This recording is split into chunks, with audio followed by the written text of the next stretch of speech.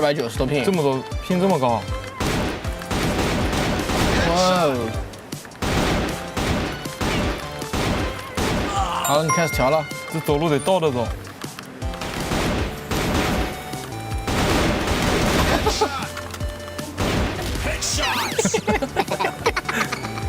哇！哦呦，那第一个需要改回来吗 ？W 没有，就累积这样子。就这样吧。来 ，OK。就玩不了游戏现在。哎，你耶就变30。30 ，OK。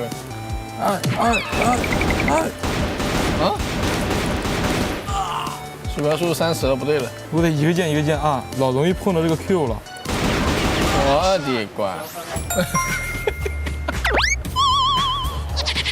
墨镜下来了，墨镜侠吗？墨镜下来了。别笑，你也过不了第2关。哇，你也是眼镜吗？我也是眼镜。对，兄弟，我有点迷路，都扛不去哪了。儿了？我呀啊，左边啊。那完了，兄弟，那我真打不死了。好了吗 Oh my god！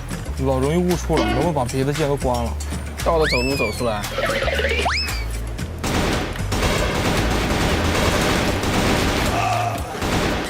啊，19，这是几？这是几啊？7。要等你吗？不用等我，你找我就行。藏起来上哪找你去啊？现在28。切枪了，哥们。我这边得解题啊，没有笔。没有，就喊出。那我直接不就把它给？对，直接去找他。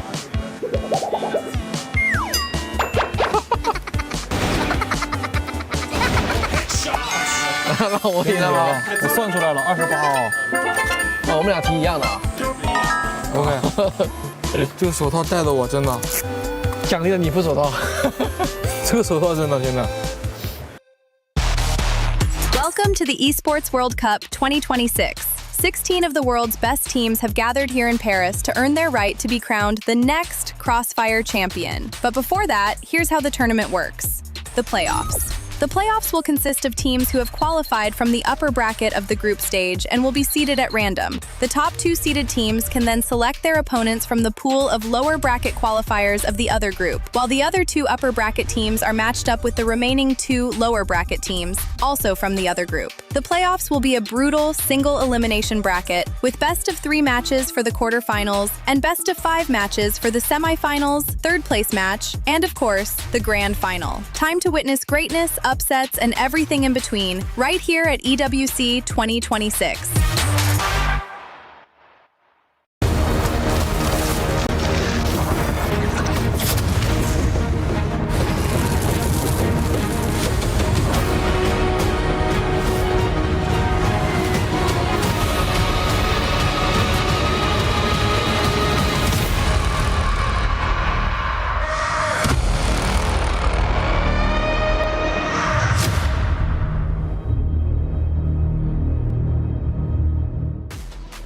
Welcome everyone to the Esports World Cup in Paris, France. It's semifinals day, second day to the last. Top 4 teams when it comes to Crossfire, the best in the world, have competed. We've gone from 16 teams down to 4. Who's going to move forward to fight for it all? $750,000. Lift the trophy. So much up for grabs, and today is a stepping stone into the finals. Welcome into the Allianz Vault. I'm Taylor Reflections Noble, joined by Sneaky Frog and Lucy.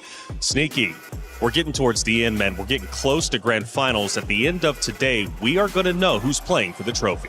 Yeah, and already, even in the quarterfinals, right, there's already some very exciting stories brewing with King Zero's rise and, of course, the fall of Vitality in this one, and Stallions coming back after a loss up against Team Liquid in the group stage. It seems like everything is shaping up for this top 4. That's right, top 4, but so much money on the line. Irregardless, if you play for third, if you play for first, $2 million is up for grabs. Yeah, you're into the real meat and potatoes of it, so to speak, right? Like, this is the top of the top. I can't believe we're already here, by the way. It just feels like the time has flown so fast, and the storylines have had so many different interesting ones coming through. And no matter what, we get a brand new champion taking home the 750,000. That's right. Now the focus is on 750,000, but again, even making it top 2, you walk away with 350K. That is a tremendous amount of money. And all you have to do is, well, it's simple. win one series, just beat your opponent. You do that, you're all of a sudden top 2. But as we know, it's not going to be that easy. It's been a long, grueling road to get up to this point, to get to our top 4. Yesterday,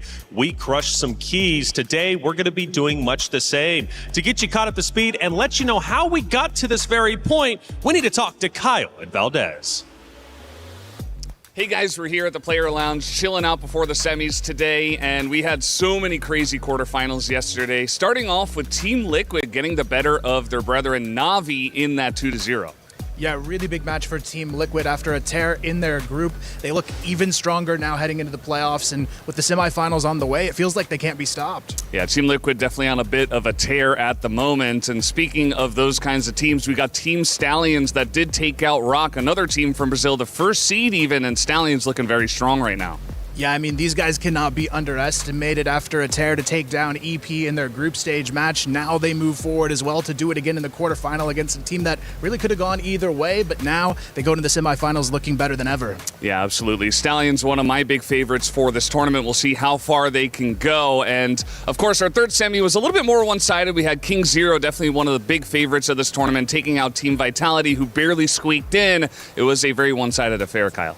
Yeah, unfortunately for Vitality, a little bit of a stomp in that one, but KZ just looked to be unstoppable moving forward, and they've got a real shot at lifting that trophy. Yeah, King Zero very strong from the CFPL. And speaking of those kinds of teams, we had AGAL, the big one, the big team from last year, from the championship of EWC. They did fall to Baisha in a 2-1 fashion, so Baisha looking strong at the moment. Yeah, Baisha, I feel like it might be their time to shine here as they look towards the rest of the bracket. N9 looking better than ever in this tournament, and with the defending champions out of the way, it could be theirs for the taking. Yeah, I think Baisha have already proved a lot with that win over AGAL in the best of 3. It is best of 5s as we do move into the semifinals, and let's see what happens as we throw it back to you guys. Thank you, Valdez and Kyle. Man, you go down memory lane. Lucy, you said it best. It seems like you blink, you missed it. We're already here on day number 4, but the Titans we have already lost is incredible. AGAL no longer defending their crown. Yeah, who can believe it, right? Coming through as tournament favorites, we were really talking up this idea of them creating this era. They won all of the trophies last year. They feel like the team to beat, but hey, Baisha's now taking them down, and maybe they've taken up that mantle. That is the question. Baisha, who are the favorites when it comes to our events? We've got 4 teams to choose from. They all want to make it into grand finals. They all want to lift the trophy, but only one can do it. Now the question is, who will it be? Well, to give their answers anyways, we've got B-Dog and Kyle. All right, guys, we are here in the Players Lounge, ready to talk about our semifinals matchups. We've got some amazing games in store for today, but the first one we're going to talk through is KZ versus Baisha Gaming. How are you feeling about that one? Feeling pretty good, right? It's a rematch of the group stage. King Zero able to take down Baisha in that upper bracket. I'm really looking forward to it. I think Baisha have battled very hard through the lower bracket run. You've got the Ice versus N9 storyline. Ice is being compared to N9 on the other side of the server. I think Baisha are going to do it the way that they've been looking. They've really been building into this tournament. I'm excited, and I believe in Baisha. That's only one semi-final, though. We've got another one. Liquid versus Stallions. What do you make of that one?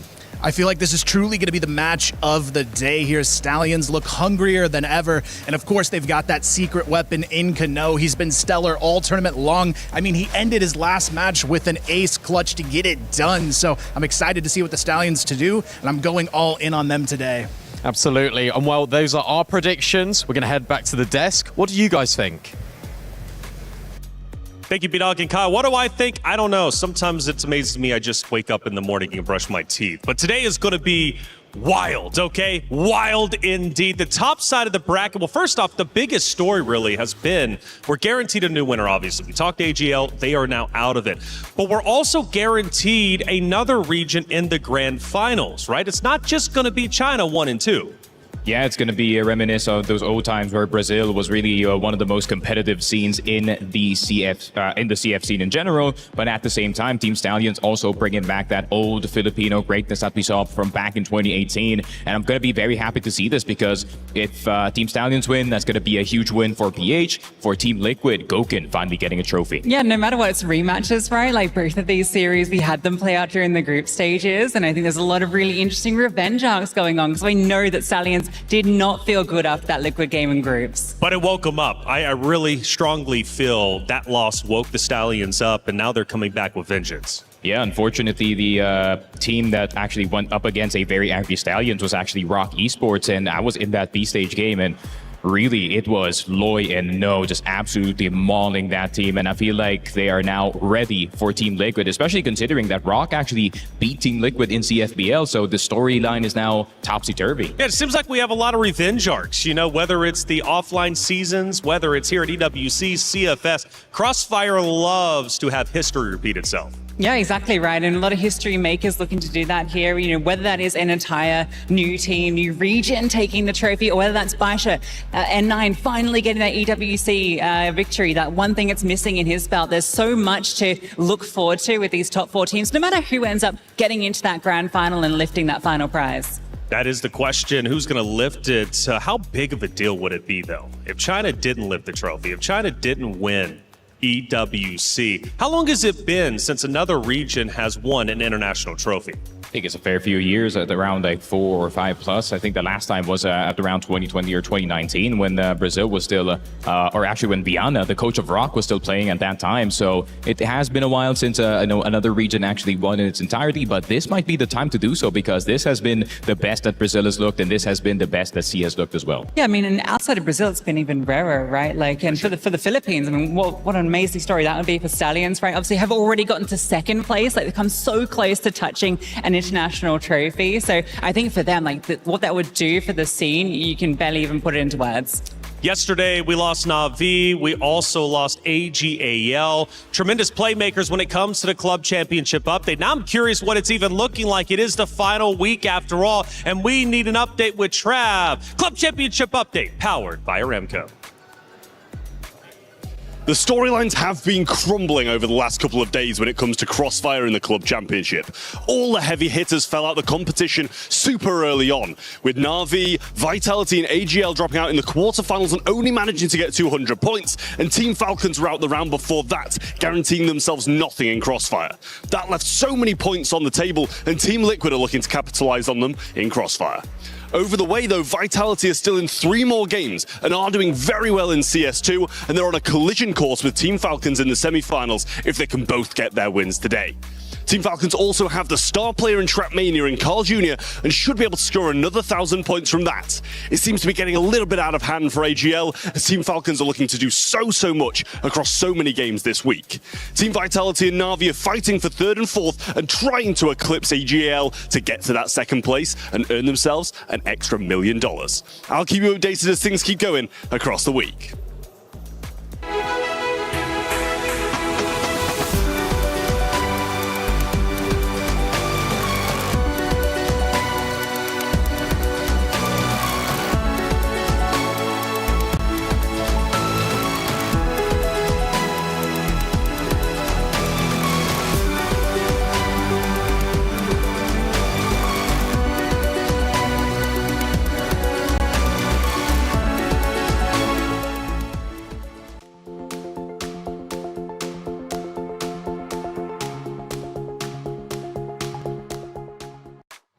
Thank you, Trav, for the update. As always, it's absolutely incredible. Falcons can go 3 years in a row when it comes to the club championship race. That's $21 million for the club across 3 years. That is sensational. But for Team Liquid, they're still in the competition, and winning here or even moving forward to grand finals gets valuable points, potentially move up the leaderboard, which could mean the difference of hundreds and hundreds of thousands of dollars. They've had a tremendous run from last week to this week. Let's see if they can keep it going. We've got an action-packed day. 2 great matches, 2 best of 5 nows. We've done best of 3s. Now we're amping it up. 2 more maps to play. It's KZ versus Baisha, TL versus Stallions. Yeah, and especially it's very important that we are in the best of 5s already. That means that there is more time to warm up. It is going to be a longer format for some of the teams, and it's not going to be, oh, you do bad in one map and you're on the brink of elimination. So you can kind of, play the long game in this one. Yeah, you get to really see the depth of your map pool, the depth of your strategy book as well, right? Especially especially for some of these teams that, have been, I would say, relying on a few maps, right? I think we see Stallions always going to sub-base, for instance.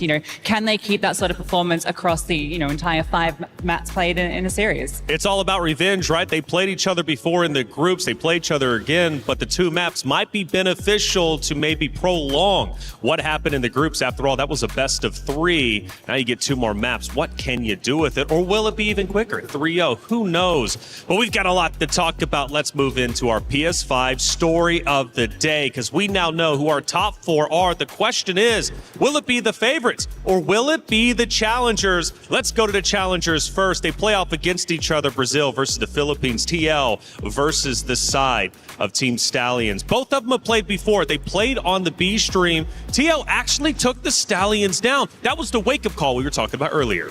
Oh, for sure. And that was the time as well where Loy wasn't actually playing too well, and no one was actually having trouble as well, kind of fragging in this one. And I would like to give credit to the Animals and how good he is when it comes to calling up against Filipino teams specifically, because he's already done this even back in Vietnam in 2024 when he beat Pacific Magda. So, he already knows how to beat a style like this where it is fast and it is erratic. So, I look forward to Stallions trying to solve whatever, issue he's going to be putting up now. Lucy, the Allianz Vaults is special for a number of different reasons, and I brought it up on day 1. When it comes to revenge, it seems like the team that lost before always finds a way to win on our stage. Yeah, it's almost like a learning experience, right? You don't mind getting blown down early just so you can get that chance to kind of look back what went wrong, evaluate where you can exploit your opponent's weaknesses and get that revenge. And yeah, I think the playstyle matchup is really interesting, as you mentioned there, because I do think the Stallions has been struggling a little bit when teams don't give them those early fights. So it'd be interesting to see kind of what their adaptations are, and same thing really for Baisha. We're talking GOAT status within 9, but first let's talk Gokhan. All right, Team Liquid, you got Danimals there too. Going into grand finals, first off for Team Liquid, that would be a tremendous opportunity to potentially prove themselves as the best in the world. They already are, at least top 4 when it comes to Crossfire, at least at the moment. But what does it mean for Gokhan to lift that trophy?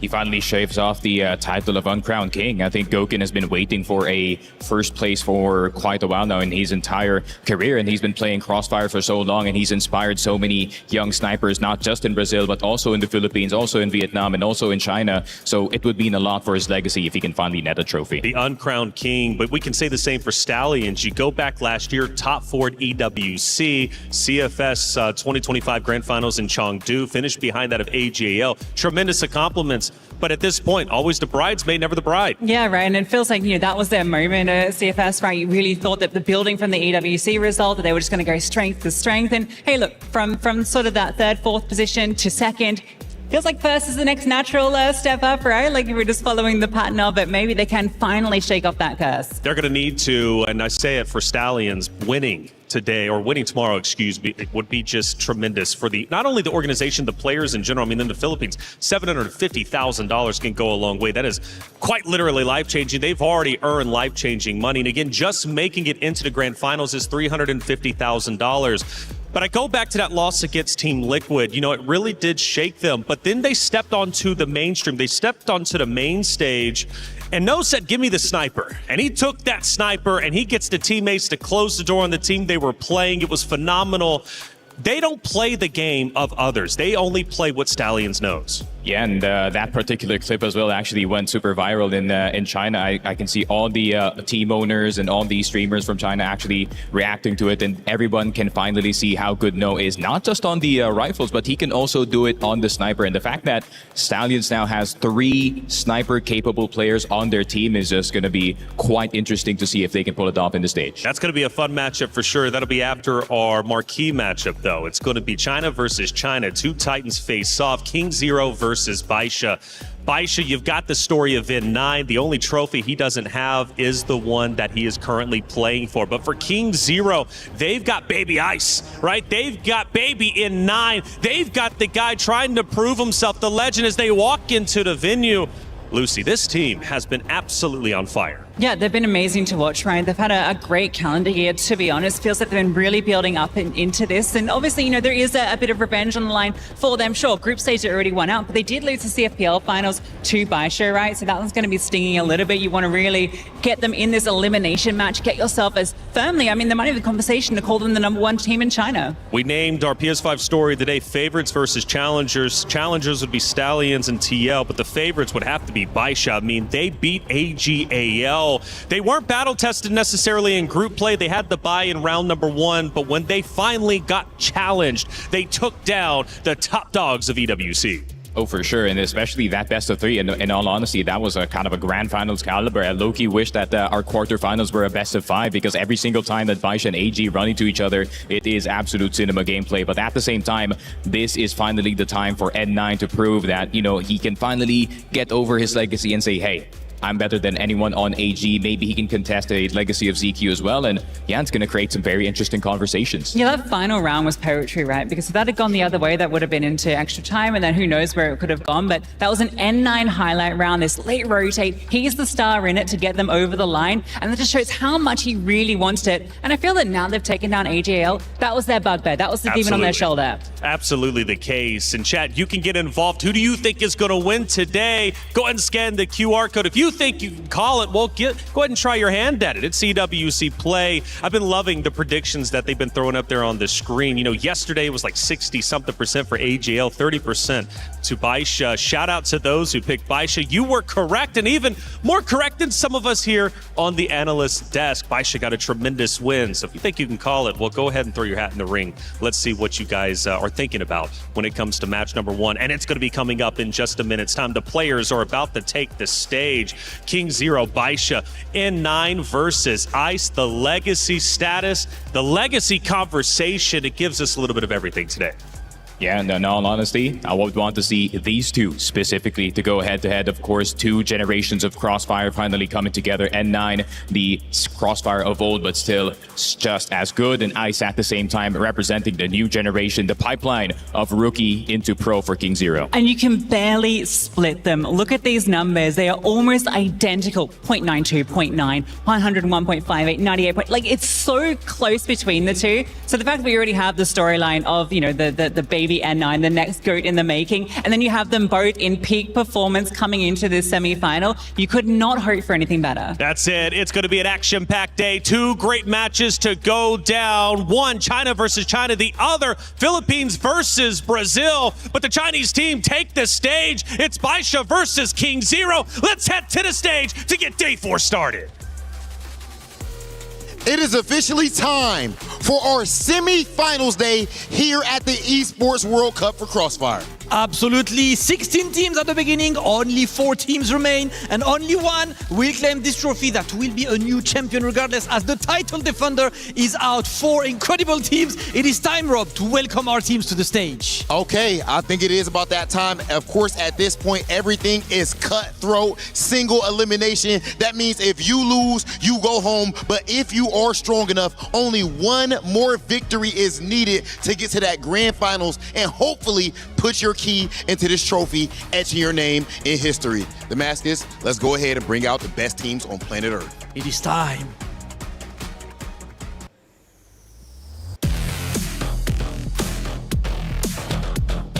Our first team, the young superstars, Team Stallions.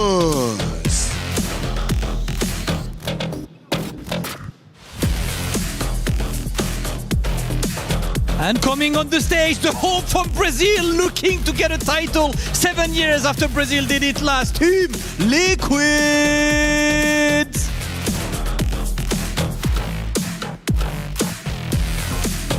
And now, the reigning CFPL champions, Baisha Gaming.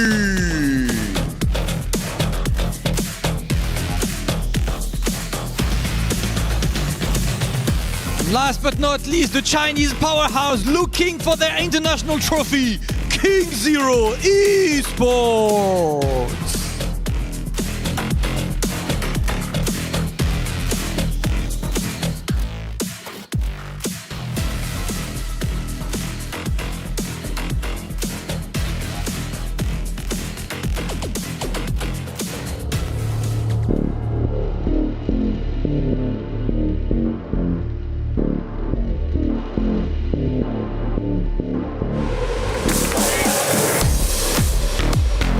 听众，我们又回来了，请迎接我们吧。我希望可以3比2拿下。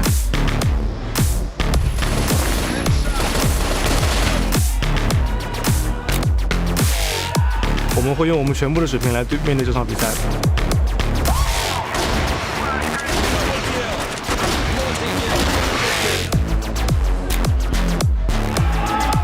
Team Liquid, be prepared because we will gonna get our revenge.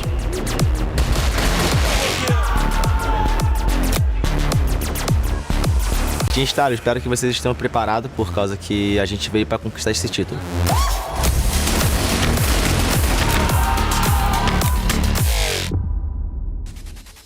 Okay, and as you can see, we are here with our first match for semifinals. I'm joined with King Zero. So, the question is, you're going up against Baisha Gaming. They beat you in the CFPL finals, but here you have beaten them already. Do you think that you guys are able to take it again in this heated rivalry? 那你们的对手白沙战队，他们当时在 CFPL 的总决赛里面曾经击败过你们，但是你们在 EWC 的舞台上面却已经战胜过他们一次了。那你们是否有信心再次获胜，并且走进总决赛呢？有信心吧，但是今天结果不管谁赢，我们都会彼此代表 CNCF 的决心走下去。I'm definitely confident, but honestly, no matter who wins here, we will be representing Chinese Crossfire to take it to the grand finals.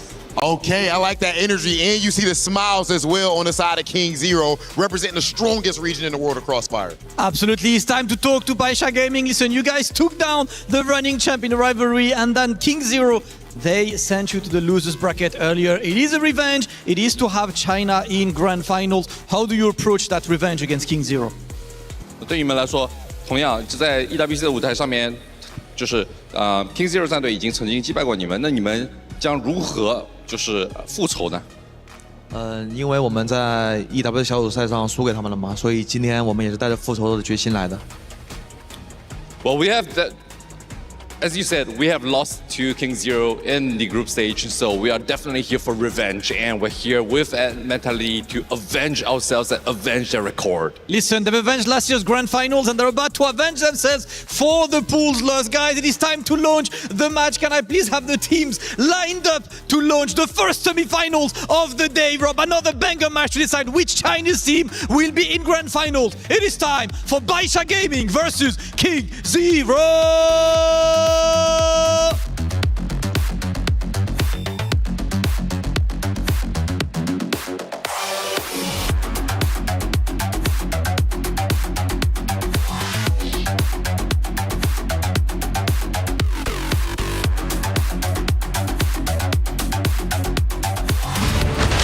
现在我们战胜完去年 EWC 冠军 AGL 战队，也是非常的开心，能够进入到4强的。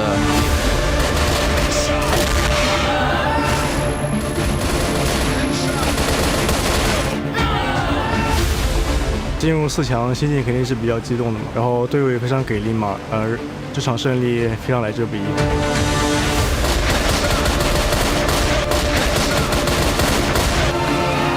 听众的整体打法属于偏枪法型的，他们的选手年轻，枪法有实力。白沙整体打法是非常凶悍嘛，然后喜欢一波流，然后个人能力也非常的强劲嘛。在小组赛与他们交手的时候，我们的整体状态，确实不如对面，他们的枪法非常凶悍，但是我们也会从这场比赛失利中吸取经验。来到 EWC 裸装赛事嘛，大家的风格都会发生一定的变化，应该是一场酣畅淋漓的战斗。之后我们有信心能够拿下。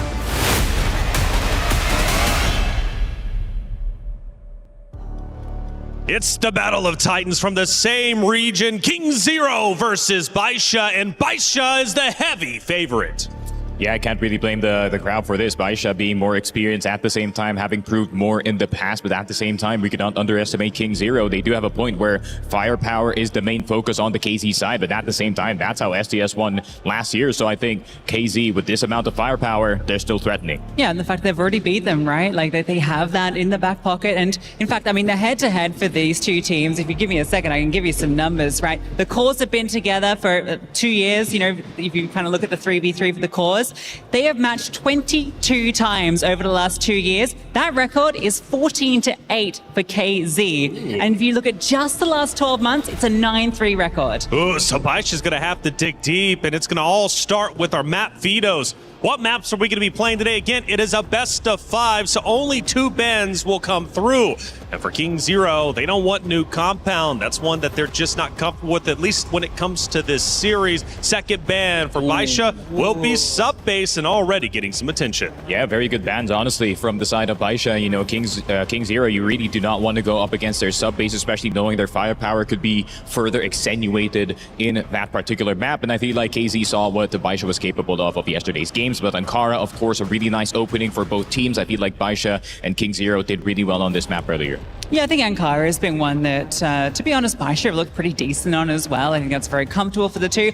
To be honest, I don't think there's going to be too many surprises throughout this veto, unless maybe the map order surprises us. Port's, for instance, always been a closer, and I think, you know, it's just going to be the comfortable maps getting through first.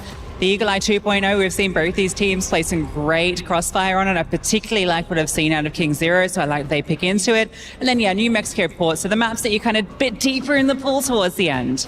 Yeah, I was actually expecting that New Mexico would be going to map number 5, but instead I feel like Baisha, with their knowledge of the map, are one of the few CFPL teams that actually likes to pick New Mexico, going map number 4. Maybe if they're in the spot where they're 2-1, maybe they can close it out, but Port will be very interesting, especially, you know, it's going to be a test for Tong, Xiao, and YF to see if they can snipe and they can carry. Yes, historically, they've already met before, not even going all the way back, but when they did meet earlier in the group play, are there any repeats? Obviously, there's going to be some repeats of the map. I mean, the stats that you brought out, Lucy, blew me away. The fact that King Zero has beat Baisha so much throughout the time, throughout the history of them playing is tremendous.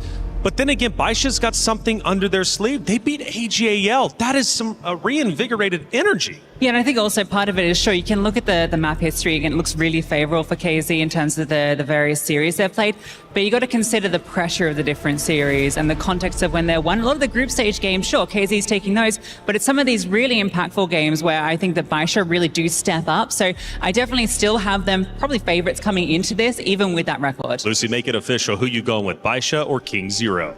Oh, you're putting me on the spot here because I really want to see both teams kind of get into that position. But I really liked what I see from King Zero. I think Ice is him, and I want to see him get that opportunity to be the next GOAT. That's one for King Zero. Next GOAT, what about you? Yeah, of course, I'm going to go with my GOAT, N9 for this series. I'm really liking what I'm seeing for the rest of the team, and especially knowing that, you know, Xiao Xiao is also starting to step up to the plate. But not just that, 577 is playing well, YDSS is finding his footing, so I think Baisha might just get this. And for my prediction, we're going to Casters next to get game number 1 started. It's King Zero versus Baisha. It's semifinals. You're only 1 series away to going to grand finals. Do you want it bad enough? Do you want it, Baisha? Do you want it, King Zero? Let's head into Ankara. Casters, take it away.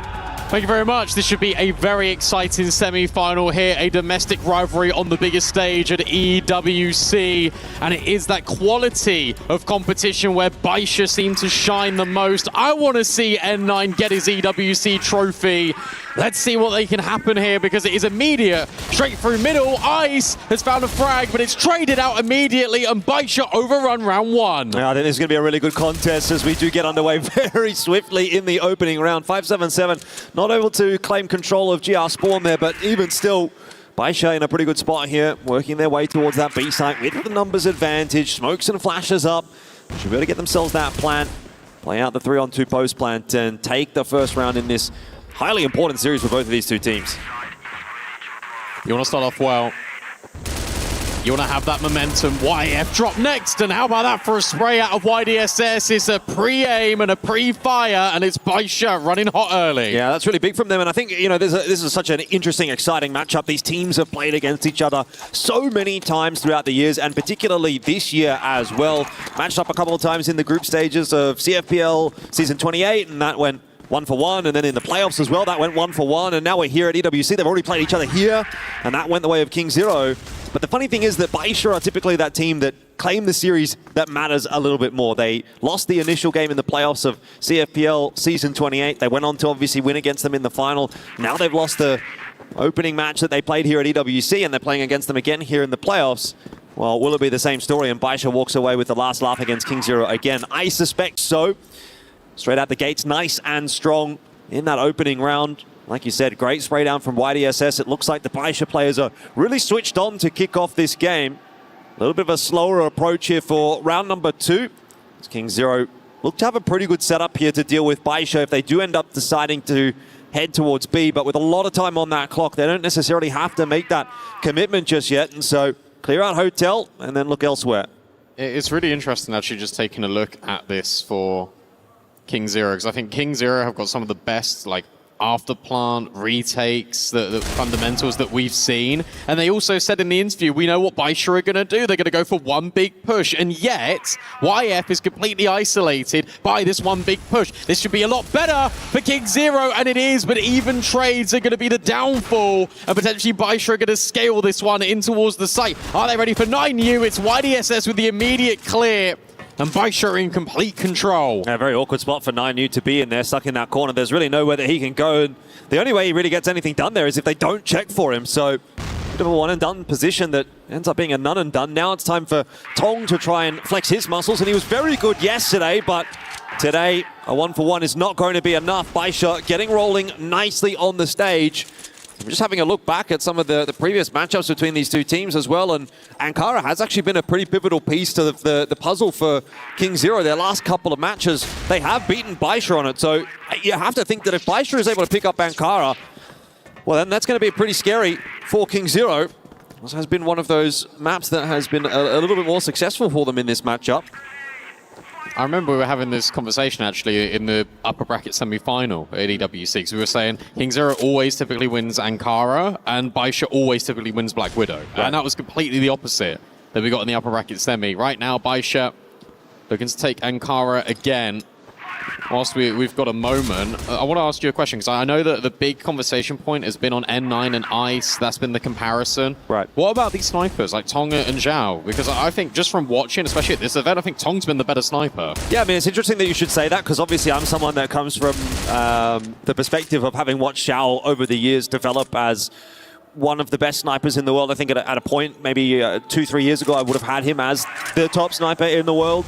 I certainly think he's fallen off in that regard. I don't think you quite get as much out of him now as you did at that point in time. In terms of their individual output at this event, I would probably tend to agree that I think Tong has looked a little bit better, but I do know what peak Xiao can do, and I still feel as though he has got that in him. So, yeah, you know, if I had to pick one, I'd probably be still picking Xiao at this point. Hopefully he doesn't let me down. We'll see what this ends up looking for Baisha, as they're a little bit more prepared for an A hit, which would not be a bad shout at all. You're going to see that flash come through from King Zero, but Baisha only have to deal with 2 players on the entry into A. Often that's not enough to hold on to this site. It is double layered though, in towards the vent. No one's directly looking. I get worried because Baisha at any moment could maybe just walk through this door. That's why Tong's now moving over with the sniper, 577. YDSS just holding the choke point, and they broke their crossfire. And that's the way in. Tong can only go 1 kill, and Baisha, it feels like they were really gifted that round because King Zero wanted to go searching for info, and Baisha were just too patient. Yeah, I mean, and on top of that, Baisha are just looking really, really sharp today, which is a conversation that we were having before this match started. You were sort of asking me, do you think this is going to be a long one? Do you think this is going to be a short one? What are we getting? How many maps? And I sort of said the answer that I gave you was I think Baisha's the kind of team that is either going to win this 3-0 or it's going to go all the way to 5. I've seen so many times in the past where Baisha, when they hit that peak level and they're all on, I do genuinely consider them to be the best team in the world. I think they are just that skilled mechanically. And if today's going to be that day, I think it's a very, very tough uphill battle for King Zero, despite the fact that they have historically a pretty decent record actually against Baisha. Just have such faith in the individuals on this Baisha lineup, and so far so good. Obviously, 3-0, it's very early to say that, but they are looking really clean. Their entries are sharp, and that is a massive win con for Baisha when you've got those players connecting their shots. I wouldn't be surprised to see a timeout come through here in a round or two's time if things persist. I will say it's been very quick as well. We're averaging about a minute a round as well for Baisha. And this one was the longest one of them all. And it just comes from King Zero, I think, getting a little bit stressed as to what's going on because of the lack of information. So they go searching. If they had 9U and XN just holding that vent line, that would have gone a lot better. But instead, they deviate away from that. They give over these isolated fights. Baisha just able to pick them apart. And it's a shame for King Zero because you've had Baisha burst through a smoking towards middle in round 1. Then you had good trades, but ultimately there's just too many players there for Baisha. In the follow-up round, Baisha picked you apart. Then you go for a double swing. They've still killed you anyway and traded. Then in this one, it's just a complete separation. So if you're King Zero, you're thinking, we're actually doing all the right things, just unfortunately in the wrong order, and now we're completely on the back foot. As a consequence, they're giving up all this map control. Yeah, sometimes that's just a mind game when you've played against your opponent so often. You know, you're questioning, okay, do we read into the tendencies that we know that they have, or are they going to change that up on a big stage like this? Because again, as has been reiterated many times, this is perhaps the most important tournament on offer now for Baisha. It's the only one they haven't won in the Crossfire calendar. Tong gets the leg shot onto Xiao to start this round off, so a small advantage for King Zero, but it's not the opening pick that they would love to have. They've lost full control of middle and the B connector as well. Oh, more damage. Oh, even more damage from N9. Able to adjust on towards the window player. XN will drop. Ice It is now left staggering over towards that B bomb site. C4 can be collected. And it feels like Baisha have made their mind up where they've done the damage on Ice. They want to rotate over the split in from Hotel and under. Nade. Very good. And you're right, that nade doesn't actually do the damage. Maybe Tong and Ice still can as they try and defend this site. Baisha look to swarm in. In goes the rifles. But Baisha, they're doing everything in their power to overwhelm King Zero. It's men against boys right now. And Baisha are always coming out on top. Matt, you have to feel for Tong in that round. The grenade, it didn't get the kill, but it did force him into that cutout, and he could just not move. All that pre-fire coming through from the sniper's nest, and he was a doomed man. He was ducked in that corner for as long as he possibly could be, but it was an inevitability that he was going to fall there, and also probably an inevitability that we were going to have to get this tack time out through from King Zero. Like I said, at the end of that last round, they needed a conversation in the near future if things were going to persist, and so far, yeah, Baisha are looking very, very clean on this stage, and Kara, you know, it's been a little bit back and forth, but like I've said, it's been a big important map here for King Zero in the past, and if they let this one slip, and particularly if they let it slip in the fashion in which it's going, Baisha are that kind of team that really runs with momentum and can overwhelm you very, very quickly, so need to see a response here from King Zero, but it's very obvious at this point in time that Baisha woke up on the right side of the bed, and maybe King Zero are still in the process of waking up. I worry a little bit about the mentality as well for King Zero. Like you are on the, as you say, one of the biggest stages in the Crossfire calendar. You're in the semi-finals of EWC. And then in the interview, you say, oh, well, we're going to give it a good game, but we don't mind who wins because at least there'll be a China representative in that grand final. I understand you're being a humble king, but in the same breath of that, compare it to Baisha. We want revenge. We're going to avenge this. We're going to go all the way. Who's that coming from? N9. Yeah. So if it's coming from him, that is a talisman of leadership. You've now just broken onto Ankara. You're 4-0 up. You're also in the server. King Zero are giving Baisha all of this respect by how passive they're playing. There's so much map control that Baisha can just walk into uncontested. That has to change for King Zero, otherwise it's going to get completely out of control. I think N9 is, you know, such a perennial competitor, and that has been why his tenure has been so long here in Crossfire. Why he's talked about as being the GOAT. I think he is the GOAT, whether or not he gets EWC, personally. Well, that's a conversation maybe for greater minds than mine, and I'm sure he'll still love to grab that trophy just to put to rest any kind of conversation, but 4 CFS trophies under his belt is pretty tough to come by for anybody else, and in multiple teams as well.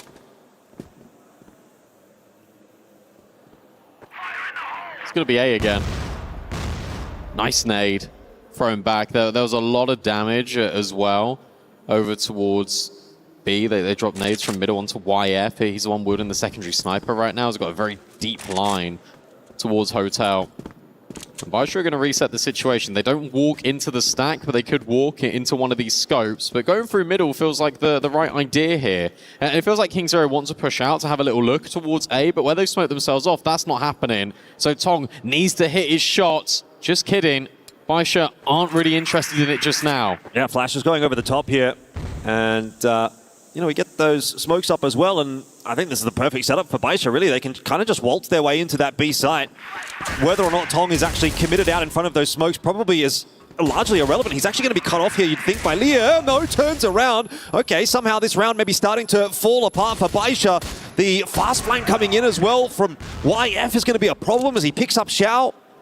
Looked like the perfect setup for Baisha, but I guess King Zero just had the read. They had the info a little bit too early.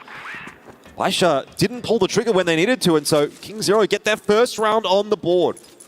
Yeah, they tried to make that very technical. Like the previous rounds have just been big, concentrated pushes, really focused on trading. Here it feels a little bit cutesy. You drop those two smokes over towards B, you're trying to walk through them. Well, because there's no pressure on the other extremity, that there's no pushes up towards the ramp, towards the B-bomb site, Tong can only hold that angle.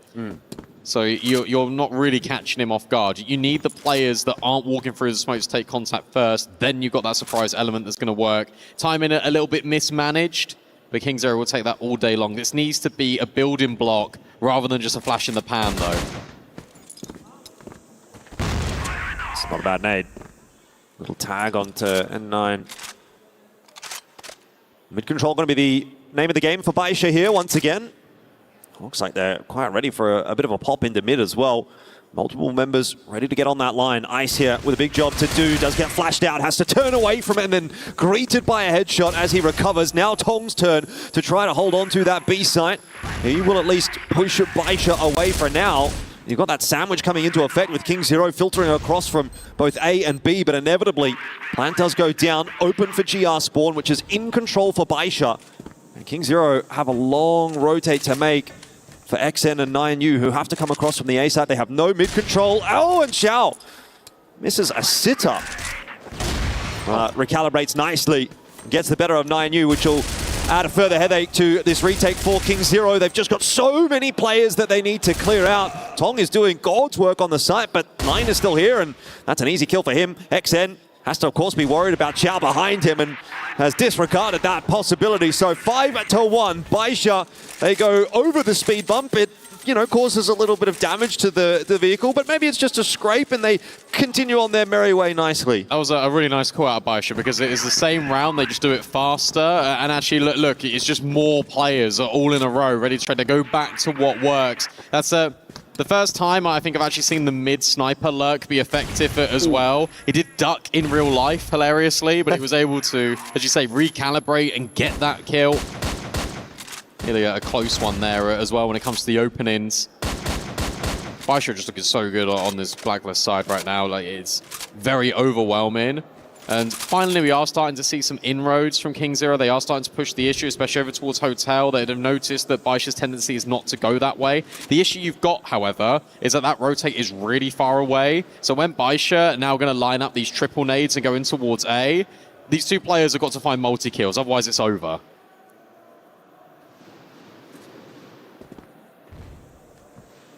Already a lot of space taken here.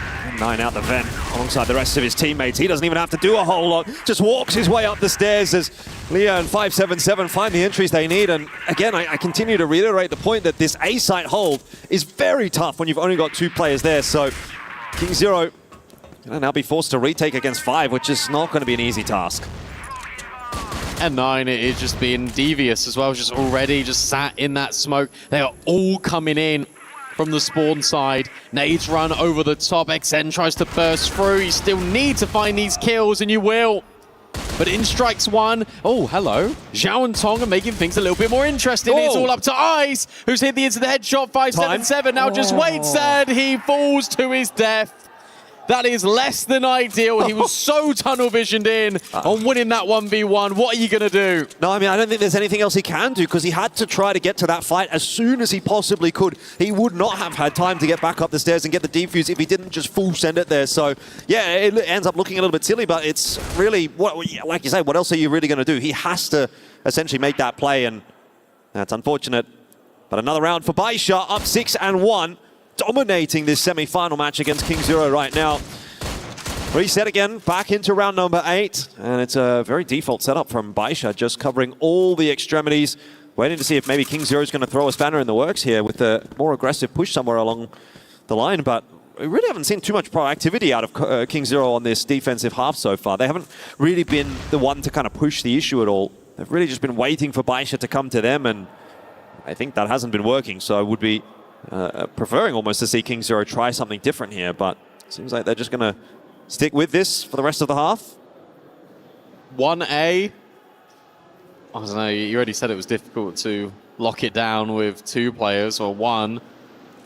Feels like you're rolling out the red carpet at that point. The good news for King Zero is that Baisha are heading into the setup. Flashbang smokes over. Ice traded. That's massive, but you know that Tong is here. Is there any way you can just rotate back? Maybe you can find a kill in towards spawn.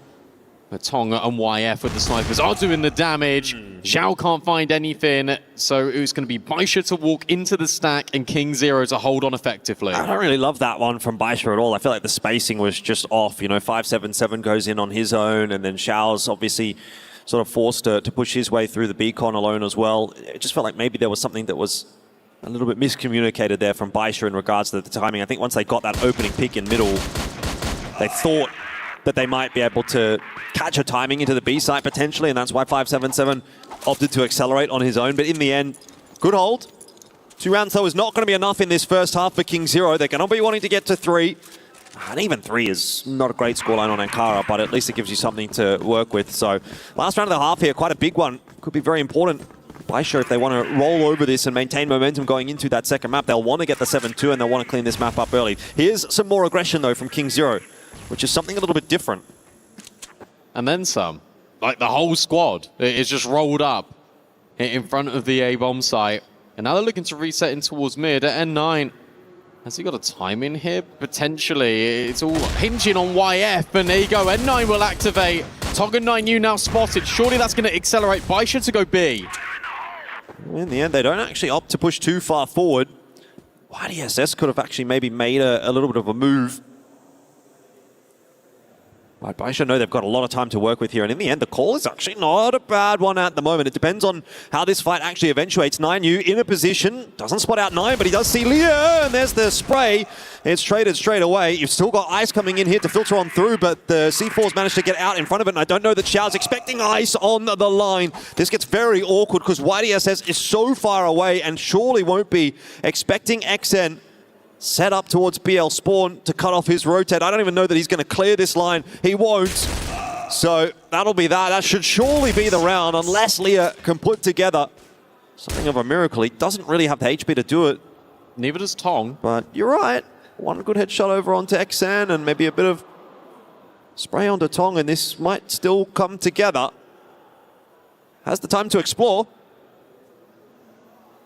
You got the site. I don't think you need to push too far deeper into this, but I know that he's a little bit paranoid about the XN flank, so Tong is doing his best. It's all about the adjustment. It's all about whether he can find him, and he does.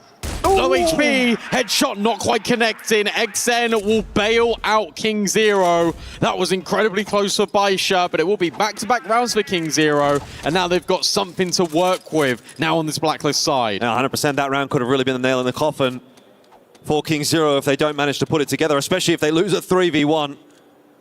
All the confidence would have been lost. But well handled in the end in that 1v1. And we're into the second half now with Baisha moving over to that global risk side. So we'll get to test their defense. Once again, double sniper will persist for Baisha as they move over. But for King Zero opting to just swap back over to the single sniper setup on their own attack. A slow approach from King Zero, something that we've, I think, become pretty accustomed to over the course of EWC. So I might be seeing this half slow down a little bit.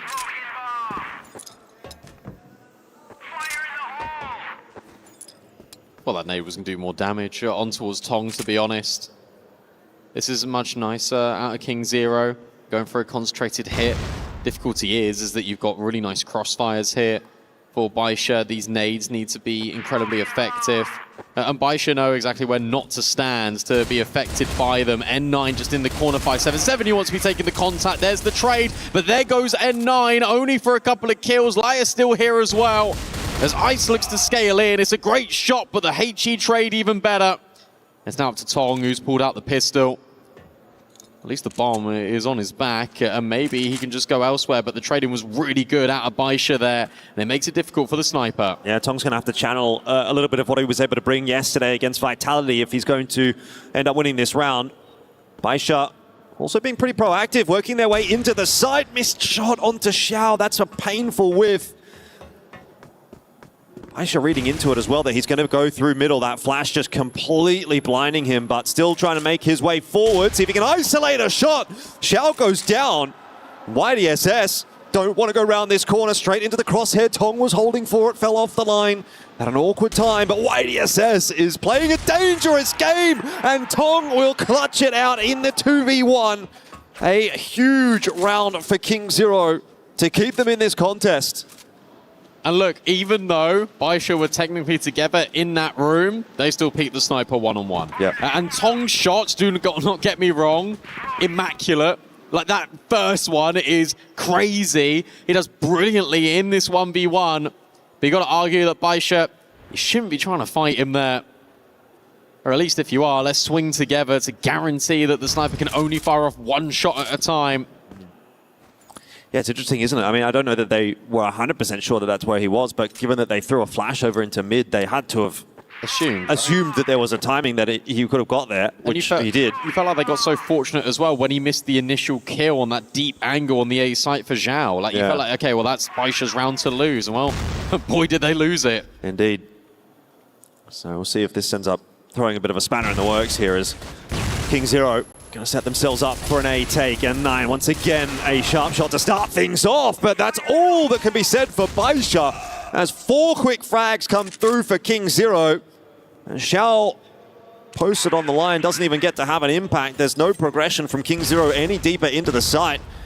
I mean, you think when you get that opening pick as cleanly as 9 did, there'd be a bit more of a defense on that side, but not to be the case this time around. And now Baisha starting to get a little bit worried, so we'll get a timeout through from them after this round. First, let's see what Xiao can do. He's picked up 1, but he still needs 3. Let's go close quarters sniping with this. Has to hit shots instantaneously. Can't do it. Ice will lock it in, and that will prompt that timeout, as you're saying.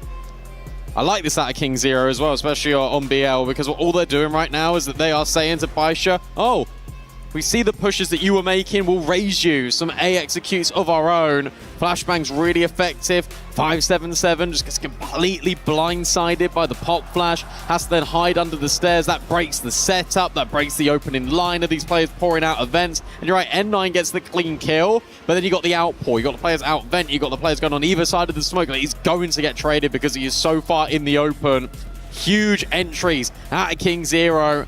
And this contest is no longer looking one-sided. No, certainly not.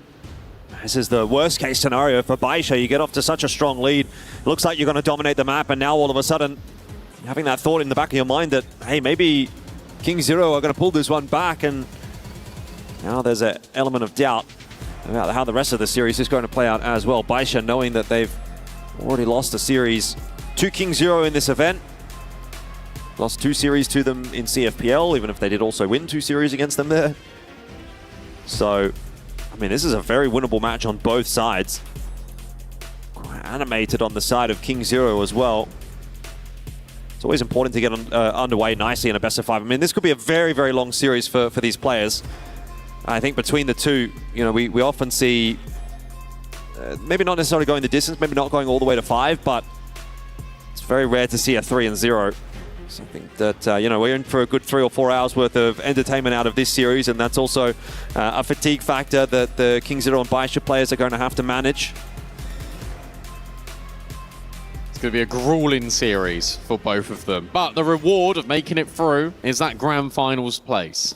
But they, to be fair as well, they are used to playing best of 5s. Like, it's very, very common in the Crossfire formats to have best of 5 series in playoffs. So it's not exactly going to be something that they'll be too surprised by. The only real change up for them is that they're going to have to do it on a different time zone. Normally, they'll be playing in China, even at the biggest events likes of the CFS. But the time zone shift is not something that they're quite as used to, I suppose. But either way, something that both teams have to deal with. So it's a stable platform, or a fair platform, I guess, for both of them.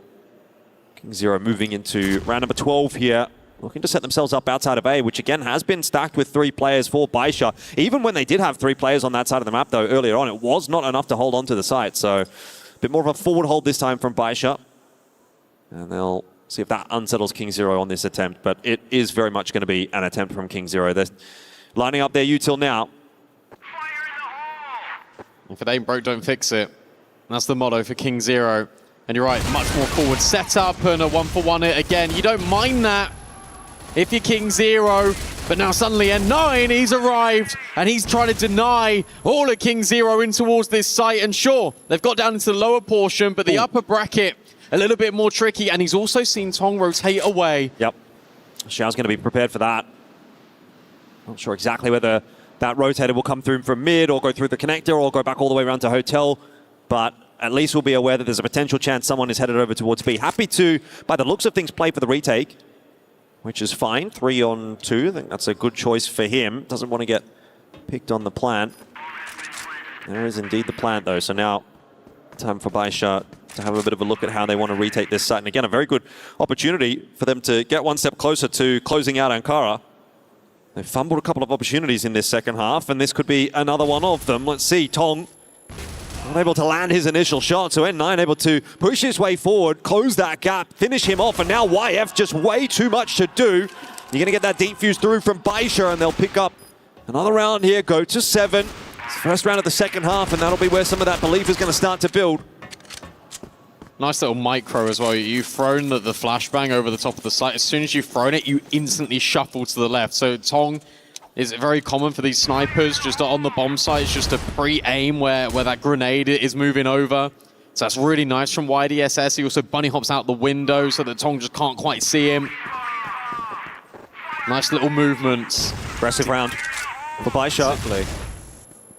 But also for King Zero, they're just straight in towards middle, and that's going to work out well for Tong. He dumps down in towards the cover, and now they're going to B. But you don't know about the hotel player in YDSS. Well, you're about to, because this smoke is up, but YDSS is going to be the sole defender on the site for the moment. He's trying to dump his util and buy a bit of time. He gets some real damage. 9U and YF, both a sliver of HP, and Ice is also down. So I don't know how he's managed that with the quick spray that he had. There's another one as well. Look at 577. He's now all the way in the back lines. You're hoping that for Laya, you can just wait. You can buy time. You don't really need to fight. But how about that then? He just swings with a pistol. 577.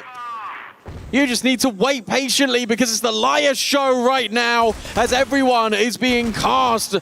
Just death and corpses all down in towards connector. It's a brawl with all of the pistols. Finally, the sniper will get the final kill, but that is ridiculously confident out of Baisha. Yeah, I don't understand that round at all from Baisha. It's just like, they're down on numbers, but it feels like they're the team that has bodies to throw at King Zero for some reason. They just kept on coming. I mean, YDSS, I don't know how he got so much damage down. That was a fantastic flick from Leah as well. I'm flanking, guys. I'm flanking. Cool story, bro. I'll just swing with my pistol and find a multi-kill instead. I'll just shoot him in the face. It's all good. 8-5 with Baisha. Bit of momentum, and you can see they're really fired up after that last round. They'll be feeling it. Hoping to close this map out. A quick point I want to make. Obviously, we are entering into like the final stages of Ankara, but yesterday, 9U for King Zero didn't have the best quarterfinal. Right.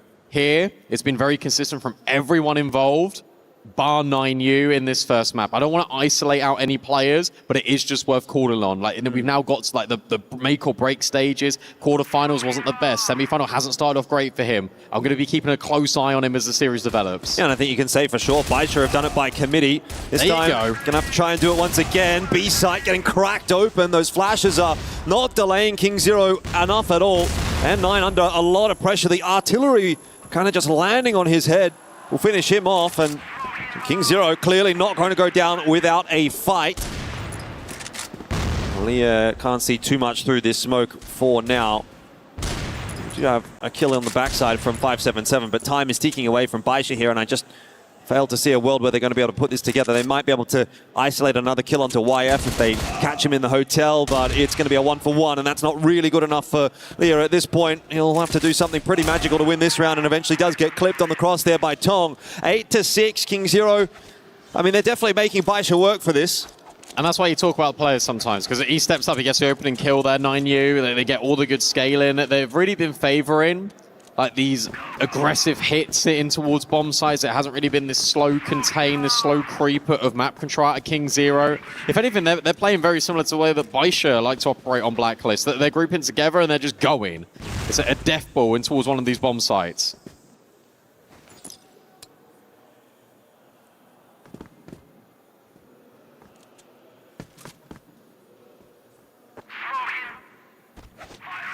Sloan said he wins the race to kick this round off. 30 seconds in, King Zero just taking control outside of A. I don't know if they're really too keen to chance themselves on that A site. Again, they've noted that Baisha have been stacking 3 players on that side of the map for the majority of this game so far. So it seems like the inclination is maybe to just try to clear things out in mid, over towards B. Put a bit of doubt in the minds of Baisha as to whether or not they should hold on to this stack, try and take a bit more time. But again, maybe just that default back over to the A side again for King Zero. Tough nut to crack with the setup that Baisha have got. I think what's really interesting here is you've got the jump spot that's covering off both mid and hotel, and you've got Zhao that is really just laser focused on the underpass. And got a bit of movement here as well from Baisha, starting to push away from B, so they'll be aware there's a push headed in the direction of A. Util's coming across the top. Entries connected by Ice. No real damage done until a 9 and Lai are able to chime in, but I'm not sure that's quite going to be enough. This is, however, a pretty fast flank from YDSS. That smoke will keep his vision obscured, so he's not able to find anything. I wouldn't want to really see him isolate himself in an engagement here around the vent, but that's looking somewhat like he's going to do exactly that. Baisha don't pick the pace up enough, though, to capitalize on it. And so Xiao looking to try to pop a bit of util over the top. Does get caught on the timing. YDSS, though, could he be, once again, another miracle work done? Full HP, though, for Tong. This is a really tough ask, and the grenade lands at his feet. So another goes the way of King Zero. This map is now going the distance. I really enjoyed that, though, from King Zero. The fact that they actually, like, catch the player, throw in utility, they go and isolate that fight. I mean, incredible multi-kill coming out here of YDSS as they try and filter back, get in towards the bomb site. But too many players. Tong gets his nade off. Now we find ourselves here, another one-round game in Ankara. It feels like we are just been going back and forth again. Yeah, it's been a streak of rounds for both of these teams. It's not like we've had one here, one there. You've been building up and you've been clawing your way back in. That's certainly been the case for King Zero. Deep smoke over towards the B corridor. Over at Banana, you've now got YDSS thinking about going in towards Hotel, and he's just managing the angles. Meanwhile, Tong is taking some deep space. He's really interested in middle, and that means he might go toe-to-toe with Zhao. YDSS isn't caught off. He'll find XL and then he'll leave. It's a good win as far as Baisha's concerned. Zhao needs to be a little careful. Oh, he's just given the freebie back over to Tong. YDSS now under quite a bit of pressure. He's got multiple directions to worry about, and 9 will try to filter through and help him out, at least on the hotel side, but he cannot escape Tong. And that B site looks to be cracked open potentially once again. Leah eating flashbangs. Now it's 577 who gets himself a 1-for-1 quick trade from Tong, again being so impactful. But Leah has that sniper in hand and he can't get it done. That was so close. 8-8 is the scoreline we find ourselves at, and it's anybody's game. I wonder when Baisha are going to deviate away from this double sniper setup, because it's very clear that how aggressive King Zero are being, the double snipers just aren't working at this point. Like, Leah hits like a banger there, like puts it into a clutch. I'd be singing his praises if he's able to get it over the line, but maybe he can be a little bit more flexible with it if he's got that rifle. But no, they keep being adamant about having double snipers. I'm not convinced. I think you validated it in that, but a bit of a faster play here from King Zero, so we won't have the time to talk about it too much. Xiao falling. It does alert YDSS to the presence of King Zero, but that might be a little bit too little too late. So he's pushed back away into Hotel, and the B site is claimed. At least they've got all the utility already just dropped by King Zero. Like, Baishra have got plenty. You see the nade lineup for N9 as he tries to spray down 9U. Not going to work. Tong is just picking apart players. Another sniper engagement going his way. Really powered up. On towards this BL side, he's up to 20 kills. Is Tong, and now 9U's firing on all cylinders. This is the step up that I was after from him. King Zero, 9-8 to the good. Will we need extra rounds here, or depends if Baishra are going to step up or not? Yeah, I mean, it's a huge question, isn't it? I don't know how we've got to this point after the start that Baishra have had. All of that momentum is lost, and King Zero teetering on the precipice of closing out map 1. It's been a huge comeback from them in the second half here. 6 rounds already, a 7th would secure it. I'll take a slower approach to start things off. Finally, he's got the rifle. It might be too little too late, though. It's just been Tong just destroying it. It's been really nice to see Iceworker as well with these entries. Very selfless player, Ice, despite all the good stats like we spoke about on the desk, but he's just so happy just to go in and just create space. It's so important, especially on the Blacklist side. Deep nade doesn't do any damage to any of these players for King Zero, and it looks like the destination in mind is set. They want mid again, but the bomb is outside A, and if Baishra push at any moment, they could maybe find it and more. I'm not sure that they're going to push, though. Typically, if you're going to see a push out of A, it's going to happen right at the start of the round. Or if you've lost control elsewhere, maybe you're down 4 on 5, then you choose to take that risk, but in the 5 on 5, it would be somewhat unorthodox, so King Zero are going to get away with it. Now, it does look like King Zero are going to default again back to this A hit, which had been so successful for them. And why not? I think it's not a bad call at all. Been able to get a number of rounds on this A site. It's another variation, obviously. You can see the setup is different. Here it comes. Oh, 2 for 1 on the entry initially. It's a good sign for King Zero. 9 up on this site. Going to try to hold on, and he is waiting for that rotation to come through. YDSS will help him out. And 9 just tucked behind the box. It's going to be the cancel called by King Zero. They have time for that. I suppose so, but look at N9. Wait, they're not leaving. They're waiting for this aggression. They're waiting for N9. Tong is going to find YDSS. It's the cancel to maybe go back into the recommitment, but Baishra is still here on A. 30 seconds left. N9 and Zhao will now repivot. In fact, N9's leaving. 20 seconds left. This is so cheeky. Out of King Zero. They need to just get by this sniper. They need to get by Zhao, who's having a little bit of a rough go of it compared to Tong. It is 9U that will get the time in. And now it's potentially all up to N9 to save Baishra's hopes and dreams. They were up so heavily on Ankara. But the bigger they are, the harder they fall. King Zero will take their map pick of Ankara emphatically towards the end. Yeah, that is crazy. 10-8, another Ankara going the way of King Zero, as it has many a time before against Baishra. But I'm sure Baishra are going to be ruining that opportunity, and we'll see how impactful that's going to be when we get to the end of this best of 5. But that really feels like that should have been one that was on a silver platter for Baishra after that 6-3 lead that they had in the first half. But not to be this time around, so they'll have to work a bit harder when they come back for map number 2.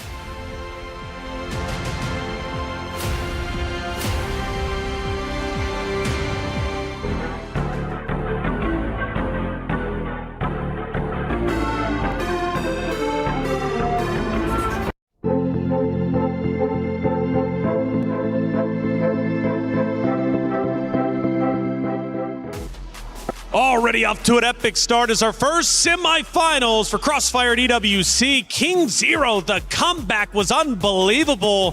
N9 tried at the very end, but it was just too much. 1v3, come on, it's hard to do even if you're the best in the world. 10-8 is where it finishes. King Zero refused to relent. This team has been on fire, undefeated so far when it comes to our tournaments. It's a rematch. The only loss Baishra took was to King Zero in group play. I don't know if King Zero could do any wrong. Why did the comeback happen? KZ, they were so far behind, but they took a tactical pause, and all of a sudden, they were back in the ballgame. I have a gut feeling that it was actually the side switch helping KZ a lot, right? We were kind of seeing or hearing in the interviews right before the stage started, they were saying, okay, one of the biggest things that KZ has as a team is that firepower, and especially when it comes to firepower, it is going to be displayed on the BL side, and we saw everything on their side. Granted, Baisha, they started off really well on Ankara, but it seems like once KZ got warmed up, everybody started hitting their shots, and everybody just was dueling out of their minds, especially Tong. Baisha just drowned.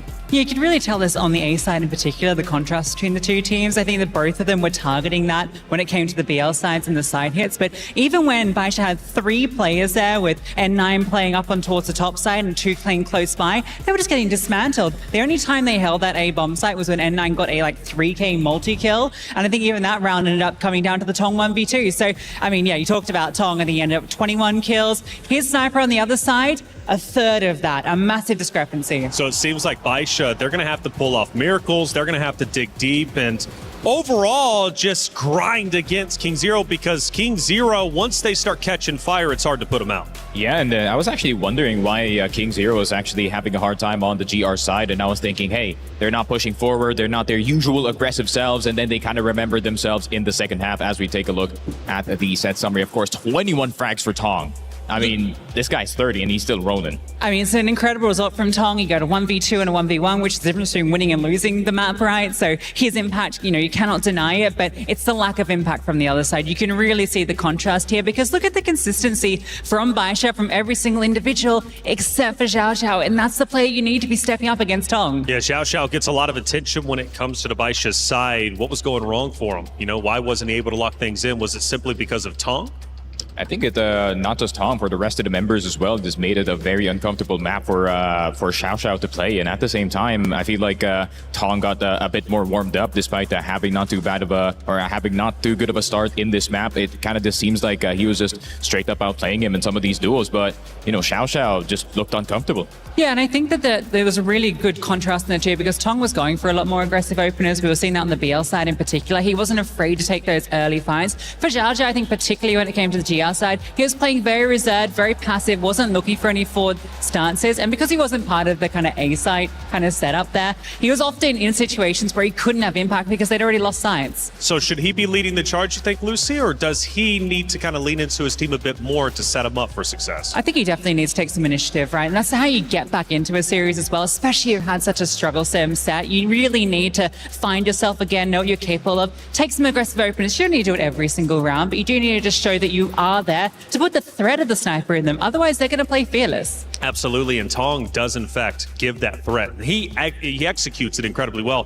When you think of Baisha, though, with the stats that we looked at, they were all great. Xiao Xiao, it is easy to point the finger at him.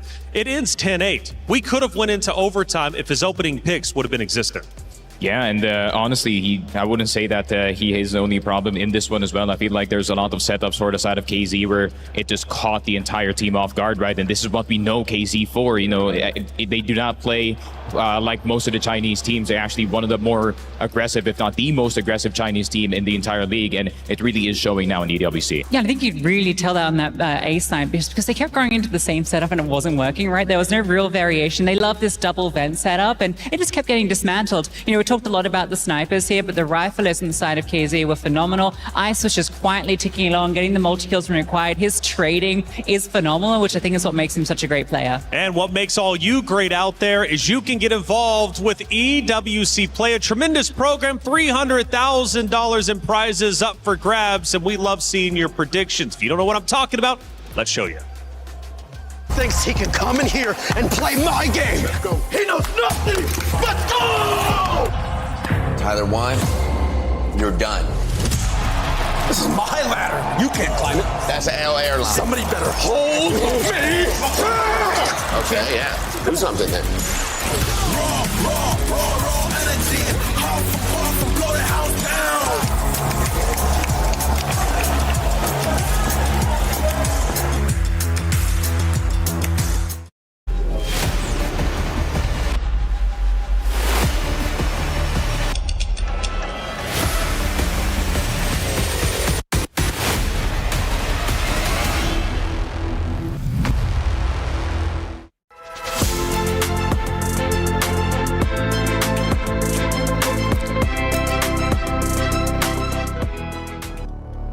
King Zero take a 1-0 lead in this best of 5, putting them closer to securing a spot into grand finals. Ankara goes their way 10-8. We move into Black Widow. Now, because Ankara already ended 10-8 and Black Widow arguably could be a 50-50, Lucy, this is going to be another battle to the death. Yeah, it's been one that's been really back and forth between the two over the last 12 months. And obviously, the most recent outing was in that group stage game, which was a KZ victory. That was a 10-4, so it was quite dominant, to be honest. And that now has me scared just because of how confident they're playing. You mentioned the aggressive style. I think that matched up really well on Black Widow. And even though it's a map that Baisha have traditionally relied upon, the form that KZ come into, especially off that BL side, you really got to be scared for Baisha. Adjustments for Baisha going into map 2. Again, they didn't lose badly. It was 10-8. It was very close, but they need a little bit of extra to get over the finish line. Yeah, they need a little bit of that extra oomph on Xiao Xiao as well, because this is one of the most important maps for a sniper, because you're opening up for mid, you're opening up for long A, you're opening up for house B as well, and there's so many options that you have to take as a sniper. I mean, the rest of the team is playing good for the side of Baisha. It's just him. Yeah, and you know, you've got Tong who's playing a fantastic game, but they have a second sniper as well, right? YF can take up that mantle at any moment. He's already shown how good he is on that secondary sniper. We're putting the attention on Xiao Xiao. He needs to step it up. Only 7 kills when it came to the last game, but he needs more, especially on the lanes at Black Widow. Will Xiao Xiao be able to match the energy of Tong, or will Tong continue to do Tong things? Getting the highlight reels. It's map number 2. It's Black Widow. King Zero versus Baisha. Should be a very interesting one here on Black Widow. Will it continue to be the Tong takeover, or will Zhao finally step up and be there for his team? That's the question the desk have asked. There's only one way to find out as we jump into the thick of it. It's King Zero on GR. It's Baisha going for the early aggression. And how about that then? 577 has got the pistol out. He's found 2 kills. Make it a third. Nine spotted as he tries to creep back in late in that engagement. Now it's down to YF to hold on to the site. That's not going to happen either. So Tong, the last man standing, is going to be dealt with. And that is, again, out the gates strong for Baisha in the same capacity that we saw on Ankara. This time, obviously, Black Widow, I mean, again, has been a big conversation point for Baisha, especially in this matchup against King Zero. The last 3 games they've played, they've beat them on Black Widow. So, you know, you'll need to see maybe that King Zero change-up come through once again. That was a 20-second round, by the way. I should say, by the way, not the most recent match, the one that they played at EWC, but the previous games before that, it was Baisha that picked up the map of Black Widow. So again, if King Zero can, you know, find a way to sort of channel what they did in the Group B match, they could potentially be up 2-0 here, going through to an Eagle Eye, which they also, by the way, beat Baisha on in their most recent match. So, you know, there's a bit on offer here for King Zero. Again, Baisha do often like to start things very quickly in those rounds to kick the maps off, but slowing it back down again now. Yeah, this is a crow. Let's smoke off the tunnel. N9. Having a glance, just in case King Zero have made their way out towards top middle. Hasn't happened. You see this a lot for the snipers. Zhao just going to be patrolling in towards mid. Not really been deployed as an active piece. He's more of just a sentinel, just holding very deep. And for Baisha, they're going to group together. They're going to go towards B. 3 defenders are here for King Zero. With Tong taking the first contact, that's only going to bait in the riflers more, and he's ready for potentially a boost or a jump. No connection on that, but 3 players to defend this B site should be a good shout for King Zero. Got 2 players still set up for that crossfire, and that's exactly what I'm talking about. Numbers were there. YF coming across as well to reinforce. Baisha have been denied entry into the B site. Just Leah surviving now in a 1v3. I think that will be a job that's going to be a bit too much to do, particularly with that C4 dropped out in front of the door. He's actually going to have to commit into the site to try to retrieve that, and that will mean walking into Ice's crosshair. So 1-1 will be the score. King Zero answer back to the early aggression that Baisha showed. It's just a puzzling one to me for Baisha, because the only thing they really explored was whether King Zero had pushed top mid. They didn't go looking in towards middle. They just all grouped B and thought, yeah, this will be it. this will be the way forward. I like the contact that Tong takes for then the riflers to get set up. Now we've got a completely different setup here for King Zero as well. Rather than 3B, we've now got 3 lean in A. Yeah, playing that back and forth for sure. No long control for either team, though. Just a wall of smokes on either side. Both teams kind of wondering, okay, have our counterparts pushed down long here? The answer is no on both accounts, actually. Which I suppose is keeping King Zero a little more preoccupied than it is Baisha. You've got 3 players dedicated now to clearing this out. It's a good window of opportunity for Baisha to push somewhere else on the map, but the longer they take, the more likely it is that King Zero actually do clear this line. And now the spider sense is tingling that, hey, maybe this isn't going to be an A hit. We need to start to rotate our forces back over towards A. King Zero have no mid control, so getting that rotation across quickly is going to be a little bit of a problem. And here comes Baisha for the B hit. Yeah, this feels nice though, still feels okay, but YF overwhelmed, and now Ice has got a lot to do, and he's just so blinded. Much better on the entries here for Baisha. Flashbang support, inevitable as they crunch over towards this site. Rotates are now in, but it's a 2-player disadvantage and a really difficult retake. Yeah, very difficult, you'd say. Impossible, really. Tong going down early is going to make it even harder, and so just XN and Nainu who will try to salvage this one, but it is, of course, well out of the realms of the possibility, so XN's going to opt to take this as a time to chat. That's the power of that one smoke that Baisha threw over towards A long. It kept those 3 players from King Zero interested for such a long time that they were not able to rotate across towards B. So one piece of util making all the difference there for Baisha. And they claim themselves the 2-1 lead off the back of it. Something that, you know, King Zero I think are going to be looking at is, can we afford to give up that mid control quite as much as we did? If we're going to dedicate 3 players over towards A, we probably have to take some space with it earlier on in the round, rather than waiting into the mid round, because it just takes far too long to get across the other side of the map. So a couple of little things that they can look to improve on from that round. Yeah, you took the words right out of my mouth. Like, I was thinking if that was maybe 10 seconds earlier, then you can actually have that double rotate in towards middle to have a little bit of a look. It felt like the idea was sound, but the execution, the timing of it, not so much. This is fast, really quick, out towards this long side. Flashbangs are so blinding towards long. Ice is able to get one and duck out of there, but King Zero aren't finished. They want to keep going. They will keep taking this fight towards Baisha, and Ice is going to claim the lives of everyone over towards A and drop that bomb. And sure, you've got control in towards B, but who cares? Because you need to go and get that C4. Yeah, YF understands the responsibility that he has just to lock down this side of the map, not necessarily needing to overcommit to holding the site.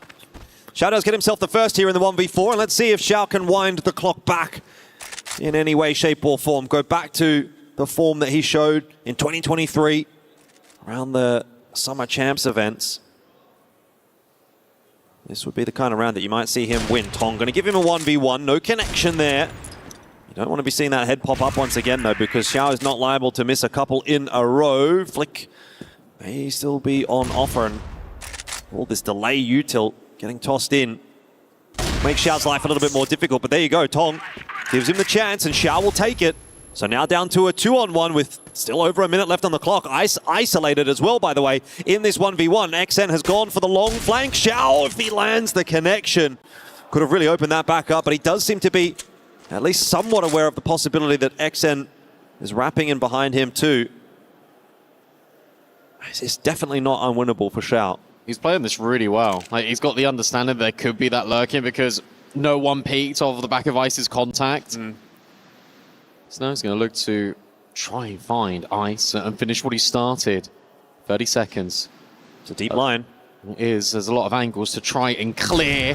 Spots the heads, and unfortunately that was the opportunity there for Xiao. Ice will lock it in, and King Zero able to take the lead once more, but I like the way that Xiao was piecing that one together. Every decision was correct, he just didn't hit the shot. Yeah, I mean, you can tell that he's a very strong player in those clutches when he's able to land the shots. He has a very good brain for the game, but it's just the connections aren't really favoring him at the moment. You were right in saying at the start of that last round, by the way, that the flashes were so blinding on both sides. It was such a crazy start to that round. You can really see these teams just changing things up on both the attack and the defense. There's not been anything that's been kind of like a default strategy or a default setup This is, again, a dry contact on A-Long, actually, from King Zero, with only the 2 players this time around. But it works out. They're, I think, very much reading into the tendencies that they've played against Baisha. They'll know, oh, okay, if Baisha does this, there's a good likelihood they'll do this next. And so they claim the control of that part of the map for free. How useful is that going to end up being? Well, you'd think very, actually, because they got 3 players stacked over towards B, 1 extra watching in from mid as well. Oh, they've made a tunnel in towards mid. Yeah, Are they going to use it? It looks like it. Okay, to split forward in towards the speed bomb site, as you say. Ice has always been here when they've started to attack. Tong looks over the top, 577. Needs to try and find the kills, and they are immediately coming in. That is brilliant from him and N9. The B split, incredibly effective. They make that smoke corridor, and now it is all up to YF, but this 1 versus 4 doesn't feel anyone with the greatest confidence. If you're King Zero, YF, is he able to get the first shot? No, it's the shoulder spotted. The kill not quite being collected, and you know that they're just going to double swing on him. Baisha, it's inevitable when they get in towards B. Yeah, just got a little bit too much work done in middle there. I think Baisha, in a sense, were almost given much too much space in onto the site, and then it became impossible for the site defenders to get anything done. You needed to see a kill or 2 in middle before they got to this point, and that never really eventuated. So that wall of smokes ended up being quite a good one. Push out over on the A side of the map this time around. Only the 2 defenders there for King Zero at the moment. They're pushing B. Yeah, instead, like, this is a new change-up we've not yet seen out of the GR squad. 9U having a look. YDSS had the chance to find Ice, and instead, then you get that wraparound from 9U. So that's a really important kill. His first in the contest, puts the player advantage in favor here at King Zero. And I like the scaling out of XN whilst all this is going on. They've got deep mid. They've got all of B. And Baisha feel penned in, and now they need to go back and reassess the situation. We saw these clears over towards top mid before, and now they need to do it again. That's a very troublesome situation for Baisha. They've lost all the map control. You could argue, I guess, they still hold on to A-Long, but you've got absolutely nothing in mid, nothing outside of B. So King Zero very well situated to defend against this push from Baisha. It's just a case of landing their shots, and right now Baisha are kind of doing a bit of a better job of that.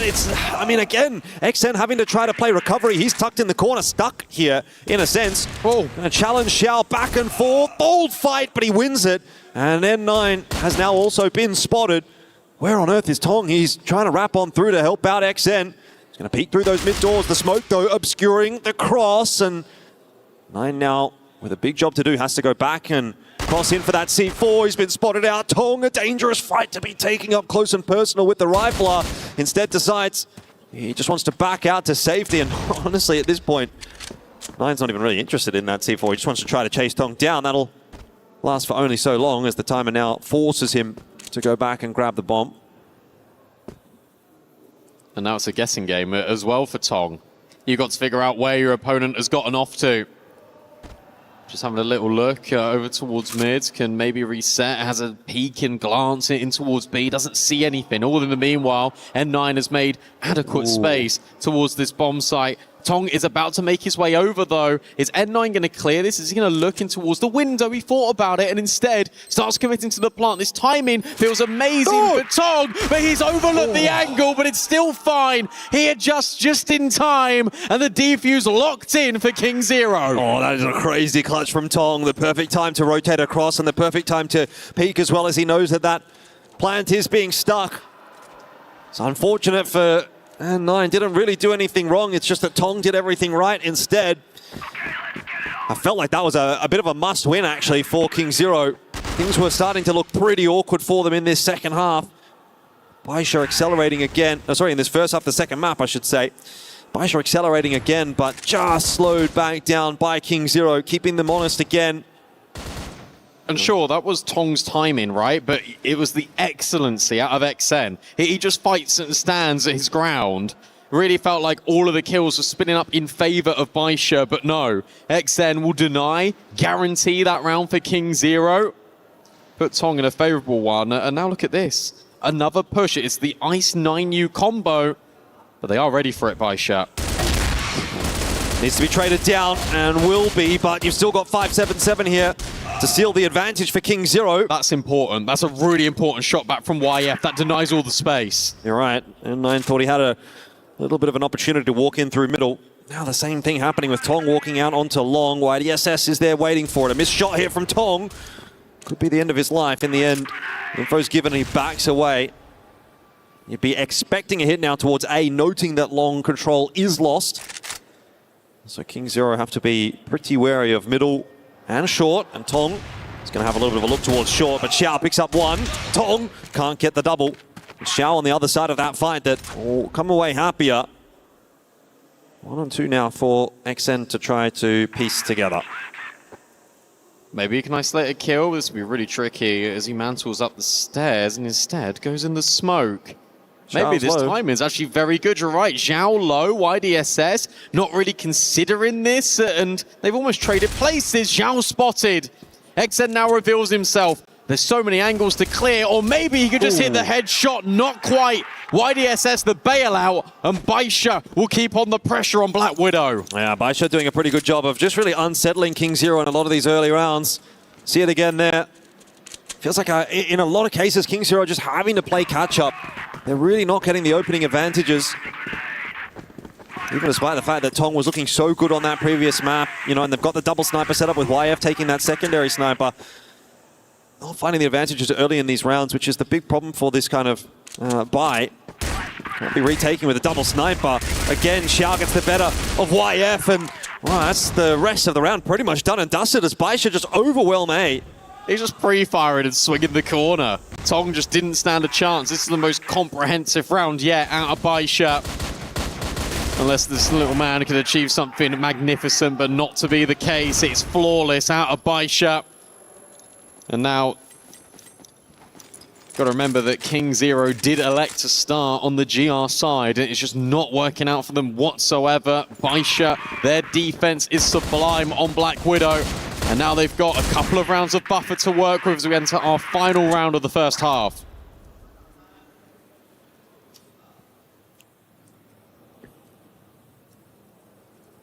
King Zero will no doubt be looking for the 5-4. It is a little bit of a BL-sided map. So 5-4 would not be a bad shout for King Zero at all. You can get it done on both sides, though. Baisha will be feeling confident at the moment. They're flowing pretty freely through Black Widow at the moment, and kind of prompted out a 3-player stack over on the B side of the map. No presence at all towards long. King Zero have no info. I mean, this is a setup from King Zero where they really cannot spot anything at this point. Maybe you're going to see someone rotate through mid as YF, but aside from that, the information that you're going to get is, oh, they're hitting our site, and then you're scrabbling to defend. You're not getting any advance warning at the moment with this kind of a play from the GR side. Especially with that smoke. Now you can't see anything down middle. This is pure instinct out of King Zero. They're just relying on the fact that they trust their read. And instead, YF and Tong are now looking to batten down the hatches on this A bomb site. YF will, I was going to say, take the first contact, but the timing not quite there. Meanwhile, the utility comes in from the long side. YF will find his mark, and in fact, get a second. 2 for 2, is that good enough? Potentially, because the bombs drops. That's going to waste time, and that means that King Zero can rotate over. XN not too keen to peek around that box, but now knows that he's stuck, tucked in the corner. The push comes in his direction, 1-for-1, about as good as he can expect it, but again, buying more time. As that bomb drops onto the floor, that again allows time for the rotation to come across, and Ice comes into play, gets the better of Xiao. 9 on his bike, over to B. And another 1-on-2 attempt. This time it's Baisha that have the deficit, but a clutch that could potentially be part of the nail in the coffin for King Zero on Black Widow, and 9 is able to close this one out. I thought he was going to go all the way around the world there. He doesn't. There's utility as well, but I just would like the guns out and them swinging together. They now identify where he is, and 9 trying to isolate the fight. How about that for a first shot? Maybe he can do it for Baisha. Maybe he can put the stranglehold on King Zero as he plays Ring Around the Rosie with 9U. Has a look at that defuse. Got no idea where 9U is, but 9U can't finish the job. Is there enough time? I don't think so. I think Baisha have done it. 9 certainly has done it. There's definitely no time for the defuse there. As soon as he got that first initial kill on the player entering the box room, you kind of felt like that one was doomed if it was not immediately traded, and so it was. Baisha go to 6. Once again, Black Widow, which has been Baisha's home ground territory traditionally in this series against King Zero, is leaning in their direction. And that, at the moment, is setting us up for a very big best-of-5 series between these two teams. We'll still have to see what King Zero can do in the second half. There's a lot of util being tossed to kick the round off. It's a bit of a back and forth over long. But Baisha boldly pushing through that smoke will get the info that there's no one from King Zero there. I'm just gobsmacked. Like that headshot immediately. The drive-by. You can't make it up. That's why he's the GOAT. And 9 gives a lot of breathing room here. Zhao on the off angle. Oh, and nearly a collateral. In fact, it was, except the second one wasn't fatal. N9 says, thank you very much. I'll take that with Zhao. And the B bomb site shut down comprehensively. 7-3. This is more like it for Baisha. However, we have seen a lead like this go awry. Yeah, most certainly. I mean, you'd be leaning back towards that Ankara result and thinking, hang on, how did that go so wrong for Baisha? But this one on Black Widow, you'd have to think is signed, sealed, and delivered. It is their map pick, right? If they're going to know how to close anything out, it should be this one. It's going to take a real resurgence and recovery from King Zero if they're to get much more done here, because it is looking like Baisha are locked in. And it's led by the front by their, two most experienced players in N9 and Xiao.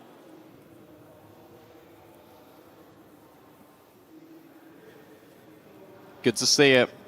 It's nice to see N9 just basically take the team, put him on his back. Yep. He has these kinds of maps every now and then. Maybe not as much now as what he used to. Well, it feels like all tournament, mate. Like, there's so... If you look at his stats, this tournament, we saw it on the head-to-head before the series went live. He is performing amazingly, has got basically 100 ADR across the entire event. Like, that's staggering for a player. Yeah, it is. It's, not too uncommon for him, to be fair. King Zero taking this one really slowly. Looking to clear out A long at the moment. Have managed to do so. The cheekiest of pixel walks. Doesn't net anything. YF. Oh, also looking for toes underneath the box. Nothing spotted. So nothing gained, but also nothing lost really here for Baisha, as they will gamble most of their pieces over towards this A-bomb site. And with under a minute left on the clock, King Zero, it does feel like they want to go in this direction because of the space that YF has got. So they sort of park the sniper, and now they look to go in towards short. And well, that's the info. The issue is there's no clean kills. There we go. Lyre will find one. Zhao's here as well. And suddenly everyone is just crumbling. At least there's that one fight back, but it's Zhao, the primary sniper, trying to do all of the heavy lifting from the back of the APC. Able to find one more. And how about that from Zhao? Is a highlight moment as Baisha will not allow King Zero to come back in Black Widow unless YF can find this timing. Hold. It has to be N9 again. YF, quick shot, not quite. It's the sidearms on display. And that's how much it means to the coach as he screams celebration into N9's ear. Thank God he's got the noise-cancelling headset on, otherwise he might not be able to hear after that one. Yeah, that's a big round for Baisha to grab. A bold peak, you'd have to say, for YF, but I don't know that he had many other options. The bomb was down either on short or actually down underneath short. I'm not sure. Big fight. Yeah, there's a potential one brewing actually over on long here. XN has spotted out 577, unable to really do anything with it. YDSS now remaining alone, but starting to get a bit of help out there from Leah. The grenade thrown in. But Baisha happy to concede control of long for now. They'll just take that 1-for-1. And then Nine's just on his own, just having an aggressive angle over towards B. So indirectly, he's then prompting Ice to maybe walk into him. It's that fated duel that we're anticipating for King Zero in general, though, when it comes to the setup and the idea. It felt like it was going to go towards A, but now the bomb is being escorted out. I say escorted out, he got left completely on his own, but at least he's grouping up with his team now.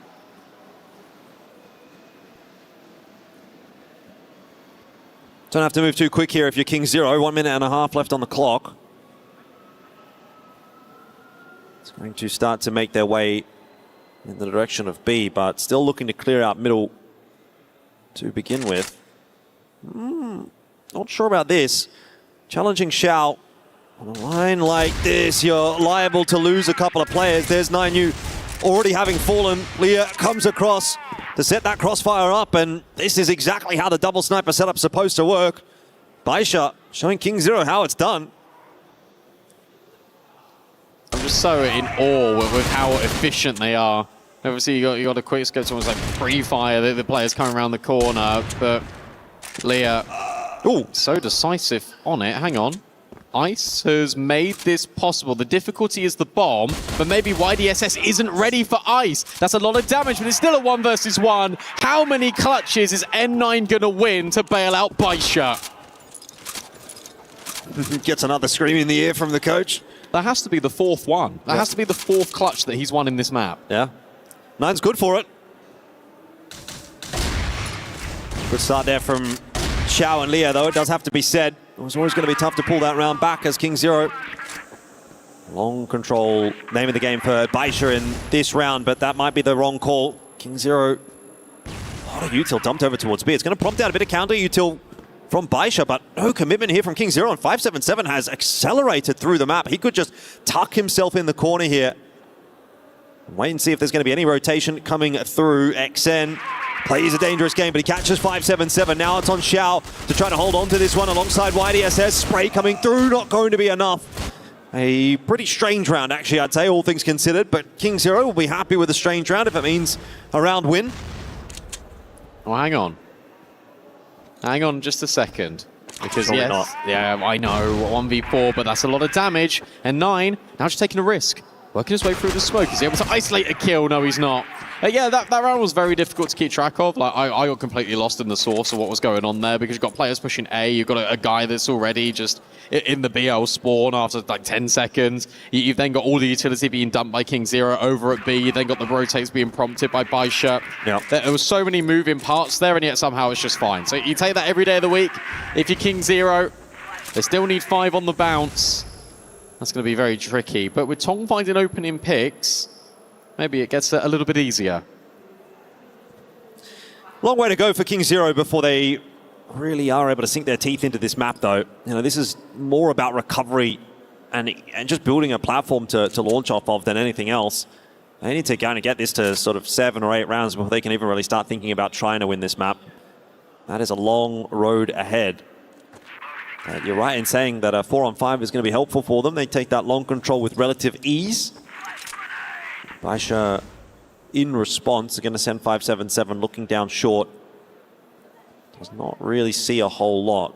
So you'd be inferring from this that there might be a bit of a setup on long, having heard all that util get popped over towards A as well. But nothing you can really do about it as Baisha. When you're down on numbers, you have to have a hole somewhere in the defense.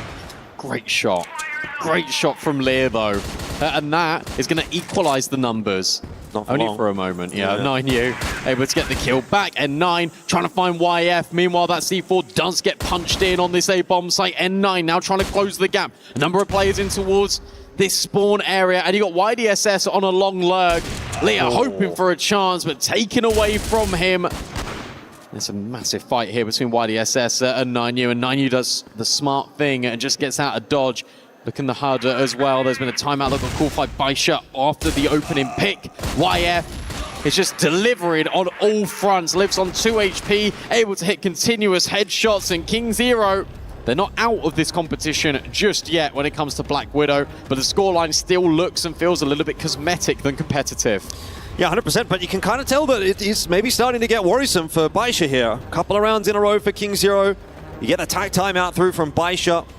Zemo, the coach, wants to have a bit of a chat with the team and say, let's lock it in here.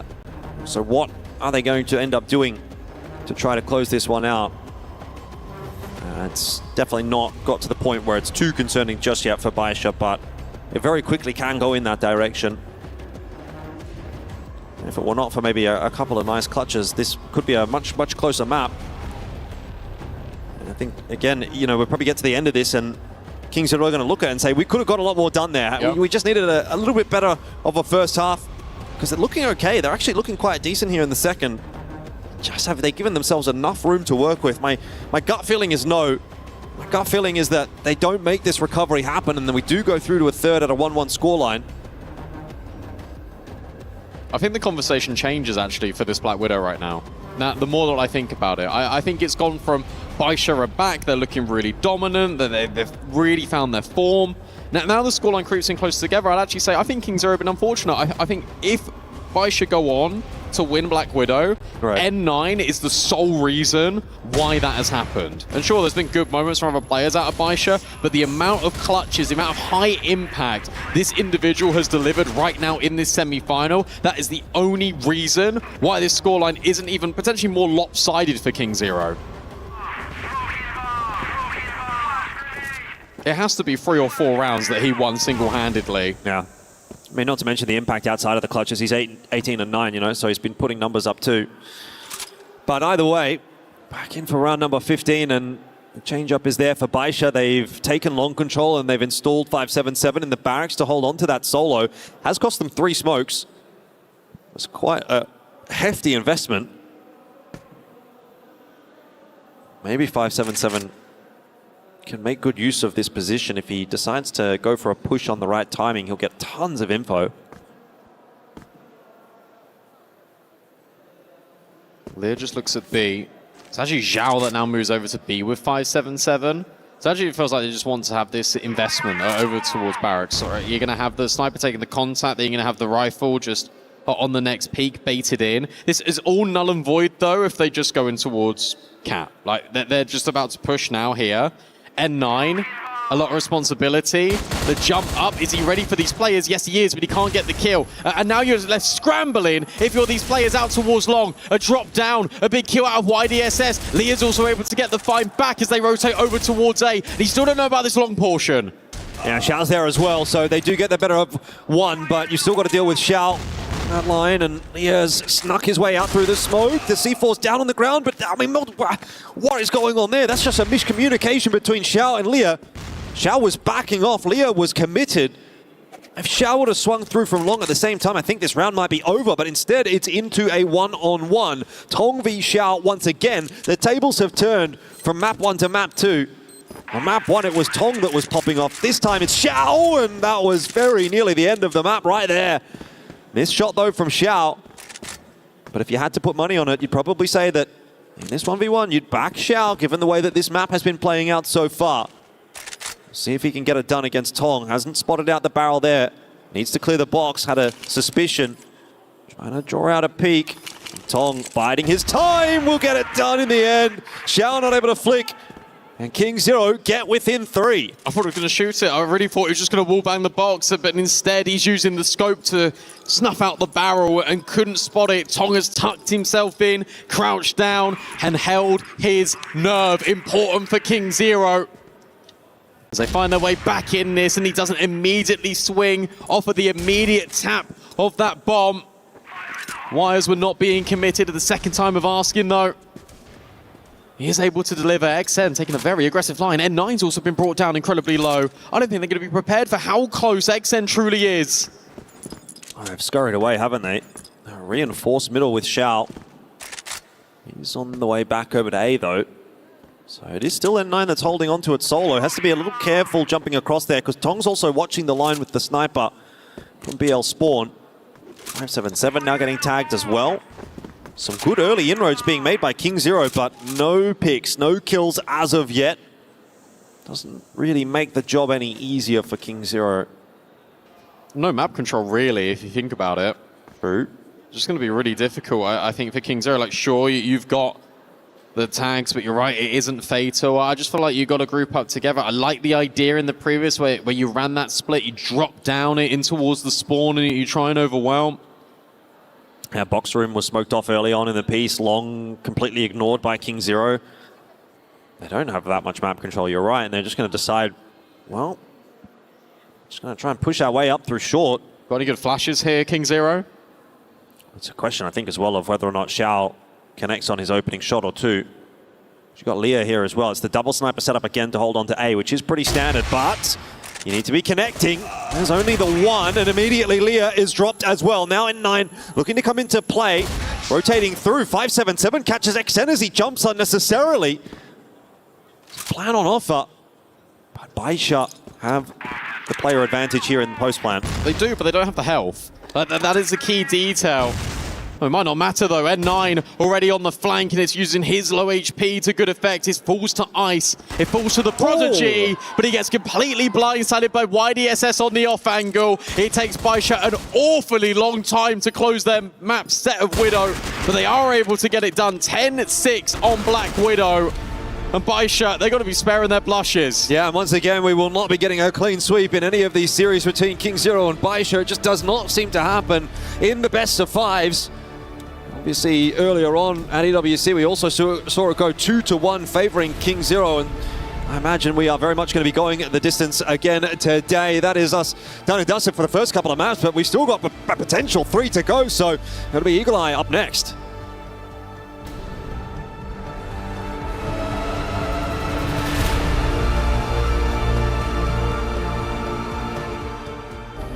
Play is in our DNA. Whenever we let it out, it becomes our superpower. Now imagine an entire city being built to supercharge it. Kadir City, powered by Play.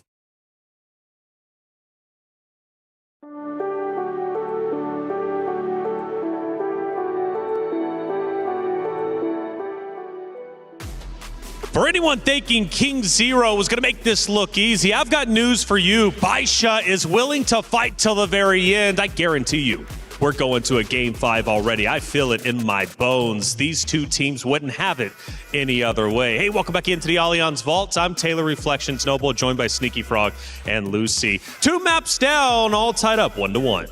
Yeah, and already we are seeing Baisha coming back into the fray, and we already pointed out that Xiao Xiao's lack of performance in map number 1, he definitely made it up for map number 2, and it seems like the rest of the team, you know, it's still a bit slow for the other 3 members, but it seems like N9 and Xiao is finally locked in. Yeah, what a different looking team when you have these 2 stars online. N9 you can always rely upon. Obviously, he just came through and played a fantastic set, but yeah, Xiao Xiao definitely the star in that first half for sure. So much impact he was having with that sniper, and Tong was still having a fair bit of presence, like he didn't fall off, but I think the biggest struggle here for King Zero has been these GR sides. It just feels like they give way too much respect to Baisha, and Baisha's just able to do whatever they want. We saw them just waltzing into B with these splits. There was no challenge, and they were just getting overwhelmed. Yeah, and it kind of seems like KZ took a really good defense, is a good offense, maybe kind of a vibe on them, and that's not really the way to go when it comes to Crossfire. You're going to have to play both sides of the map very effectively, and it really is evident, right? As soon as the side switch, you can see KZ kind of trying to roll back on the BL side, but yeah, I mean, you really have to play that first half to perfection, especially in a map like Black Widow, where, you know, a huge lead would have actually been a big benefit for the side of KZ, and they could have easily closed it out in the second half, but Baisha Gaming, with them having that much leeway after the first half, it just made it easy for him. Yeah, 1 point leading 8-3. Baisha did fight, or excuse me, King Zero did fight back. Managed to, I believe, get it up to 6, but that was going to be the end of it. There's a lot of stress on that stage. You could tell Baisha was winning at that point, and they're still rubbing the eyes. This is going to be a long day. Yeah, this is a lot closer as well than the last time Black Widow was played. Mentioned that was a bit of a stomp out, 10-4. And that was an N9 won by time, and he just died. So Coach gives a little thumbs up. They know, yeah, you've got it. Don't worry, the time's on your side. And N9's clutches, I mean, he got, what, that 1v2? I think he ended up with 3 or 4 across the map. It was brilliant. We're always talking about him. Let's bring him back up into the fold. N9 had a phenomenal game on Black Widow, dropping nukes, dropping bombs. We pointed out Xiao Xiao, but Xiao Xiao did his job, and N9 did it even better. Yeah, and then this is what we expect from one of the greatest players of all time. It's the fact that he is still playing at this level is such a crazy statement for him. But at the same time, N9, he's going to have to activate for the rest of the team as well. Since 577 is kind of still struggling to look for his footing, and YDSS as well. Granted, YDSS, he had some rounds where he had some massive impact for the team. In terms of the bulk of the fragging, N9 is still going to be doing it. Yeah, and it wasn't as big a deal here that you didn't have those other players online around him. Obviously, we did get that on map 1. It was only the sniper missing, so it was fine just because they had such a dominant scoreline. And yeah, I mean, N9, I think he finished with like, what, 20 odd kills, like a superb performance. And you can tell that he didn't like the way that first map played out, and he really stepped it up in a gear here. Yeah, N9's going to will any win into existence, right? That's just the kind of player that he is, the lineage that he has. I mean, it's sensational. He's been one of the biggest talking points when it comes to Baisha, but also our tournament, the only trophy he has yet to win. You mentioned 20, that was 16 there, and the celebrations are real. You know, N9, such an integral part to the Baisha roster, not only as a leader, not only because of his lineage, but also because of his stats. I mean, when he brings the energy, he brings it very, very well.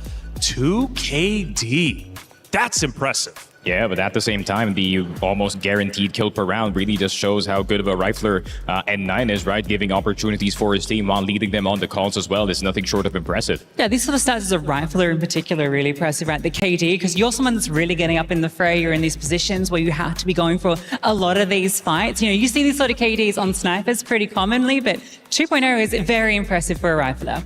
Absolutely the case. Esports World Cup, it's well underway. In fact, we're in our final week. Only a couple of games remain. That includes Crossfire in the Allianz Vault. But previous years have been fantastic. The stories are rich, and Level Up Season 2's got you covered. A lot of people are haunted by their past. I'm inspired by it. They're not just playing for themselves, they're really playing for their entire family. They have defeated their demons! They have crushed the curse! We were there. For every click, every clutch, every respawn. We were there for the years of grind. And we're here. Now. The proud founding partner of EWC. Powering the biggest event in gaming. Shoulder to shoulder with the world's best. Making history. Greatness deserves a stage. Lenovo Legion. Reach your impossible.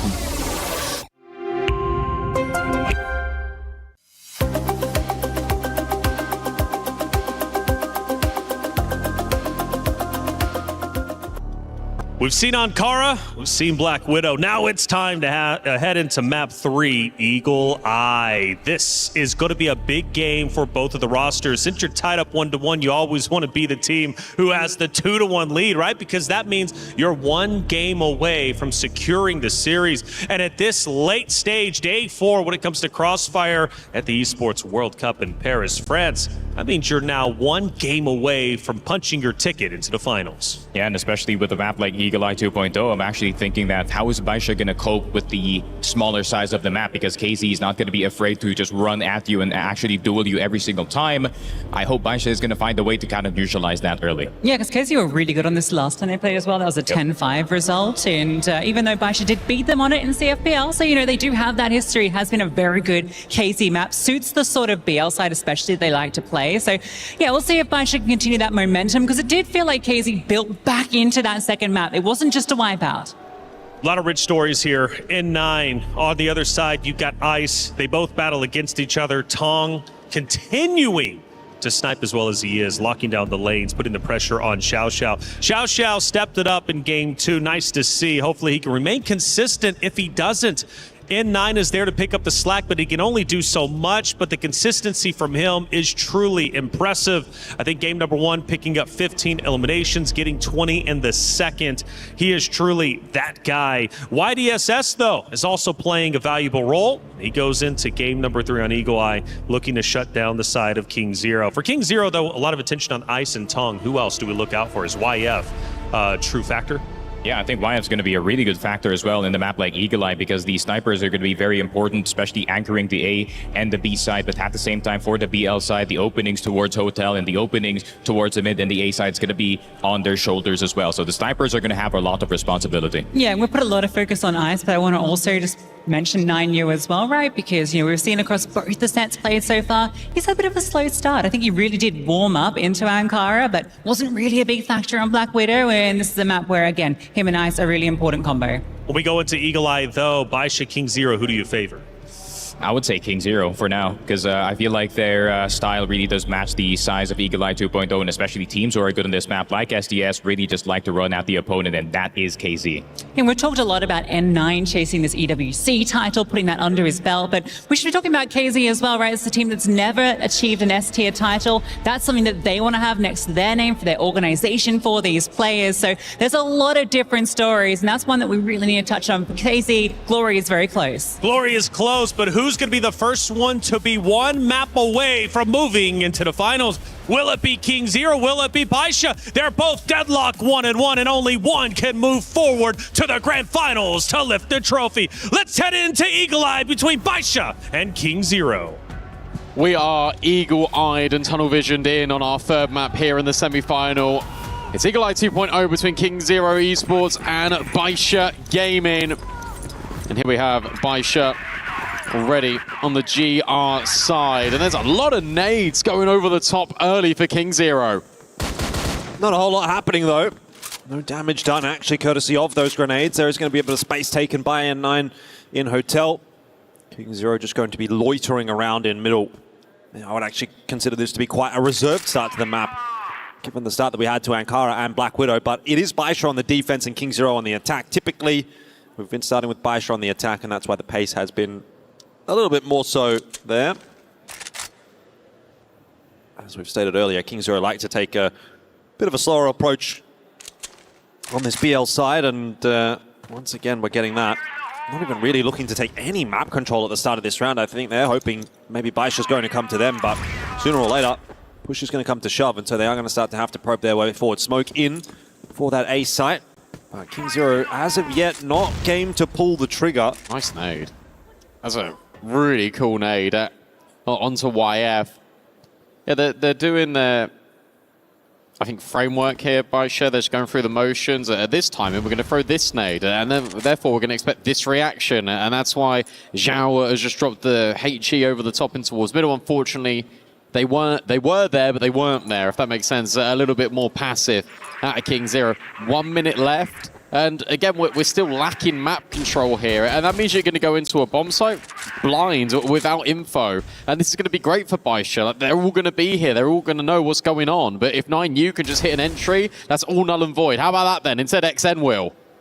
Yeah, it's over towards the A site, though, and the pressure's kind of headed in the direction of B. In the end, they do opt to make that transition back across to A. They completely give up control of middle, and Leo will spot them early. So this has gone very wrong for King Zero. They just get deleted. Oh, that's an awkward call from them, and you're exactly right in saying they just don't have the info. I mean, they get a nice entry, but Baisha trading it out quickly enough and recognizing the situation. Shut it down early on in the piece, and look, if King Zero are going to play this double sniper setup on the attack, I think you are going to see more rounds like that where they are really looking to take their time and see if they can work a pick somewhere. But if you're unable to find your pick and you find yourself in a last sort of 30-second situation where you're trying to push sites with the double sniper setup, that's not going to be easy. And indeed, it's gone wrong for King Zero. So Baisha on the board early. Every single map has started with a Baisha 1-0. Look at this. This is a lot more aggressive out of YF with the sniper, let me tell you.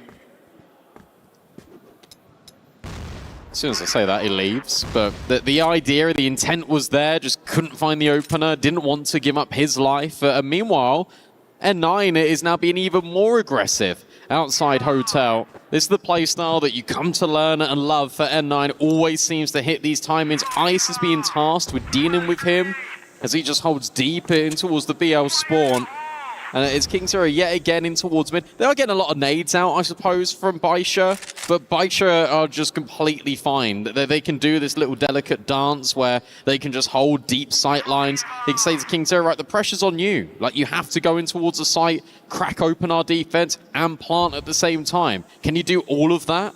Potentially not, but another opening kill will hit the fold. 577 dropped early. This one a little bit more impactful. You'd think that's going to completely open up the B side of the map. Baisha look like they're just going to take the risk that maybe King Zero won't use that and keep the stack towards A. They didn't last time, to be fair. Which right now is looking like a pretty good idea. Shao can't miss that shot, though. That's criminal. And N9 making amends for it. A 3-player spray down is huge. Gets back out alive as well. Wants to re-challenge Tong. He's feeling it. Big spray through the box. Easy does it for N9. If he is activated in this semi-final, well, it might be curtains for King Zero. And what we saw on Black Widow going now into Eagle Eye here, it might be bad news indeed. They're going to call a timeout early. I'd be scared too. Yeah, I mean, that is just vintage N9, and that is classic of what he can bring. And he was doing all of that on Black Widow. He was literally winning rounds single-handedly. Here, this felt like a disaster. Zhao misses such a sitter, and you think, oh no, King Zero just going to overwhelm. They're just going to scale. N9 says, not today, not on my watch. Instantaneous spray with the wide swing, lines up 3, and even goes back for fourths afterwards. A timeout being called. I expect the coach is saying we are going too slowly. I know Eagle Eye is one of those maps for snipers. Already had that conversation about Black Widow as well, but this is a map that truly lends itself to the sniping abilities. It's called Eagle Eye after all, but is there a point where you deviate away from this double sniper setup if you're both King Zero? Maybe not so much Baisha on GR, but certainly on BL. Yeah, I think there's definitely a valid conversation to be had there. If it's not working on the attack right here for King Zero, it might warrant a bit of a change up back to that 4-rifle setup. To me, it would seem a little bit early to go back on your initial game plan. I think you probably do give it another couple of rounds here. I mean, whether or not we'll see that out of the tactical pause does still remain to be seen. But I think if you've come in with a plan, you probably don't just chuck it out after 2 bad rounds. You sort of have to have a bit of faith in yourself to be able to execute on that. But yeah, if it gets to a point where it's like, okay, this is clearly not working, we do need to change something up, then yes, I think you have to toss that in the bin. But I would suspect we're going to see that double sniper persist for the majority of this map for both sides. We're getting back into it in just a second here. Zero again maintaining the double sniper setup. Way up there with the secondary ready to go. So that at least was not the conversation in the attack timeout. I think you learned a lot from that round actually though, if you're King Zero. Because what did you learn? That they're being really aggressive towards Hotel. When you got the kill on a player that was deep in Hotel, they didn't actually jump and they didn't rotate immediately. Maybe that is something to exploit. Maybe you can actually just try and take the space, and Baisha are going to be slow on the rotate. It's a lot of speculation. It's a lot to figure out. The only way you can figure that out is by getting the opening kill and then seeing what the map control looks like afterwards. It's similar opening for YF as he takes these control towards the stairs. But yet again, another disengage. Tong this time will go up towards the tower in middle. That's only for a moment. Yeah, he already copped a grenade on his way up there earlier, so Baisha's just kind of telling him, we know what you're up to. Got to be a little careful going up into that turret. It is a powerful position, but you can also just as easily get picked back in response. This looks like maybe a bit of a fake over towards A, or at least a mid to A. We've got 9 and 577 set up for that push through the double doors. One for 9 this time around, but you've still got numbers there. Leah also chiming in that engagement. You'd think this is going to look pretty good for Baisha. YDSS is still tucked in on that side, and the C4's been left behind as well. It's gone all wrong for King Zero. They have walked into the clutches of Baisha, and they have been minced apart once again. Tong cannot salvage it. 3-0 is the lead. Baisha getting underway nicely on map 3. Really confusing, I think, moment here for King Zero, because we've just learned that Baisha aren't immediately rotating.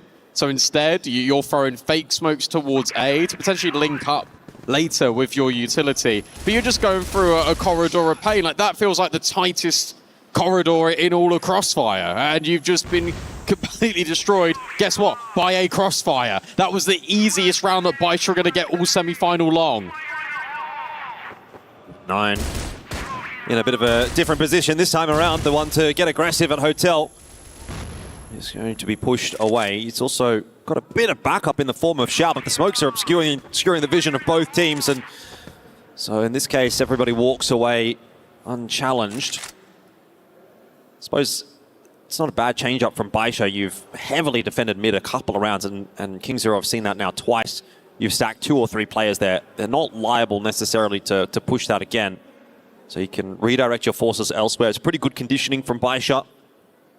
More heavily defended over towards B, and again, King Zero look like they're about to walk into that, so this could go really wrong for them for a 4th time. This is the first time that N9's got contact early over at Hotel, which is why YDSS is here with him, and you haven't seen that N9 reposition. You still don't know about YDSS. That's the important fight. However, you've lost a sniper that was trying to bend in. Are you still ready for YDSS? Absolutely. Really well handled by King Zero. Leah will now try and rotate in, try and hit a shot back, but there's too many angles to manage. And he gets checked out by Hotel. 577. Last player standing in this 1 versus 4. It's already being covered by Tong, and you feel like YF will give it a little peek. If not, then it'll be 9U. That's the bomb drop, sure, but Tong can just immediately pivot. Much better at King Zero. They were ready for everything. Yeah, it's crazy, isn't it? I mean, that was such a perfect setup for Baisha. If Xiao just does not go down there, that round looks completely different. But as soon as Xiao drops, that's where 577 and N9 have to start pivoting back to, you know, watch all of the angles they can get wrapped on from behind, and they kind of get caught in two minds. YF gets in behind them on that flank, and that was kind of the end of that at that point. So if Xiao has a little bit more success, that round could well have gone the way of Baisha too. But in the end, King Zero will be happy to get there first on the board, and they're going to look to see if they can improve upon that with another very slow approach. They have barely left the BL spawn, the only one really being 9U. Just pushed a little bit over towards A Long, but even then his position is quite a passive one. So still hoping for some kind of aggression out of Baisha. But it's, as of yet, not really eventuating.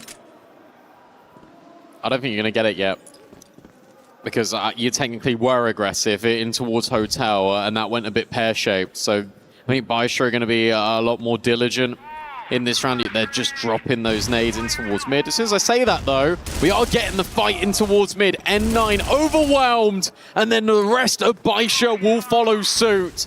Brilliant openings from King Zero, 577, and Zhao now trying to recover in this 2 versus 5. Immediate kill back for Zhao, 577, completely isolated, but Zhao, to be fair to him, he is on the way. They're going to group together. That's kind of a strange push from Baisha, isn't it? Hasn't worked out, but 2v4, not impossible. 577 looking to clear out A Long. Does not spot much there. And King Zero again biding their time with over, well, I mean, it was at one point just about a minute on the clock. Now less than that, of course, but really making Baisha think. 577, oh, he's spotted Tong. Now he's going to bring across the rest of the forces as well to reinforce, and that is easily done in the end. King Zero not messing about. Go down 0 and 3, but now starting to put things back together. One step at a time. Yeah, that was like a rush of blood to the head there for Baisha. As soon as I said, I don't think they're going to be peaking anymore, and 9 says, well, hang on, actually, me and YDSS are going to go on a little bit of a solo mission. Double push it in towards middle. You then got a player that is slightly delayed, but the result is still exactly the same. King Zero now taking aggressive space in towards Hotel very early on in this round. Zhao prepared as he just holds a pixel. This is quite tough, though, because if they peek from Hotel, he's surely destined for failure. But they're not going to go there just yet. This is the King Zero methodology on the Blacklist side. It is slow and steady, and they're hoping they can win the race in this marathon of a best of 5.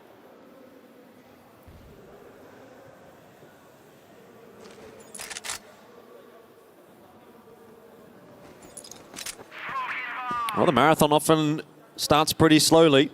You don't want to sprint out the gates. That has been the mentality for King Zero on their attack as well.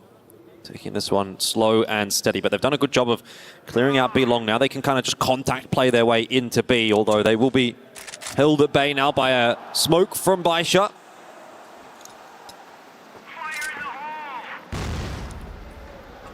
Good layering of util from Baisha as well, just to keep King Zero waiting.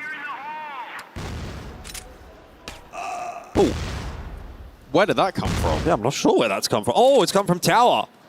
Awesome fight. And that's going to get you a little bit stressed, because remember, like, Baisha have been smoking off really close. So they're expecting King Zero to be right there. Instead, they've reset the situation. They're going back in towards mid. They're regrouping with Tong. And now they're going to backstab. Zhao, ready. Immediate swivel.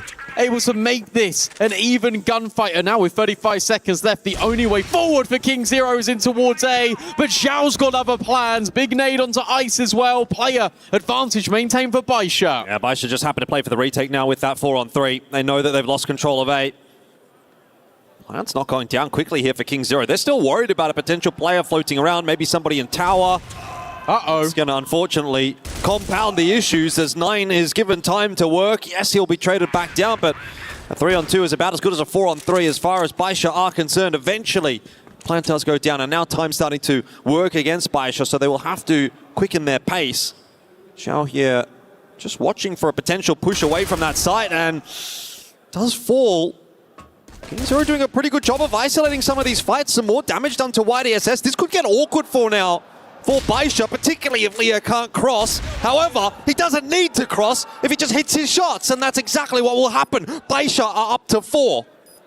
I was a little bit concerned there with that double sniper retake there. I was thinking maybe he can actually go to a rifle. No, he doesn't. He just hits instant shots. That's a shame for King Zero, because as you say, they did a really good job at isolating those peaks. They were really pushing Baisha back so consistently. Zhao does brilliantly with the double. Then it's Leo with a double of his own, and that has to be the most impactful moment here for Baisha on Eagle Eye 2.0. YF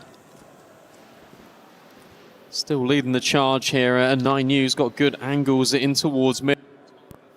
Having a little bit of a look deep in towards the middle of the map, not seeing anything, and it's this familiar setup.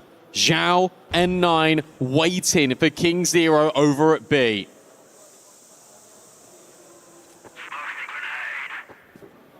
Again, Sloan said he wins the race for King Zero, being very methodical about clearing out Hotel. That grenade, again, indicating Baisha are aware, roughly speaking, of where King Zero are.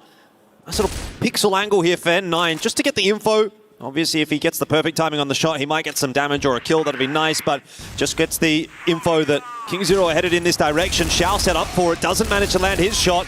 YDSS now the one that has to try to hold on to the side, essentially solo, and he can't do it.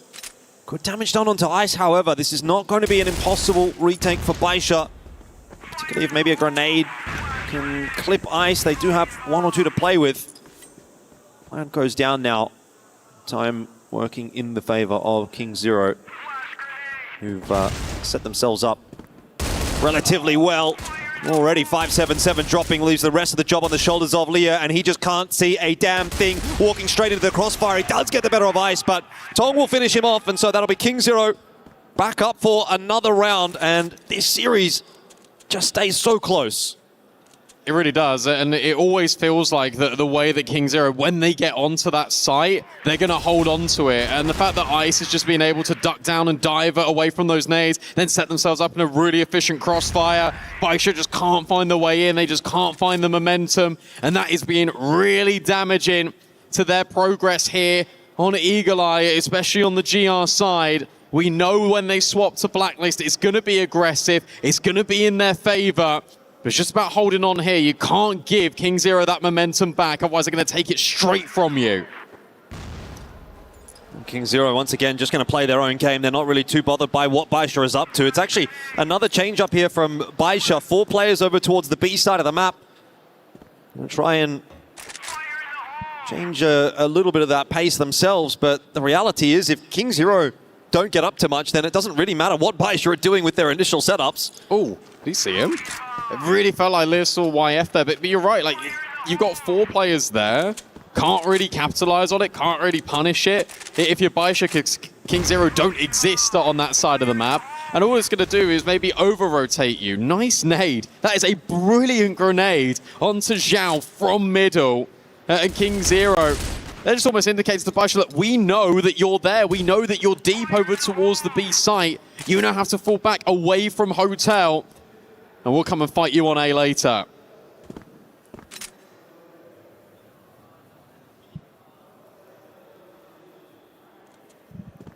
Less than a minute on the clock. Where's the map control right now for King Zero? They've got nothing. I mean, they got the bottom of A long, which is pretty much what's given to you as that BL side. So this could go wrong very quickly, particularly now with that opening kill coming through from Leah. Even still, King Zero not going to pick the pace up. I think Baisha have kind of already won this round. We'll see what King Zero can do on the entry. It's going to need to be extremely clean into this A site. They've got the smokes up, but they'll be fading. And that bomb still needs to be retrieved. You're exactly right. I mean, this round is just an absolute nothing round from King Zero. I have to look at that and wonder what on earth was the plan. We're taking a timeout for like 2 minutes just to talk about things. I'm not sure. That was one of those maybe where you're so locked in the moment and you feel like, okay, we are going to just be passive. We're then going to do the timings of the grenades. We're going to force you back. And then we're going to go into the bomb site. And then you look up at the timer and you've completely lost track of it. No one was aware that there was 30 seconds left. The first contact, I think, came in from Leah onto Tong at the 45-second mark. And from there, no one does anything. You're right, that was a complete non-factor of a round from King Zero. And you're hoping that that was just a lapse in concentration in map 3. And we can forget about it and move on. Because we need to move on quite quick, because that was incredibly slow. That's another good start from Leah. Same story, but this time happens a little bit earlier on in the round. King Zero, they're trying to pick the pace up, and I don't necessarily hate them for that, but it has just completely blown up in their face. You've got aggression out in middle as well there from Baisha. Forced to fall to his death. A big round for Baisha. They recognize that at the end of that first half. 6-3 is going to be a very good scoreline for them, so quite a cheer. Momentum is with Baisha.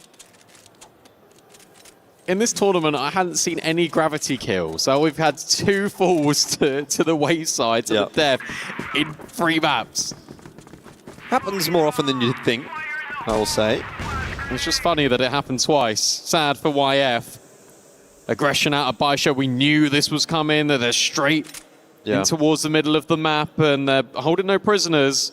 577 ready to go in the stroke point immediately alongside N9. And N9, you know, is going to lead his troops in there. Did kind of anticipate that we might actually get to see a little bit of a faster round out here from Baisha to start the second half off. That has typically been their modus operandi, but not going to be the case this time around. It's very much taking a leaf out of King Zero's book, setting up default in middle. 1 player over to watch A long. And that's about it. Not too game to contest B long or Hotel. Smokes in their way anyway. Just layer those smokes over towards the A side of the map. You can do a lot with this. You could go A. Could also go mid to B. It's just going through onto A. I think it's going to keep those players honest. They're not going to rotate across. It is indeed going to be a mid to B. They might catch YF in transition. Seems like he's the only one catching anybody in the end. A 1-for-1 on his behalf, but Ice still chiming in. And now an important kill for XN. The plan does go down for Baisha. If it goes the other way, it would be 3-on-3, but Baisha now find themselves in a 4-on-1. Leah has just gone on a massive jump. He's taking a big risk here, but you know what? In a 1v4, might as well try. And that's exactly where it could have come together. 9U on a sliver of HP will not get it done. Or rather, will get it done, actually. King Zero will be the ones to get it done. Baisha, 6-4. But, yeah, interesting first round. You know, a little bit in the strat book there, obviously, for Baisha. That was a lot of smoke and mirrors to actually then go towards the B-bomb site in the first place. Got to really give a lot of credit to Ice in that round because he takes the deep control into Hotel. He holds that position, holds that map control there for King Zero. And then Baisha know that they've completely left this portion of the map open, so they go and search for him. What does that do? Create 1v1s. What do you want to do in that situation if you're King Zero? Find 1v1s, and you want Ice to be the guy to do so. So they do really well there. And I think Baisha, they make mistakes by getting a little bit too complicated. That round felt like it was something that works well in theory, but in practice and in scrims potentially will work maybe like 1 out of 4 or 5 times. It's not the most ideal start to life here on the Blacklist side of Eagle Eye 2.0, but they're still going to group. They're going to go together. King Zero do like to employ this free-player lean on the A-bomb site, and Tong's been dispatched off early. N9 now trying to close the gap. 9U is just behind the box, and he's been overwhelmed. 577 has now seen XN. YF, the cavalry, is starting to arrive. It's him doing everything with XN, and now it's all up to Leah. Pistol drawn, but close corner, tucked and noted. Well done from YF. He bails out XN and King Zero. Yeah, pretty good flood coming through from King Zero in that round. It was looking a little bit doomed. I actually thought that Baisha had the space that they needed, but just, I think, needed that one more kill that was going to allow them to actually take control of the site. And YF's shot in there onto 577, proving to be the difference maker. That didn't quite give Baisha the space that they needed. And King Zero mounting this comeback, beginning the half with a couple of rounds in a row. 6-5 scoreline deficit starts to look a lot less threatening than it did at the halftime break. So been a good series so far. 10-8, then 10-6. Again, we're going deep into this map. Baisha and King Zero know one another quite intimately, thanks to their previous matches. It's a very big mind game between these two teams. It's no wonder that we have such a slow pace in this map. There's a perfectly timed smoke from YF as well, but Baisha decide to commit through it and they just immediately lose a couple. Thought they had a timing. Clearly, they did not. And they're still going to try to go. YF will miss himself a sitter. That might start to turn this back on its head, but even still a 2v4, if they do get that plant down, is not an easy task. He needs to get the bomb down. That's the issue right now. He needs to plant. Lear will. And he'll plant for YDSS as well. Well, they had the time in through that smoke. Instead, it was the timeout. Immediately being called by the coach as soon as they lost those opening couple of kills. YDSS now searching for an opportunity, now hoping he can find a frag. It's actually going to be Tong on the lurk, but Lear has found Ice in the meanwhile. YDSS going all the way around the world. Bomb not being defused, and you're right, it's not even planted for him, so they might not be expecting him. YDSS, he's found all the kills, and Lear will chime in with another. Baisha win around out of nothing. Well, that's what I'm talking about. You just need a little bit of individual brilliance, and Baisha claimed themselves around. Now, they had called a TAC timeout prior to seeing that round play out. They might like to have that back now that they've got that 7-5 advantage, but you can't do that. You have to take the timeout once it's been called, and so Baisha have a minute and a half to think. Obviously, that also gives some time over to King Zero here to discuss maybe what they're going to try to do to recover things. That's the first round on the board, obviously, in the second half here for Baisha, and it, to be honest, took some doing, so I'm not sure that I'm necessarily convinced by it. A 2v4, it's nice, gets a bit of momentum going, but you're not going to be able to guarantee yourselves multiple rounds in that fashion. And we're going to need to see a little bit more here from Baisha before we really lock them in as the team to walk away with the win here on Eagle Eye.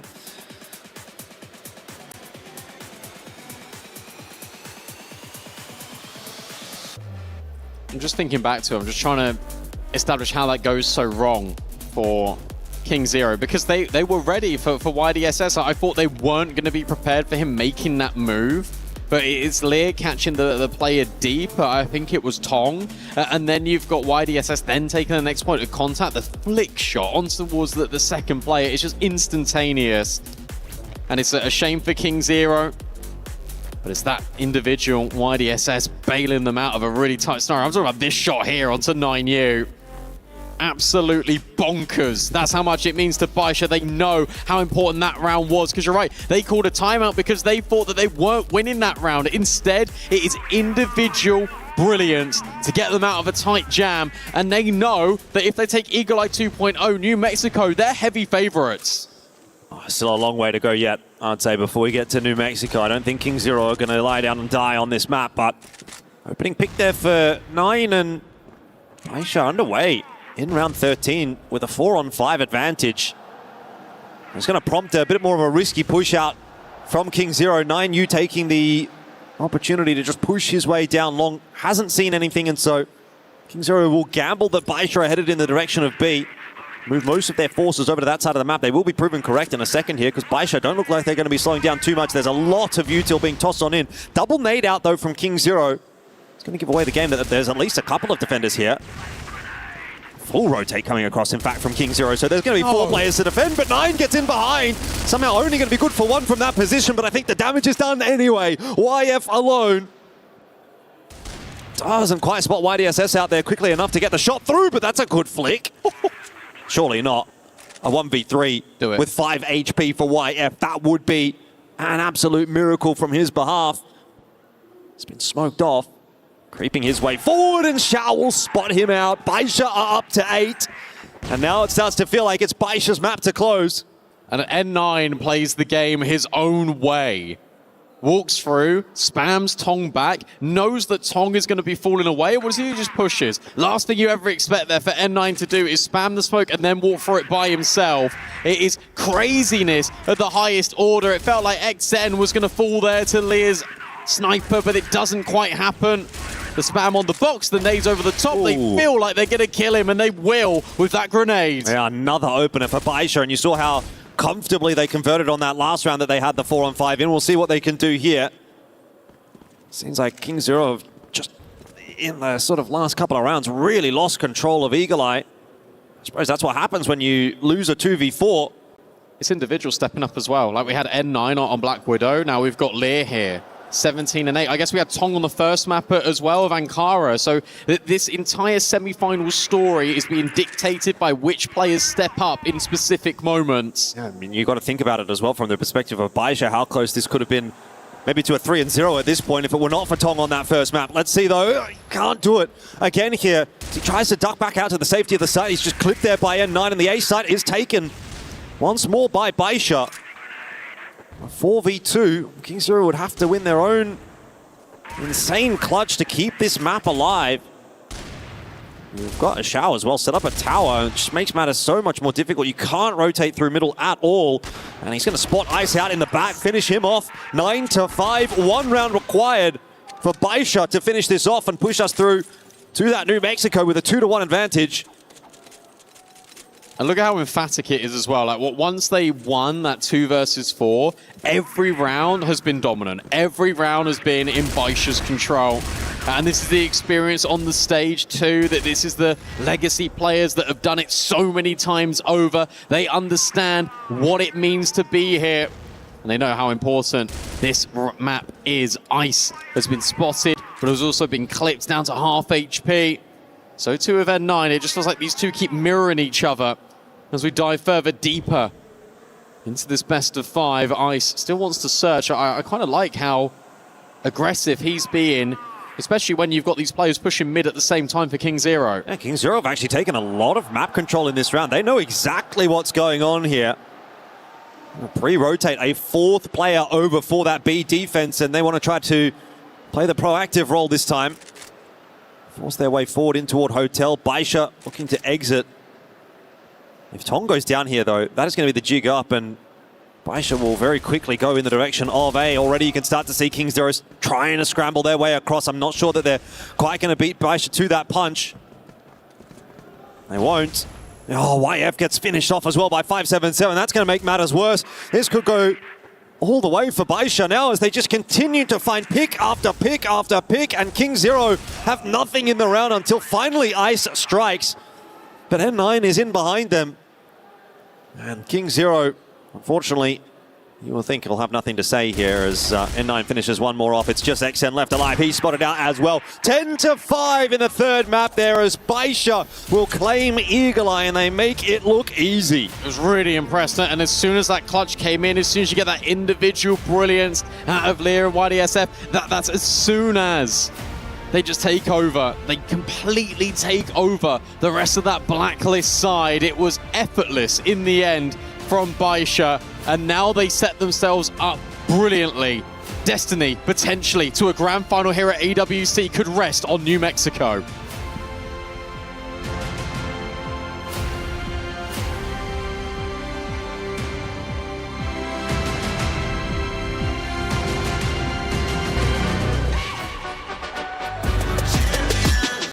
This ain't no regular thing. I came for the ring, you know what I mean. You see my name in the lights, better get right, I'm champion.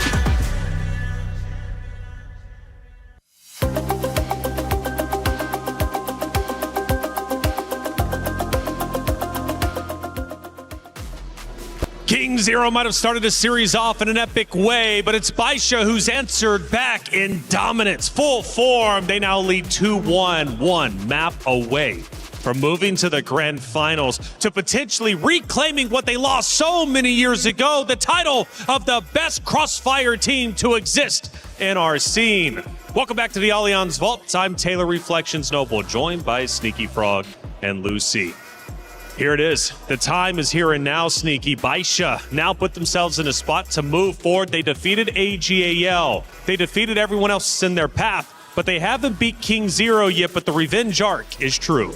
Yeah, and then of course looking into this Eagle Eye especially, right, we were kind of expecting, some of the other members like Xiao, like N9 to kind of flourish, which they did still. Xiao had some choice moments as well for him, but this is the reason why they got Lai on this team. The anchor sniper thriving in this situation and at the same time being just as effective on BL. It was an excellent game that went 15 rounds, but we need to take a particular look at round 12 for many reasons. Yeah, this is the moment that I think that Baisha won the map, right? We talk about the impact from there and also from YDSS. This is what we saw on display. It's a 2-on-4 in the post plant. YDSS already gets into this aggressive position and they know exactly how they want to play this. Even though they claim through the hotel side originally, they reposition, they take further control, and then YDSS realizes he's got the round in his hands. He knows he has this flank timing. Lear getting that kill just gives so much room for YDSS to move. He comes through the backside and just they all hit their individual shots perfectly. As B-Dog mentioned, that second shot was a thing of beauty. And that was the round that really broke KZ. Yeah, and you could really see in the face of Ice, right, how he reacted to that round, because they know that they should have won that one. That kind of felt like a break point for the entire game and just activated the rest of Baisha as well, which is very, very nice to see, because we were kind of shining the spotlight on N9 and Xiao, and it is nice that we see YDSS also flourishing in this one, and of course 577 doing his thing in the back line. So it makes a team so great. So it makes a team championship caliber where they don't just rely on one player. You do so, that player doesn't perform. You lose the series, you lose the game, you lose the round. I mean, the dominoes will fall. But if you have 5 individual members who can all step up in great times, again, you earn a championship. Yeah, absolutely. We can see the statistics here, and obviously Lear at the very top. N9, of course, we expect to see him towards the top. You can see the kills weren't that disparate across the KZ side. It was more just a team diff situation. I think you could really see this in the first half. I mean, how many times we've seen just throughout the series that KZ have to grind back into it. They're always on the back foot, but this time they're on the back foot on their favored side, right? They're on that BL side where they've been doing so much of their heavy lifting, and they weren't able to get things going. We put the attention on Xiao when he wasn't performing well. That was in game 1. Let's hop into game 3. Let's conversation at least when we talk about on the opposite side, Tong.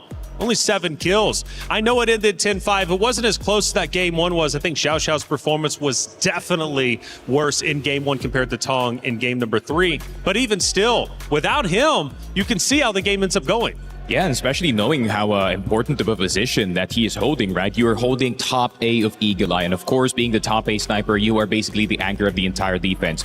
Once you get picked off from either house or maybe even tower, maybe even mid, that entire defense can just fall apart, especially knowing how fast Baisha can set up their nades. Yeah, we've seen how much KZ put prevalence onto these snipers. They rely a lot on them. We can even see on that BL side, they were running dual snipers very early on, very consistently, which kind of did mean they had to play this slower approach on a very small map, right? I don't think they were able to find what they wanted. Baisha weren't giving them those opportunities, so when they were forced to go for these executes, they didn't really have the setup to get it pacey. They really got stalled out and they couldn't get any inroads. We always talk about N9, we talk about Xiao, YDSS, but who is Lai? Like, why is Lai such an instrumental piece to the team on the side of Baisha? Because clearly he performs well, and look at what happens. They win 10-5. Yeah, he's one of the newer pieces of the team, right? Actually gotten from another team, and that was he was part of that whole Baisha era where it was a bit confusing for their identity. They don't know if Xiao wants to play. They don't know if N9 wants to go for the full force. But now, the reason why he was gotten, just like what I said, he is one of the best anchor snipers in the entire CFPL, and it seems like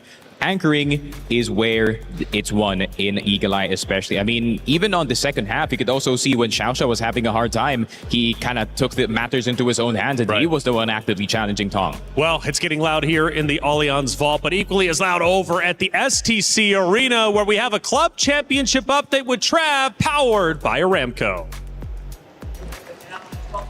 So many of the club championship teams have been knocked out of Crossfire, but here in the STC Arena in CS2, still so many storylines still going, Ginny. I would say so many, more like 2. We have Vitality and Falcons competing later today. Vitality going up against Spirit, which is going to be an absolute banger of a matchup that you don't want to miss. Falcons going up against Legacy. So, of course, both of the teams need to make it out of quarterfinals to go to the semifinals tomorrow and get as many club championship points. But Na'Vi, unfortunately, they did drop out today in the quarters. Yeah, well, unfortunate for Na'Vi, not doing too well on either of our stages, but Vitality still very much alive here, and the same with Falcons in CS2.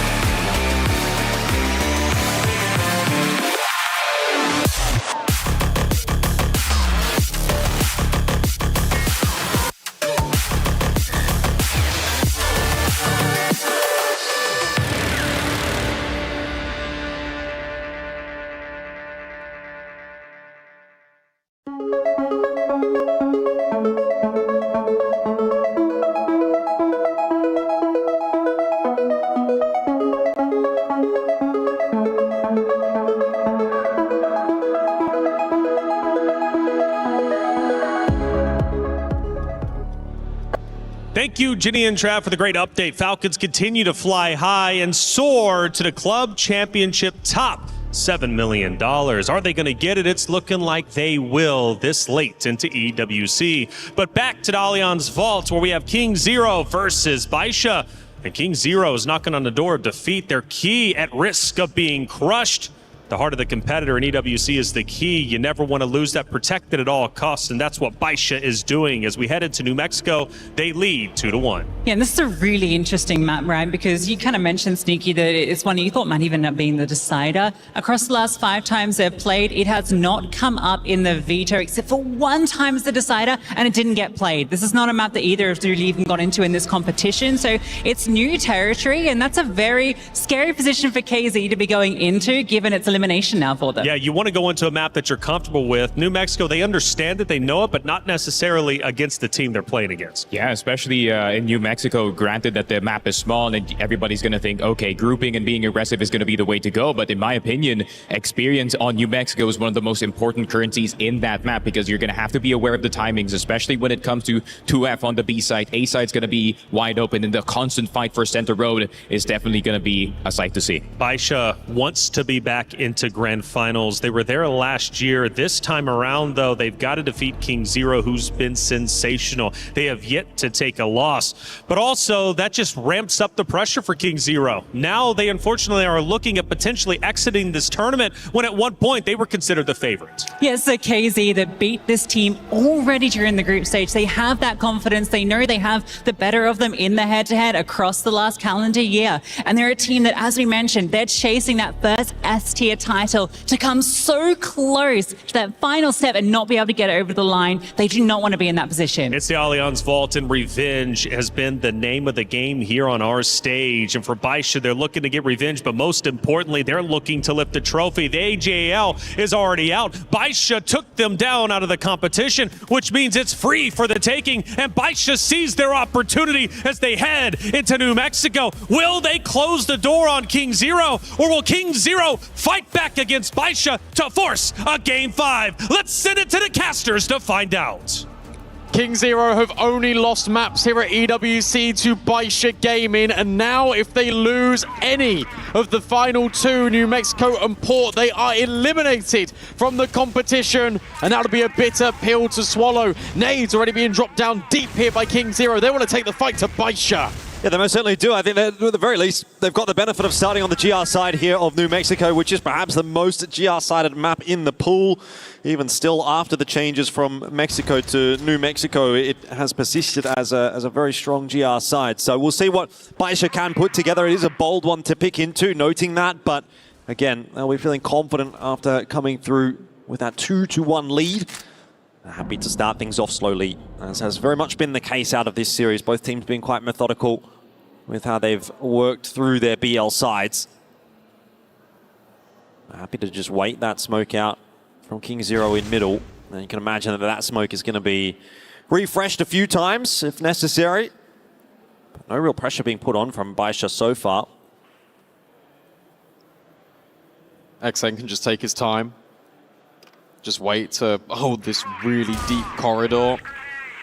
YF having a little look at as well, but not seeing anything. This is probably the most patient we've seen Baisha in a hot minute. With Lear starting to make inroads towards A. That bomb currently grouping here doesn't need to be the intended destination here for Baisha. A minute left, and we might get contact in a second with Ice. Well, maybe with XN as well, as Xiao is able to draw first blood on the map, and these opening picks are so beneficial on the BL side. Tom going to start to work his way back through, but up close and personal behind this smoke. If he gets swung by many riflers, he's going to be dead. Luckily for him, Baisha will choose to go elsewhere. Jeff 9U exploring through alley now as well, late in the round. This actually could be quite a pivotal timing from him. It doesn't look like Baisha are too interested in keeping an eye on that, so he could be good for a couple. First shots, though, not clean enough. And Baisha are just waltzing their way through this round in the end. Yeah, this felt really good, but look, you still got Ice, you still got YF here that potentially could do the damage for King Zero. Bomb can get planted here by Baisha, and, well, never mind. YDSS immediately will flank him. YF holding the line with the sniper scope, hoping for an opportunity, but it feels a little bit short-lived, especially with YDSS on the backstab. Not once, but twice in this round. Baisha, the way that they make their moves over towards the A bomb site, it just felt like nothing King Zero could do to stop them. Yeah, the slow and steady winning the race types set up there for Baisha, finding their picks one by one. King Zero unable to do anything about it. So every round that you get on this BL side is like gold, and already a great start for Baisha. It's going to have King Zero scratching their heads. But a big half yet to play, so let's not get too far ahead of ourselves. By the way, 4th map in a row that Baisha have started with a 1-0 lead. If nothing else, they're consistent. This is quick. Essentially out of ice. Baisha are going to not see him for now, and in fact, Ice is just going to regroup and be on that ace site. And you're right, look, Baisha have been consistent. They got off to consistent, strong starts. King Zero, it always feels like they've had to climb back into these maps. Baisha will grab control. It'll be King Zero to always be on the climb, always trying to make it and be next to Baisha, and that's how it's been domestically. But King Zero have always been second best to Baisha, and now it'd be second best here at EWC. Still over a minute left on the clock. It feels like Baisha just haven't moved a muscle. They have a little bit. They're just hoping for over-aggressive peaks coming out of King Zero. Hasn't happened just yet, and now even more utility being primed. Flash over into mid. No one there to receive it on the behalf of King Zero. So Baisha are allowed entry. 55 seconds left on the clock, though. They've still got some elements moving over toward that B side of the map as well. It's quite hard to tell where Baisha actually want to end up in this round. In the end, they're going to go maybe through water and potentially look towards a B split. There's a couple of flashes being laid over the top there by Leah. 9 actually gets the opener onto Ice, and that's the A site cracked open. Do have 9 new kind of floating around. There's a pivot point, obviously, for this retake, but 4-on-4. It's a good spot to be in for Baisha. It's typically going to be very tough to retake these sites, and YDSS on the long flank, he could find the perfect timing here. He's got it.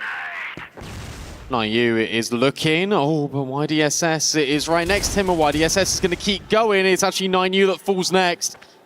3 versus 3, still achievable here for King Zero, but then suddenly Baisha finds it, all of the kills immediately. Tong can't do anything against N9 and the rest of the gang, and Baisha can get off to a 2-0 start. And the reason why they go A right at the end there is because there was a jump spot, and he saw a player deep and a player in the corner, and a player crossing over. So 3 located targets on B, you're immediately going to reset in towards A. Yeah, very good call from Baisha. 2-0 the lead for them now. This BL side really starting to get rolling, and that is going to be a huge, huge concern for King Zero. There was that big narrative on the desk that, you know, coming into this map, Baisha will be favored, and we're kind of starting to see that eventuate very early on. Don't want to be giving up these rounds easily when you're on the GR side, but unfortunately for King Zero, so far they have looked pretty non-threatening. Only 2 kills in 2 rounds. It's not enough. Door's going to be opened up now as well for Baisha, so that adds another layer to this round that King Zero have to think about. It'll be that pathway towards B. Baisha can start to clear out. There's no one home on B either. I mean, I know you've kind of got ISA and YF in relatively close proximity, but in terms of just waltzing your way up here, like Baisha, I don't think they realize how much space that they've truly got at the moment. You understand if you're King Zero that they are occupying the water right down below you, but what can you really do about it? And I think where this map is so like GR coded, you don't really want to push and sort of give away like player advantage when you normally have all the map control. So it's, again, this tug of war of even like a mental battle here for King Zero, where they know that they could get aggressive, but they don't want to. And I suppose with a minute left on the clock and no fights really taking shape, you're sort of winning. That's what you'd think, but so far, Baisha have been pretty good in these situations with less than a minute on the clock. Now going to pivot back over towards B, which is now a little more heavily defended. 2 players on the side itself. It would have been a fast rotate for that third, which was YF, but he's kind of committed a little bit more so towards the A side of the map for now. 30 seconds, and Baisha are going to make their entry in towards B. A flash and a smoke over the top, a grenade now landing on the head of Tong, and Ice deleted immediately. Baisha, again, doing it easily. The entry onto B is clean. And KZ having to try to retake with only a couple. XN goes low. Doesn't really help them out all that much. It doesn't, but N9 is low too. Zhao with the sniper though can lock down these long sight lines and make the retake really tricky. Missed shot, and hang on a second. Both kills are coming. Swap to the rifle. Now for Zhao. Understands that 9U potentially is quite low and jumping out of the balcony. Zhao will clutch up for Baisha, not allow King Zero that retake, and now it is domination from Baisha. Now 100%, and at what point do you call attack timeout here? Because your chances of staying alive in EWC are slipping away. In fact, maybe not slipping away, they are just speeding away at this point. Baisha, I mean, they're taking their time in the rounds, but the fact that they're up 3-0 already, a monumental scoreline to start things off on this BL side. King Zero seriously have to be worried. Change up is there from King Zero. A little bit more presence in middle to start this round off, but again, do you really need to be having this early mid presence when Baisha haven't essentially really done anything until there's been less than a minute left on the clock? It's that door being opened again as well, and it's just the threat of presence rather than anything here for Baisha. King Zero actually looking to make some inroads. They've dropped a really defensive smoke. N9, you know he's going to sit close to it. The spam, not really doing a whole lot, and instead it's XN to get the opener. Takes a lot of damage as a consequence, but Lear's going to fall next. And King Zero are now starting to generate a little bit of momentum, but my eyes are on Zhao to see what he can achieve in towards water. Can he get this fight on towards XN? He's taken a fight, and it's not gone well for him. XN claims himself another. It must have been a missed shot out of Xiao. Unorthodox position from Ice, and one by one, the numbers just dwindling here for Baisha. So this round, yeah, doesn't really eventuate into a whole lot. A few picks back and forth for King Zero, and we don't really get to see what Baisha intended this round to look like. Nice to get one on the board, though, for King Zero and get underway as they try to hold on to their EWC dream. And to be fair to them, they do it flawlessly. They don't lose a single player on the way. There is that adjustment by being a little bit more forward-focused in towards the guts of the map. You've got Tong that is occupying and holding the water peak as well. And that feels a lot more comfortable here for King Zero. But the threat you have already pointed out, Elfish, is the fact that Baisha have already got 3 rounds here, and it potentially could be even more as this half dwindles on. Yeah, I mean, this could end up being a 6-3, and you'd probably still be pretty happy with that as Baisha. Absolutely. At least you could work with it. Although saying that, you don't want to go 3-0 up and then lose 6 rounds in a row to King Zero. You sort of want at least one more to have control still. Yep, 100%. Doors open again. Let's have a little bit later in the round for Baisha. So just kind of toying with King Zero a little bit, faking that they might be headed towards B. Of course, you are also opening up sort of a late lurk position for the defensive side when you do open that door, so it's something to consider. Tong's been tagged down through the box. It hasn't really had any positive impact on this game for King Zero. YDSS in a duel with Ice. Both able to walk away from that one alive. Feels like much the same idea for Baisha. Take some, pick-based fights early on in the round, but not commit to anything, and then based on how that plays out, they're going to call in the mid-round. Here again, they find themselves at a 5-on-5, and a late round push through from King Zero could be interesting. YDSS gets the info and 1 kill to boot. did he get that kill on ice? That is ridiculous. All right, 9U, I like what you're cooking up here, potentially. Could there be a timing caught over here for King Zero? Setup feels very good, but XN will fall regardless. Tong, though, there we go. He strikes with the pistol, trade immediate. And now it's Lear and Zhao trying to come up good in the 2 versus 2, but YF will drop that C4. Zhao has got to immediately answer back, and he will emphatically. Understands where 9U is as well. He now has to go and swap guns as this bomb will be committed. 9U now going to go all the way around the world. Zhao certainly potentially aware of this possibility. Low HP, and that means he's got to hit the shot. And the pirouette was nearly the style point, but instead it is 9U to live on 8 HP and to get a second round here for King Zero. Oh, that is so important for King Zero that they get that one over the board. 4-1, you're really looking pretty doomed at that point, but at the very least they claim that by the tightest of margins. 8 HP. No tack timeout needing to be called just yet for King Zero. It's big from Tong out in middle. What a crazy shot that was from Xiao. Really coming down to the wire here on New Mexico. Back in for round number 6.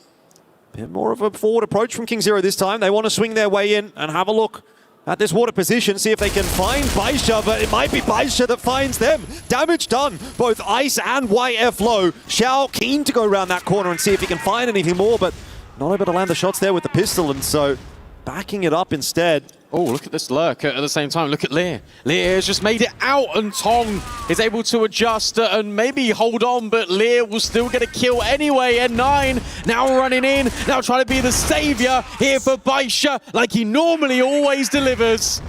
So now it's this player advantage. Now it's the bomb site secured, and Zhao was rotated over with that C4. Lear hits a banger, and now it's difficult for XN to try and recover the situation in this 1 versus 3. We'll try and give it his best shot, though.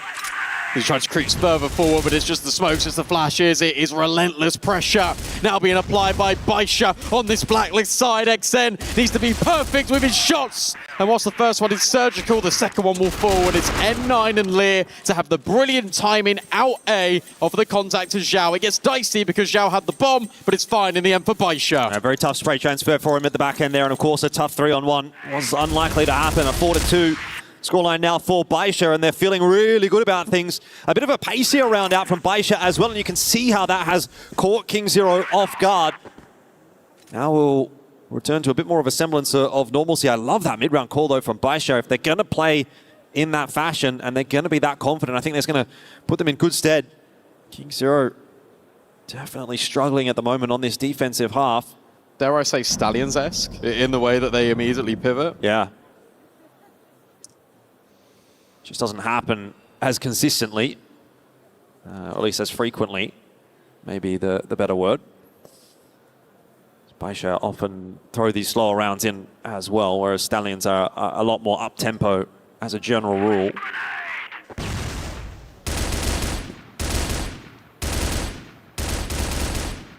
Spam in on the box. Nothing connecting, apart from that HE that lands over towards N9. Just over a minute left. Baisha yet again will just take and bide their time. The 4 already feels like maybe a bit of a certainty, but I tell you what, 5 in this first half can put this set and this series beyond all doubt.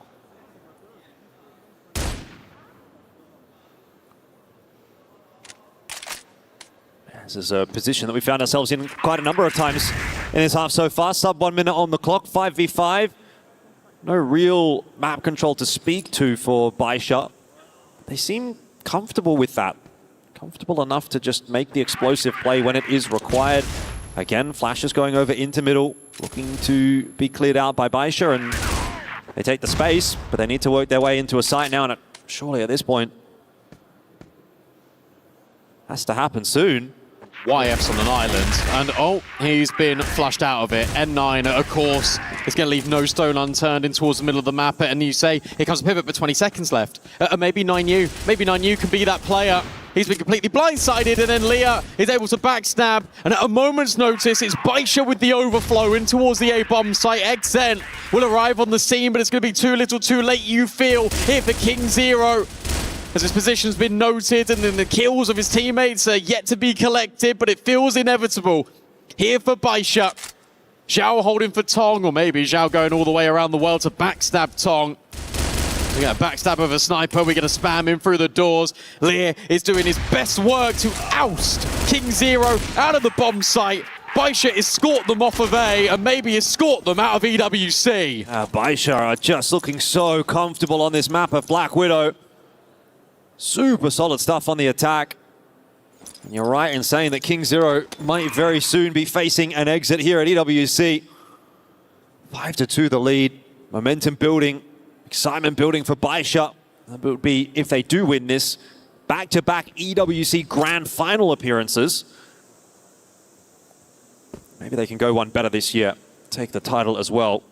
And I think that would be the perfect setup for them going into CFS as well. If you win CFPL Season 28 into EWC 2026, you've won pretty much the two most important things on your calendar leading up to CFS. So who's to say at that point Baisha might not be the favorite going into CFS as well? They should be. First international tournament, and they're breaking away. It feels like no contests against the rest of the regions, and then domestically that they're also just destroying. Especially on a map like this. Feels very solid right now for Baisha. As YDSS will just spam, just in case King Zero got close. Already seen that, at least in one round. But no one's committing either which way. We've already seen them break into a bomb site with less than 20 seconds left. Over a minute on the clock. That feels like such a luxury for Baisha.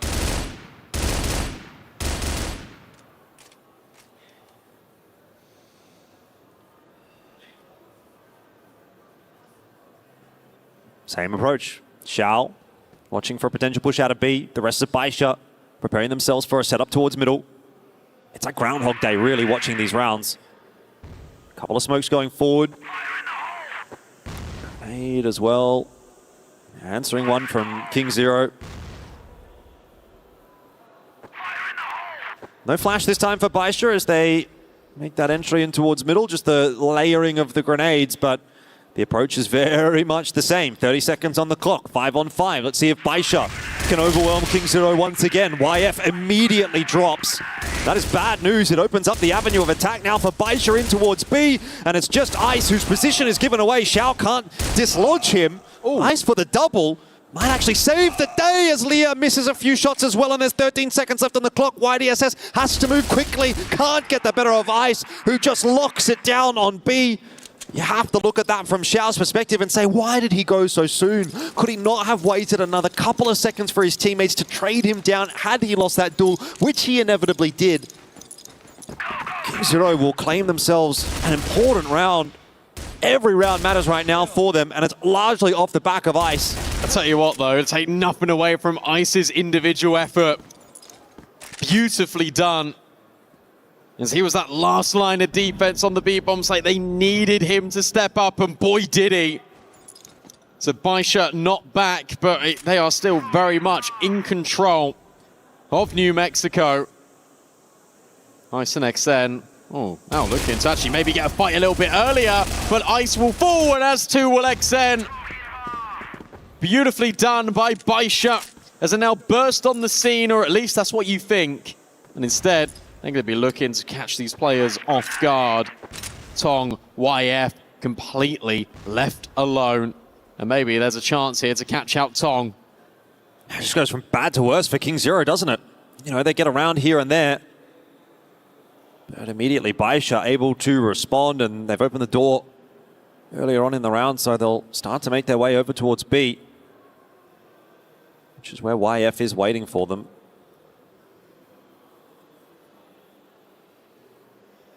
TRG in hand, cannot afford to miss this shot if it is going to be required. In the end, though, Baisha happy with that space, and again, just going to pivot off. Every round has been a sub 1 minute finish for Baisha. They really are playing the methodical game here on Black Widow. New Mexico, I should say. They did on Black Widow too, to be fair. Yeah. Got a lurk over. Oh, he got 9U peeking, and he might not have seen the bomb, but he did certainly see Zhao. That's going to make the move away because you've still got this lurk element towards the B bomb site. You can maybe reset, and then 9 looking to maybe have a chance. Instead, it's going to be Leah to get rid of YF. That is one of the snipers down, and that is Baisha in. 2v5 for the retake. Not impossible considering Leah 577 and Xiao are all low. But 9U and Tong have insurmountable odds really against them here. Taking their time about a long flank as well. Xiao has done the same, and he's going to get in behind Tong. There's just no way that Tong's going to be checking this. He doesn't have the time to do so. So Xiao will be the insurance fund if necessary. Gets himself the double and secures the 6th in the half for Baisha. A dominant display from them so far here on New Mexico, as they are now 4 rounds away from the EWC Crossfire Grand Final. And it feels like it already is a lock-in. You don't want to say that too much here for Baisha, but with how dominant that Blacklist side looked and with how heavily favored GR is on New Mexico, you start to sweat a little bit for King Zero. You start to figure out, what does their attack look like? Is it very much the same? Is it going to be a lot more passive? Or are they going to try and deathball into the approach earlier on than Baisha did? We'll find out in a moment as Tong will hit the jump and we'll look to drop some nades over towards A.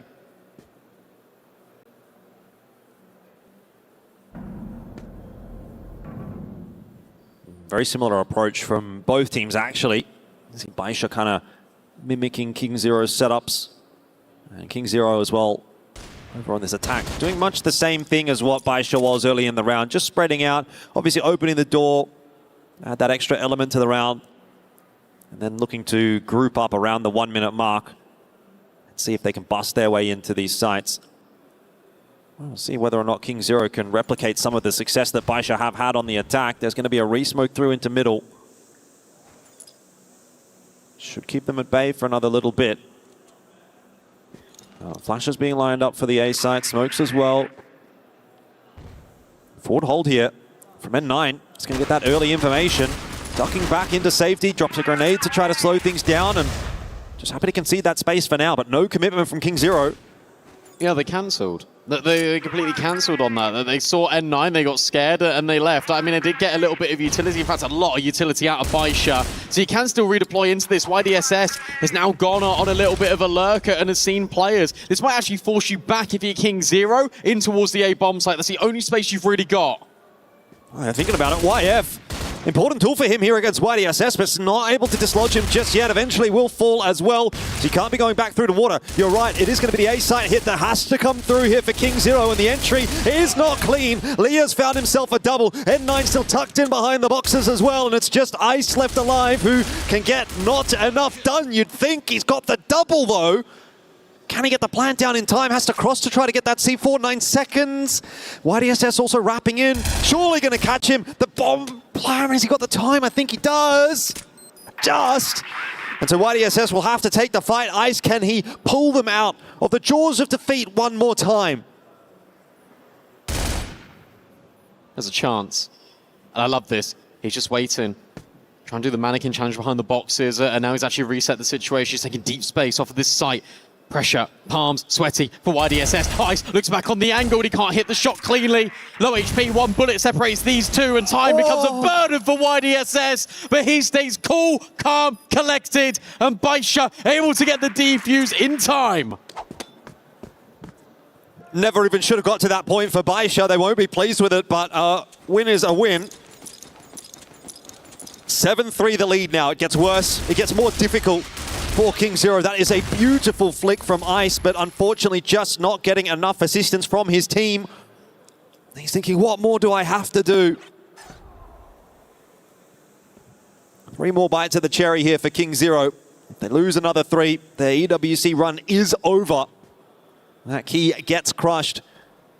Baisha have been a team that have crushed a couple of keys so far after getting knocked down into the Lower bracket by King Zero.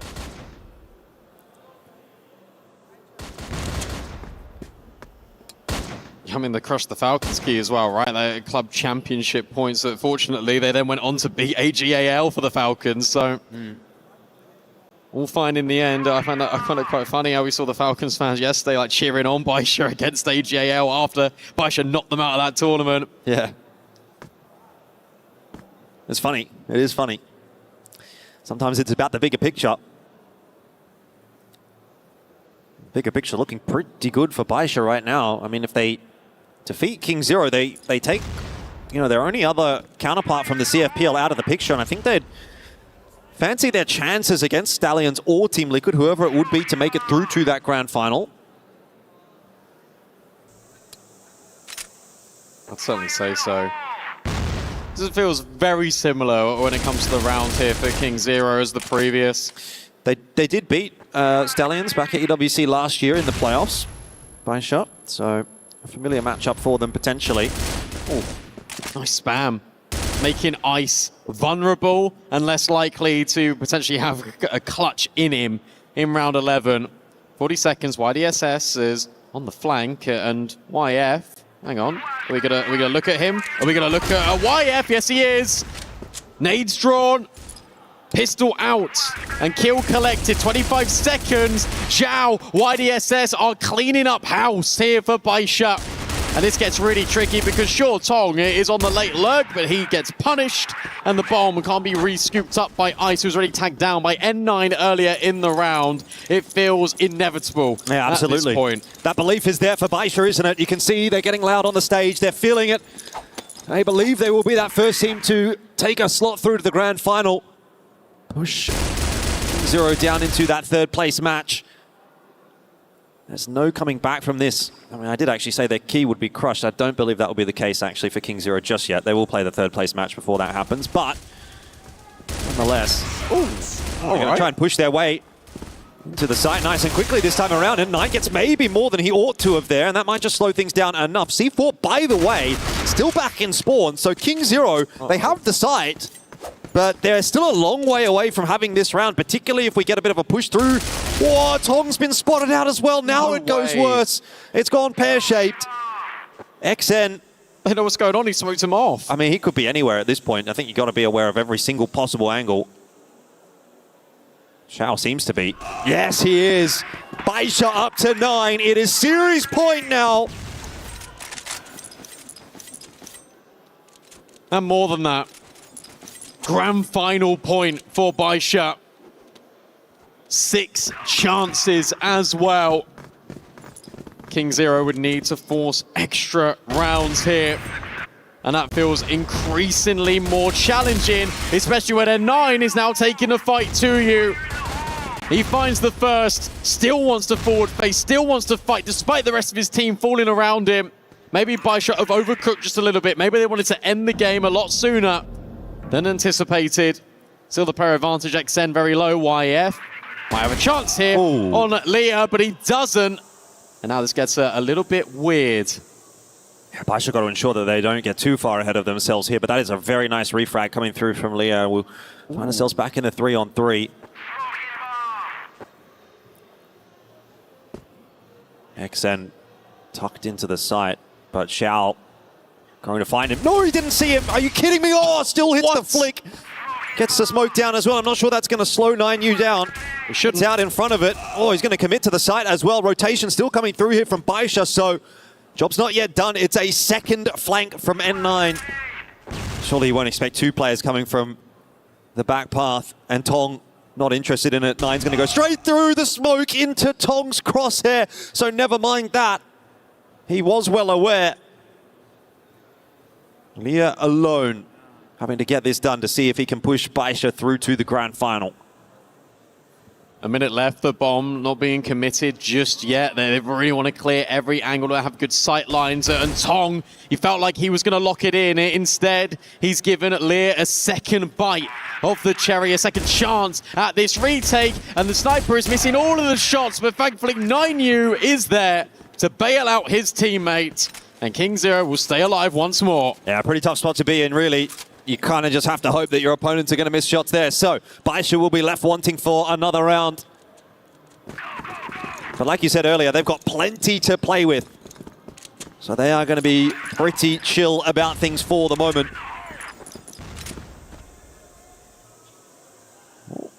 Back in. A slow approach to start things off again for King Zero. Xiao watching. Nobody keen to challenge him at the moment. It's been a solid series from him, a solid series from N9. Good cameos from the rest of the Baisha players as well.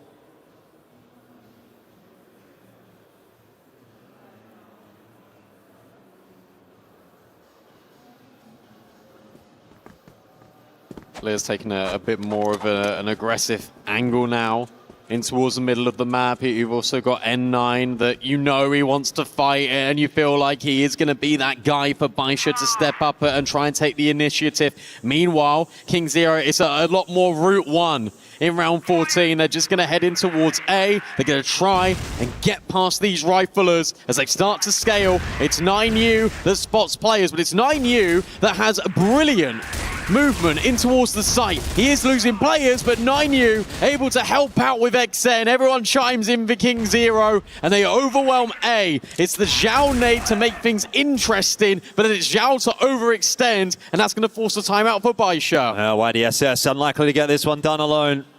Could actually just extend this timeout, and it looks to be what he's going to do. So a little bit more downtime here as we get towards the dying stages of New Mexico. He does manage to pick up Tong. It might not be an extension of the timeout. He is going to give it a crack here. It's a long lurk, though, a long flank from him, and ultimately time is going to be a factor there. He does get finished off by XN. King Zero survive another round.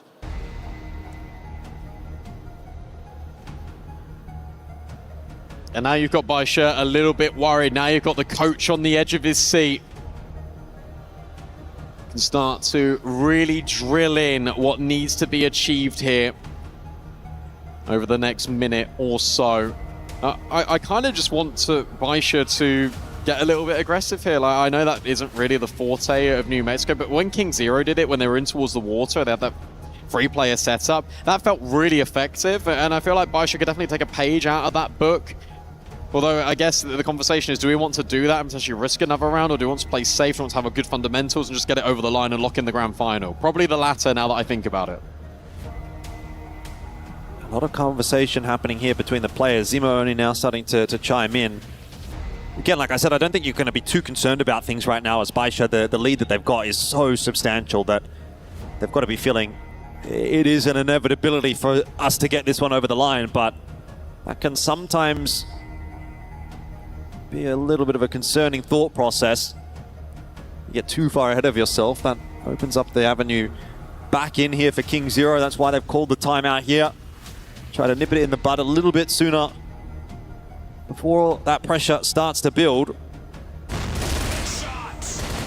King Zero have looked okay on this BL side, so maybe it's not impossible. But 4 in a row. That's quite the mountain to climb. So we'll go back in here for round 15. Will this be the final of this semi-final that sends Baisha through to the grand final? Let's see. Whole lot of final, and that's the only thing on Baisha's mind right now. Zhao holding deep just in case they unlock that door. He'll move away and actually drop a very premature nade. They are not scaling that quickly, our King Zero. Instead, they are going through water, and YDSS, he's going to be here in time. In fact, it's another rifler to take the contact. YDSS baited in perfectly to try and take the fight, and XN will then go around the corner, and now it's starting to feel inevitable as N9 will lock things in on Tong. 5 versus 2. This surely is the grand final for Baisha. You would have to think so. Ice and YF, a monumental challenge ahead for them, and they're going to have to challenge Xiao first. All that map control lost as well. You've got a player deep in middle. Baisha are really not too concerned about the A site at all. This is going to be a quick pivot over towards the B site if necessary for both 577 and YDSS. Xiao's just looking for that info at the moment, ducks his head back down. King Zero, the time is up, you've got to go. Information is given over. There's one trade back, and all it takes is one more. Ice has been a miracle worker in this series for King Zero, but this one should be too much for him as the swings come through. One by one, there was maybe a chance, but a chance gone begging. A 10-5. Baisha will claim the victory over King Zero and take the first spot in the grand final of EWC Crossfire 2026. And it feels like a long time coming. It feels like they've been on the right journey, not just throughout this tournament, but throughout the calendar year. The story feels perfect. The narrative feels great for Baisha. N9, the only trophy left off of the mantelpiece is the EWC Crossfire Championships, and he might be able to achieve that. He's got rid of all of the domestic competition. Goodbye, AGAL, former EWC champions. Goodbye now to King Zero, who will claim their spot in the third place match tomorrow against either one of Liquid or Stallions. But the most important storyline here for Baisha is that they can do it, and N9 can cement his legacy as the best Crossfire player to ever do it. Yeah, 100%, and he's got teams that he'll feel quite comfortable against as well. I mentioned that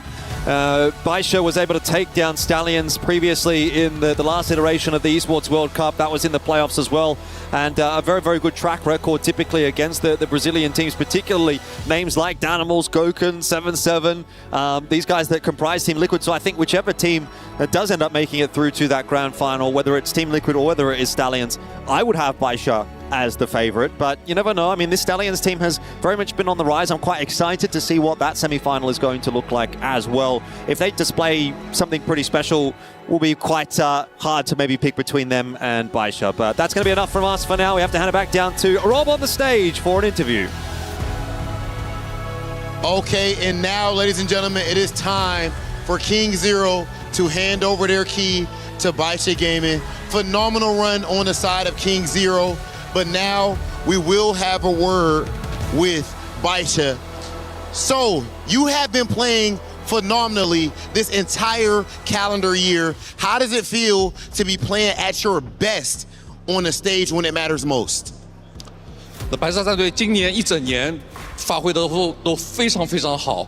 现在在最大舞台上面，你们还是依然保持一种巅峰的状态，感受如何？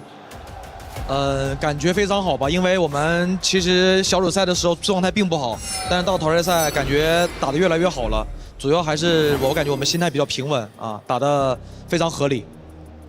It feels absolutely amazing. We didn't come in with top form. In the group stage, we actually didn't do so well. We had a slow start, but we just kept winning and kept building momentum. And right now, we are calm as calm as it gets. We are just absolutely confident in ourselves. You've defeated AGAL, you defeated King Zero, and now you are the last Chinese team that we have here at EWC. You're the favorite going into grand finals. Is this your trophy?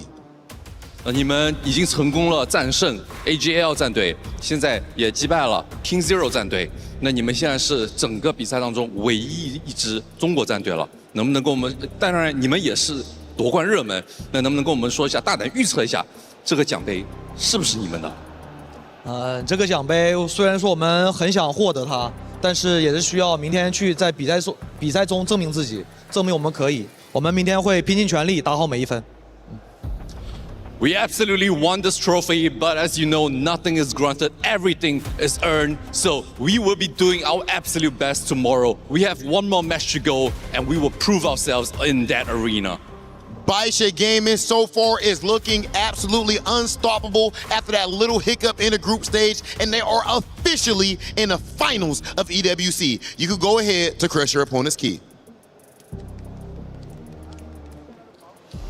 It is time to crush a mighty important key. That is the key that will send Baisha Gaming straight into grand finals for the second year in a row. This time to face another opponent and try to claim that trophy. King Zero fought fiercely, but King Zero could not make it through the storm that has been Baisha Gaming this week. It is time to hear that key pop.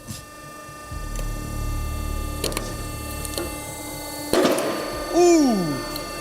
loud and clear, man. My ears hurt. Everyone's ears hurt. Congratulations again. Baisha Gaming will be in grand finals of EWC. One more match for them to claim the trophy. One more semi-finals left today to see who will be their opponent tomorrow.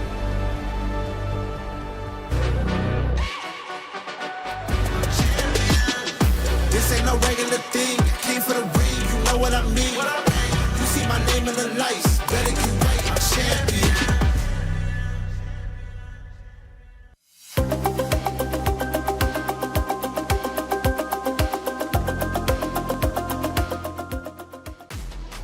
King Zero put up a tremendous fight, but it wasn't enough as Baisha takes them down, securing their spot for the second year in a row in Grand Finals. The story for N9 is a beautiful one, and we heard him. Nothing is granted, everything is earned. He knows where he's at the Esports World Cup, and he's willing to earn his spot in the Grand Finals and willing to earn his spot to lift the trophy.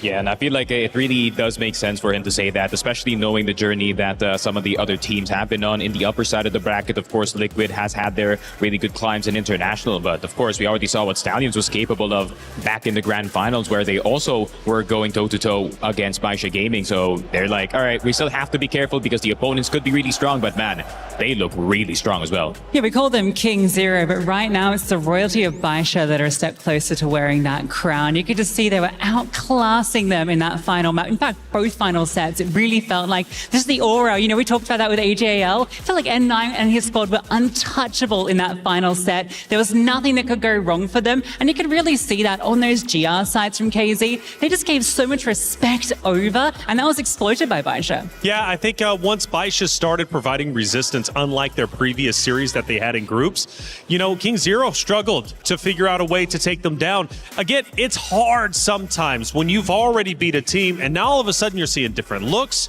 different performances, stronger performances in general. It's like, what do you do from there? How does King Zero respond? Well, clearly they struggle to find a way to do so. Yeah, I have no idea why King Zero actually strayed away from their usual pacing and their usual gameplay of actually, you know, taking the fight to the enemy. Instead, we kind of saw them kind of freeze, with the exception of Ice. Ice was really trying to take the fight to Baisha, but the rest of them kind of just stopped being proactive in and around the map, and it just made a comfortable environment for Baisha to make their own plays. Especially, it was very evident on New Mexico, and I was in the crowd. I was like, why are they not pushing forward? This is a map that really incentivizes early aggression for the GR side, and it seems like, you know, maybe the fear, maybe it was the pressure of the semi-final. Yeah, we talked a lot about the New Mexico, right? In fact, that hasn't come up in the series outside of one decider that never got played. And maybe we're seeing why KZ have been avoiding it in general across their vetoes. It did feel like there was a lot of timidness coming out from their GR side in particular. It's a map where you really need to exploit that. In fact, I think that's something we can say across the entire series. It really felt like on the GR sides, they were afraid to take the initiative and they allowed Baisha to do whatever they wanted. And I think they just need to be a little bit more disruptive today.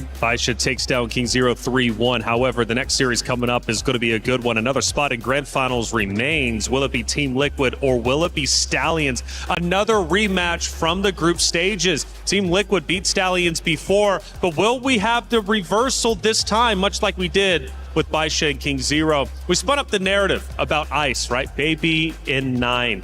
Well, at least for now, he's going to have to stay the baby in 9 because the big in 9 is in the big show in the Grand Finals. Yeah, of course, with Ice being at the start of his career, this is his literal first international tournament. He just got off at first split. I mean, it was already a very good performance for him, so I'm going to be looking forward to how he performs in the next, in regionals before we enter Wuhan in this one. But yeah, just like what you said, and 9, when the time is right, he rises to the occasion every single time, and this is why he's touted as one of the greatest players of all time, because when it's time to clutch, you can really rely upon him. Yeah, and at least for Ice here, you know, he actually had a great performance across his entire series. There wasn't a set where he went missing, and that's been the case just across this entire playoffs, this entire event. So he can hold his head high for his output. We saw some great moments from him in this series, right? He had that fantastic 3K, and that was one of the big difference makers on that GR side, because it really felt like they were giving a lot of 1v1s over, and you needed someone to provide a multi-kill for any output. Also, that 1v3 that comes out of the final second, gets the bomb down. can't get that final kill. That one was a bit heartbreaking. It was for sure, but for Ice, you guys said it best. He put up such a tremendous performance and is one of our biggest talking points when it comes to King Zero from day 1 to day 4, where they get the key ultimately crushed. And it's not the end of King Zero yet.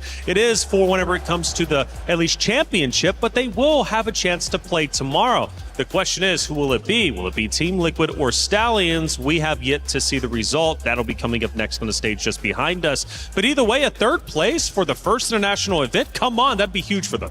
Yeah, it would mean a lot for King Zero, especially this organization. Just like what we discussed before, right? King Zero has made a very good pipeline from going from rookie all the way to pro, and they have been training Ice specifically just for this moment. And honestly, third place is, you can go back to China and say, hey, I got third place in one of the biggest Crossfire, if not the biggest Crossfire tournament in the year. And I would say, despite all the pressure that he has, this kid is going to be the future of Crossfire, that's for sure. He only joins the main roster at the start of the year, right? Like, this has been his debut year at the very top, and a third, fourth place finish here is a fantastic result for King Zero. That, you know, they've not been the top of China, they've been in that top 4, top 3 contention, but taking this, going into CFS in particular, Stars, you know, that's going to be a really good position for them going for that final international tournament of the year. You could tell King Zero didn't want to be eliminated by how loud the key crushing was. You saw N9 jump. You even saw Damascus flinch a little bit. He's an expert now of being up there when the keys are being crushed, alongside that of Hollywood Rob TV.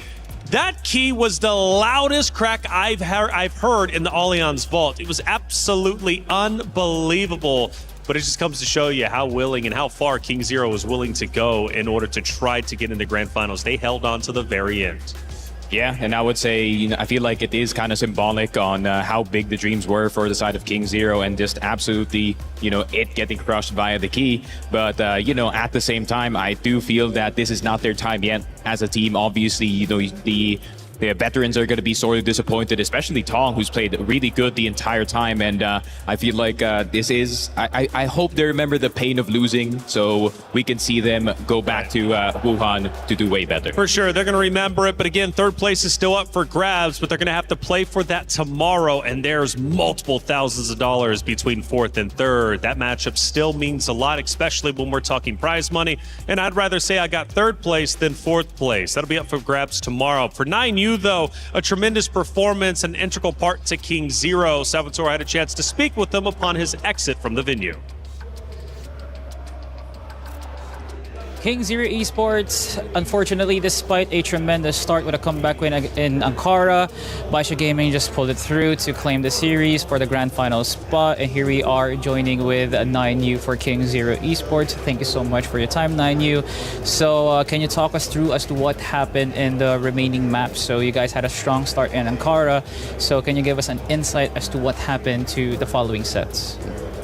那 KC3 队非常遗憾止步于4强，但是当时你们图一很成功的、很精彩的一场翻盘，但是后面几张图就失利了。那能不能也跟我们大概讲解一下具体问题出在哪里呢？主要我觉得更多的是状态不如对面嘛，然后再加上我个人的一些细节没有做好嘛，然后导致就是队伍可能就有点没打过嘛，然后残局输的也挺可惜的，然后就没打好嘛。I would say that we are not in as great of a form compared to Baisha. And definitely, I myself have made a few mistakes, a few, details, small issues here and there that led to, rounds being lost, a few key clutches that we didn't pull through, and ultimately we lost the series. Fortunately, that was the case for King Zero, but historically known, this was not your first rodeo against Baisha Gaming. It happened in the CFPL Grand Finals, now in another BO5 for EWC 2026. Can you tell us what was the major difference between fighting Baisha Gaming back at home to now facing them here at EWC? 那你们跟白沙战队也是老对手了，包括前几周你们当时在国内也是一个总决赛上面跟他们对战的，然后现在在这里也都是BO5的比赛，能不能跟我们说一下，就是可能跟比起之前的交手，这次白沙有什么样的不同吗？或者就是对决的时候，有做出了哪些变化？主主要他们今天就是玩的比较主动嘛，然后再加上可能每个人的状态更好嘛。I'll say that they definitely feel much more proactive on their offense today, and the fact that they are in peak form right now.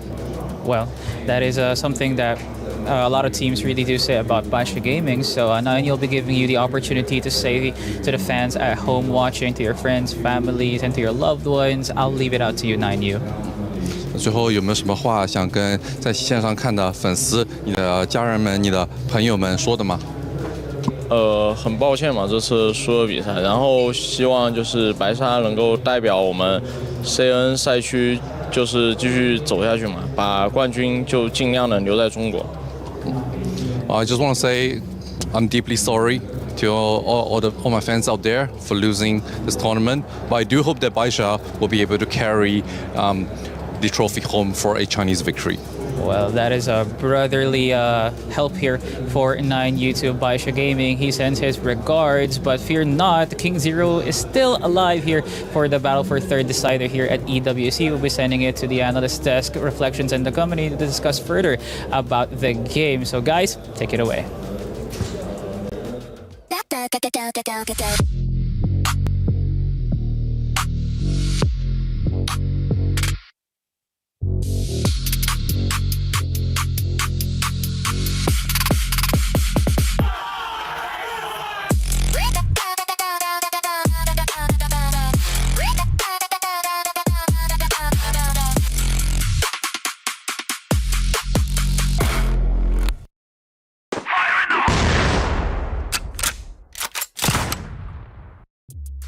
Thank you, Salvatore, as always, for the great interview. Nice to hear from 9U. Again, he will return to the stage tomorrow to compete for third place, but at this point, he is just wanting, obviously, Baisha to win the event. If Baisha can, in fact, win, then he'll be happy. Why? Because not only did they lose to Baisha, but also for the Chinese region, they are the final chance to last dance. Lucy, great to hear from 9U. Obviously, they are disappointed that they exit so early. Apologies to the fans. But they realize at this point for China, they still have a good chance. Yeah, and I mean, there's no, obviously, there's no heartbreak that another Chinese team has a chance to lift the trophy, which is, admirable from him, that love across the region. But it's still going to sting a little bit, right, that this same team eliminated you, not just here, but also in the regular season, in the finals. So, yeah, it's gonna sting for 9U for a little bit. They can hold their heads high for the performance for all the reasons we described. I think this is as good a result as you'd probably expect coming into the tournament, but to come so close, obviously it's going to be a little heartbreaking. Heartbreaking indeed, but coming up next is going to be Brazil versus the Philippines. Team Liquid versus the Stallions for one more spot in the grand finals, a rematch from the group play. They face off once again. Will the results be the same or different this time around? EWC, though, is an incredible product, not only because all of you at home, the viewers, but also because of our founding partners. Je suis prêt, c'est parti, voir on m'emmène la vie. Chrome sur mon green, tu m'entends quand je respire. Top le veston, jamais fait une gros pas. Big plan, j'ai fait changer toute la piste. Regarde ma pêche, pour ce pas j'attire. Je coupe la line, laisse la qui laisse frémir. Nouvelle état, new name, toujours fluide dans le move. Main en l'air quand je rentre dans le groove. Garde ce regard, je suis déjà posé. De pas je tourne, glace dans mes yeux figés. Beat encore, puis je prends tout ce qui est à moi. Trop vif, trop fort.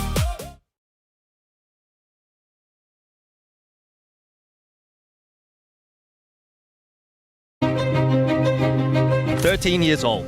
That was the age of the up-and-coming star player of Team Stallions. No. But how did he get into the game in the first place? At first, I just play Crossfire for fun, but a LoL team asked me to join. When I joined, I just see it like not seriously, I see it just fun. But when we qualified to CFS 2024 Masters, I decided to take it seriously. Being the youngest player, No faced immense judgments and harsh critics, doubting whether a player this young is fit for the international stage. When I first go to CFS 2024, I was 13 years old, nothing to lose. I just came there to have fun and play. Facing experienced players, was excited to meet them, and I feel nervous when I was on stage facing them. I think my performance that time was bad, and I'm not satisfied about it. It motivates me to grind harder and become the best. But even in the face of all that, No broke through during the Crossfire Stars Philippines Masters 2025 by breaking the highest average KD record set previously by Yobib. Breaking the record means everything to me because Yobib is a legend in our region, and it just shows that my hard work paid off. Even though Stallions only placed 4th last year at EWC, they have since then achieved 2nd place in CFS 2025, as well as back-to-back SEA Masters champions this year. They are poised and ready to get what is rightfully theirs. Winning the C Masters back-to-back gives me confidence, and now that I am here, I am ready to win the EWC title.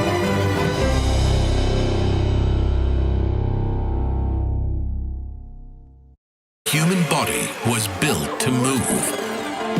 Not trapped at a desk in one singular posture for 12 hours a day. It's time your chair evolved. This is Secret Lab Titan Evo. Ergonomically engineered for you, gamers, hybrid workers, artists, backing your every move. It's about that time for the competitors to take the stage once again. This time it's Team Liquid versus the Stallions. For Team Liquid, they've had a sensational run. They've already taken down the team they're about to face off against once again. But representing Brazil, a lot of regional pride. And for Brazil at EWC, Kyle, they've already made it further than they ever have.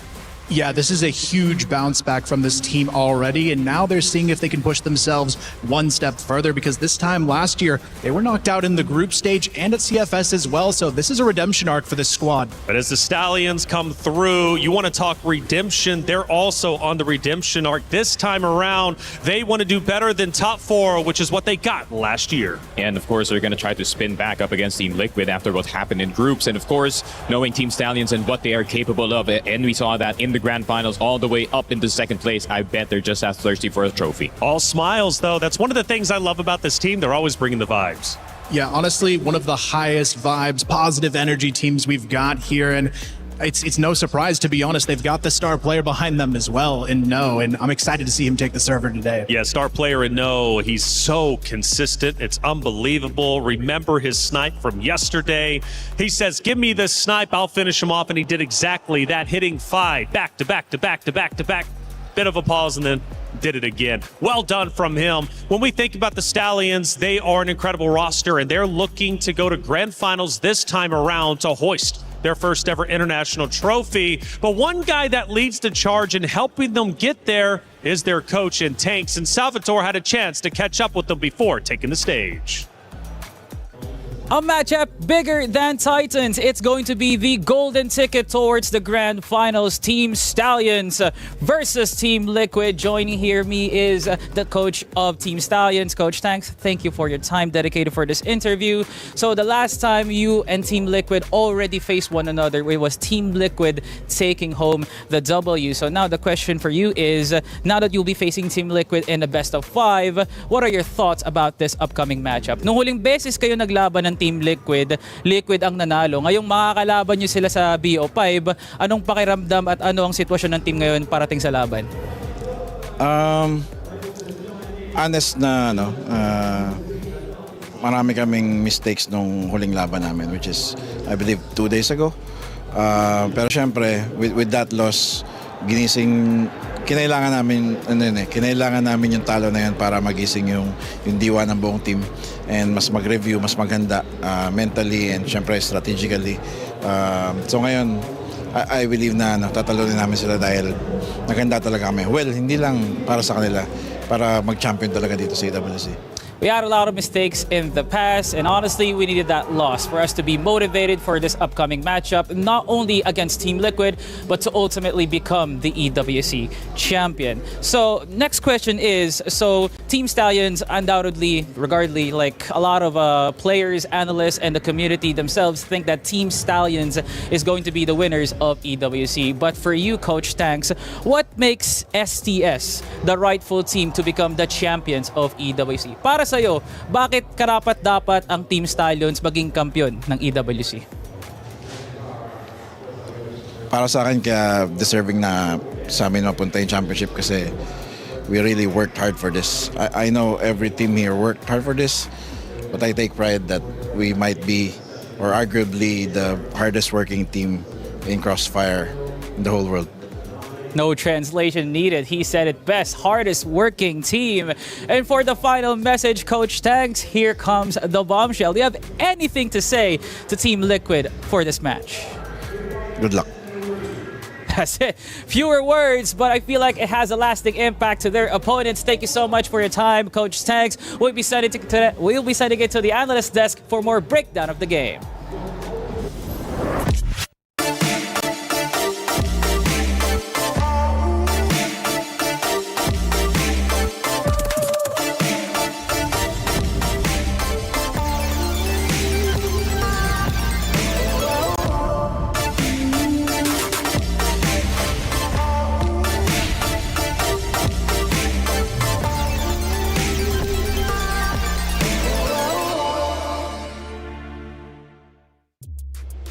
Thank you, Salvatore, for catching up with Coach Tanks, feeling confident as ever. They said that loss to Team Liquid before, it only made us better. We're going to find out definitively once the series ends, but I believe in them. They've done their homework.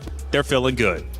Yeah, I mean, if they've done their homework, of course, with their previous loss up against Team Liquid, they kind of have a bit of a foundation on what mistakes we have to fix, what do we have to accentuate going into the veto in the best of fives. And I feel like it is very important that they actually lost against Team Liquid because, just like what they said, it is a wake-up call for them. Hey, guys, we are not, despite us being the big dogs, we are not immortal. There's two players we want to compare against each other that are going to be instrumental in the success for each respective roster. It's Kano versus Gokin. Yeah, I mean, this is a massive matchup here in this one, in this head-to-head. Gokin, the history behind this player. We talk about Stallions being hungry. This guy's even hungrier. I think he's been to CFS 7 times, top 4, 5 times. He is hungry to lift that trophy, and the KD shows it here. Yeah, it's shocking to see the KD higher on the side of Gokin because every time we're watching Kano, he's dropping 15 or 20 bombs. Yeah, but for the context of No, right? He's not on the sniper 24/7. He's literally one of the entry fraggers of the side of Team Stallions. And the fact that he has a 1.6 KD and a 1 KR is nothing short of amazing. Yeah, two incredible players for sure, both trying to achieve greatness. One a little younger than the other, but what is Gokin to Team Liquid, Kyle? He is their everything, I think. I see them every time building their strategy, their playbook around setting him up for success, and he's the one who's going to find those early entries and really control the map for Liquid. But what is it about Team Liquid that makes them special? What have they been doing this year compared to previous years to push, of course, their region as far as possible into EWC?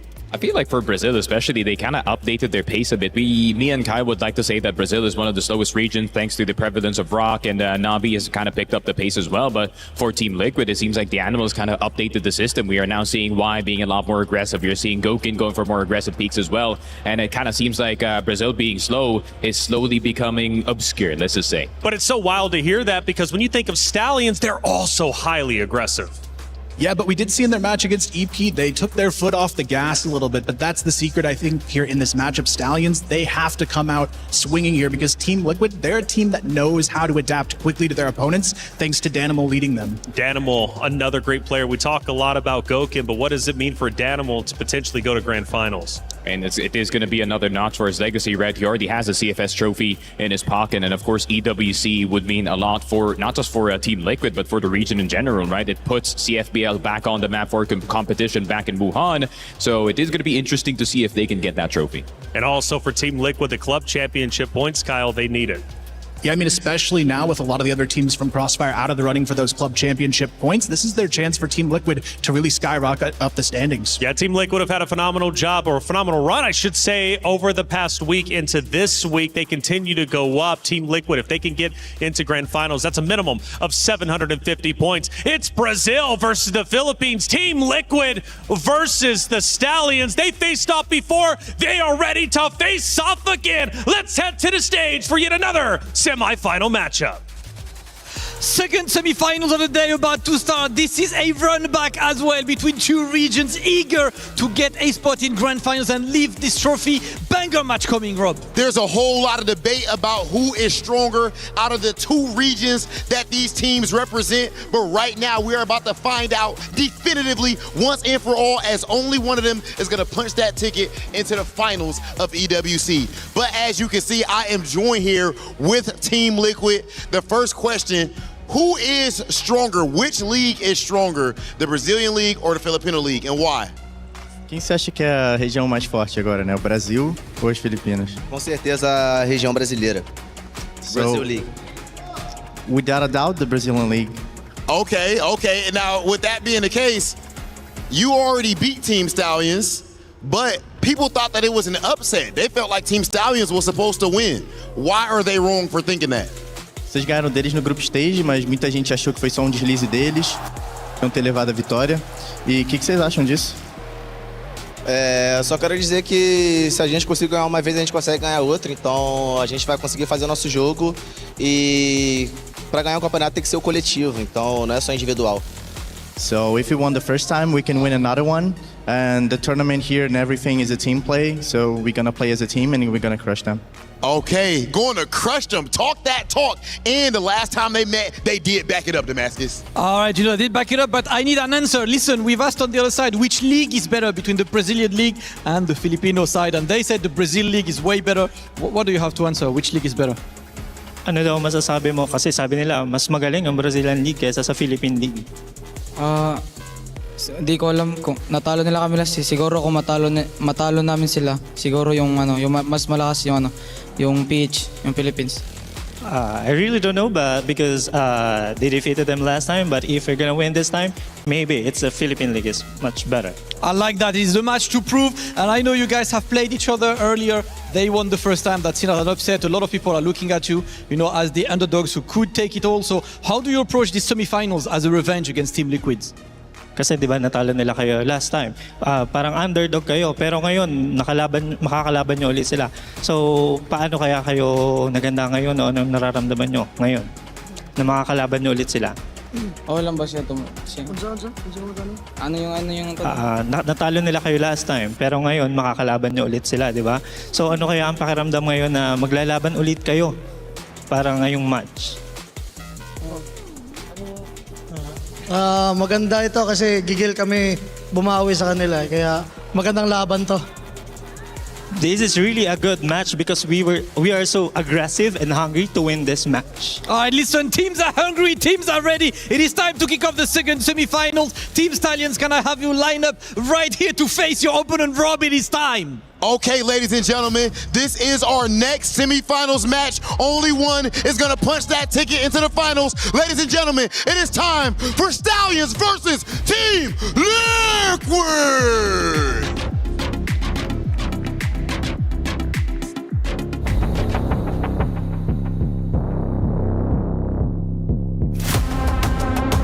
Team Liquid, magaling na kalaban yan powerhouse yan Pero kaya namin yan talunin sa next match namin. O time da Stallions é time muito agressivo e muito imprevisível. Então a gente nunca consegue saber o que eles vão fazer. Siguro sa next match namin na best of 5, mas lamang kami sa kanila kasi malaki yung map pool namin.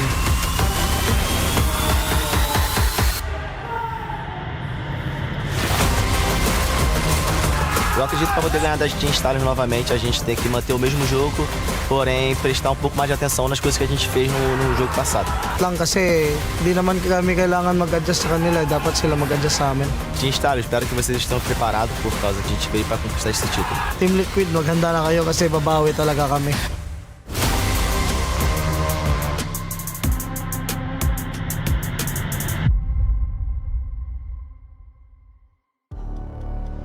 We heard from the players. Now let's hear from you. Where are you guys leaning for the prediction? Team Liquid, a heavy favorite. 84% to the 16 of Team Stallions. Come on, Stallions. What do you got? More than a 16% chance? Honestly, I think so up here on the analyst desk. But Team Liquid has beat them before. They might be able to do it again. Let's take a look at the maps that we're going to be rolling throughout this next best of 5. 5 maps. Come on. Last time they did 3, it went all the way. hey, this time around, it could be much the same. The question is, does history repeat itself? Do we get some of the same maps or a little bit different? First map to be banned out by Team Liquid is going to be Eagle Eye. Was not played the last time that they met. Black Widow, same thing here. Stallion says, I don't want it, which means sub-base, new compound, Ankara. We are going to be seeing those three just like before.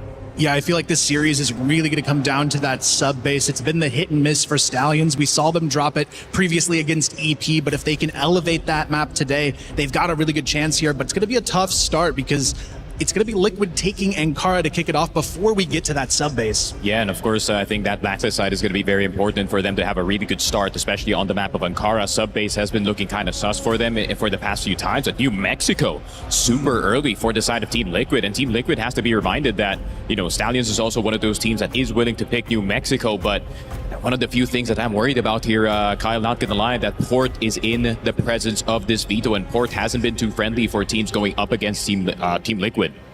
Yeah, this has got to be one of their best maps in the pool, and to think it could all come down to Port to decide the fate of Stallions, I'm expecting this to go the full distance. But it could be scary, right? We opened with Ankara, and they played that last time over on the B stream, and it ended 10-5 with Team Liquid taking the win. Somehow, some way, if Stallions could win Ankara and then head into sub-base, let me remind you, Kano dropped 28 kills against Team Liquid during the group stages. They could potentially take a 2-0 lead. So if I'm looking at Team Liquid, I'm thinking to myself, Ankara is a must-win. Yeah, and of course, you really want to start off on the right foot, because if you give Stallions that early momentum, they're going to carry it onto sub-base, and they're going to carry it onto map number 3. So the objective here for the side of Team Liquid is to neutralize that fire early. But what is it about Ankara that Team Liquid likes? We mentioned their play style. They can do a little bit of both. What makes them a strong team there? I think the number one benefit they have on this map is Gokhan is very versatile across the server. In this one, he can play that early entry role position, but he's also so amazing in the clutch on this map. Yeah, Gokhan going to be instrumental, but if it is Gokhan who's popping off on Ankara, who needs to match his energy from Stallions on map 1? Of course, it's got to be KLP, right? Granted, KLP's performance has improved compared to the last EWC season. It's been kind of an up and down journey for him all throughout this one. And of course, in their group stage game, KLP had a hard time up against Gokhan, so it's his time for redemption up against this team. Loy's been playing lights out for Stallions throughout our tournament. He slipped up a couple of times, but make no mistake about it, he's found his feet once again. Loy for Stallions is going to be instrumental, much like No. From Team Liquid's side, who is the Loy for TL? I feel like the unsung hero is going to be ADRF in this match. He's the veteran. He's also got a CFS championship behind him as well, so he knows how to get it done under the pressure, and he's a really hot and cold player, but if he comes in strong today, he could be the key piece here for Team Liquid. Yeah, Adrian, a veteran himself, highly accomplished. He represents Team Liquid today. But let's talk about the big dog on the Stallions. It's Kano. His slaying ability is sensational. He very rarely slows down. I don't think I've ever seen him drop below 15 total kills, at least when it comes to EWC. I'm sure it's happened at least once, but when he's on stream, he's always performing. How does Team Liquid slow him down? Because it's going to be needed. You kind of have to close those opportunities to make those big plays, right? As much as possible, you do want to be picking off into Kano's spots, maybe on that early A-side take, maybe try to bait them out off of his usual angles. What they did last time to actually neutralize Kano is really to just kind of fake aggression and then kind of peel back. And then, you know, Stallions, of course, are willing to fight every single time, so that he's just going to turn the corner into 3 people. So it's going to be a whole lot of baiting for Kano, but Kano has to play this smart. I asked Tanks earlier, I said, how are the boys looking? How are they feeling? And he said, very relaxed. They're feeling good. We talked to them a little bit earlier as well. They're feeling confident, smiles all around. They always bring good vibes. One of the things about Stallions that is so unique that makes them successful, in my opinion, is their ability to just have fun when they're playing. You know, it's kind of like they're back home. Yeah, there's elevated pressure, but they're always relaxed, which makes them handle the high pressure situations well. Yeah, I feel like the name of the game for Stallions today is not letting other people dictate the pace. They have to come in with that passion and energy right from the start. We saw in the EP match earlier on, they had that slow start where it didn't feel like the control was in their hands. And I think in this series, that's the key. They've got to come out and play the Stallions game all series long. There's one more spot in the grand finals, and only one of these teams can claim it. Will it be Stallions? Will it be Team Liquid? A reminder, TL took Stallions down in their respective group couple of days ago, they looked to do it again, but this time the stakes are even higher. The keys are on the line, and whoever loses has their key crushed, and they are gone. Whoever wins, though, has a shot at glory. It's Team Stallions versus Team Liquid. We head into map 1 on Ankara. Thank you so much, guys, as we are jumping straight into the second semifinal of the day. I am Valdez, with me is Laz. You guys did such a great job of breaking down this matchup. Such a big one that already has some history here at this tournament alone. And I'm very excited. I feel like both of these teams are very evenly matched in my mind and could go either way. We'll see who's better on the day here, Laz. Yeah, definitely. And again, it's a good little bit of a rematch on a map like this, right, where Team Liquid were able to find themselves at 10-5 victory. So again, for Stallions, I think this is where they really want to get themselves out the gate. They're going to be able to find this map win if they can, just to kind of, again, prove a statement, kind of get over that little bit of a hump and hurdle, and then that way they might feel a lot better going into potentially a deep best-of-5. I mean, it's kind of feeling like it definitely can go all the way. Yeah, well, gonna start off here early.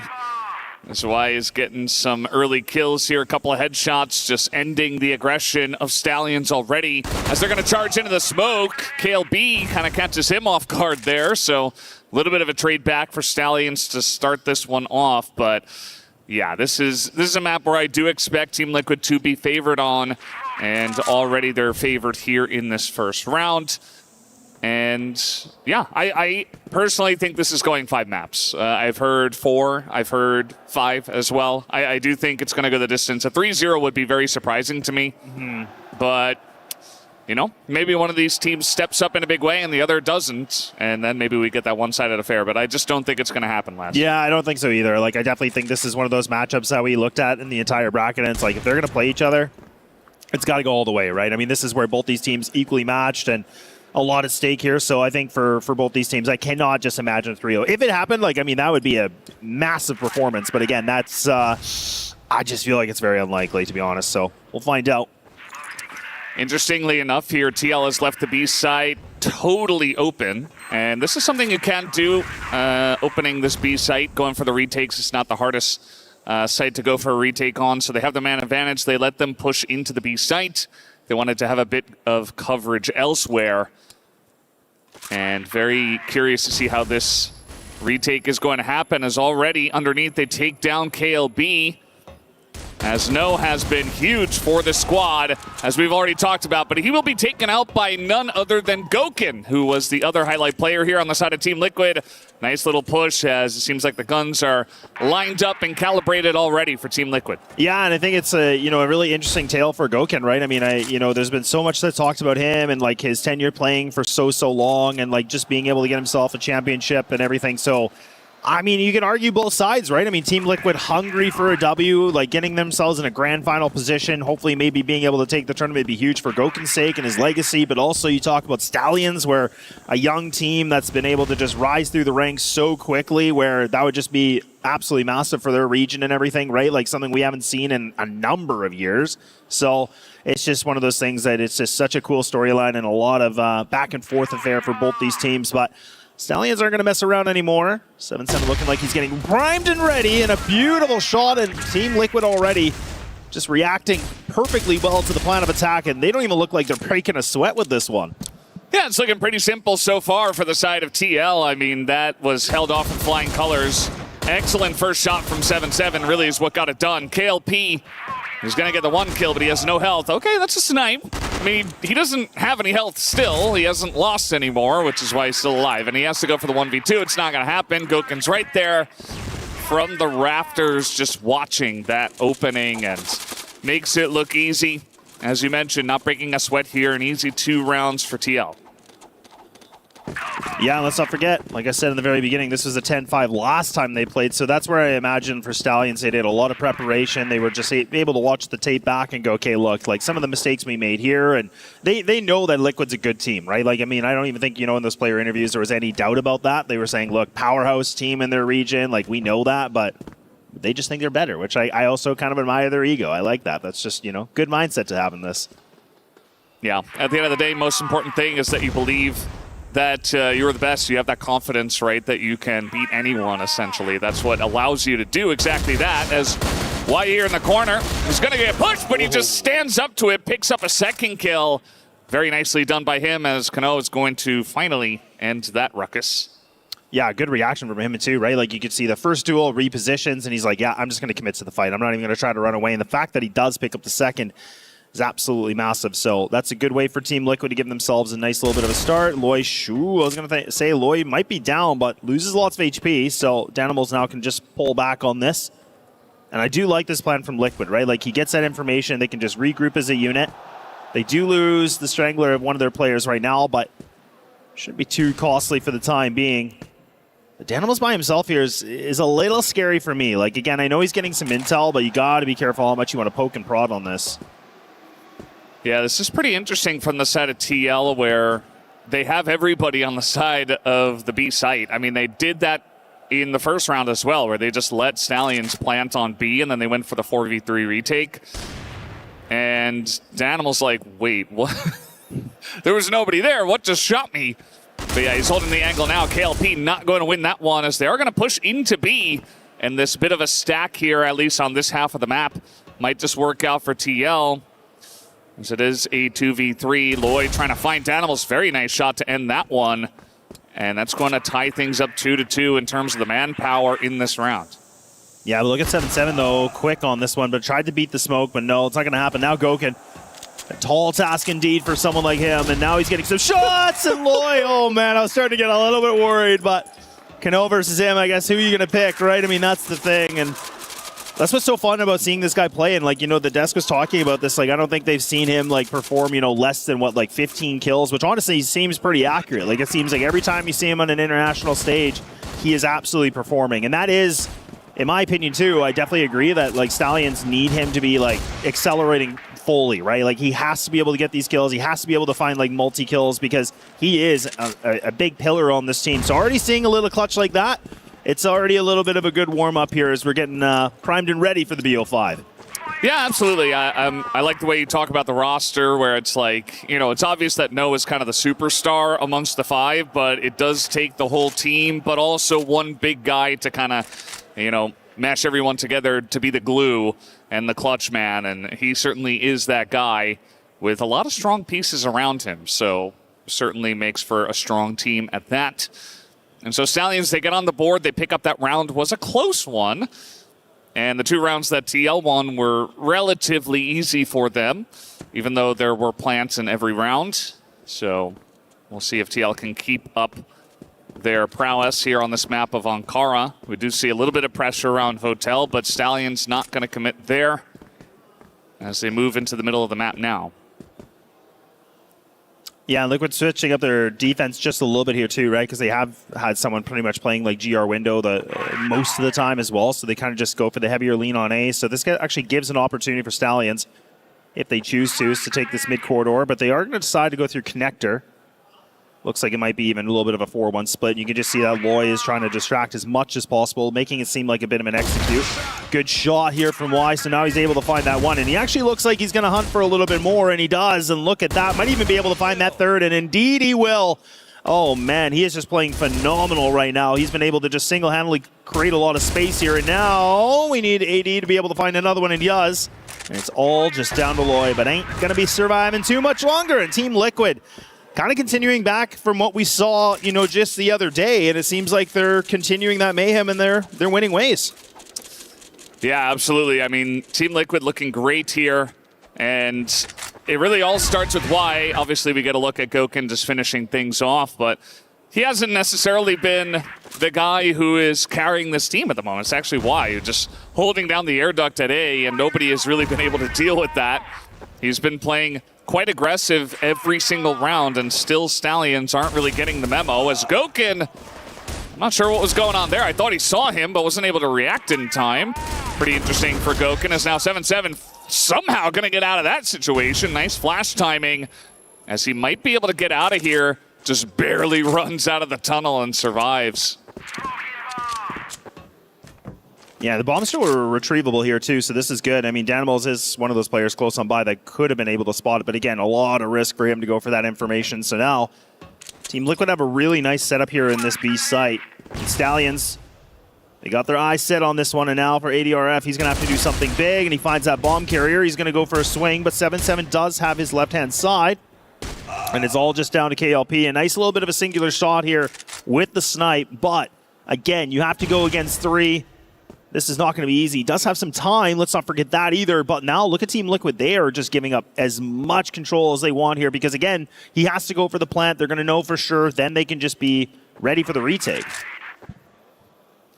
Yeah, I think really the only cheeky thing KLP could do is just try to go hunting, but obviously quite risky to do that. So he's going to plant here, try to get the long angle.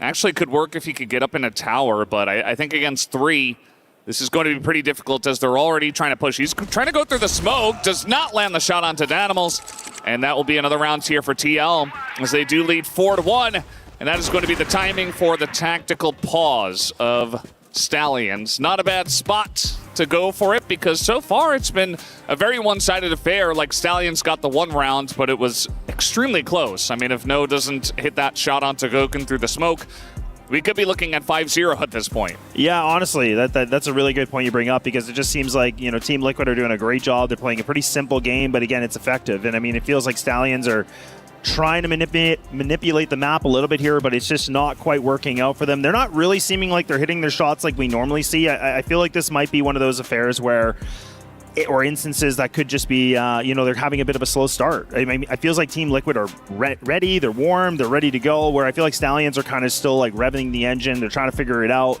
So we'll see if this helps. I mean, Coach is going to be able to have, not whispering, probably going to be yelling a little bit more on this one because they got to figure it out quickly because I mean, a 4-1 lead's a 4-1 lead, man. That's pretty significant. And I mean, this is where they got to turn it around now, or this map could just be done and dusted, to be honest. Yeah, you know, a map can slip away from you before you know it if you're not careful. And I absolutely think that this timeout was required just to try to get the engine going. I feel like the win rate after attack pause so far this tournament across the board has been something like 80+%. I do feel like it really works well in Crossfire that our teams, you know, they get an attack pause, they come in and have a little discussion, and things do look a lot better afterwards generally. The issue being, you know, if you go for it and then you lose the next round, then that's a big mental kind of boom for you. So gonna have to see how it does go here as Stallions take the attack pause. They won't have another one for the rest of the map, and they gotta mount this comeback starting right now. Yeah, it just makes me curious what the words of wisdom were, right? I mean, this is where the coach, like, again, it's easy when you're kind of behind the lines and you're kind of watching and you're like, okay, here's some obvious gaps, but I'm just curious how much, even for Team Liquid, what they want to change up. I don't feel like they have to really change much of their composition. Everything's been looking really good, and again, the system's been very effective. Like you said, it almost could have been a 5-0. Like, so it almost feels like they're playing like a flawless, you know, GR side right now. So either way, for Stallions, what is that, you know, that gap or that hole that they think they can be able to, you know, find? And it does seem like just one sniper on this one too, right? I mean, we talked about that the other day where I feel like they're not a team that always double snipers, but they do. But I do feel like they kind of just go for the true one, which I'm not totally against. Ooh. Yeah, I don't think it's a bad idea. As here comes No. Danimal's feeling that pressure. And really his job isn't to get the kill. It's just to see, okay, well, Noah's over here, so we got to be careful. I just got shot by him, and I'm going to have to back off into coverage. Now they have 4 people on B, and we haven't seen any executes onto A because Y's been doing such a great job of holding it down. So TL just put Y over there by himself. He says, you can handle it. And, you know, I wouldn't be too surprised if he could. But let's see if Stallions actually do go for one of these big 5-man pushes, as we do have Danimals going underneath, trying to poke down. He is going to get away. But now the push is coming in. They want to punish this as around the corner comes No. He will take down Danimals. And just like that, the B site might be the choice. But again, perhaps it's a bait because there are 3 people on the B site. And even though Danimals goes down, they might still be able to hold on to this. Yeah, I think it has a little bit of a bait switch, right? I mean, this is where he's just trying to make it seem like it's going to be an empty site. But look, there's a lot of guys here, but you have to hit these shots. Now you have to rely on ADRF to do something big, but he can only find the one. So a little bit of whiffs now here from the defensive side. Stallion have been given a bit of an opportunity on this one. They get this C4 down, and now they got themselves a 3-man advantage. But again, JJ hitting shots like that is definitely going to help. And now Gokin, tall task indeed, a 1-on-3. Has to be able to find these shots. Finds that one, the shoulder of KLP, but now can he be able to find a little bit more? That flash is just connects on him. Look, you can just tell he's like, well, yeah, I can't see a thing. Nothing he could do there. I mean, Gokin did try, and you never know with Gokin. I mean, I've seen him do a 1v5 in that situation, so always got to respect, and you could see that they did respect it. KLP was holding the angle, did lose the sniper battle, but then the double peek with the flash is enough to get the job done. So that is the 1 round after the tack pause. So you're right on the prediction. That win percentage does continue to go up in my mind. This is not an official win percentage. It's Gokin. Wow, that's a sick shot. Right through the smoke, just raining down onto No. Ooh, that's a nice nade. Calling him to Gokin a little bit tier 2, so. It is funny though, right? Like, I mean, we joke about that on the West League a lot, where we say, like, you know, the timeouts happen and then, like, teams are able to find, like, 1 round at least, you know, right after it and stuff like that. It always makes you laugh. And then, but it is good, right? Because at least it's like that conversation you have with your coach, it obviously went the right way. Like, it's what they're communicating clearly was perfectly executed. So that always makes me happy to see as well for these teams that do call those tacks. So we'll see. But losing No early, though, that is kind of concerning for me because, you know, Kyle brought it up. He's like, okay, look, if Loy or somebody else can be able to pull through, okay, that's great. But if you're relying on No to being just the star, okay, then we got a problem. Yeah, and I do feel like Team Liquid's prep for this map has been immaculate so far, and I do like their reactions as well within the rounds has been very good as Gokin, you know, he goes over there, he's just ready for No to peek it again, and now he's in spawn by himself. Nobody is able to challenge this guy. 7-7's got the off angle, and they were already down a man, but now they're, okay, KLP's going to get a couple more, all of a sudden making this a bit interesting. They still have to pick up the bomb in a wonky spot as Gokin trying to get in. He's not going to get the kill just yet as KLP barely survives, and the rest of Gokin's squad does come over. And Y goes up top. He is going to take down that kill. And now it's all up to Loy in the 1v3 plus Gokin. And it's not going to happen. At least he was able to isolate a 1v1, but still going to be a round here for Team Liquid.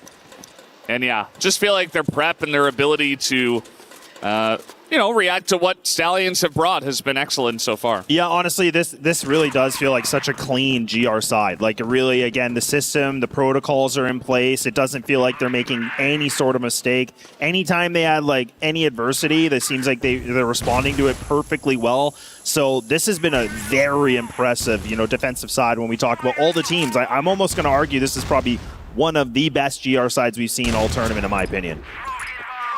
Yeah, I mean, it's certainly looking like that so far. We'll see what the scoreline will finish off with because, you know, I would not be surprised to see them get 6-7 rounds around that amount.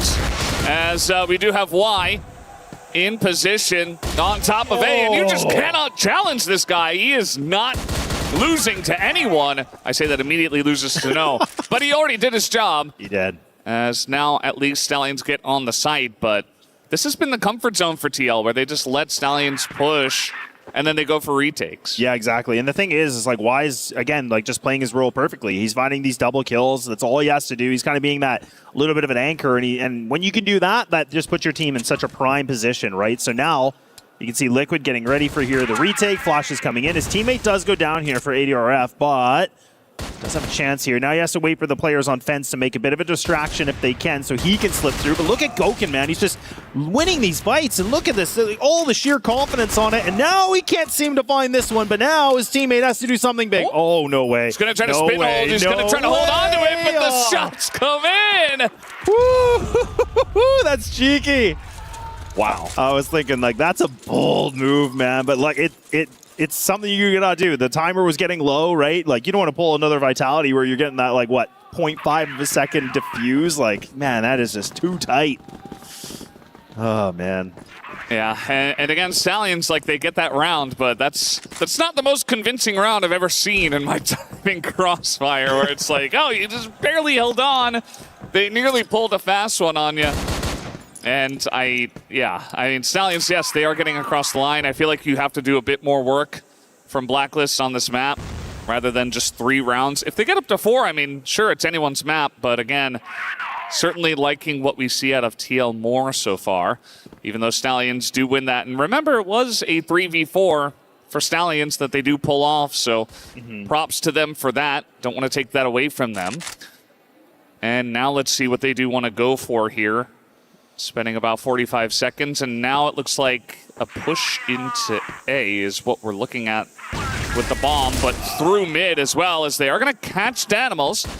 And they have a smoke in position. Adrian feeling this pressure, but they just get wiped up this time as Goken at least trades one back, but this is looking much better for Stallions. Yeah, this is a way more clean of a round, right? I mean, now we get to see Stallions finally, showcasing some of that firepower that they were talking about and what the desk has been talking about. So this is a good moment for them. Like, they finally just put a little bit of force into this and overwhelm Team Liquid. So this has been great. I mean, this is still an opportunity where Goken and 7-7 could do something, but again, it's going to be tough. Like, let's not forget, that C4 is already well over half.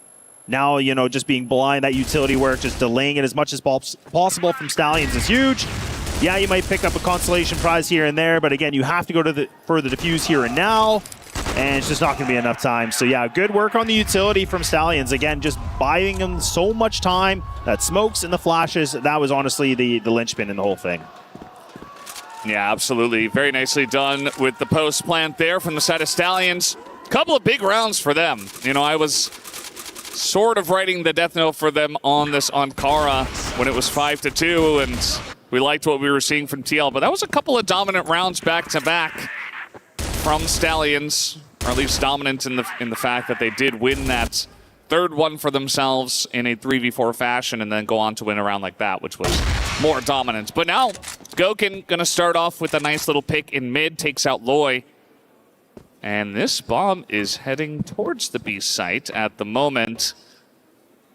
We do have one person, Y, who's kind of lurking in the air duct over at A, but they're essentially going to be given the B site here. Yeah, and that can be fine, right? I mean, again, the fact that Stallions are probably getting prepared for this, that's a really important kill to find too, because now they can just at least kind of get the rotates through, getting themselves in a little bit better of a position if they can. But C4 does need to go down quickly, and there we go, it does. I was just thinking, the longer you wait, the more that Stallions are going to be there ready for a retake, so right? Like, just try to burn as much time as you can here, so with that C4 timer, and now you can see it's going to be the 2 in front, 2 in the back, oh, maybe even triple, just kidding, hang on. Stallions, they're going to do something a little bit different. And if I'm not mistaken, that's going to be KLP in the tower. Good flashes coming in. 7-7 needs to be able to find this, though. It's a tough angle for him to hit this. And now Goken in the tower. He gets a little bit spotted. He's just shot a little bit of the pistol, but it's only the one. And now down Danimals. Oh, man, it's been quiet for him. He hasn't been able to find too much of the fragging abilities. And Stallions, they get themselves back in this game. Yeah, that's 3 rounds in a row to them. That retake was very nice. I love the flash to get them in underneath, and they take multiple angles on their way on that retake. That is how you have to handle it on the B site. They go one guy through hotel, a couple of guys under, and then another one from the spawn. And that allows them to get in, even though it was pretty close. We said this before, I mean, it could be close rounds, but if you win them, at the end of the day, it's still 5-5. That's all that matters. Yeah, exactly. Like, get some momentum, Absolutely. Well, Goken's actually having himself a great game. I mean, 14-6 right now, and then you have Y again just sitting behind. And, even for Y's kills, like just having 10, like I said, tons of impact he's been able to bring into this game so far. So, yes, it's not like a crazy statistic, but it's still very good, like when you've been able to watch this game. So, we'll see, though. Stallions, it looks like everybody's most likely contributing or, pretty equalized, which is great, right? Like where some games we were giving some criticism that some players were a little bit more of that anchor when they shouldn't have been. But, again, both these teams fighting for the grand final against Baisha. Yeah, it's going to be pretty huge. It's so cool. Like this whole tournament has been awesome, right? I mean, we talk about just all the paths for all these teams and how they got here and just how the brackets have worked out. Like it's just been so incredible to see. Very nice lineups here as they get one up top and one underneath. And it's going to be KLP who tries to hold that, but Y on the entry is going to be taken down by KLP after getting that first kill. Only a minute left. They're going to take over Hotel at the moment and look to push into B, but the retakes on B have been good from both teams, as we do expect on this map of Ankara. So now they're going to get up here, certainly taking their time with it, and actually going to push before the bomb even goes down, as Snow is behind them, and they pick up that kill in the Hotel already. Is getting a nice angle here is Adrian, but now he's all by himself. He's trying to take down JJ. It's not going to happen.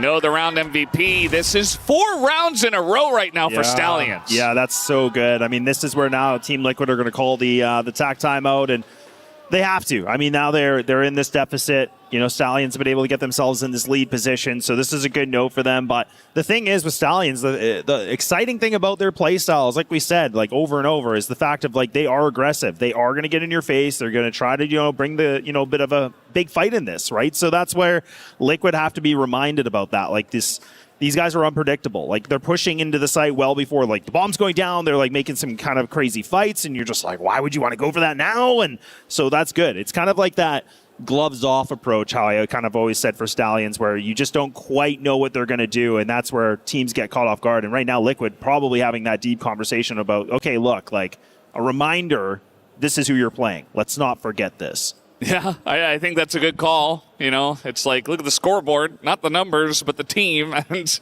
notice who you are playing against and, handle that.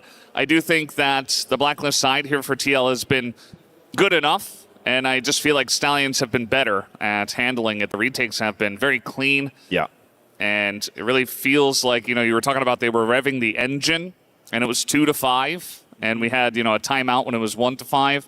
Or I guess it was 1-4, but either way, it was enough time. And now the car's running. Yeah. And they're on the highway. They're going very, very fast so far with 4 rounds in a row. So really got to see if Team Liquid have anything left in the tank, or is the gas tank empty as we continue with this little metaphor we have going. But either way, we're going to see what it looks like here, especially after the timeout. If anything changes up for the side of TLS, they're going to peek KLP, the both of them, as they bring their own sense of aggression. That's great. Honestly, really good coordination to be able to fight that smoke. You're like, okay, look, we're both going to go in blind, but like we know the lineup are like kind of pre-firing it essentially. That was perfect, right? And KLP, not a chance that he was going to be able to react to that. At best, maybe finding that one kill, but the fact that Liquid were able to find that kill without the cost of a teammate's life is absolutely huge. So for now, for Liquid, this is a great advantage, a good way for them to bounce back into this game, to bring things back to a tied situation if possible.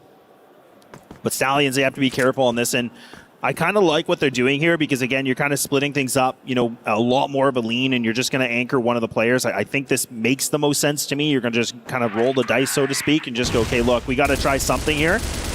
We don't want to 2-2 this because if we do split this, it could be problematic.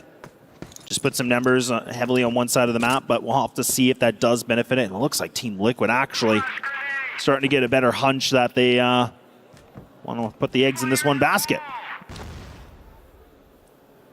Yeah, it does appear that way so far. And, I mean, we're just going to be going through the air duct. 4 people. We have Gokin on the long angle. Really just waiting after getting that initial pick, taking their time with this one. KLP in the corner. He's not going to be able to get that flick down onto Adrian. And that means, guess who's looking back here? It's Gokin ready and waiting for Loy. As Gokin gets away, and that's a totally safe spot for now. It's going to take a while to root out Gokin there. And they're getting the plant at the same time. And Gokin's got some teammates coming on over as Y gets the angle onto him. They know where No is as well. They peek him immediately. And JJ alone in the 1v5. It's not looking good for him. Nope, it is definitely not. And again, that was one piece of utility left, but that's going to actually be removed. Now this is where, like, if these guys are all swinging and he's starting to get some good spray control and he's finding multi-kills, that's when you start to sweat a little bit. But again, it's fine. They had lots of numbers. It's no reason for them not to go for that fight. So they bounce back into this. It's right back to a tie game. And honestly, I love it because Gokin, again, was just being a good distraction point. He was trying to go for that fight deep on the backside of in main there. And then his teammate Y was able to help him out. So this was huge. And now Stallions are going to have to decide what they want to do, and it actually looks like it's going to be a bit of a mid-pounce. They might even try to just fully aggress on this. They're going to try to put some of that firepower back into this. And it seems like Team Liquid can't seem to hold on to it, but there's Goken able to find something now. So this all of a sudden does turn into the 3v3. Yeah, you can see Loy is trying to push this, but Goken is ready and waiting for it. I mean, he's right around the corner. He misses the shot, though. A rare miss in that situation. I mean, he was ready. You could tell, like, there was utility that he threw out that way. He threw a smoke. He was trying to defend himself, but not able to do it after all. And KLB, a big trade here, as that is going to leave only Danimals on the side of TL. And as you mentioned earlier, has been struggling a little bit in some of these situations. It's funny, Danimals, one of these guys that has been around forever. It feels like he and Adrian, even Goken as well, just some of the dinosaurs of Brazilian Crossfire. And, I mean, Danimals was even casting at one point, and he did come back to pro play, obviously, as here he is in the semis of EWC. He is going all the way around and trying to just get over to the C4, of course, but not going to be easy, as this is well played from Stallions, just trying to hold down around the bomb. And let's see if Danimals can do anything here in the 1v2. Of course, has really no idea where they could be hiding, so he's got to check every single angle. And he's like, okay, they're probably in spawn. He gets one. That's nice. Oh, man, but where is Loy going? Oh, I was going to say, okay, I didn't know if Loy was actually going to commit or not. It kind of looked like he was fading in and out, like jiggling kind of. I'm like, okay, you got to go or you don't. Like, but he does. Loy's like, nah, I can do one better. So, yeah, good effort from Danimals, though. Honestly, like, that was a tough position for him to be in, but he reacts well to it. I mean, you could see all his teammates were just like looking on his screen like, oh my gosh, what's he gonna do here? But yeah, he just turns his back, right? Like he was so aware, or like hyper aware that they were he was thinking they were in BL spawn, right? Which is very fair. So, but either way, A for effort, I'll say. Yeah, now they're going to flash here on a No, as No is going to win that every day of the week. And he gets the bonus on to 7-7. And the bomb is on the ground. I think TL are falling apart a little bit after the last couple of rounds. As Stallions, they're putting on the pressure. They're ramping up. The fans are getting into it as well. This feels like Stallions are trying to make the final push to the win already. Yeah, that was a little bit of a, scrappy round. I mean, it kind of in the sense that, Liquid just wanted to go for something quick, I guess, but Stallions, they were fully prepared for this. And the fact that No was able to win that fight twice, I was thinking he was a dead man because, look, the pop flash was going on the left-hand side of the ramp. I was thinking maybe at best you'll find one, but the fact that he was able to get away with two was just absolute murder. And then his teammate, I think it was KLB, he was able to find that double right behind him. So it's just, again, this is where this individual power of these guys and Stallions, that's when it starts to prevail, right? That's what makes them super exciting because, again, you just never know what they're going to be able to do. So a nice, quick round from them, but Liquid now are going to have to recollect their thoughts, get the stars out of their eyes, and figure out what they got to do to get back in this game. Yeah, it is pretty difficult. I feel like Stallions, they're just so good at being great. It feels like throughout the entirety of the map, like they never let off the gas pedal. Yeah. Feels like they're very good at both sides of the map, especially on this Ankara. And I mean, they lost to Team Liquid on this map before, but maybe not this time around, although Y and 7-7 put 1 and 1 together, and that's going to be a third on top of that. As the push is coming in, the flash is good, and Adrian picks up another one, as it's only No, and he's just kind of left by himself in spawn. They don't have any utility, actually, on the side of TL, so I suppose there is a very small chance here for No. But not looking likely, and we might head to an 8-7 situation here for Stallions. As Noah's picked up the TRG once again. Let's see.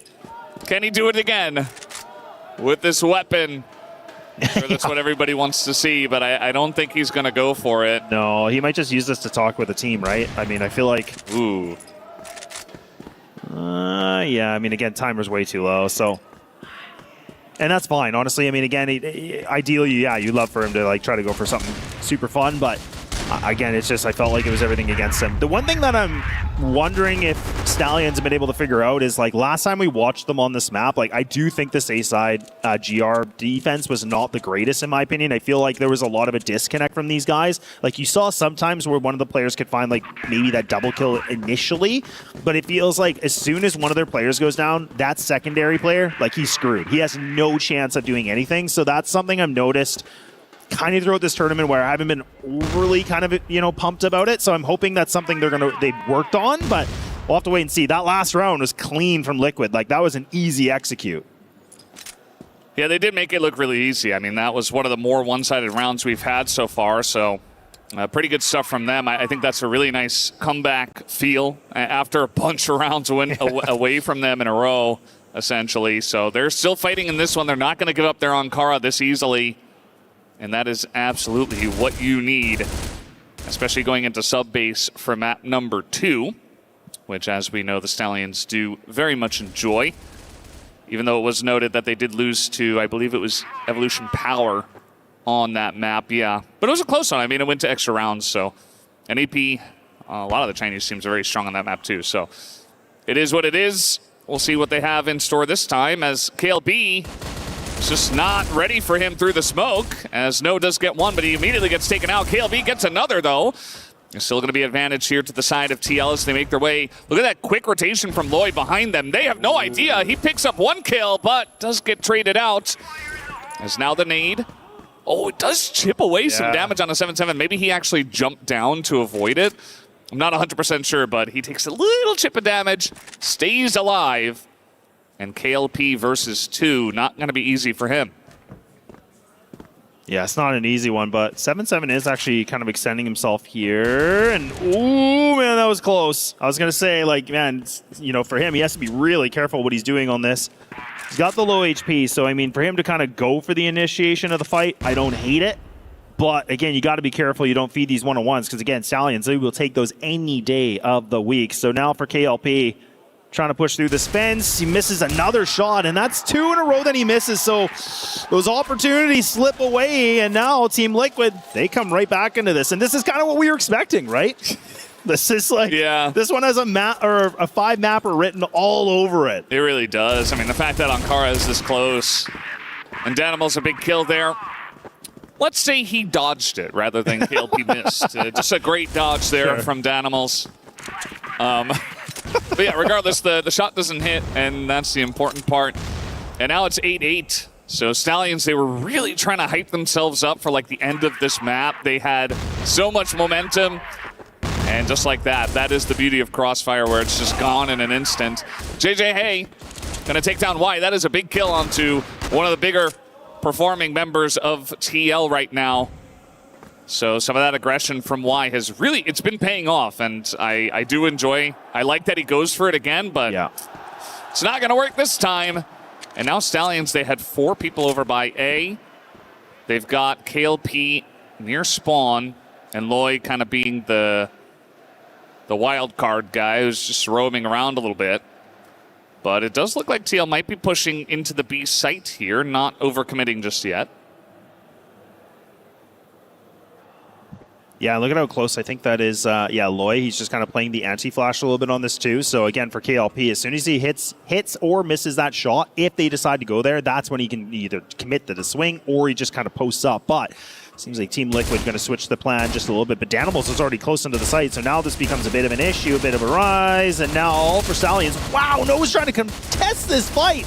How is he alive? How does he even get away with a 1? That is just insane. I can't believe it. And look at Lloyd. He just pops up like the boogeyman. Like, this is what I mean. How does Stallions get away with stuff like this? Like, you just think, like, again, Liquid look good. They're ready for the fight. They're ready for the execute. And then Stallions are like, nope, hang on. Going to dodge some bullets and just create a lot of havoc. Yeah, it felt like they had an inkling that that push was coming in, and Danimals got on the site, and it kind of looked like they didn't know he was there. But then it was just the rest of Stallions came in so quickly before TL could really respond or react that they just get in and wipe them up real quick. So now map point here for Stallions, TL at 8. 1 round would push us into extra rounds and make this even more interesting. But I am curious to see how this one is going to go. As No playing contact here at the hotel. Certainly a risky spot to be in as he goes for the peek once again. He's going again, like he just keeps peeking them. And Loy actually gets sniped out at the same time, so that's a lot of firepower taken away from Stallions. Yeah, that's the thing that's so exciting about this team, right? Like, it's just they never back down, right? It's just like no matter what the pressure is, whatever the situation is, it's just like, no, I'm going to go for it. I'm going to fight this. I don't care. Like, and that's where they're such a scrappy team, which makes it so fun to watch, right? Like, it's just so different than every other team that I feel like we get to see. So that's, again, I think contributes to their success, like how they've gotten to the place they've been in, right? Now we're considering as a top favorite in the tournament, so I'll have to see.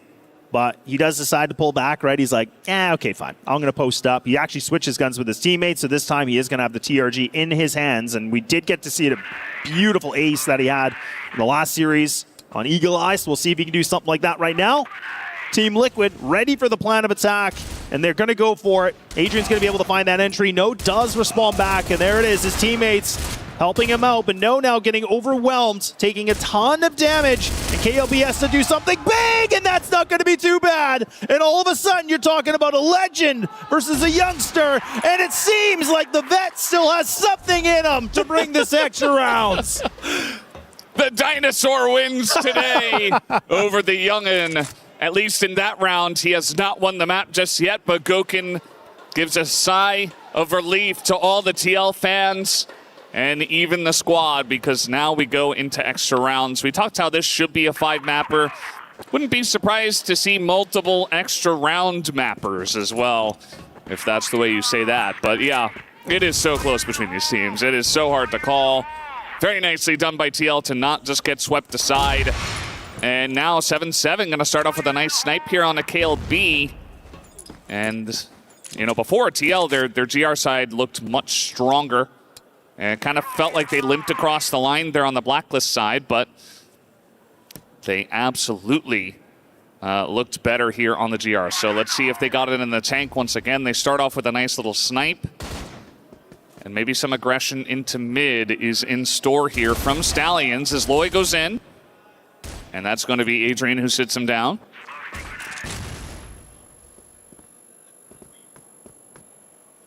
Yeah, looking for No too. Like, I was thinking, like, you gotta be. I thought he was gonna press forward. I was like, no, come on. Like, you got the C4. You gotta be a little bit more tame than that. But no, he does regroup. Oh, they're gonna 3-man this. Very interesting. Okay, again, no, there shouldn't be much of a threat here. 7-7 is close, but he misses the shot. Ooh, but he gets that rebound of a kill.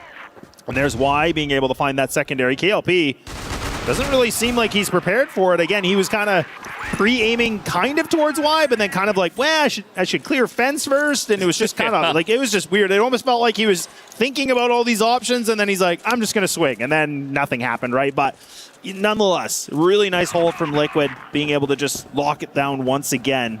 And that's where we go back, where we were talking about their GR side, right? I mean, that was what was the most impressive thing for them. Like, again, just very textbook, very technical. Everything was just playing properly in the rotation, so it still pans out that way. Yeah, and it's going to be gigantic for TL if they can continue to string some rounds here from the GR side and just get so much momentum in these extra rounds. They're going to go for a peek in mid, and it's working out for the beginning, and then it does get cleaned up by No and KLP. And those two names are a bit of an issue as Gokin not going to hit that shot. So, yeah, I mean, the fact that No and KLP get those kills and they clean it up and they stay alive, they're not the ones that go down, I think gives Stallions a decent shot here. But No, looking around the corner, does get that kill in the 7-7. It's not traded out just yet, but Gokin is looking for the one-tap with the pistol. Not going to get it, and No on no health is just taking down everyone. This guy is a madman, but once again, he gets sat down by Gokin. And it's all up to Gokin here in the 1v2. Feels like a pretty good shot for him, honestly, especially from these positions. And the fact, I mean, although there is a lot of utility here on the side of Stallions, and they are going to get this plant, so not going to be the easiest clutch for Gokin, but he's done crazier stuff. He absolutely has, and now, I mean, for Loy, he's got to be careful. That's a good flash, and he actually swings with it. Good teamwork, yeah. So KLP just, again, setting up the shot, and then his teammate just being able to get the drive. So very well done. But again, like, it comes down to a heroic round from No, just being able to push right through the middle of the map. He cuts right down the middle, and then he just cuts, all these rotates off guard. And he was still going for more, right? Like, Goken's like, are you seriously doing this right now? And then, like, he takes him out, but by then the damage was already done. So that's the thing. 24-15. Like, are you absolutely kidding me? This kid does not stop, man. He's an absolute beast. Yeah, he's already a bit of a superstar in the Crossfire scene. And he is putting up the most numbers so far. Goken, I think, technically has a better KD at this point with less deaths. But it's something that Sneaky talked about as well on the desk, where Noah's, he's very aggressive. He's an entry player, so to have such high KD numbers and even average damage is so kind of unheard of for his position. So really good stuff from the lad, and it's certainly not over yet, regardless of numbers. We have the smokes over the top and a full execute onto A, which we oftentimes do see. And Adrian and Y hold this off with flying colors. Finally, No comes in, but he gets wiped up. And Adrian and Y together just get the job done. He's getting loud, too. You can see him getting up. He's yelling at him. They're feeling it now. We're getting deep into the extra rounds, and this is where Liquid, once again, perfect hold. Honestly, this GR side, I cannot stress it enough. It's just been so magnificent to watch, just because it seems like Stallions, like, they have to rely on somebody just popping off and just kind of then breaking the armor a little bit. Otherwise, it just feels like it's shining bright. But now we get to see things a little switched over now. Team Liquid will be on the BL side to see if they can close off this game. But at this point, Valdez, I mean, maybe golden round, I don't know. But I'm just saying, it's like it feels like it's going to be like that, right? I mean, we've already had a decent amount. I think we've had 2 in this tournament so far, which is a lot. That is a lot. Because it's difficult to get to a golden round, as you guys know. It does take a lot to get there. That's for sure. But, this is great for Stallions, though, too, right? Like, let's not forget, last time they played, the fact that you're sitting this close of a game, that is going to feel better, too, right? Because I feel like there's always that mental hurdle about, like, hey, we got to do a better scoreline, we got to make this more competitive, and then you can kind of just forget about it. You know what I mean? It's kind of that, like, that scratch or that itch that you have, and then you're like, okay, now I'm good. We're fine. But now they just got to close it. That's their thing. But we'll see. Yeah. Just try to go for the closeout. We do have a big grouping up here in the middle of the map.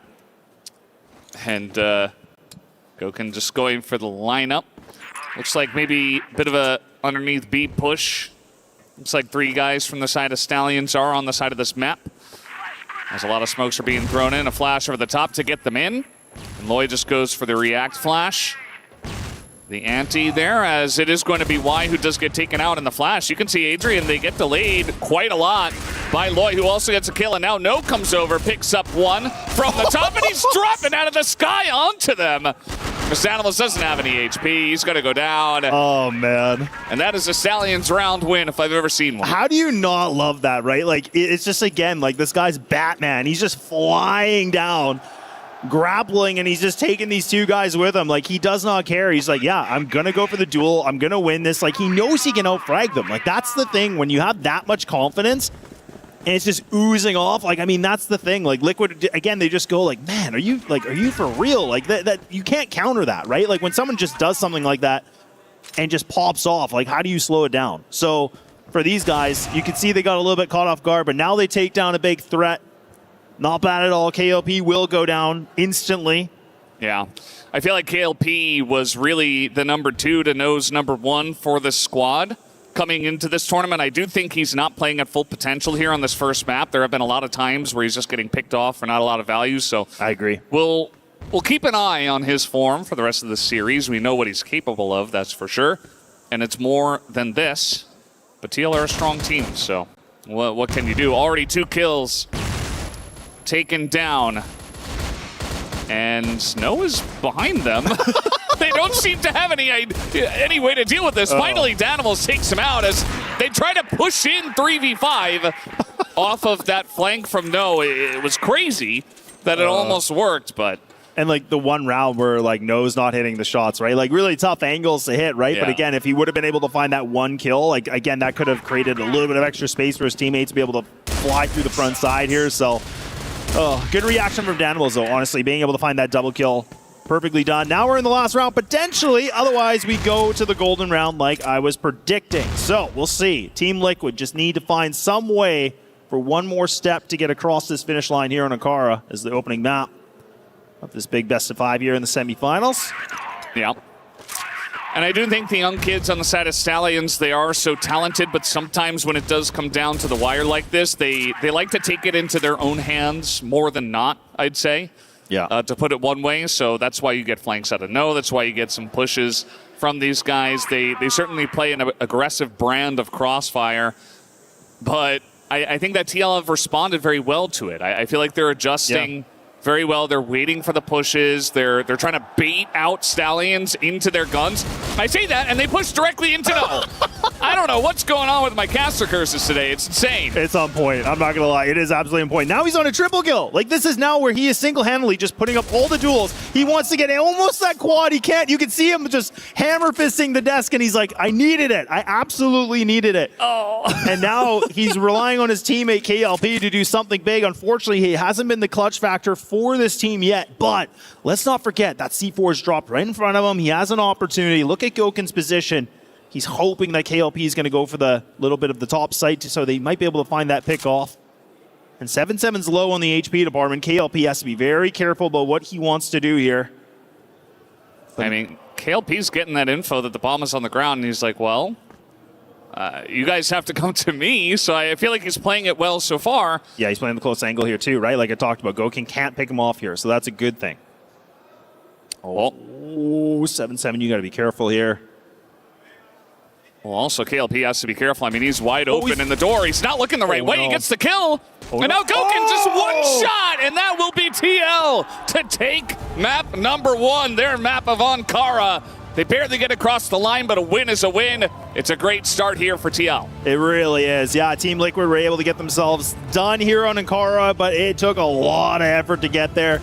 You can see Stallions putting everything they could into that, almost making it the golden round situation, but again, like, you just get to see No putting up a triple kill like that, almost making it the quad. If he would have been able to find that, could have changed everything. Yeah, No's going to be kicking himself for that one, but he did so much work in that first map. There is a long series ahead of both of these teams. And guys, we're going to head over to the desk in just a moment. We'll be back.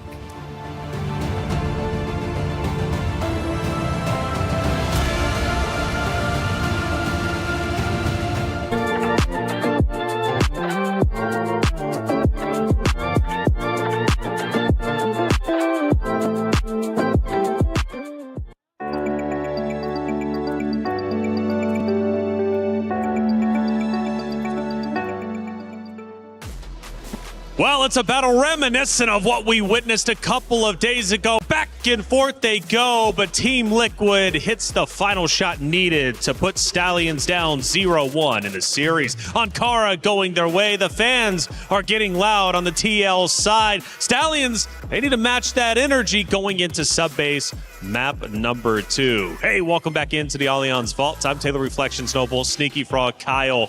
What a game one we had, Kyle. We knew it was going to go the distance. I didn't expect, though, to see a round 13 this early.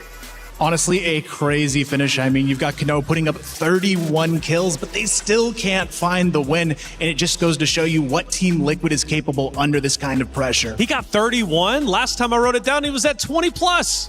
Yeah, insane performance individually, but at the end of the day, it's a team game, and Team Liquid come out in spades here. Yeah, it's one of the things we've been discussing, right? When it comes to Stallions, you know No is going to be consistent. The rest of the roster needs to back him up. Either way, though, they played very well. How can you complain with 13-11 outside of obviously taking the loss? But for Team Liquid, what a lights-out performance. Their energy on stage, I don't think I've ever seen it anything like it. Yeah, especially knowing how intense the game is, right? But I really like that Team Liquid did not forget their prerogative. Their prerogative is to bait in Team Stallions to a very, very bad fight, and it has been done countless of times in this game. And despite it being so close, the Animals did not forget the game plan. You have to bait Stallions into making some bad decisions, and that they did. And with Y having a hot start in this one, you know, SDS, the Riflers especially, they need to do better. Goken hits the final shot, and Goken, my goodness, was he playing well. We talked about it, Kyle, and how instrumental he is to this roster. Well, in game one, he was everything.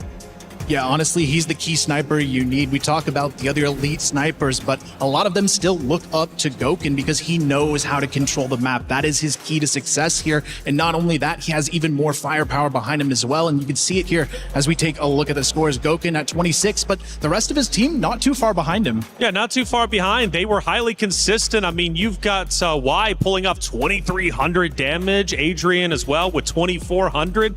Sensational stats on the side of TL. We look at the side, though, of Stallions. No, that 31 bomb, as you mentioned just a little bit earlier. JJ, though, with only 9 compared to the rest, which is 15 and 13. Where did JJ lack during this game number 1? I feel like his positioning was kind of a bit off, especially knowing how key he is when it comes to the A defense. And every single time, it seems like Team Liquid has found him kind of caught in the middle, maybe downstairs as well. There were a lot of times where he's just got flashed time and time again, and it just seems like Team Liquid knows exactly where he is 24/7. Yeah, I think that's the big difference between these two teams. The trade game from Team Liquid is just phenomenal right now, but it seems like Stallions want to play a more individual approach and taking those aim duels. But right now, No is the only one winning those aim duels. They need to find a way to have a little bit stronger team synergy, especially with a map like Subbase on the horizon. That's right, Subbase on the horizon. Will it be a different story for the Stallions, or will Team Liquid close the door once again and lead 2-0? Yesterday, the comms were flowing as they needed to be. We crushed 4 keys, and we also solidified our playoff bracket. Now we're down to our top 4 teams. But I want to listen in to what everyone had to say yesterday out on the battlefield with our Sadia radio comms. Right. Bin. Kalma. Nice. 4 yan na, pre. Nice. Wow! Bao dia. Go! 一层1血2残倍，别骑50，再打。海边2楼。大体狙掉，漂亮！我帮你了，我在上了，漂亮！ At the Sony manga booth for the One Piece experience, and as you can see, it is absolutely massive. One Piece fans, you need to come check this out because you do not want to miss this. Now, there is a special secret that we can activate here. I'm gonna go ahead and see if I could figure out how to do just that. Kaki Atsume, Sagashimono, Sagashi Yunosa. One Piece. You can feel all of the emotion coming from each of these individual panels. Oh, wait, we got a color. Quick, we have 2 minutes. Well, don't just stand there holding a light. Help me. Time's up. Did I do it? I did it. Yeah. And of course, you have to make your final stop at the One Piece photo booth so you can figure out what your bounty is. Oh, that's adorable. Okay, just under 3 mil. You know what? We take that. Look how freaking cute. Oh my God! So please come out and experience One Piece as it has not been experienced before. I mean, come on! Obviously, he's having an absolute blast out there. So much to do around the venue and a lot to see, including Kadia, right? Going over there to stage 2. Kadia City Grid is absolutely lit. And we've got Trav on site to give us a club championship update powered by Aramco. We're over at the Kadia City Grid where Fortnite is now into its survival stage, which should mean some club championship teams are at risk, Lauren. At risk? No. Because they're in our top 6 right now, okay? Yeah. We are at the halfway point of our games on the day. Obviously, the biggest story in the survival stage right now is AGAL. Heading into match number 5, they were in the top 6, which is where you need in order to be safe, but they were in 6th.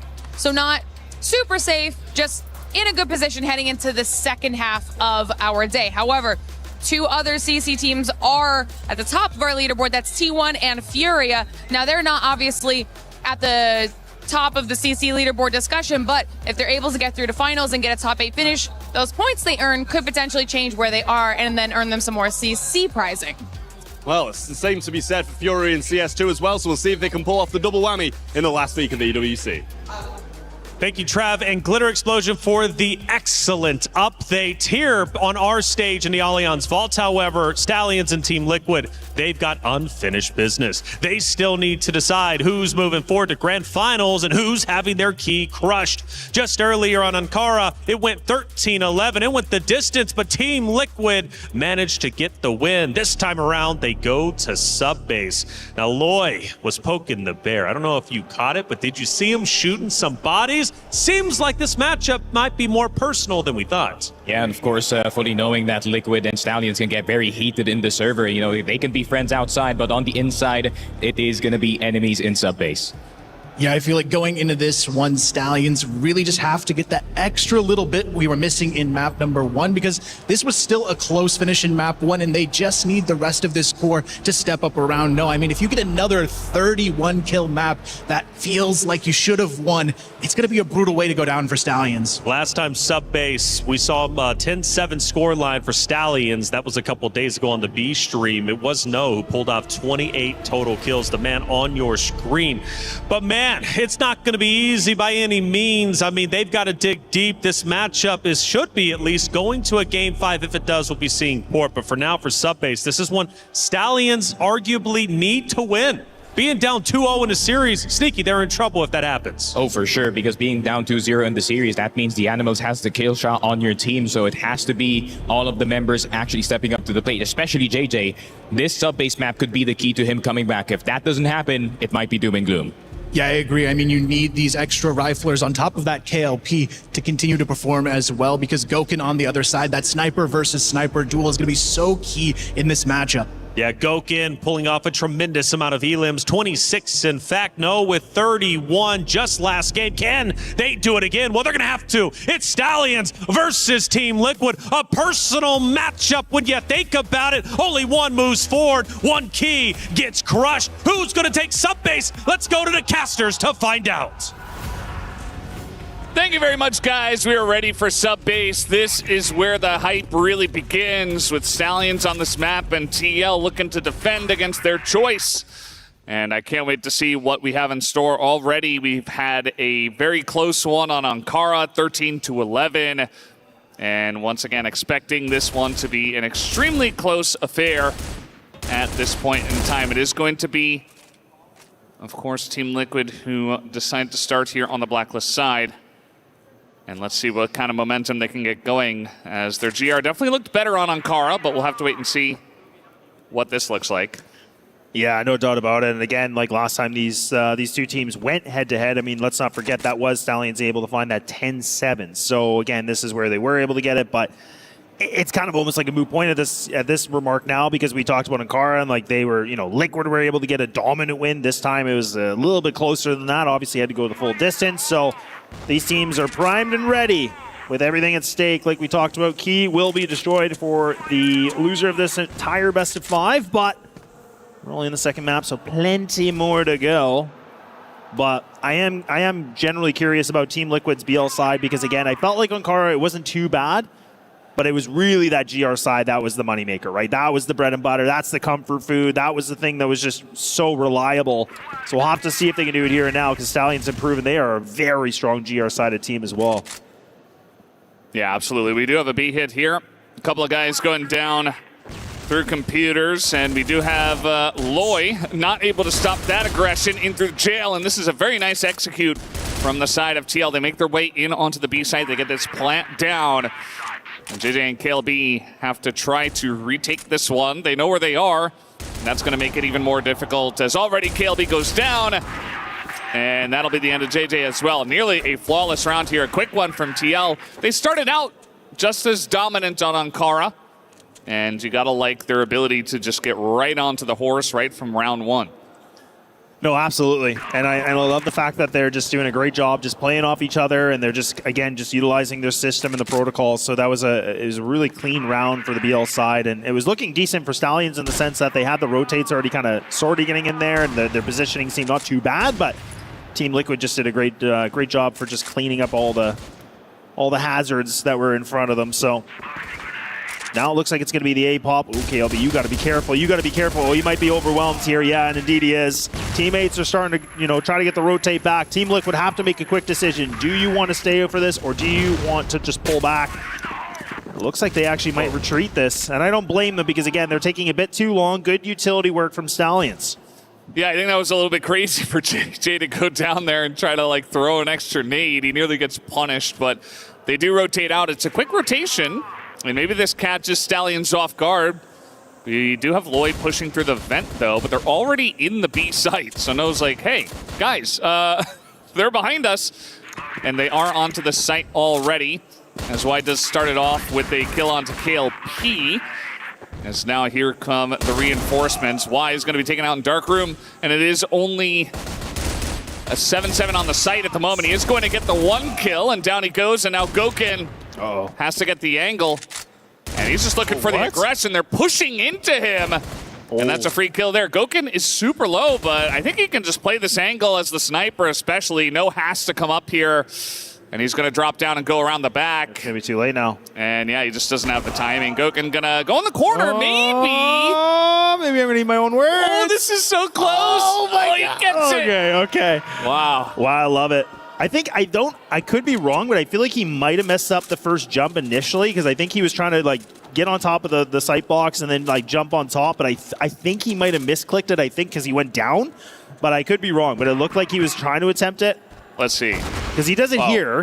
Yeah, it's not this one. Yeah. I was going to say, no, he definitely did it there. Don't worry. But no, that was really good for him to respond to that. But again, Gokin played that very, very well. He had to burn the time as much as possible. Not easy to do, but he was doing a great job, right? Just kind of jiggling in and out, just being a nuisance, being a bit of a pest.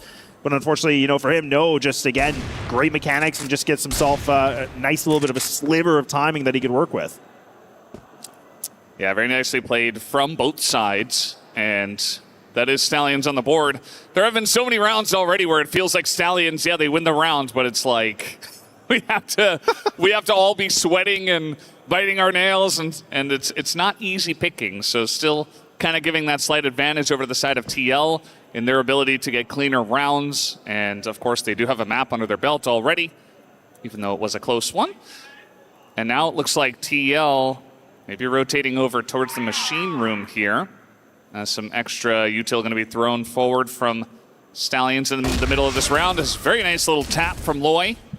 And he's got backup over here as well.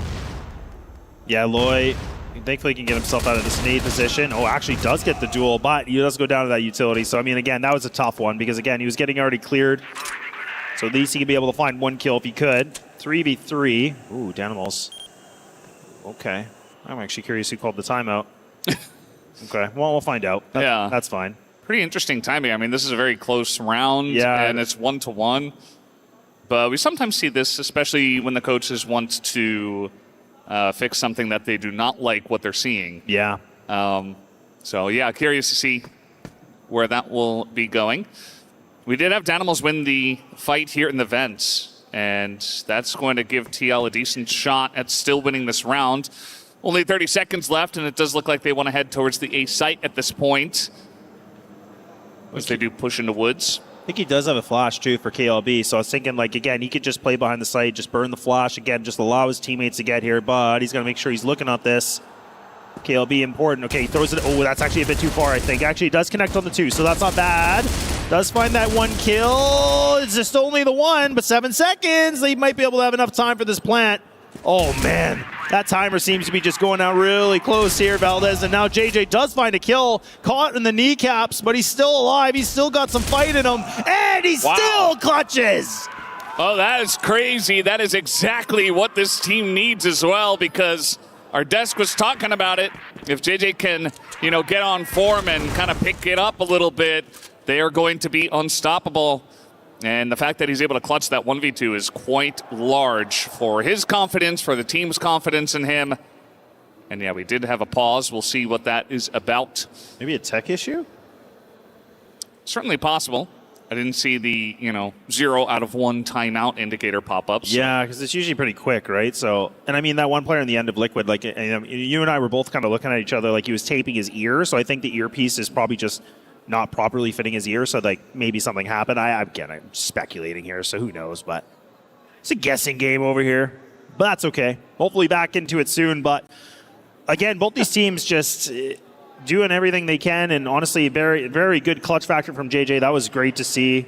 I know Sneaky was talking a little bit about him too, and it's great to see him kind of stepping up when he needs. And the fact that, honestly, that, the sniper shot that hit him in the leg should have been a done deal. And look at that, the consequence when you don't get that frag, right? Like, that's where, the sniper can be so deadly, but it's like when you give someone that second chance, when you hit them once, it's like, man, it just feels like a punch to the gut, really. So, yeah. Can be difficult to feel good about for sure, but we know what these snipers can do. It looks like someone on the end there for TL is dealing with something, so trying to get that fixed. Maybe a small headset issue before we do hop back into the action. I do have fun trivia for you. So I was thinking about this when you talked about Goken as the dinosaur, and I talked about No as the youngster. Okay, can you guess the age gap in between these two? Because I got it in front of me, so I'll tell you. Okay. Well, I know how old No is, and Goken I have somewhat of an idea. Okay. I'm going to say 14 years. Apparently only 11. Really? So, yeah, Goken. Goken's younger than I thought. Yeah, Goken actually, it looks like he's only 27, and then you have No that's 16. So. Yeah. So, I mean, but again, it's still, like, 10 years is a long time, right? Like, I mean, it's pretty significant. And, like, again, when you go back into looking at Goken's history and just, like, his accomplishments and everything, what he's been able to do, like, again, he's been competing way back even in, 2018, and then when you go to No, it's like, I've been playing, high level since only 2024. So yeah. It's like, all right, well, yeah, that's just, anyways, a little bit of fun fact. I was thinking a lot about that after. I was like, I wonder how old he is, considering. So, nonetheless, yeah, both these players really stepping up, though. I love it. Because I remember when I joined Crossfire, quite a few years ago, about just hearing a lot about Goken and just, what he's been able to do. And I remember he wasn't playing for a while, and then he came back, obviously, right? And then I was like, okay, I've heard so much about him. And then we finally get to see him at EWC, and just how much he can be such a demon in the server, right? So, yeah, it's definitely exciting to see. Yeah, Goken is that guy, and he's a bit of a world traveler as well. Yeah, he is. He's tried his hand at many a team and many an angle in the Crossfire scene, streaming and stuff. And we know he is a demon, and his age, it feels old, but actually it's quite young, as you were saying, Still a lot of time for this player, hopefully, within this Crossfire scene to give us many more years, as he certainly still has it. He does. And I think that's a little bit of an understatement. And it's, the thing that's really interesting about it too, and I think it was Kyle that kind of brought it up at the desk, is Goken it's one of those things where he's been able to place top placements in tournaments, but I don't think he's actually been able to find himself an actual championship, right? It's one of those players where you kind of look and go, man, what a dynasty, what a legend, what a path. And it's just, he needs that, I feel like he just needs that victory to just be like, okay, I've done it. I've done everything I need to do. Getting an EWC championship obviously means the world for many different reasons, right? But what a way to just solidify your career even more, right? And we talked about GOATs, we talked about, legends in the game, and it's like, again, I feel like we're already calling him a legend, but that just really solidifies and puts the cherry on top. Yeah. But we're back in it. We are back into the action. Not too long of a delay, so that's nice. Looks like, I think it was 7-7 was having a little bit of an issue with his earpiece. He gets that fixed, and we jump straight back into it. Team Liquid, I'm sure they would have liked to get a little bit more momentum here to start from the Blacklist side. They get the one round, and of course we had the very close one where Goken almost clutched it against No, but couldn't quite hold on to the timer, as we barely had the defuse there from No in the 1v1. So on the same note, Stallions just barely getting that lead in this one, and now Team Liquid going to take this one a little bit slower, as they're just waiting maybe for Stallions to pressure them maybe expecting them to get a little antsy after that pause, perhaps. Yeah, possibly. And I mean, that when you have those kind of timeouts, right, we talk a lot about that where it can just play like kind of going back into the mind games and like a little bit more of that just momentum and just delaying things. It can definitely make an impact on any player or any team, right? So that's where, obviously it was just a tech issue, but it's just kind of those like the aftermath of things like that that can be a little bit problematic. Sometimes even an advantage for teams, right, where now Liquid could just couple extra minutes to breathe and they're like, okay, they're not talking strats or anything obviously, but it's just like they can at least like individually mentally cool down and go, okay, let's get myself back in this game, let's figure this out. It is still very, very close, so but at least it does something, right? So it's got some pros, it's got a couple cons, but we'll have to see. They absolutely do. And Team Liquid still waiting back on their hind legs, expecting Stallions to move, but Stallions haven't moved at all. They haven't gotten much information either, not that there is much to get at this point. We have two people trying to push down the A stairs, trying to get the swing on in, but they push away, and the rotation did come out from Stallions away from the B site as they try to move on over. And again, there's only 20 seconds left, so they got to push here. They're being wiped up already. It's only Gokin here in the lockers, and yeah, he can hit some shots, but okay, he can hit 2 shots, but only 12 seconds left, and he still has to take down 2. They should not peek him here. There's just no reason to, and they do a great job of that. Swings out with 5 seconds left. Nicely done from Lloyd to finish it off, and that's 3 on the scoreboard for Stallions. Yeah, that's great. It's, like you said, it was just where the discipline has to kick in here for Stallions and you don't overswing that. That's where I think that temptation normally would just hit them, right? They're like, yep, I'm going to go for the frag, but it's like probably their teammate yelling like, absolutely not. Like, we were less than 10 seconds. Do not feed him. And he's like, he was absolutely cracking heads. So that's the thing. But JJ now actually a really nice play, takes down Danimals. He was getting ready for the pop flash. And look at that. JJ's able to find himself another kill. So that's huge.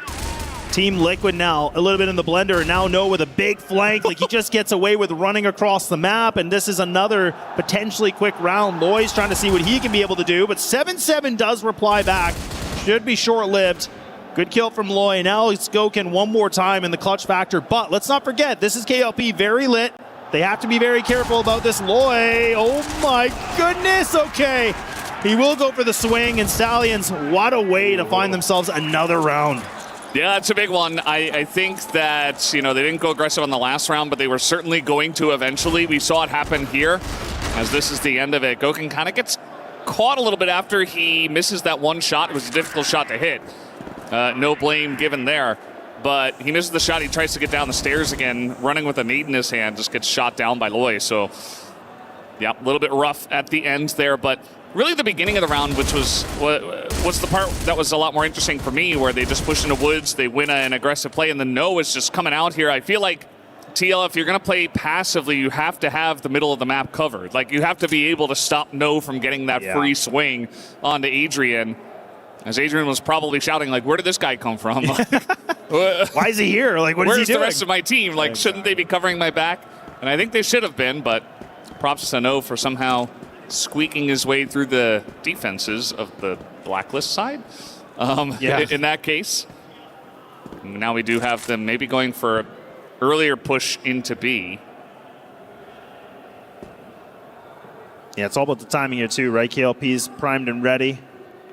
And then he's got Loy joining with him.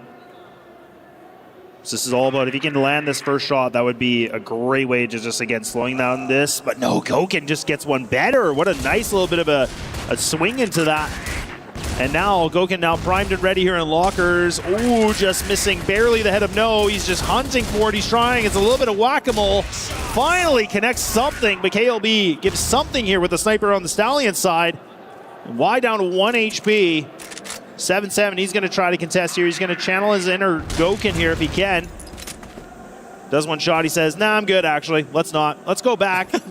Good utility work from Stallions, though, right? They block off that main choke point. They just, with the smoke, and now for Liquid, they can reset.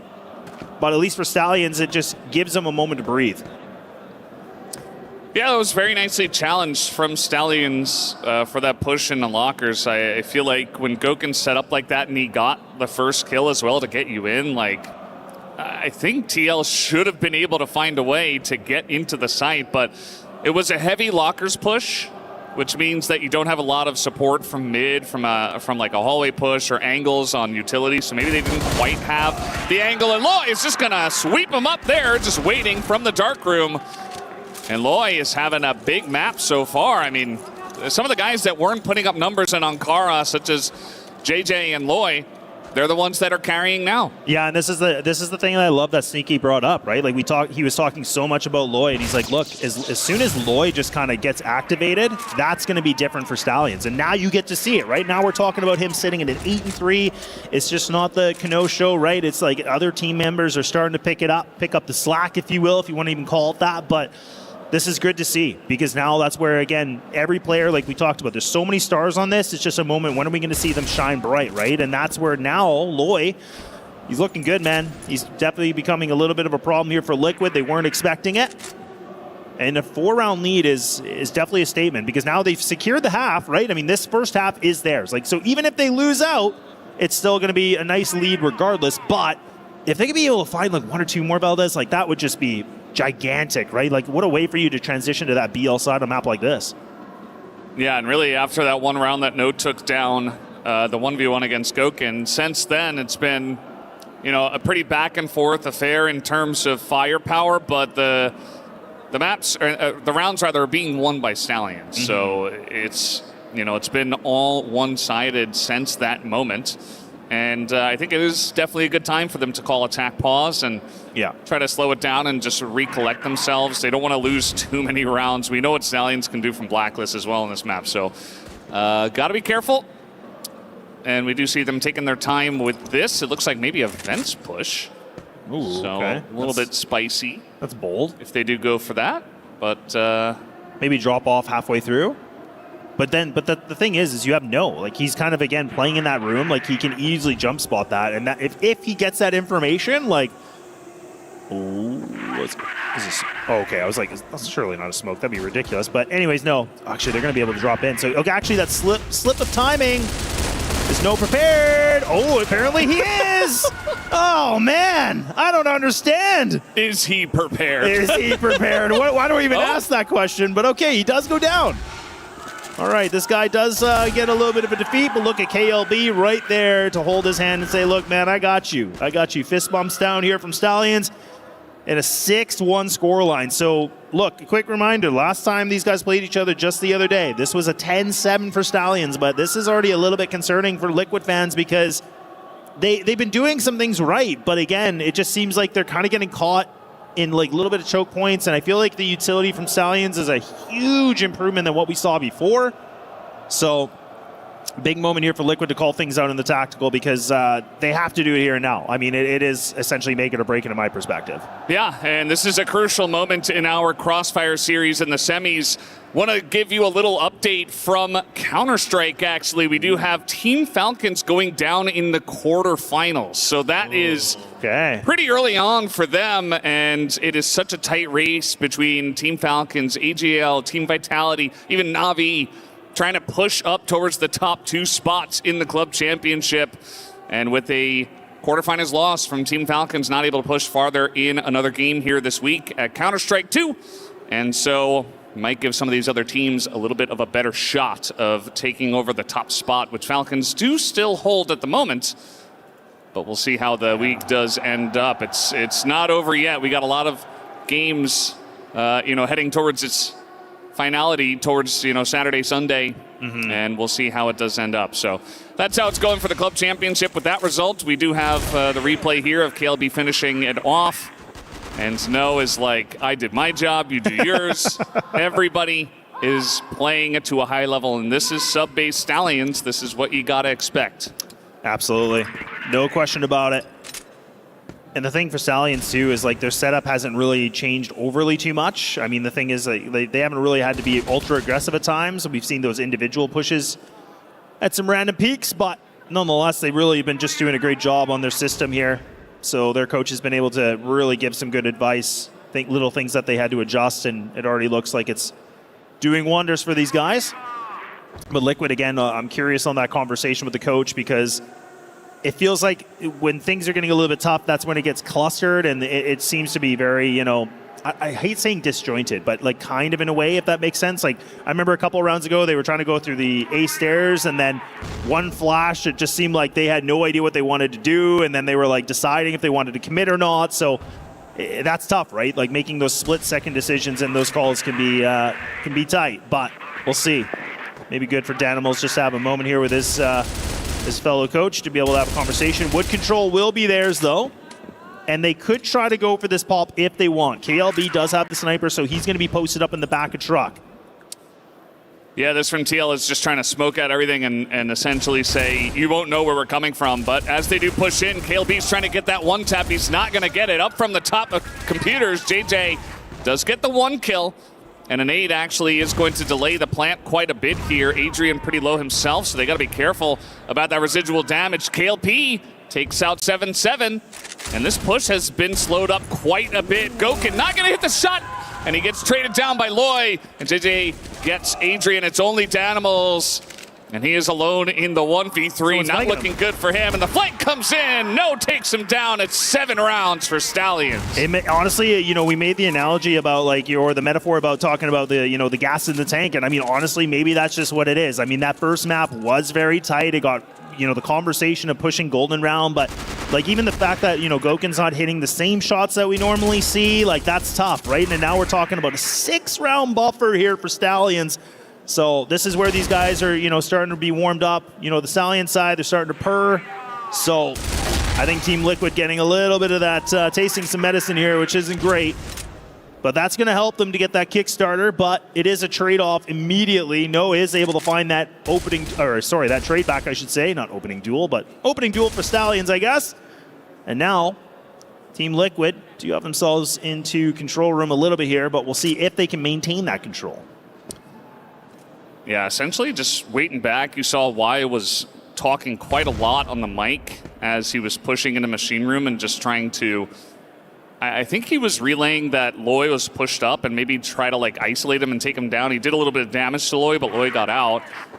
And then JJ tried to push through Woods, so TL very much sitting, waiting for Stallions to make the first move. And it kind of ends up in a bit of a stalemate, a very similar amount of damage done to both sides. And the way things are going, I mean, this has got to favor Stallions as, I mean, even map state, even round state, I should say, and they can just try to group up and go for a push. But so far, the wind has been taken out of the sails of Team Liquid, as we can very much see, as you see KLB trying to just get info, not even sticking around for the shots. He just comes in, he says, okay, they're in Woods now, 50 seconds left. And really just not trying to play main contact. Now he does swing around and take some pot shots. But now they're kind of funneled in towards Woods, and we already have no pushing out of mid as we speak. Here we go again. Oh, man, if he can get the timing of this, this is just going to be a full backstab, and I mean, he might be able to. Look at how quick he is. Oh, actually, Danimals reads him. Okay. So Danimals finally gets some Spidey sense. Gokin with the perfect timing and vent, so this is great from Liquid. Finally something to get a reaction from.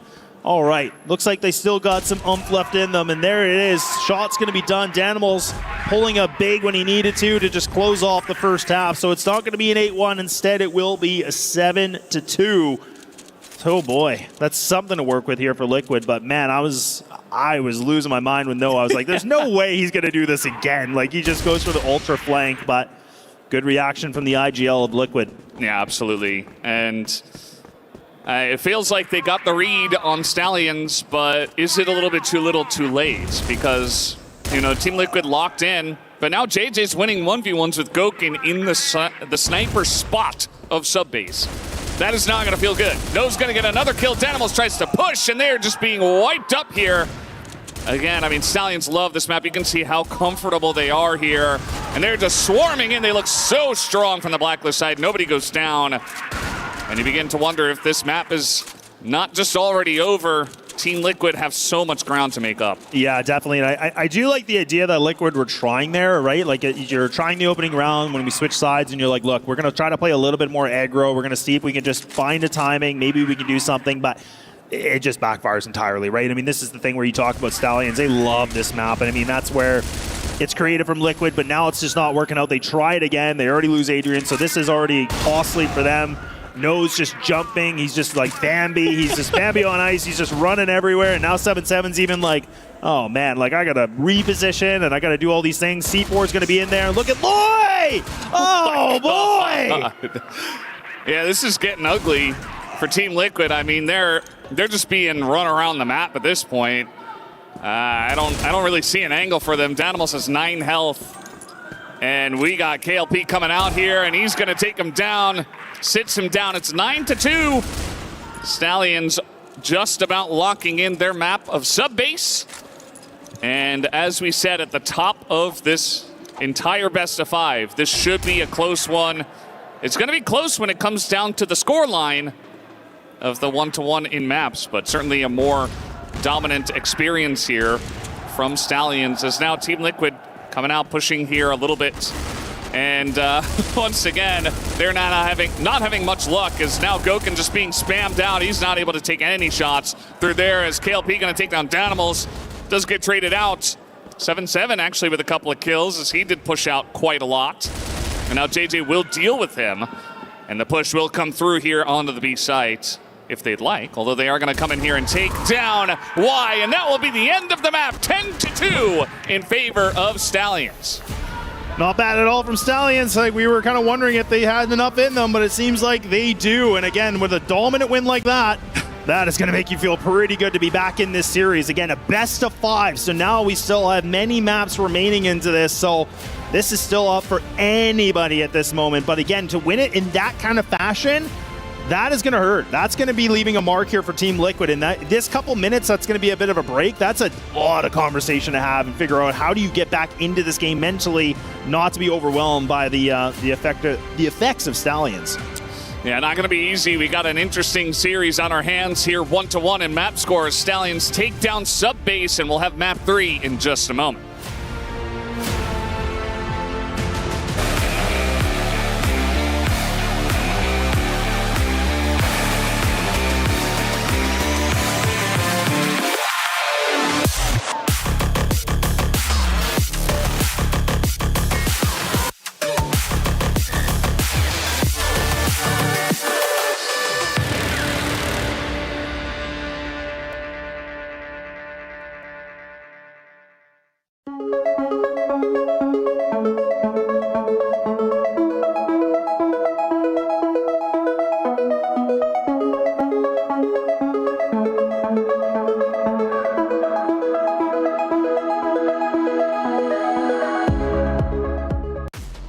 And the Stallions answer back to Team Liquid's Ankara with a dominating win on sub-base, arguably their favorite and most dominant map. We now got a series, boys. It's tied up 1-1.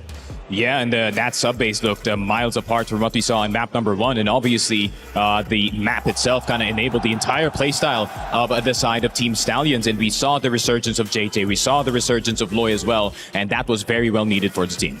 Yeah, 100%. This team is now stepping up around their key fragger and showing us what they're made of. But not only that, you have the opposite side slipping now as well. It felt like there was moments where Goken would try to open up the round, but there was no one left on Team Liquid to pick up the pieces. Yeah, you could definitely tell Goken was still on fire, playing incredibly well. But when he falls flat, so does Team Liquid. He truly is the Band-Aid keeping Team Liquid together. Not saying Team Liquid's not going to fight back in the previous match, but when it came to sub-base, though, he gave it his all, but unfortunately the rest of the team couldn't match his energies. Yeah, I mean, it is a very difficult map to be in if you are Team Liquid, because you did notice that they're playing that very baity playstyle, but it is so hard to bait in a map like sub-base, right? If you are going to start the fight is just going to continue on, and Team Liquid, obviously the push-pull offense really is not that effective when it comes to this map as it is in Ankara. We asked JJ to step it up after his map number 1 performance. Kyle, he did exactly that.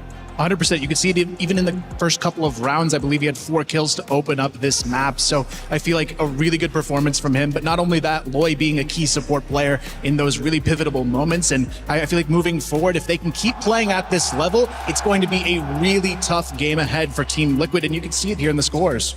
Yeah, and then obviously it's a massive performance here from JJ, massive performance here from No. It's not even that far apart when it comes to the frags and KLP. He has yet to be online in this series, but once he is, you know, Stallions could look very dangerous for map number 4. And you can tell how dominating it was. You look at the stats from Team Liquid, Y down at the bottom with only 4, matched by Adrian. Both of those players had a great game number 1 this time around, falling flat. But then again, it ended 10-2. They couldn't even get anything started.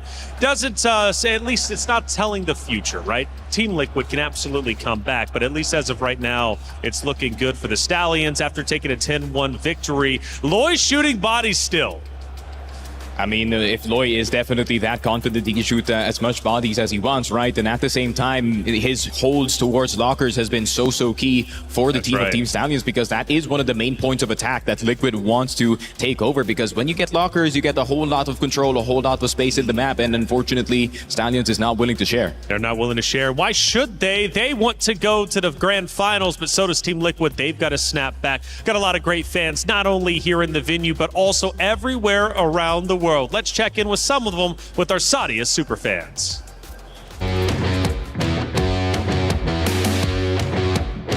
For me, being here is like a dream coming true. To get to know the city and the people's culture and see fans, esports fans from all around the world here supporting their organization, supporting their favorite players, really gives me a perspective of a bright future ahead of us. Let's go Liquid! I'm really big fan of Team Liquid, so this experience is my top 1 in my life. Let's go Liquid! 我感觉观赛氛围非常的好，来自于各个国家的玩家也都聚在一起。因为比赛是实时直播，所以更加的刺激。我最喜欢的选手是 DO， 我觉得他非常的努力，训练非常的刻苦。打比赛的时候就喜欢他了。当时他还很胖，现在已经逆袭成功了，很棒。In Brazil, I went to like a video game things, but not like this. So being here at this place, like, dude, it's huge. Being physically in an event this magnitude means a lot to me. It's like a dream I never thought I will ever be. My favorite player from Crossfire is Y, because he's like the best from the team in my opinion, and he always get headshots. I am supporting Gokane because he's so good using sniper, so I like it. Meu player favorito é o Gokane, da line do Crossfire, e eu tô aqui para apoiar ele e buscar essa vitória hoje. I am supporting a lot of the players from Team Liquid. Each player of Team Liquid, there will be me supporting them.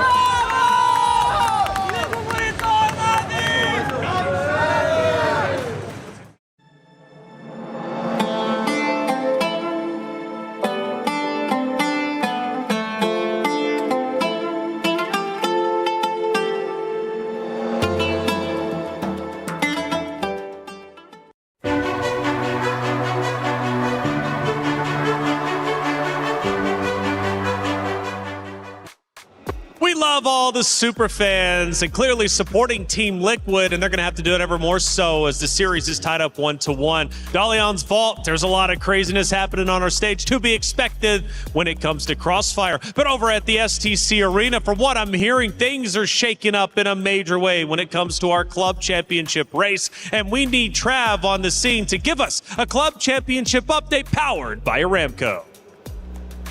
Big developments in the STC Arena in CS2. Ginny, what's going on over here? Honestly, I don't even know. Coming into this, everyone was saying Falcons were the favorites to win it. Coming off of their major win, everyone was saying they're in top form, they can do it, they're going to make it to the finals. Unfortunately, not the case. They just lost 0-2 to Legacy, which is absolutely incredible. And also for club championship points means that it is now down to 2 other games for them to actually be able to close it out. Yeah, AGL may have blooded in Crossfire, but it's back to 11 playing field now. 2 games each, Falcons versus AGL. Thank you, Ginny and Trav, for the club championship update. Big news at the STC Arena. Falcons falling, which gives an opportunity now. A door is open for AJL to potentially still take the club championship for themselves. We only have a couple days left of competition when it comes to EWC, so it's coming down to the wire for sure. Most likely down to just 2 different games. But back to Crossfire we go. It's Team Liquid versus Team Stallions, and the series is tied 1-1. Ankara ended 13 13-11. Team Liquid took it for themselves, but then Stallions answered back on sub-base, winning in a dominant fashion 10-2. But now we head into New Mexico. What are we thinking? It's going to be a whole lot less sniping, that's for sure. So it's going to be more of the riflers this time when it comes to the map of New Mexico, and the CQC is going to be very interesting. Yeah, not only riflers as well. The thing I love about New Mexico, it's one of the few maps we see shotguns come into the mix, controlling that alleyway, and that is so much fun to see. It's going to be a lot of fun on New Mexico for sure. And just like we talked about of King Zero versus Baisha, you always want to be the team up 2-1. Yeah, for sure. I mean, being 2-1, especially in this environment, fully knowing what map number 5 is, SDS, that's going to be the goal. Port is going to be very difficult for them. For Liquid, this is going to be possibly the kill shot. So you're saying Team Liquid, they win New Mexico, they arguably win the series. Somewhat. Yeah, I would agree. Port is one of the strongest maps for Team Liquid, so Stallions, if they're going to do this, they've got to do it in a 3-1 fashion, I think. Well, we're heading into game number 3. It's New Mexico. For Stallions, it is imperative they take this win to lead 2-1. For Team Liquid, equally the same. Arguably, if they can win New Mexico, the series could very well be theirs, and they can crush the key of the Stallions. Who's going to take it? It's Team Stallions versus Team Liquid. Let's head into New Mexico. Thank you very much, guys. We are ready for New Mexico. We've had a very fun back and forth match already, and map number 3 going to be no different. New Mexico can sometimes start off a little bit passively, but hoping that these two teams can get the party started a little bit earlier on.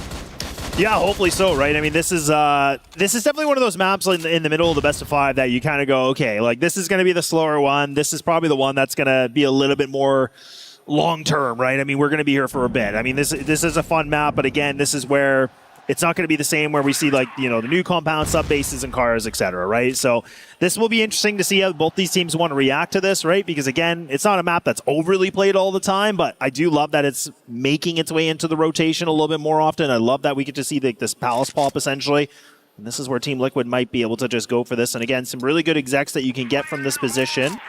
Ooh, that nade I thought was going to be a lot better. I think KLP unfortunately just missed it just off a little bit by a pixel. But Team Liquid look like they're ready for the 4-1 split. Yeah, looks like we are actually going to send all 5 members over here. Up top in heaven, dropping on down. Loy and KLP trying to get first contact onto this.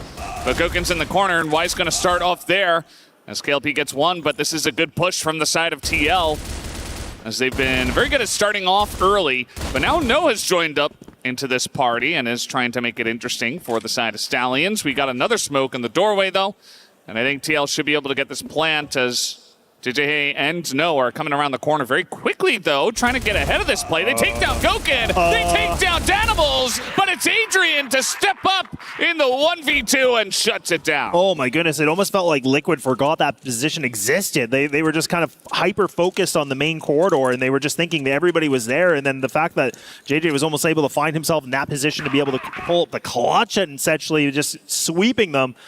Whew, that was a little too close. I know Danimals is fired up. I mean, definitely I get it, but it's like, man, that could have been disastrous, honestly, because it felt like the rug was going to get pulled underneath here, but it does seem like Stallions respond back. A little bit of that frustration around that they thought probably should have been theirs. They respond back with some firepower, but Team Liquid right back at this as well. KLB has to be able to win this fight, but no, it's going to be No that does it. He's like a Spectre. Like, where did he even come from? Like, he was in waters, and then he, like, ran straight through A into mid, pushed through smoke, and gets that kill. Like, what is... It's like you cry you signal the bat signal, you know, like from Batman, and then it's like, no, just is like, I'm here, I'm ready. I'm here, like, I've showed up. I'm It's ready me. to fight crime. You're just like, well, how did you get there? Like, I don't understand. Yeah. It does feel like he certainly, like, if there is action, he's always got the jets on. He's like, all right, I'm going. Just tell me where to go. Where's the action? Now they are going to push through mid, underneath through water. KLB does go down here to Danimals, and now the door is opening up. So TL trying to keep their options open here. And let's see exactly where they want to go as the follow-up push comes in, but Danimals is ready. He does go down. Bit of damage done, though. But they know where Y is. They try to go for the double swing, but Y does get away. Just barely. Why? Certainly expecting the follow-up aggression. These guys have basically no health. 10 health between the two of them. Yeah, this is ridiculous. One shot, you can breathe on each other, and they're going to fall over. So this is where, again, it's just a matter of who's going to be able to land that one shot needed. Oh, and KLP, man. I was going to say, and that box or that doorway is spammable, right? So I was like, man, that could have been good here for Y, but still has 40 seconds to work with, right? So he doesn't have to commit to this plant right away. He can just kind of, again, just look for the duel. You know KLP is eventually going to want to swing this, so that's the thing. It's about being patient in this one. Like, it really should be Stallions that are just kind of waiting for that plant because, again, it puts Y in a really tough position. He's the one that has to be the aggressor. Oh, and he's going to swing this. KLP, are you ready? Are you ready? No, you're not. Oh, my gosh, he is! I thought he was looking the other way, but flicking the wrist. All right, we can catch that on his perspective on the replay if possible. But, man, it looked like he was not ready for that spot. And then split second flicks the wrist. Whew. Yeah, that was crazy. I don't know how Y didn't get that shot. I mean, maybe he wasn't expecting him right there, but he got the jump on KLP, not the opposite way around. And KLP just swung around real quick, knew it only took one. But now we got more action. Flashes into mid. 7-7 starts off with that first kill. They're going to push this once again, but they're smoking the way. They do take down KLP, though, and the aggression is working out here nicely for TL as they make their way onto the B site. KLP is coming in here real quick as he did before. Gets one, picks up two. And they just will not be stopped. He got a third. No and now he's peeking Gokin. Guys, come on. Like, this is Team Liquid. Like, oh, man, look at this position. No's going to have this dead to rights. Why would Gokin expect that? Oh, my God. Why am I even surprised? That is ridiculous. Oh, man. I think even Gokin's HP was like halfway through, too. But I thought No had it, again, just in the bag. I was like, okay, he's got this. He did a perfect job just, repositioning himself. Whoo-wee.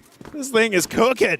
Yeah, I don't know how he managed that. But, again, you got to expect Gokin to be able to pull that off, and he does.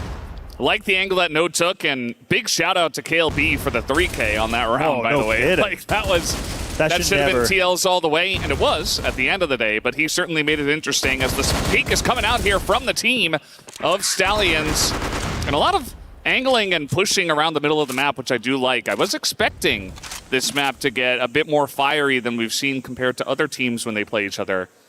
Yeah. Not just because of Stallions. I do think that TL are trying to up the pace a little bit. I do like it, though. Like, right, because that was where I was kind of making the joke in the beginning. I'm like, this one's going to be a bit slower. Everyone's going to take their time. And I love that last round where, Team Liquid, they were like, no, let's just, rush mid. Let's just go quick. Let's not, ignore the smokes. Like, who cares? Like, time this better. And they were able to get an opening duel within, 10 seconds of the round. So I do like it. I like the fact that Liquid are trying to, again, I don't want to say, new meta, but, again, just approaching this map a little bit differently on the BL side, because we always talk about how this map is so GR-focused, right? But Liquid are proving that there is definitely a way you can play this map differently. So it is exciting to see that Brazilian style, or the BL style, I should say. Yeah, it does feel very nice to watch so far, and they are looking to go in towards this area once again into B. Good flash. You have the flash. Yeah, KLP's going to be pushed back, but he does go for the peek. Takes a lot of damage. But Noah's coming in here. He's over the box, through the smoke once again. Takes down one, but the nade from Gokin is good. Onto the kill, and they are cleaning it up here. I like how TL are playing this. KLB goes for the swing once again, picks up two. What? Nearly takes down Gokin, and that should not have been close. But KLB, for some reason, that's his spot right there. And he does get taken down, though. So that is, once again, another victory on that round here over to the side of Team Liquid. I just realized we had these two teams going head-to-head. It's actually a couple of horse logos from both sides. Yeah. Didn't realize until just now.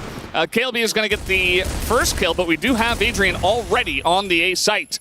Just in here, and they just can't deal with him just yet. Noah's going to take him out. And now 7-7 coming on in for the follow-up. Gets that shot onto KLB, who's just hanging out in the window. Trying to swing him is Loy. Doesn't get that kill. As TL, they push in. And they will push out now as well. So Yeah, it's a good way to just react to this, right? Like, again, you're putting so much aggression into it, but then you're going to, like, kind of just, again, reset this because you already have Y. He's in the B site. Like, he's just posted up in this. So for now, you can see Liquid going to go all the way around. They realize, okay, we can probably go through, you know, a different avenue and we can get ourselves into this. And Stallions not really in the best position. The door does open, and I feel like these guys should have heard that. So, again, this is where now things are going to be a little bit more tricky, but they should be able to get out of this. I think a smoke's still available for 7-7. Assuming he knows this lineup, that's going to be perfect. Because, again, yeah, Stallions are like, why on earth is he here? Like, how on earth is he here? But, again, I don't love that Y actually re-aggressed onto that. I would have liked him to stay in that position. It was such a powerful spot to be in. Because his teammate just threw the smoke. So, again, it's just a little bit of a miscom, I think, maybe. Got a little bit of over-antsy. Now, Danimals has to win this fight. Otherwise, this might be a Stallions round that could be up.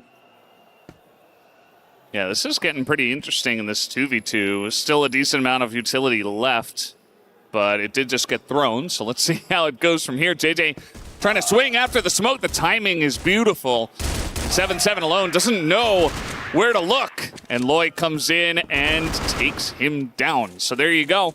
Stallions do get back onto the horse. I feel like I'm going to be using that a little bit more now after recognizing the logos here.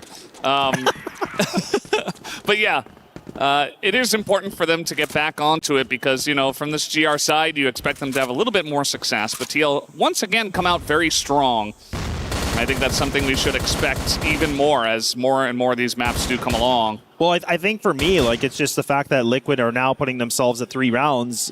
That's a good thing, right? Like, I mean, like, the old Mexico was, like, definitely one of those maps where you absolutely needed to get as many rounds as you could on the GR side that you could kind of, you know, when you transition over to the BL, you're like, okay, we're probably only going to get that, like, maybe 1 or 2, like, you know what I mean? Or, like, a scrappy 3. But Liquid have made this look really good to getting 3 rounds. So this is what is really exciting about this map is that Liquid, it kind of feels like there could be a world that they're going to be able to find 4 or 5, and then when you go over to the GR side, like, you are going to feel so good going into that next, you know, the next half here, right? So that's where I think for Stallions, they kind of have to realize, okay, look, we got to step this up. Like, it is still very close, but this is the thing. You don't want to get that, you know, extra padding for these guys. You cannot sacrifice that. Yeah. It's just really important these next bunch of rounds just to really control the pace of how the rest of this map is going to go. Here comes Adrian once again, just pushing in very aggressively. No gets the first, but they take him down. That's a nice trade. They're in here onto the site. And I've been liking these pushes from the side of TL. You know, even though they didn't get the win in the last time they went for this push, it does feel like this is working out pretty well. KLB able to trade 1 for 1, but the plan already comes in. And up a man here, RTL, and you see they have to try to root them out here on the stairs. It's not going to go well for them. Adrian is going huge right now on New Mexico. 10-4 is one of these guys, one of these veterans for the TL squad who, you know, you put him under any amount of pressure, he will come through.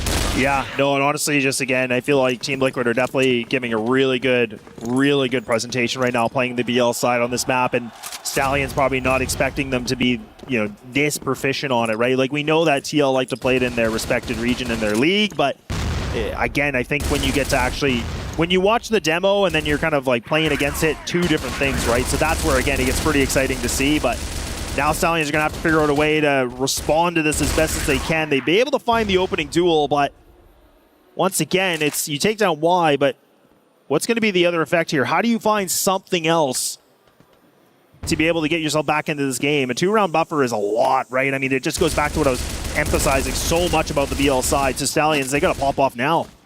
Yeah, they absolutely do have to. I do think that, you know, got to always be wary of Stallion's ability to get map wins from the Blacklist side on any map as well. But you're exactly right. I mean, on New Mexico, this is Team Liquid certainly in the driver's seat. They're the ones in the saddle. And they're clomping along right now, going into round 7. 1 minute left, and we just have Y, who did go down a little bit early. As once again, it has been Stallions that do push into mid. And now underneath, 7-7 gonna barely win that fight against Loy. So he's gonna get low, but still, it's good for TL that they do even up the manpower at this point. And 7-7's a guy who can utilize the TRG. I mean, he is essentially the second sniper for the team, and I don't know if Goken's going to give it to him, but, you know, he could, as he is super low, and Goken's going to peek and doesn't hit the shot, so maybe he should have. JJ does knock him down. Danimal's in the corner, and that's going to be a nice spot for him to get a little bonus kill, as this one is getting scrappy. Yeah, and this is where I think Stallions are getting a little bit desperate, right? They're trying to make some plays. They want to try to equalize as much as they can. 7-7 just making noise. Good distraction against JJ, and it's kind of working, right? Now you see two players from Stallions getting focused. You have that rotate of KLP, but he catches one. I don't know if he actually spotted the second, but that bomb is going to make its way into that A site. This is problematic, though, for Adrian, because now what was looking decent is now turned into a clutch situation, and he's going to have a moment to pop off. He has to find a duel quickly, but it's KLP. He's better here on the western side with that pistol, and Stallions will stay alive. Yeah, I was going to say with Adrian, the last person alive, I was like, hey, I mean, he's got the hot hands right now. You never know. Like, he's able to get the plant. Yeah. Could see something interesting happen. It was doable for sure. He just needed to find that kill, right? Because if he would have taken down KLP, you would have created a ton of space. Then he could have repositioned because all the other, the Stallion guys were getting close, but I think that could have given him something to work with, right? KLP was the biggest threat, without question. Yeah, he definitely was.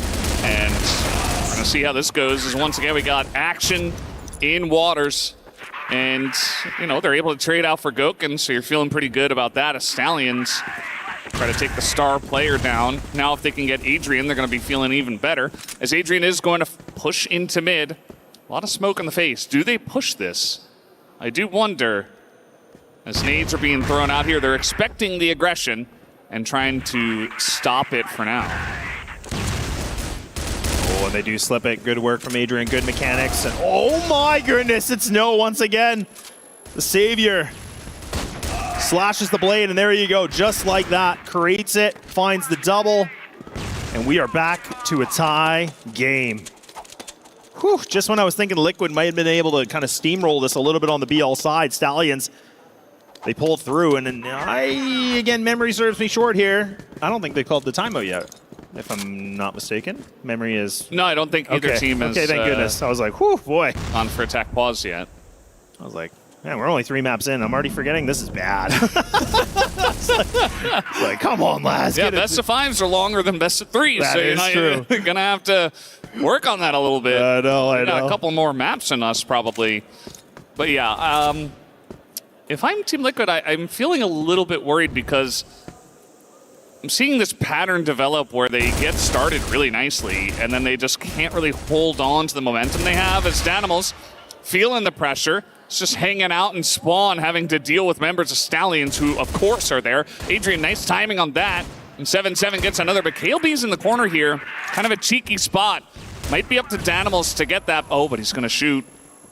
And now they do round the corner, and 7-7, easy cleanup for him, but no, still alive. Goken drops down and cleans him up, and TL will get the last round of the half, and that feels fantastic that they can get 5 from the Blacklist side. Really puts the onus here on Team Stallions to get something going from their Blacklist side. Yeah.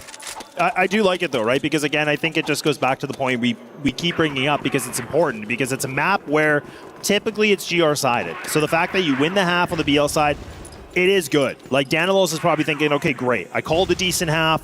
Now we just got to close this thing. The GR side is not easy, but it is a lot easier. So we'll see. But Stallions, again, notoriously an aggressive team. So this is where they do thrive.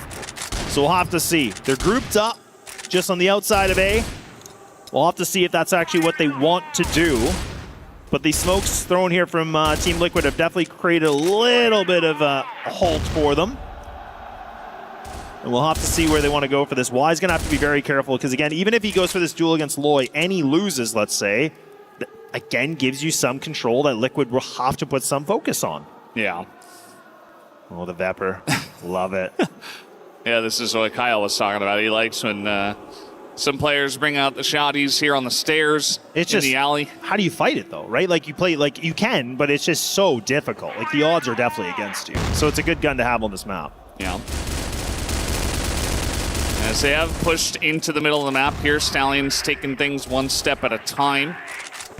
Curious to see where their main focus is going to be. I feel like we saw a decent amount of pushes from TL into B, and also some mixed in with their push through alley up into A. It's now Adrian trying to get that second down, and there it is. Oh, it's bomb too. Yep. Now KLP trying to round the corners. Adrian challenges them, takes down 3 in total. And that is beautiful from him. Yeah, this has to be a Liquid round. I mean, again, this is amazing work here from the Vepr. That's just perfect. That's exactly what you need. That's what we talk about on a map like this, and he switches his gun too. Oh boy, 15-7. What a game from Adrian. Like you said, he's been able to have himself a really decent series so far, and he's really stepped things up when they need it here on this third map. But now it's down to no here on a 1-on-5. I mean, look, it's not impossible, let's just say, but there's one, not two, but okay. Had the read, maybe he saw the tip of the gun. I was like, if he gets 2 or 3 here, I'm like, okay. Yeah, not meant to be that time around, and so Team Liquid start off the GR side strong. Doesn't feel like Stallions are very much enjoying having to deal with Adrian in the hallway here. In the alleyway, and Adrian's like, yeah, I am him right now, over at 2KD. And yeah, it's really nice to see some of these veterans really step up and fight alongside the rest of the squad. Noah's over the top here of the box, and he's checking. Doesn't see anything in mid. Certainly an opportunity to get some position, but KLB is going to win that fight here against Y, who has been playing that angle from that B main area. And you mentioned it before, you know, if he goes down, then you kind of have to swap up your positioning here as TL. And that's a way that you can just take 1v1s and maybe get a lot of pressure here as Stallions, especially if Y continues to play the same spot, which I'm not sure if they even spotted him the first time around the first round, but at least they have some information now taking him down here, as we do have them trying to take mid. But as I said before, there's nobody here from the side of TL. Well, and Loya has full utility, so he's the one that's in the hallway right now for apartments. Like, so this is where he could just do it like a bit of an execute, and KLP has the smoke as well. So this is where they actually could, again, just fake this out. Their teammates, are they actually going to commit to that? That's a good duel. So now they crunch. Now they crunch into this player of 7-7. He has to be able to find something, but yeah, he's fully wide open. Has no idea that the guys are coming through the main corridor like that. So again, I think just that information wasn't able to be transmitted. So yeah, easily done here from Stallions. That was perfect, right? And that's what I was talking about. You get that kill into that hallway as Liquid in the GR side, then you have to start, you know, again, replanning and reconfiguring your composition, because you're like, hey, it's a possibility, right? And that's exactly what happened. And I love the way that Stallions approached it. I think getting that kill in the middle outside of B, that was just the cherry on top, right? That just allowed them to just go, yeah, we accelerate this, we just go, don't even hesitate. And 7-7 was just like, oh, he was in no man's land. He was just like, oh man, like, what do you mean? Like, why are they're all here to get me now? I wasn't prepared, right? So yeah, either way, good work from Stallions. Love it. And Stallions do call the attack pause here. I mean, they were behind, it was 6-4, and that round was not a guaranteed victory, but they do take it. So now 5-6 from their angle, from their side, and they get some time to talk through here.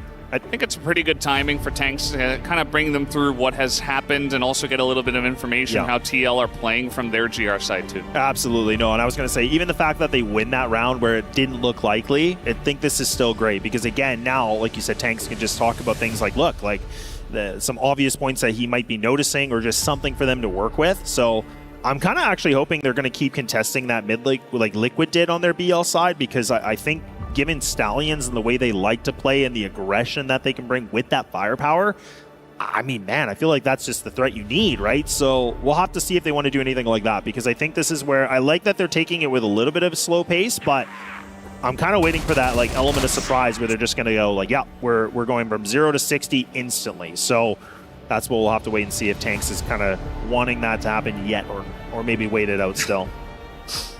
No always looks like he's feeling the pressure, regardless of the situation. As here's Adrian. Big kill. And down he goes. Oh, it's just so costly. Like, again, like it's easy to critique, but I think for Liquid, it's like that's just such a high-risk play. Because now, again, real estate grabs up. 7-7 has to be an anchor by himself. And that's where now Stallions, they can just kind of, again, post up and wait to see if Liquid want to refight for some kind of map control and try to, you know, bring the numbers back into some kind of an equal fashion, maybe or maybe not, right? So Stallions are in a power play, in my opinion, like easily. Yeah, they absolutely are. Is now Gokin going to be spotted. KLB has moved over to the sniper, of course, at 5 HP. And doesn't hit the shot, but gets the info. KLB does move forward, and Gokin takes him out. But that's a smoke right in his face, so maybe they can make some moves on the map with that. They still have a couple of guys potentially heading over towards B. And as we know, it is just the one guy, 7-7, who is on the B site. So it could be the angle here as JJ going to take this bomb all the way around and underneath. And probably going to be heading over towards the B site. It's going to be Danimals and 7-7 who haven't been the main two players here on the side of TL who need to handle this pressure. So I do like this angle from Stallions. As Flash is directly going his face. He's not going to hit the shot. Gets the second one. So I think the follow-up a little bit slow. Danimal's also there to help out. And he takes out No in the middle of the map. So that's going to be fantastic for him. Yeah, I mean, I was kind of worried that Stallions were taking a little bit too long to get out of this barman, right? I was thinking, like, you kind of have to get a move on here. You can't just, like, kind of sit and post it up like that because, again, for snipers, it's kind of easy picking. So they do get that kill, though. KLP, that was really important in the middle of the site. Now he's going to be able to have the snipe. But look at this. Look at Liquid. They got the double player going through hallway. This is going to be something. I don't know if Stallions are going to be prepared for this. Loy has to be ready, though. He has actually repositioned. It looks like he's prepared for it. Spotty senses are tingling. That flash is not going to be good for him. Oh, that is not going to be good for him. But he still wins the fight. How? I don't know how he gets away with that. That nade might just do him. But no, it doesn't. It doesn't even do a speck of damage. KLP, he's been able to dodge some bullets too. And I don't know how we're here again, Valdez. I keep saying that in this series, but why? Oh, he's going to be making me scratch my head here. But Liquid do find themselves a 2-round buffer. Yeah, pretty intense round there. I mean, that did not look great for Stallions. They make it close, but at the end of the day, Team Liquid get the rounds that I think they absolutely should have with their ability to rotate over, get a position up there in heaven, and just rain fire down on them. As here's why.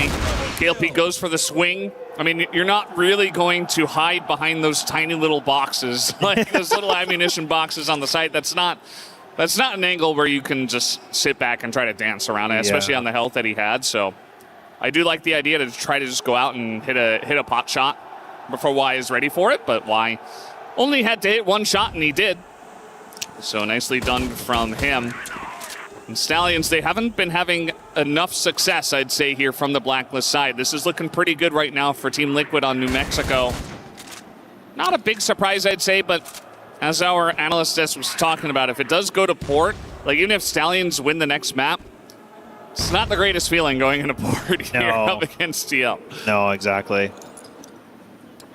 Yeah, the map pool, it definitely kind of feels like, this is a map where I would have favored Liquid in my opinion, just because I think in their respective, league, they actually do get to play this a little bit more often. So I think for them, that's where they've really shown their preparation on this.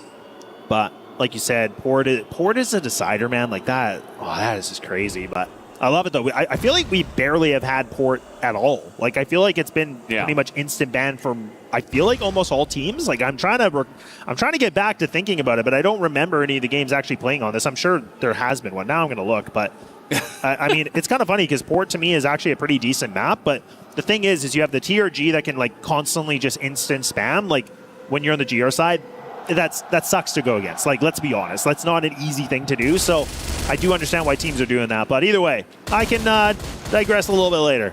But good kill from Loy. Ooh, even Y to get a good reply back on this as well. Now the execute's coming through. Stallions. Man, another scrappy round from both these teams. This is just, it's just ridiculous. They spot 7-7 there behind the boxes. And swinging around here is KLP. Does not hit the shot on a Gokin. But he's got the lineup, and he will pick it off. Gets the headshot there. Stallions aren't out of this yet. Again, things are looking pretty dire on New Mexico, but they're trying to mount a comeback here. And they're not too far behind. It just kind of comes down to if they can really get enough momentum here from the Blacklist side of this one. Nice shot to finish it off. Did feel like this was kind of a done deal from there in the 2v1. As Gokin's going to take down No. Just like that, they push into mid very quickly. Loy's already in behind Gokin. And, yeah, Y's going to get up there and get contact onto him. Gokin gets another kill on a JJ.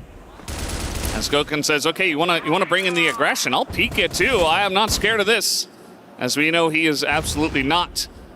Loy still has not been rooted out here of this angle, although Y is just waiting for him. Loy got a kill on the Danimals while he's up there being such a nuisance from that angle. Nate doesn't do anything. He gets another one. This guy is just doing so much work for the squad, and now Caleb E comes in, and Y is not able to defend. They get this plant. This is not the way this should have gone. No, not at all. That's really good work from Loy, though. Again, just being such a nuisance, such a distraction, and you can see that Liquid were hyper focused on him. Like, you can see that Y was just calming the whole time. Like, I need you to kill Loy. Loy's here. Like, you got to take out Loy. But honestly, good work from him. And the position he was in, he knew the threat was just below him on his left. He's still getting nade kills. He's still finding another kill. Y's just kicking himself like, I can't do anything. I can't help you. I'm stuck in this tight room. And unfortunately, he just couldn't figure out how to open the lock and get out of the room. And there you go. Stallions bounce right back into this game. And a really good round. And that's, again, where the Loy factor kicks in here. So Liquid going to call the tactical. Probably not a bad idea. Considering they have been looking dominant, that's kind of a round that, honestly, you got to talk about that. That's a tough one to lose. Yeah, it definitely is, and that's why the timing of this tack pause is very good for the side of TL. Just try to take the momentum away from the guys there on Stallions after a huge round from Loy and KLB. Just almost brute forcing their way onto the site. It just felt like they couldn't handle Loy on that angle in alley, and he's just sitting there getting so much, like a grenade kill on a Danimals. Yeah. He peeks the one guy. KLB comes in after, gets Y down, who's trying to get the trade. It's just crazy how much value they got just essentially sitting there and waiting for TL to make mistakes. The only issue I have with the tack pause here is that sometimes you give tanks a little bit of time to talk to his squad, and all of a sudden they look revitalized. So we'll see if GLC can have the same effect. Yeah, it definitely is the major risk, right? Because tacticals can be great for you, but that just means obviously the other team gets a moment to have a good conversation too. And like you said, Tanks has been really great for the team here for Stallions, where he's been able to get, imparting wisdom, being able to give some good pointers of just things you got to look out for. And it does look like they get revitalized. I definitely agree with you. It's like one of those teams where we talk about that stat. I think Stallions have proven that almost every time. So it's like, yeah, it's definitely interesting. But man, right back to it. A tie game we go. And Liquid, what are they going to be able to pull here? But I do like the fact that Adrian actually has given up this hallway control. He's like, okay, I've done this twice. It didn't work out.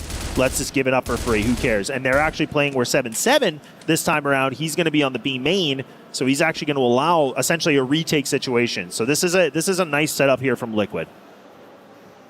Yeah, it feels pretty good. I like how they're trying to figure it out in real time and just, essentially get ahead of Stallions before they get too much momentum in these rounds and not give them early kills, essentially. I think that in general, when TL from either side have played a little bit more passively, it's worked out well for them.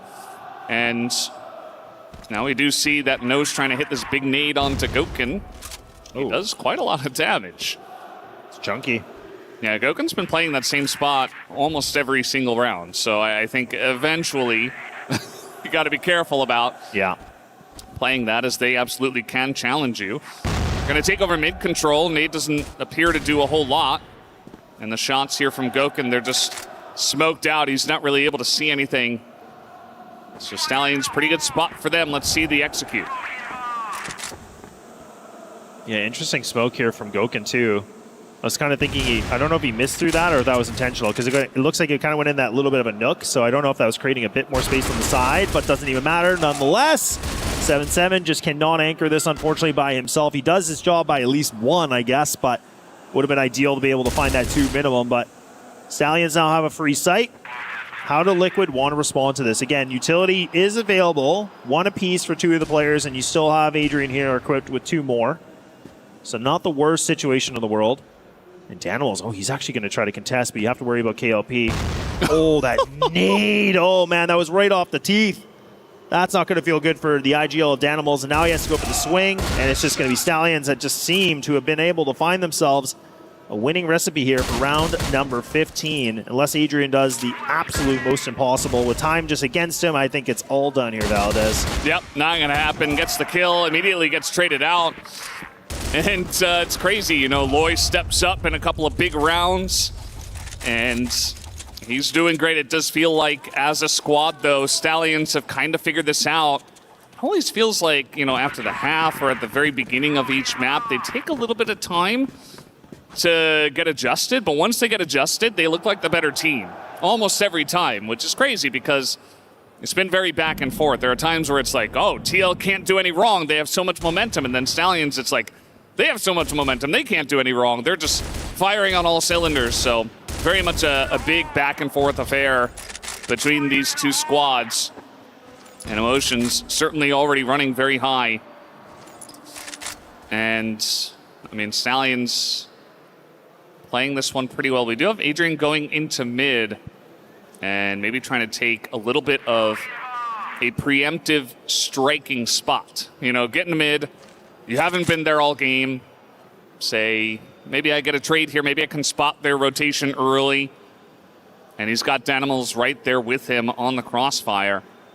Just waiting for Stallions to make the push. But Stallions have slowed this down quite a bit in this round. Yeah, they really have. They've kind of just, again, softly pressed the brakes a little bit on this. But now, I mean, with Adrian kind of being in this position, if they can be able to find this could be really huge for them. But Adrian's been having a great game, but no, it just can't handle JJ right now. Nice little bit of a bunny hop into that duel. Now Liquid feeling the back burner on this one a little bit. Now they have to reset up their defense once again. That A site is technically open, but now Goken's saying, okay, look, I'm going to reposition, I'll anchor. I'm going to kind of play this forklift position again. And that's kind of been his home ground, but Stallions should be aware of this. Nades are coming through. This is going to be a lot of pressure for the vet. Yeah, definitely will be. He's already taken a bunch of damage. Wise helping out a little bit. If Goken just gets one, that's enough, but he's not able to hit the shot. No. Picks him up as trying to sit on the bomb. It's not quite enough for 7-7, who does get the trade here onto Loy. As they pick up the bomb, they get onto the site. 7-7 tries to go fast. He gets the one, and that is massive that he can get the one and get away. He's got a sniper here. And, I mean, there is a chance for 7-7 to get this done. It's one shot, one opportunity. If you can hit KLB, you win the round, and you bring this back to a tie game. Yeah, look at 7-7. He's anticipating a bit of a flank, so he's actually just posted up, waiting to see if, you know, KLB is just going to try to make an ultra big play here, which is definitely the right read, because, again, this team would do that. KLB, though, is playing it properly. He's just waiting things out, but no, man! It's 7-7! Oh, man. Rises from the ashes here, and he's able to find himself a big moment here for Team Liquid, and a much-needed moment, because that map point was right there available, but it gets taken away, and we're back to a tie. Yeah, it is crazy how close that was. And, yeah, he knows that's one of the spots. He checked a lot of them, and he says, well, you haven't flanked me. I mean, you must be on the site somewhere. He checks the corner, hits the shot right in the stomach as well, like we saw there. Very nicely done from 7-7. Extremely clutch that he gets the one kill on Tano, backs away, and then is able to finish it off. So, big stuff when it matters most from pretty much everybody on both rosters. Like, it feels like everybody's firing on all cylinders, and that's what has made this such a close affair so far. Yeah. That's what's been so good. Like you said, it's just been hyper competitive, and it's just such a back and forth affair. It just doesn't feel like the only map we saw was Subbase, where Stallions, like, they made a statement, obviously, but that was just to get them back in this game. But we kind of expected that in some regard, just considering how strong they can be on that map too. But nonetheless, New Mexico has absolutely delivered more than what I was thinking. The pace, everything, all the duels, the clutches, it's just been great to see. And now good nade coming in from Goken. He's actually been able to find onto No. Now he's actually repositioned himself, right? Typically he likes to play forklift. This time he's going to play sight box. Spamming away, hoping he might be able to find something through the smoke. Not going to happen yet. Another re-smoke here on the A site. That makes it an issue here for Team Stallions. Yeah, and I feel like this is that smoke once again. It just gives him a little bit of an angle there on the corner. But they've dealt with Goken so well, have Stallions, and I think that's been the key, as now he's on the back of the site, but Adrian is there, and the shot is dropped from Goken, and he gets traded out after taking out JJ. So they get onto the site, and this is going to be a 3v3 retake. TL just essentially waiting for it. But look, in the middle of the map, Loy actually pushing them and gets them before they're even ready. Now in the window, I mean, they're just going down one by one. They're not even able to set up any kind of retake here. As Adrian taking massive damage. He's down to 3 health. Gets swung by Loy, who pulls up and takes him down. And once again, Stallions take the lead and move to 9 and 8. Yeah, this is great. Again, Stallions, nade work, it's not even just firepower. Like, that's something we always talk about with this team. We're like, look, young team, they just run and gun, they get in your face and aggressive, but the utility work, again, it's just prevailed. Like, we saw that pop flash, and that allowed, the last player of Stallions being able to swing like that and winning that engagement. So you absolutely love to see it. And that's where Team Liquid are now getting a little bit meeting their maker in this. And now map point on the docket here for Team Stallions, which would put them up on a 2-map series in this best of 5, only needing that one. So now Team Liquid, they've been able to push this on the first map. Can they do it here and now for New Mexico? That is the biggest question here on this third. And the hallway is going to be up for grabs. Team Liquid not going to contest with it. They're going to go back to just leaving 7-7 being the sole reliability on this one. And Stallions have to make a lot of decisions here. Yeah, I mean, this is the second time we've had a 9-8 situation. We had it on Ankara. It did get tied up by TL, I believe. That did force the extra rounds. And they eventually did go on to win it. So opportunity for TL to do the same thing on Mexico, New Mexico, and just, essentially take a big lead in the series. As here comes a bit of a push from the side of Stallions. They do want to head towards B, it looks like. Maybe a little bit of pressure from the waterway as well, but Wise is tucked up in the corner here on the left.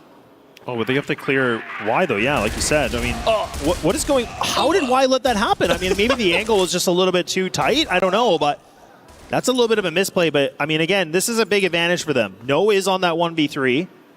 Again, we don't get to see him on this rifle too often. I mean, typically it's the HK we like to see him on, but I feel like any rifle's going to do for this guy. It doesn't even matter at this point, but he's got that 40 seconds remaining, and I do like this. I think the fact that he's like hunting and he's just looking for duels is important. Team Liquid, you can tell, they're just tucking their tail. They are not trying to contest this. No is hungry. He is looking. He wants something. Oh my gosh, he's already in the other site. And this is where you have to go back, okay? You're like, look, I mean, enough's enough. Oh, I can't believe, why is Adrian going for that fight now? But 17 seconds. Oh, it might be a ruse. It's all of a game plan. This is a mind game. He thinks the site's going to be open now. He has 10 seconds. He has to go. He has to plant. This is it. Team Liquid are going to be able to find it. Oh, man, a little bit of cat and mouse, and they just bait the cheese, and he fell right into it. Pretty interesting situation there at the end of the round. Could have just planted it on B. Obviously, that has its own risks. And so he did not elect to do that. He went out the no way, which is swinging, essentially. And at the end of the day, was not able to pick up the 1v3. Did get Adrian. And he's always looking pretty stressed, but, nice try. And now, TL, they force the extra rounds, and they will move back to the BL side. Well, that's the thing, right? We talk about, it's just like overcooking a bit. Like, I loved that Noah was getting information. He was trying to fight for something. But there's a point where you got to give it up. And then Y went for the swing, and then I think he tried to make it seem like, oh, well, that site's open. I'm just going to push you. And it baited No into it. But I would have loved to see No, like, how much he pushed in, and he actually would have just fell back and just tried to go back to that other site, because I think he knew it was empty. Like, he was pretty confident in it, right? Because he was pretty much clearing it out. But either way, it was a good effort, but good response here from Liquid. So like you said, extra rounds we go, which is not at all surprising, but it is good to see. And that's a big, good amount of teamwork here from Team Liquid. Again, showing their experience as a roster. Fully bright. Yeah, it just felt like it was a matter of, how many maps are going to go to extra rounds. It's all of them. We knew that we were going to have a bunch. We did get a little bit robbed there on sub base, but that's okay. That's a little bit of a unique situation with Stallions and that map. And maybe we just get extra rounds on every other map. Although if it does get to port, I don't expect it to go to extra rounds. No, I don't think so either. But we'll see. As there's the flash on in, the second they try to enter into mid, JJ is like, no. Let me stop you in your tracks right there. But still a lot of utility, a lot of smokes here, so they can still get position in the middle of the map. Look at Loy. Him and both the KLB, they're actually pushing through this into water. So, I mean, again, this is like, just fighting for some control. I'm curious where Loy is. Because, again, he might be able to find some kind of funny timing. Maybe not. Okay, no, he's going to go back with his team, so that's fine. But, okay, KLB will go down. Loy's trying to take the long route into this. He's going to have the best timing in the world. Oh, my goodness, and he does. Valdez. Oh, my goodness, this is such a Stallion round. This is such a Stallion round. Blink of an eye and you miss it. Like, that was, like, so hyper-focused on Loy again, like Liquid were a few rounds ago, and then you're like, done. Yeah. You remember that when TL were on the blacklist side the first time around, they got killed from that angle so many times from guys just swinging around behind them on B and just, you know, KLB got like multiple multi-kills and stuff like that, and then the timing with no peeking out from mid is just perfect. So even though TL were hyper aware of what they had to deal with last time, they still could not handle the pressure from the side of Stallions. And now it looks like Stallions want to put on more pressure. Is anyone surprised? Not me, as here they go. They do swing down into waters, but this time it's Adrian and Goken who pick up one apiece. And they are going to put an end to that nonsense. Yeah, and Liquid actually just immediately leaving this too, so that's not bad at all. So I really hope for Stallion's sakes they don't just kind of push through that, but they won't. But Loy is kind of posted up, just like recommitting to the fight. KLP looks like he might try to anchor this A site instead. This is pretty dangerous. Again, no immediate trades from each other. This is relying on, again, individual abilities of like, look, Loy, you're going to need to get a kill and then run. Run for the hills. But we'll see. And actually it looks like he finally will give it up. Liquid, again, just, they have, I like this though, because they know that Stallions will do something aggressive.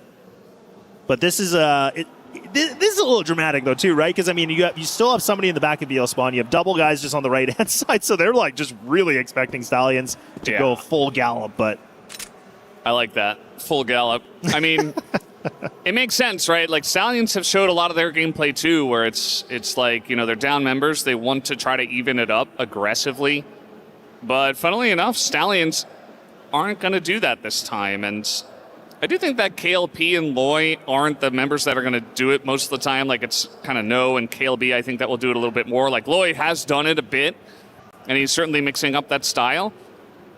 But, yeah, they're just going to go through waters here and push straight from there.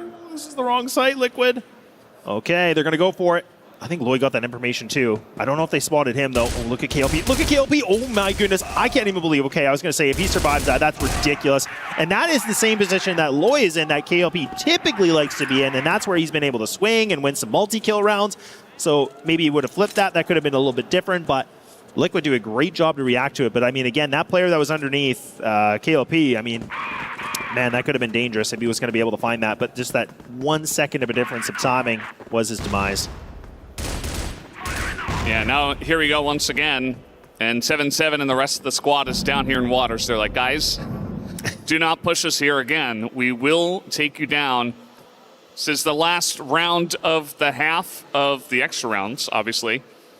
And it's a big push that Loy's going to find first. Just run straight into them. Did not expect 5 people to be lined up there. There's a lot of damage to Y, to be fair, but that's still a kill onto Loy. And they're just 3 pushing through what? They're trying to like get the flank here. Yeah. Trying to get ahead of this. This actually is good because I think they have the information. They're like, guys, I think they're still in this hallway. Like they're essentially sandwiched in. So now they have to commit, right? Liquid are trying to make it seem like it's a bit of a fake. Now they have to go. They realize their timing is now everything. They have to do something big. KLP, he's been a bit of a threat, but unfortunately he can't be able to do it here. Now KLB by himself, he will go down.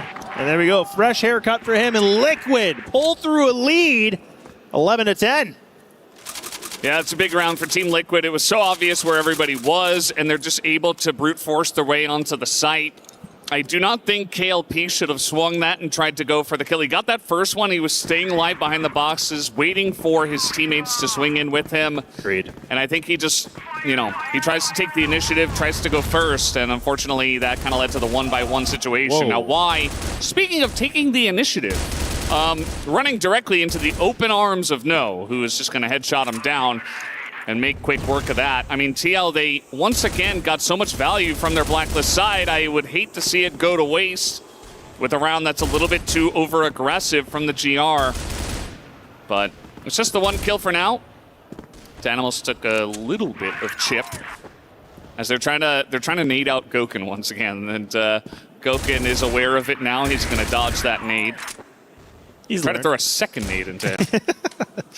Well, it's good he's adjusted. He's like, well, I think they know I play here, so I'm going to switch, which is good. Good, a little bit of adjustment. And Stallions still full HP. All 5 players still alive in this one.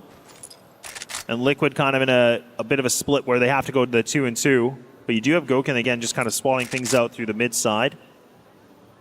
But again, they can actually swing into this B main. This has been good for them. This has been the miracle worker. And now Danimals does something good. Now him staying alive, that's good. Because again, that threat, that uncertainty, that is still going to be a question here for Stallions. But they're going to go for this one. No question about that plant. How do Liquid want to retake this, though? That is going to be tough. Because again, you have some utility, but you're going to have to utilize this perfectly. No players are that low where the nade should be able to get a kill. But it will do some damage if they can line this up properly. Yeah, KLP is going to be first contact for these 3 guys that are all coming in from behind. And this has been where Stallions get a lot of work done. Can Team Liquid do it here as the shots ring true? It's Adrian to try to hold. KLB. And I think he has it. Yeah, Gokun covers him. Team Liquid up to 12. Wow. And they are so close to taking New Mexico now. Oh, my goodness. Yeah, and like you said, I kind of like it. It was a bit of a scary one, though, too, because you're committing 3 players into a really, really tight corridor like that. But the fact the player that was sitting in the box from Stallions, he wasn't able to land that shot, honestly, that was kind of the problem, right? That was the wrench in the gears. That's when things started to just break down very quickly, and a good work from Team Liquid being able to win those duels and then just getting on that defuse instantly. So you could tell that KLB was just like, I don't even have the position for this. Like, I have to now run and charge for it. So good work from Team Liquid. Now 1 round away, and they put themselves up 2-1 in this series. And that's definitely going to help with Gokun just landing shots like that, taking down Loy. But you still have the threat of KLP, you still have the threat of No, but this is now where we have to see something, the miracle, popping the magic trick. Something has to happen here for Stallions if they want to stay in this game. Yeah, it's not looking too likely. And, I mean, they had a nice comeback from the Blacklist side after the first half that we had, but I'm not convinced. I think TL have really hunkered down here on this map. They've showed better play in extra rounds. And as you mentioned, I think, we're going to see a magic trick from Stallions. Otherwise, this should go to TL, and we will move on to new compound with them on match point. But let's see what is going to happen here. And so we're not done just yet. Maybe a push into A. We got 3 guys. Looks like a lineup from KLP, perhaps. I don't mind this. The flash over the top. Because Gokun's actually not even playing there this time. It's actually Danimals being the anchor. So Adrian needs a kill. He can't find it. Okay, so now maybe that magic will happen here. Stallions are going to get this plant immediately. No hesitation on that. Gokun getting overwhelmed, calling that he knows that somebody's trying to push him, but now No has to go against 2. He only has that USP. That's not too bad, but he gets the 1. Good response from Liquid. Now things are back to an equal footing of a 2-2. Yeah, pretty crazy that No gets in there. Oh my gosh. KLB. Yeah. Are you kidding? We got a big flank, but it might be too late. Oh no, it's bad. They get that kill, but they don't know where KLB is. So he just comes in firing, and he doesn't hit the shot, and that means defuse. And the map win to TL 13-10, a second time in extra rounds that they will get the better of Stallions. As very happy with Gokun's performance there. He definitely had a very nice second half of that map. I mean, some big shots, some very clutch moments from him. It's not over yet, but Team Liquid do have a big lead in this series now with Port as map 5, new compound up next. We're maybe going to have to see more magic tricks from the side of Stallions to make it interesting. We're taking the tape off of the players. Just rip it like a Band-Aid. Just go for it. All one shot, yeah. that's the worst. But no, honestly, I definitely agree with you. I think that Liquid played a really good game. I felt like they were a little bit more in control. You could tell that Stallions were trying these plays where they wanted to go for big flanks. They wanted to try to do all these creative things. Just wasn't enough. But look, we're going to let the desk talk about it because that is a lot to break down, because now we go all the way to the distance here. We'll find out if Liquid can close out.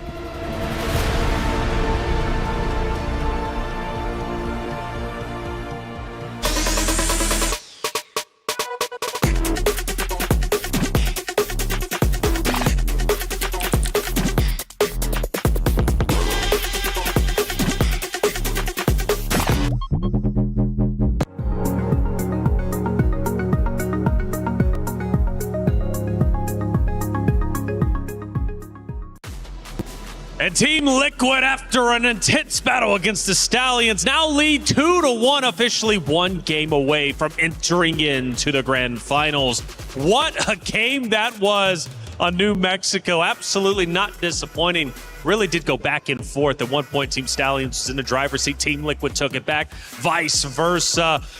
Kyle, there was a straggler, though, for the longest time for TL. However, despite all of that, they still managed to get the win. Yeah, I mean, a bit of a rough one there for Danimal, but at the end of the day, as the IGL, he can bring them back with those players around him, and that's exactly what we saw in the server. I mean, Adrian outperforming Gokin the entire time, making that shotgun just masterful in the server, and I'm looking forward to seeing what he can do next. Yeah, a lot of interesting picks from Team Liquid, not only in their weapon selection, but also the way they were playing. Yeah, I mean, I wasn't really expecting the push-pull offense to actually work in this particular map, but hey, the Animals made it work, and with what I said earlier, right, the snipers are going to have, you know, a bit less of a presence here on the map of Mexico, but it seems like I might have been wrong, because Gokin really did make it work, and Adrian, man, this is what I was talking about, the Riflers, they really have to step up to the plate, and it seems like the Rifler with the shotgun really did it. Yeah, we saw an interesting shotgun come out that we don't normally see, Kyle. I know you got or at least that kind of interested you quite a bit. We go early on, though, and this is where we really do see the back and forth battle, kind of reminiscent of the previous games. The Team Liquid fans, though, were going absolutely crazy and insane every single time TL was able to get a win. I felt at one point Team Liquid was in a driver's seat, but that was before Stallions ended up taking it back. Yeah, I mean, it's really tough when you have everybody performing close to their peak on Team Liquid. I mean, you know it's a good sign when you have two players over 20 kills that aren't Gokin on the team here, and I just love the amplification they've had in a map like Mexico, and this was a critical one for them. This map could very well dictate the series. Yeah, we were talking about that, right? New Mexico arguably could have been a must-win for the Stallions side. They unfortunately lose by a narrow margin. The scoreline, though, we go into overtime. This is where Team Liquid started to really come to form, and they didn't drop a single round once we go to OT, outside of maybe one. Irregardless, though, they hug it up, and they know they're now one game away. We look at the summary, ends 13-10, as close as you could possibly get it. Why? Adrian tearing up the competition with 22 and 24 respectively. Stallions, though, still had some great stats, but ultimately the timing and the strats from TL took them down. Yeah, and you can see, you know, really dying a lot in the map of New Mexico, and really had to be the guy pushing the point forward for the Stallions team, and the rest of the team just really couldn't take it, especially when it comes to overtime. Granted that there was some very, very good teamwork rounds from the side of Team Stallions, the stability of Team Liquid, especially when it comes to those tense moments, really cannot be ignored. No, for sure. Team Liquid have been looking incredible, but again, throwing out some weird strategies. I mean, they're doing things that we're not used to seeing on the battlefield. Yeah, I think they're meeting Stallions right where they're at. We've seen it with Adrian in particular in this match, playing very aggressive in that alleyway, not being afraid to challenge players like No, and that's what you need to beat a team like Stallions. Yeah, you got to challenge No. You've got to take him out. You take him down, you take out the lead Slayer. I've got to say, though, despite Stallions taking a loss, I have been quite a fan of Loy and the energy he's bringing. He's been shooting bodies all tournament long. But man, he's going to have to do more than that going into Game 4. Yeah, especially with the map of New Compound, right? Once again, I am going to say that the snipers are going to have a bit less impact in this map unless we are talking about that initial mid-duel. But at the same time, those corners are going to be HKs and EBRs all around. So once again, the Riflers really have to step up to the plate, whether it is Stallions, whether it is Team Liquid here. Last year, it was all China in grand finals. This year, it could be the Philippines. It could also be Brazil. Now, for Brazil, it's been a long time since they had the opportunity to win an international event. Yeah, I would love to see them with that opportunity to take it once again. It's been so long. 2019 was the last time Brazil lifted a trophy at international competition, and I'm hoping there's a chance they could do it here. But it's even been, since a couple years since they've even been in a grand finals. Yeah, 2 years since they even had an appearance for the region. It wasn't even this team either, Goken. It's been even longer since he had that opportunity, but I know he's hungry for that chance because this guy has been so close so many times. A lot of great series when it comes to EWC, not only here on the main broadcast, but also out there on Amazon Prime. It's called Level Up Season 2. If you haven't checked it out, you should give it a try.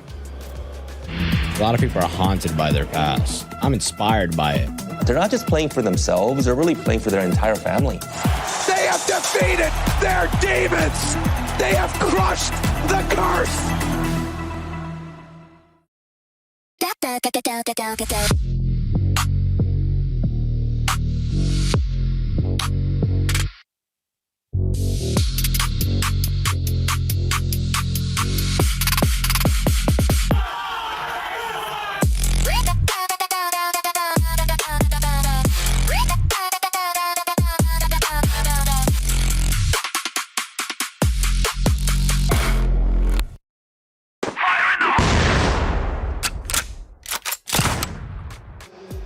Welcome back to the Allianz Vault. The stage is about to light up once again as we head into map 4, but this time is different. Team Liquid now lead in the series, one map away from moving forward into the grand finals. For the Brazilian scene, though, they are ecstatic at the opportunity. They haven't been in the grand finals in 2 years. They haven't hoisted an international trophy since 2019. Is this the chance? Will they take it? Or will the Stallions come back, force a game 5, and then also have their opportunity into the grand finals? For the Stallions, we've been watching on bated breath for them to clutch round after round, but Team Liquid, resilient as ever, has shut them down. What do we expect from New Compound with these two Titans facing off? I mean, in my opinion, I feel like New Compound really matches Team Liquid's style well, right? You really want to hunker down Turtle as much as possible when it comes to this map, especially when it comes to the B side. The amount of angles that you can have on the defense is just absolutely insane. And I feel like the priority for the side of Team Liquid is not going to be in the mid position. Instead, it is going to be around that entrance B area going into spawn as they fight for control. I agree. It's all about fighting on the sites for Team Liquid. They have that scrappy play style, but they're very good at trading up close and personal. And that's where we've seen Stallions slipping in these very aggressive, fast fights up close, which is a bit untraditional for them because you look at their previous matches, they were very good in the aggressive fights. Yeah, and I mean, if Y especially can be activated here in this map, maybe they can enable themselves to kind of cancel out those initial plays that Stallions like to do for the sake of map control, maybe on the underside of tower, maybe we're going to see it in B, and I would like to see some action on long A as well, because we do not see too much action there, but if it does, then that pressure might be too much for Stallions. Going back to Danimals, I know he was underperforming on map number 3, but they still get the win, being the IGL himself. But man, if he can IGL and slay out in New Compound, Stallions might not have a chance. Yeah, they just need that extra little bit of difference to feel safe going into this one, because if you want a third map in a series against Stallions, it's going to take your entire team bringing their A game, and that's where I'm not 100% sure Liquid is there just yet. One of the good things, though, we've just witnessed Stallions walk in, and they still have some smiles on their faces. That's what they're known for. As long as they're smiling, there's always a chance. Of course, as long as the vibes are right for the side of Team Stallions, as long as they are having fun on stage, that is what is important, because the moment that they tilt, that is where the match can be lost. Yeah, they've got to keep the composure here. This is a very crucial one, especially because they're going to have to do it 2 maps in a row now as well. But the vibes have always been good with this team. We've seen them do it so many times in this tournament already, where it feels like they have a bit of a rough start, but this team knows how to claw back when it matters most. And speaking of no, do the Team Liquid, do they focus him once again? They did so in the last map. They shut him down despite a high kill count. No, just couldn't get the ball rolling. Yeah, I think the style is just going to do it itself, right? I feel like New Compound is going to be very difficult for No, especially knowing that he's going to be the second guy in for the team.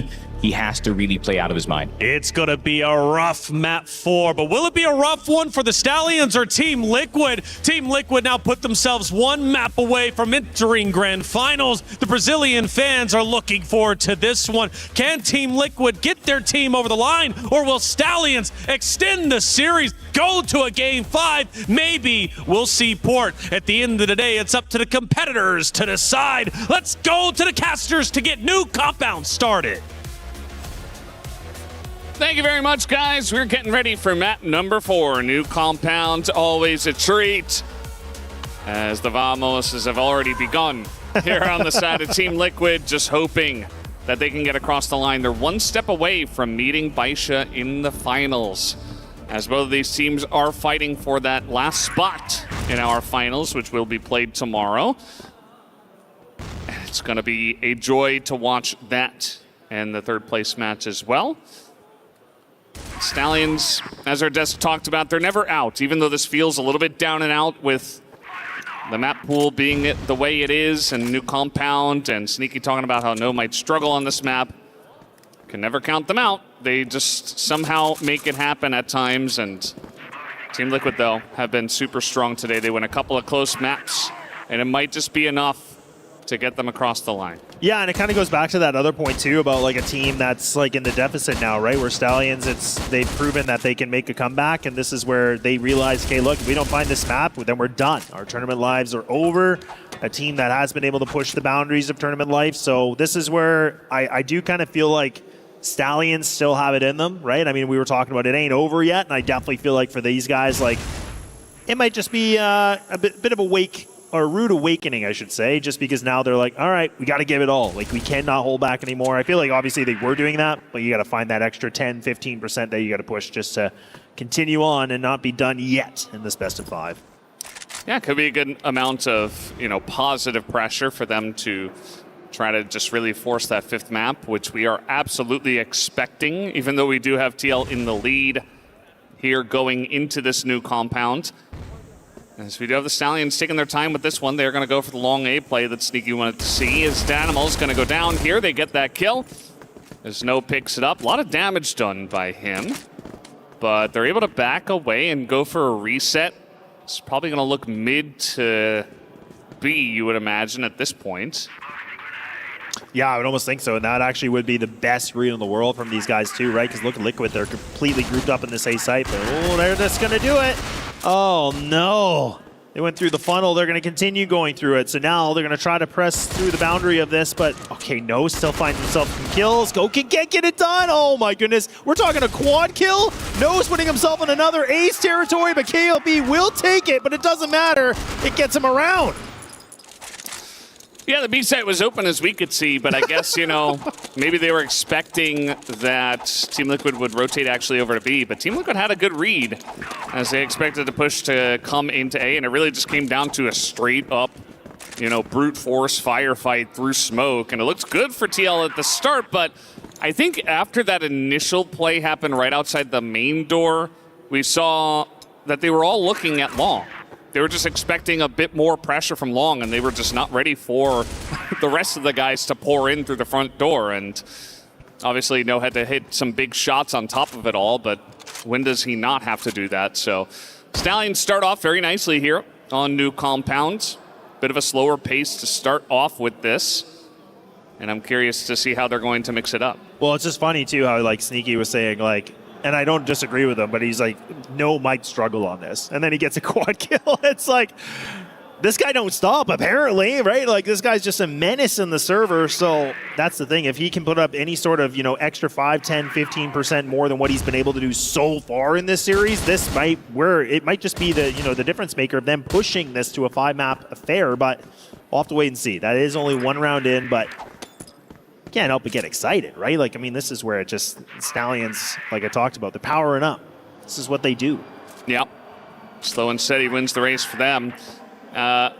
In the place of No, though, he did go straight into mid with essentially nothing except the smoke and almost get a kill through the smoke onto Gokin. So he's starting off pretty nicely, and they've identified that Danimals is playing this box, and even our desk was talking about how Danimals had kind of a slow map 3. So you know, sometimes you can do that where it's like, well, we want to target this one guy. Like we got the first kill from the last round. Maybe we just go for him again. They don't get the kill this time, though. Danimals is going to stay alive. Y is not ready for the push, even though you got to be in that position. And now Danimals in the corner, not able to get that done. And No picks up another kill. They do get this A site essentially for free. Only losing Loy. Nice shot here from Adrian. And you see 7-7's taking pot shots at No, who's just going to play around the pillar. Yeah, and again, they're just kind of waiting things out. They time on to 7-7, so now it's for Adrian here on the 1-on-2. This is where Stallions, I feel like they just need to reset this. Like, they're still trying to fight. Like, they have one person on the top position, one person on the low, and they make it work. So, I mean, it's pretty risky, but that is just how their team is. They're bold.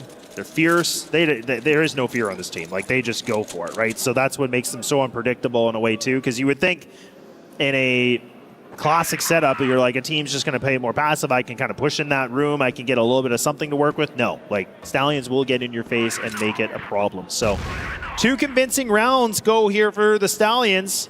But now, Y's trying to make something happen. I think this could be an issue because he's missing these shots. He's not getting fed them yet. He finally gets something with 1, but it's quickly back here from Stallions being able to find themselves 2 kills. And this mid control from Liquid, it's a light approach, but he does something. It makes a little bit of a dent.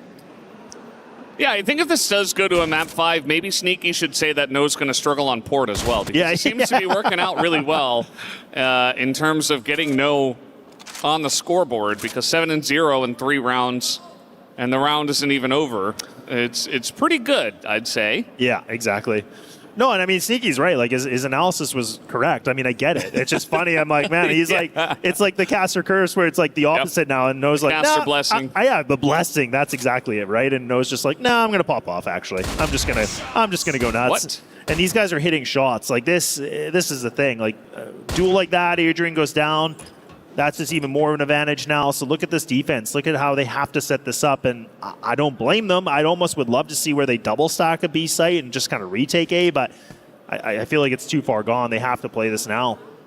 Yeah, a little bit of lack of time, you could say, to kind of group up at this point. So maybe Gokin goes for the clutch in this case in the 1v3 as they're just going to push in through long. They don't have any idea that he's here, but they do find him as Gokin, you know, he's not going to be able to cover both doors. So at the end of the day, this is what happens when you split up like this.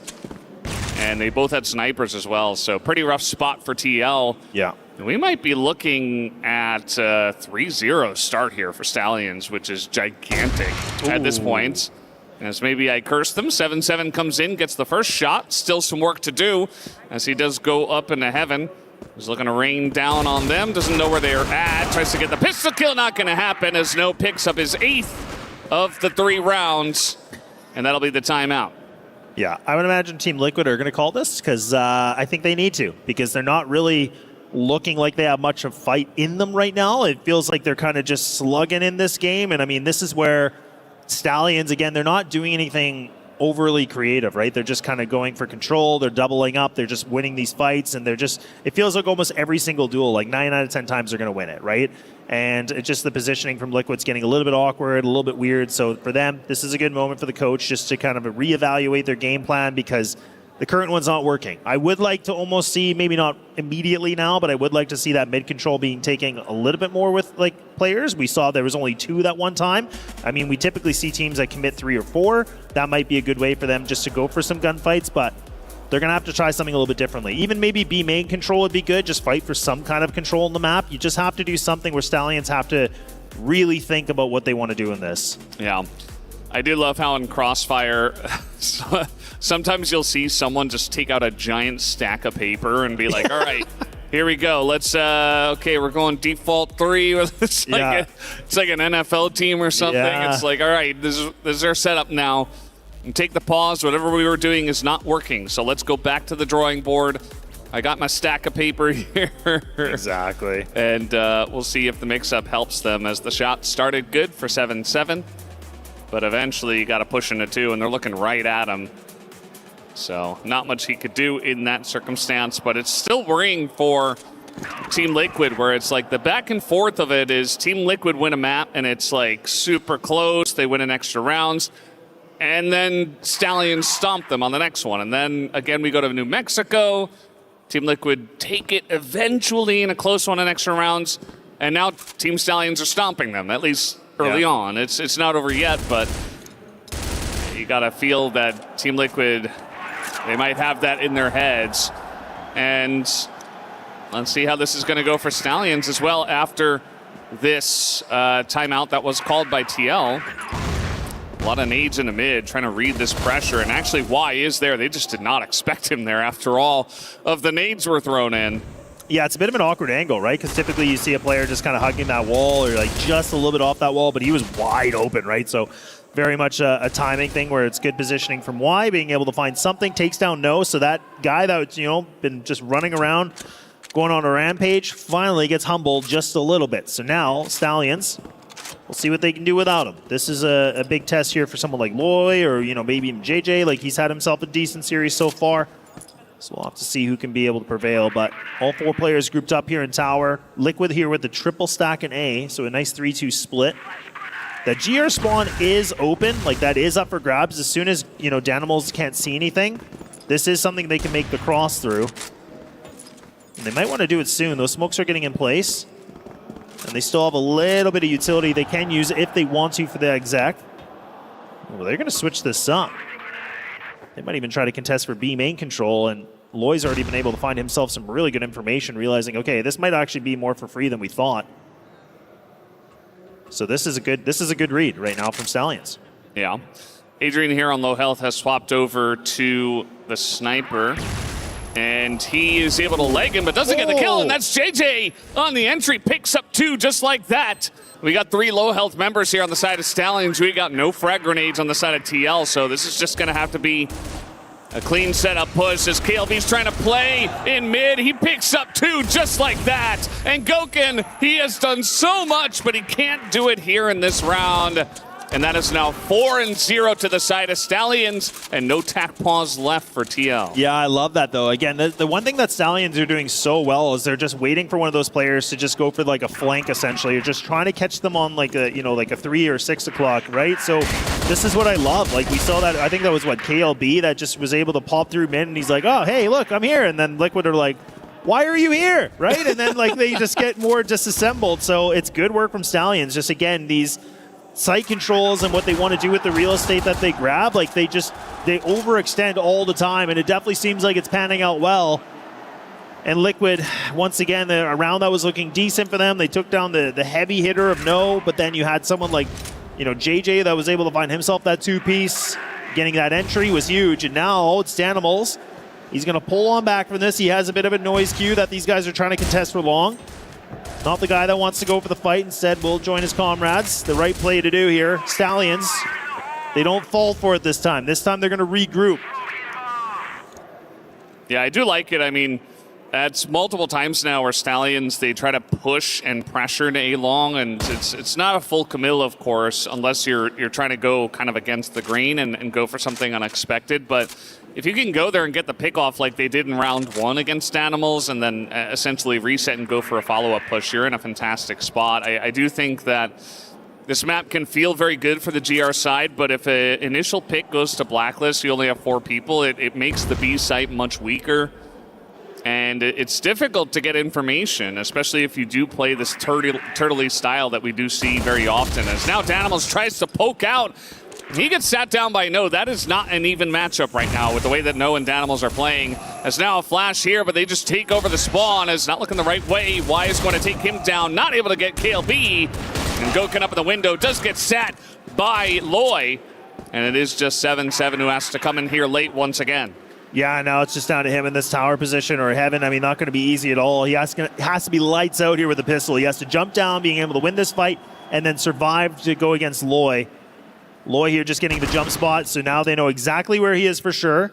And look at No, he just goes for the swing. Well, short-lived here for 7-7, but man, Stallions, like you said, it feels like they get on these certain maps that they like, and it's just a bulldozer, right? It's a wrecking ball that's come through. Like, we're talking a 5-0, and what have we seen? I think 1 round that's been very close. Otherwise, I feel like Stallions have taken it with full stride here. So, like, this is like you said, it's got to be getting in Liquid's head a little bit. Like, especially Danimal's calling the shots. He's like, man, I got to figure out what I got to do for the team, because that's where that IGL responsibility is just so high. Yeah, and they already took that tack pause. And, you know, Stallions on sub-base, it makes sense, right? You come in a new compound, it's like, well, I feel like this should be a map that both of these teams should be relatively comfortable on. I don't give Stallions the big lead in terms of comfort on this map, so... No.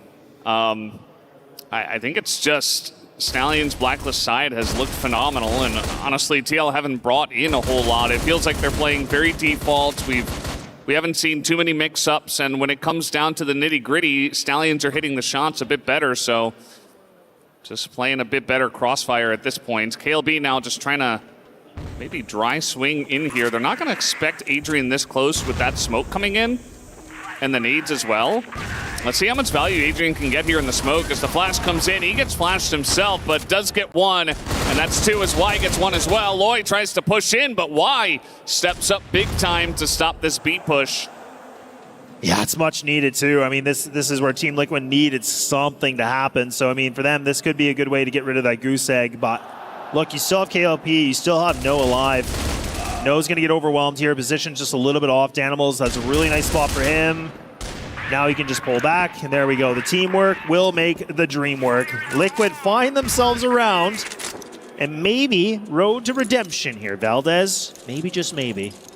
Yeah, I mean, you got to start somewhere with that one. We saw Danimals actually boosted on the door. We've seen that quite a lot, actually, at this tournament, and he's no stranger to it as well. So he just is sitting in the smoke up on top of the door, no pushes past, and it's free pickings for Danimals as they're trying to go for it once again. That's sick. I mean, you know, if it's not working for you when you're trying to peek them, just, you know, camp on top of the door. I think that's fine. Like, he got a lot of value just doing that and taking down No. So it's actually going to be Gokhan who's playing this spot. And this is a risky spot, but not one that Gokhan is scared of, as the nades are going to fly. He wants to get the one. He will not have it, as Stallions, they are so good at punishing that. And now Danimals is in a bit of an awkward spot, but he's got a smoke to help him out at least. And they're not going to continue pushing just yet. I think it's a good call, though, right? Like, I mean, I know Gokhan went down this round, but I do like the fact that Danimals is like, look, I can't hold long A like this. We need to put someone like you, Gokhan, to hold this. Yes, it doesn't work this round, but I think the theory of this makes a lot more sense. He can fight those long duels. He can get that information. He can get out of there where Danimals is just going to be straight rifling. So I do like that adjustment. I think it makes sense. Danimals is playing a bit of a cheeky angle. So this is a good little bit of a change-up. Yes, it hasn't worked technically, but I do think it is the right call. These are those small little adjustments you have to make when things are just not working. So it is a good little bit of a theory crafting from Danimals. But he might have to get out of this position because this is going to be terrible.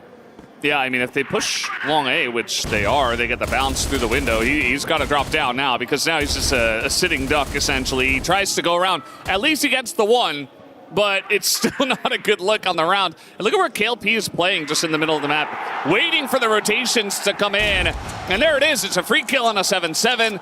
They know where Adrian is going to be coming from, and maybe he just gets the follow-up. There it is. Nicely done from KLP, and the round looks so easy for Stallions. They take down Gokhan, and from there, excellent play on long to just pressure. That's not going to be something that Team Liquid expect. No, exactly. And I think the good thing for Danimals or for Team Liquid, they could try to redo that setup, because Danimals did drop down, so it isn't obvious he was playing there. So they actually could try to contest it, but they actually are going to go for mid. They're going to try to put some aggression into this. Seems like it's a little bit back and forth. Both teams are starting to throw some jabs and some crosses, but it is going to be Stallions, though, that seem to be taking a little bit more of the beating on this one. No's been down to critical HP. You have Loy that's taken some damage. Doesn't seem to matter at this point. So you have Gokhan alive. You have Danimals alive. But Gokhan has to be able to find something here with the sniper. He has to make a connection with this TRG quickly. Danimals, though, is getting active in B main, so he's going to get a ton of information. I don't know if it's worth it for him to push all the way through. It looks like he might even debate this. Gokhan, I like that he's anchoring. I was going to say that might be just a bit too careless for me. I'm thinking just if he could stay alive, get any sort of noise cues or anything, that would have helped. But now Gokhan has to just be lights out. Yeah, and I keep saying that he can be good in these spots, but he hasn't been today. in like 1v3s, and it's a lot to expect, obviously. And this is a bait. Okay. That's honestly, I like it though, because what Noah is doing is he's just going in. He's like, hey, even if I die, you know exactly where he is. Go to the opposite, right? So he was just clearing, and then he wins it, which is more ridiculous, right? But it's just like, again, that's really good teamwork from Stallions. They're just like, okay, yeah, sacrificial lamb, we'll be fine. And unfortunately, Vergokin, yeah, like you said, unfortunately, he's just not showing his impact of what we saw in map 1 and 2, right? Or map 1 and 3, I should say, sorry. But yeah, it seems like it's a little bit more quiet on this one. Yeah, the whole team has been, you know, it hasn't been a good look from Team Liquid on this map specifically so far. 7-1, giving Stallions 7 Blacklist side wins is a bit too much, I'd say. So unless TL have something insane for the next half, I don't see them having much luck on this one, as Gokin's going to start off with a couple, as Adrian will as well. KLP does get that kill with the pistol back, so at least he's able to do that. And now the 1v2, and you got a sniper. I mean, there is a chance for KLP. It's obviously not an easy spot, though, as their snipers have been put into many of a wonky spots. Yeah. And I feel like KLP, like, he can be clutch, but he's not the guy that I would put like as the clutch player on this team, in my opinion. Like, he can definitely have his moments, but we'll see. This is a good play from Liquid, though, doubling up like this, because it makes the most sense, right? Because if they would have gone double stack A and they have to retake it, could still be fine with numbers, but why make it harder for yourself? Just go in the more difficult site. But KLP, is he going to overcook here too? Oh, he's going to overcook. It is a Stallions player, so... yeah, they overcook a lot. It could be any of them. It could be any of them. This time it's KLP. But now, I mean, he gets into the A site, he's going to get a lot of information that they're not here. Yeah. And this is a site where you can plant for playing sniper very well. So he's going to do exactly that. He's going to back off into mid. And if he gets... Well, okay, now he's pushing them. They're going to come around the corner. He gets the shot, and he backs away. This is KLP's moment as we get the big zoom in onto him. And there it is. He does not miss those. Stallions 8-1 off of the back of a clutch of KLP. Oh, man, I'm already like, I just pulled the caster's, blessing. I was like, yeah, he doesn't clutch much. Yeah, whatever. And then look at him. That was beautiful. He goes for the fight, right? Like, I kind of heard the emphasis in your voice. So you're like, he's pushing. He's pushing. I'm like, yeah, he's going to try, right? And I mean, it's not a bad play because he goes for that duel, and then that counter flash was great. He was able to just reposition perfectly. It did land. Wow, what a dominant first half. I don't think we've had that one as dominant. I know the first, sub base was close, like 10-2 that way, where like it's a close contender for domination, but I don't know, an 8-1 lead, I don't think we've seen that yet. So that's not in this series at least, but man, it's that is a statement to make. And they got some gas in the tank. Yeah, they absolutely do. I mean, this is getting very one-sided. TL, we saw that they were able to get back to the drawing board and win on New Mexico, but again, it was like so difficult. Like, Stallions always make it so difficult for any team that they play against. And yeah, I think if you're TL, give it your best shot here on New Compound, but probably just going to have to go for a reset, as Adrian is going to push through, takes a bunch of damage from the tower. And, I really wanted to see more of TL's Blacklist side on this map. I was very curious, but just might not get to see much as the flashes come in. As there's the counter, and it's perfect for No to just pop out and mow them down. As Loy not going to get the kill, but it will be KLP to follow up. It's 9 here for Stallions. And do we just have them 10-1 then? I would love it. I would love it, honestly. Like, I mean, it's like no disrespect to Liquid, but I think just the fact of Stallions being able to push this to a map 5, what we all were predicting anyways, we were wondering if this was going to be like grueling games, like they're going to go like those 13-10s or 13-12s or whatever. But the fact that, like you said, 13-11 the first, 10-2 the second, 13-10 the third, now we have a conversation of a 10-1.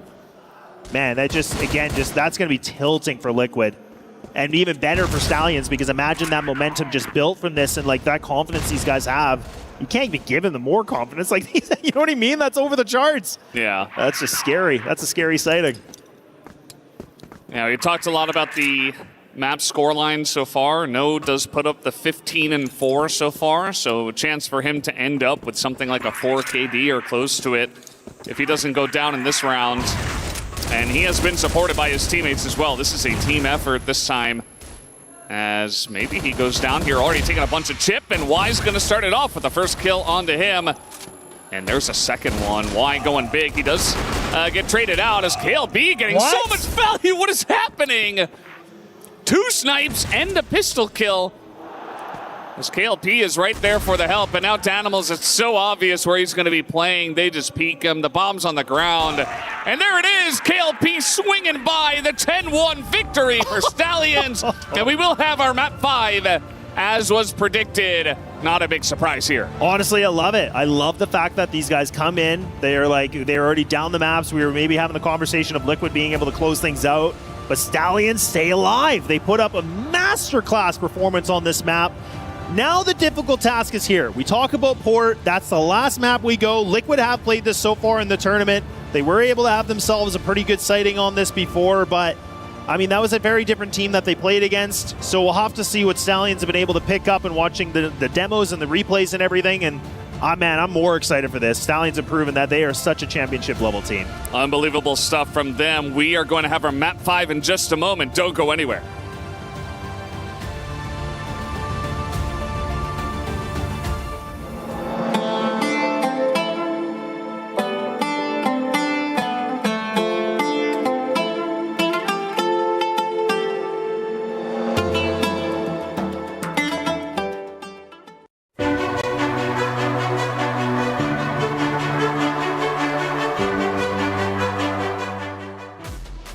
What an unbelievable development as Stallions manage to clutch up and tie up the series. We go to a Game 5. But really, we always knew it was going to go to a Game 5 between these two, right? Because they've got history from the past couple of days. They played each other on B Stream. It went to Game 3 back when it was a best of 3.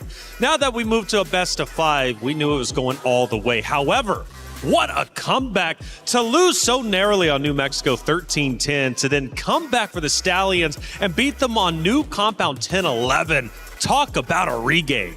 Yeah, and I was really expecting Team Liquid to be a bit more proactive when it comes to this map. You know, a lot more fights towards long A, a lot more fights towards mid, but it seems like they kind of took the turtle strat a bit too seriously. And it seems like it was just a full-on flood from the side of Team Stallions. They were just walking all over the place. Yeah, honestly, we've got to be critical of those key riflers. We've seen very hot and cold throughout this matchup from Team Liquid so far. Danimal, out of the 4 maps, continuing to underperform a bit here in map 4 as well. But we also have an interesting pattern we're starting to see in this series. You have one very close game followed by Stallions having a dominating performance in the second map. You saw that on 3 and 4 here as well. But that kind of scares me because if the pattern repeats itself, it means Liquid could win a close map in map 5. Yeah, and it kind of can go in that direction, right? Especially in the map of Port, you are going to be wanting redemption if you're on the side of Team Liquid, and you know that is the time to do so, especially if you're Gokhan right now, who went 6 and 10 in the set summary.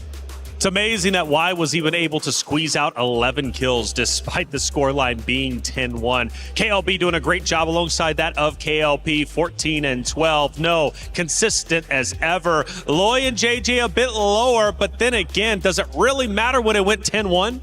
Yeah, definitely not at this point. I mean, Stallions, that was just a steamroller in action that we saw. And if they can play that way, just 2 maps in a row, this series is definitely theirs. But like Sneaky's been hinting at, Port is a bit of a dangerous game to play against a team like Team Liquid. This is one of their best maps. Yeah, I mean, Team Liquid, of course, still a very, very big threat coming into this map number 5. And really, they should not take it lightly. In all honesty, we've seen multiple highlights from Gokhan against Filipino teams, to be specific, on this map, so they really need to tread carefully. But at this point, stamina becomes a real thing. I mean, these guys have been battling hard. It's not like it's just been, oh, we're going to Game 5. No, for the past, hour and a half, 2 hours, they've been going at it as hard as they possibly could and giving it their all, right? I mean, when we talk stamina, what are we talking about here? We're talking about a long series, constantly engaged, constantly doing your best. I mean, Kyle, even the best in the world sometimes get tired and fatigued. Yeah, I mean, it feels like right now, out of these 10 players, the only one we haven't seen really take their foot off the gas is No, and I think that's going to be key in this final matchup. We saw it there in the 4th map. Even Gokhan can have his off games, but No is always there for the Stallions, and that's the problem they really have to be ready to deal with in map 5, because you know he's still coming with that energy. Yeah, Coach Tanks as well. We got to give him credit where credit is due. Always behind them, always helping them out, and most importantly, helping them regain. It's not easy to lose a 13-10. It's not easy to lose for for example, at 13-11 like they did in map number 1. Yet somehow, some way, map 2, map 4, they come back in a big way. Yeah, I just know that Tanks gave them that philosophical speech right before game number 4, and they're like, "Hey guys, we lost 13-11 in this game, but you know where it's hard, it is also fun to play the game." And of course, once again, fun is the way to go for the side of Team Stallions, and it seems like they had a lot of fun when it came to new compound. So hopefully the vibes have bounced back by the time that we reached map number 5. Well, Stallions, Team Liquid, they're for sure fighting as hard as they possibly can. Game 5. That's what it comes down to, either to move on or play for third place. I know which one they would rather do. Either way, for Game 5, it's going to be Port coming up very shortly.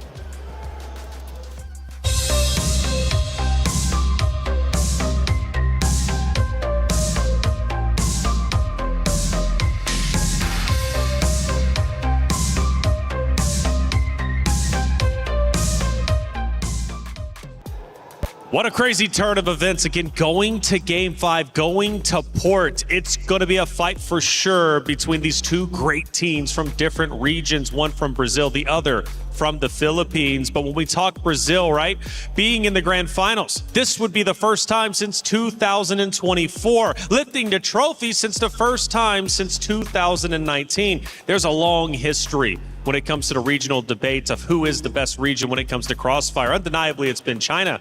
But when it comes to Brazil and the Philippines, they're doing their best to change the narrative. And we've got two of the best ready to sit or punch their ticket into the grand finals to play against Baisha.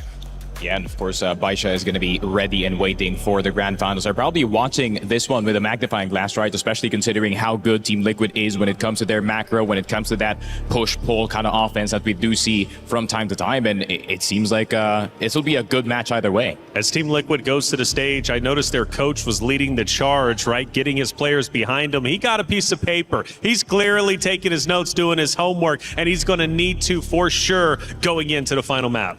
Yeah, I mean, especially after the series they're having, you've got to give feedback throughout here because they've had the coldest maps we've seen in this. Every map has either been a Stallions massive win or a very, very close nail-biter that Team Liquid is barely scraping by with. So you've got to really study those key moments and figure out how to adjust on the fly, and that's where the coaches really matter here. But even still, despite Team Liquid only getting nail-biter wins against Stallions, they're wins nonetheless.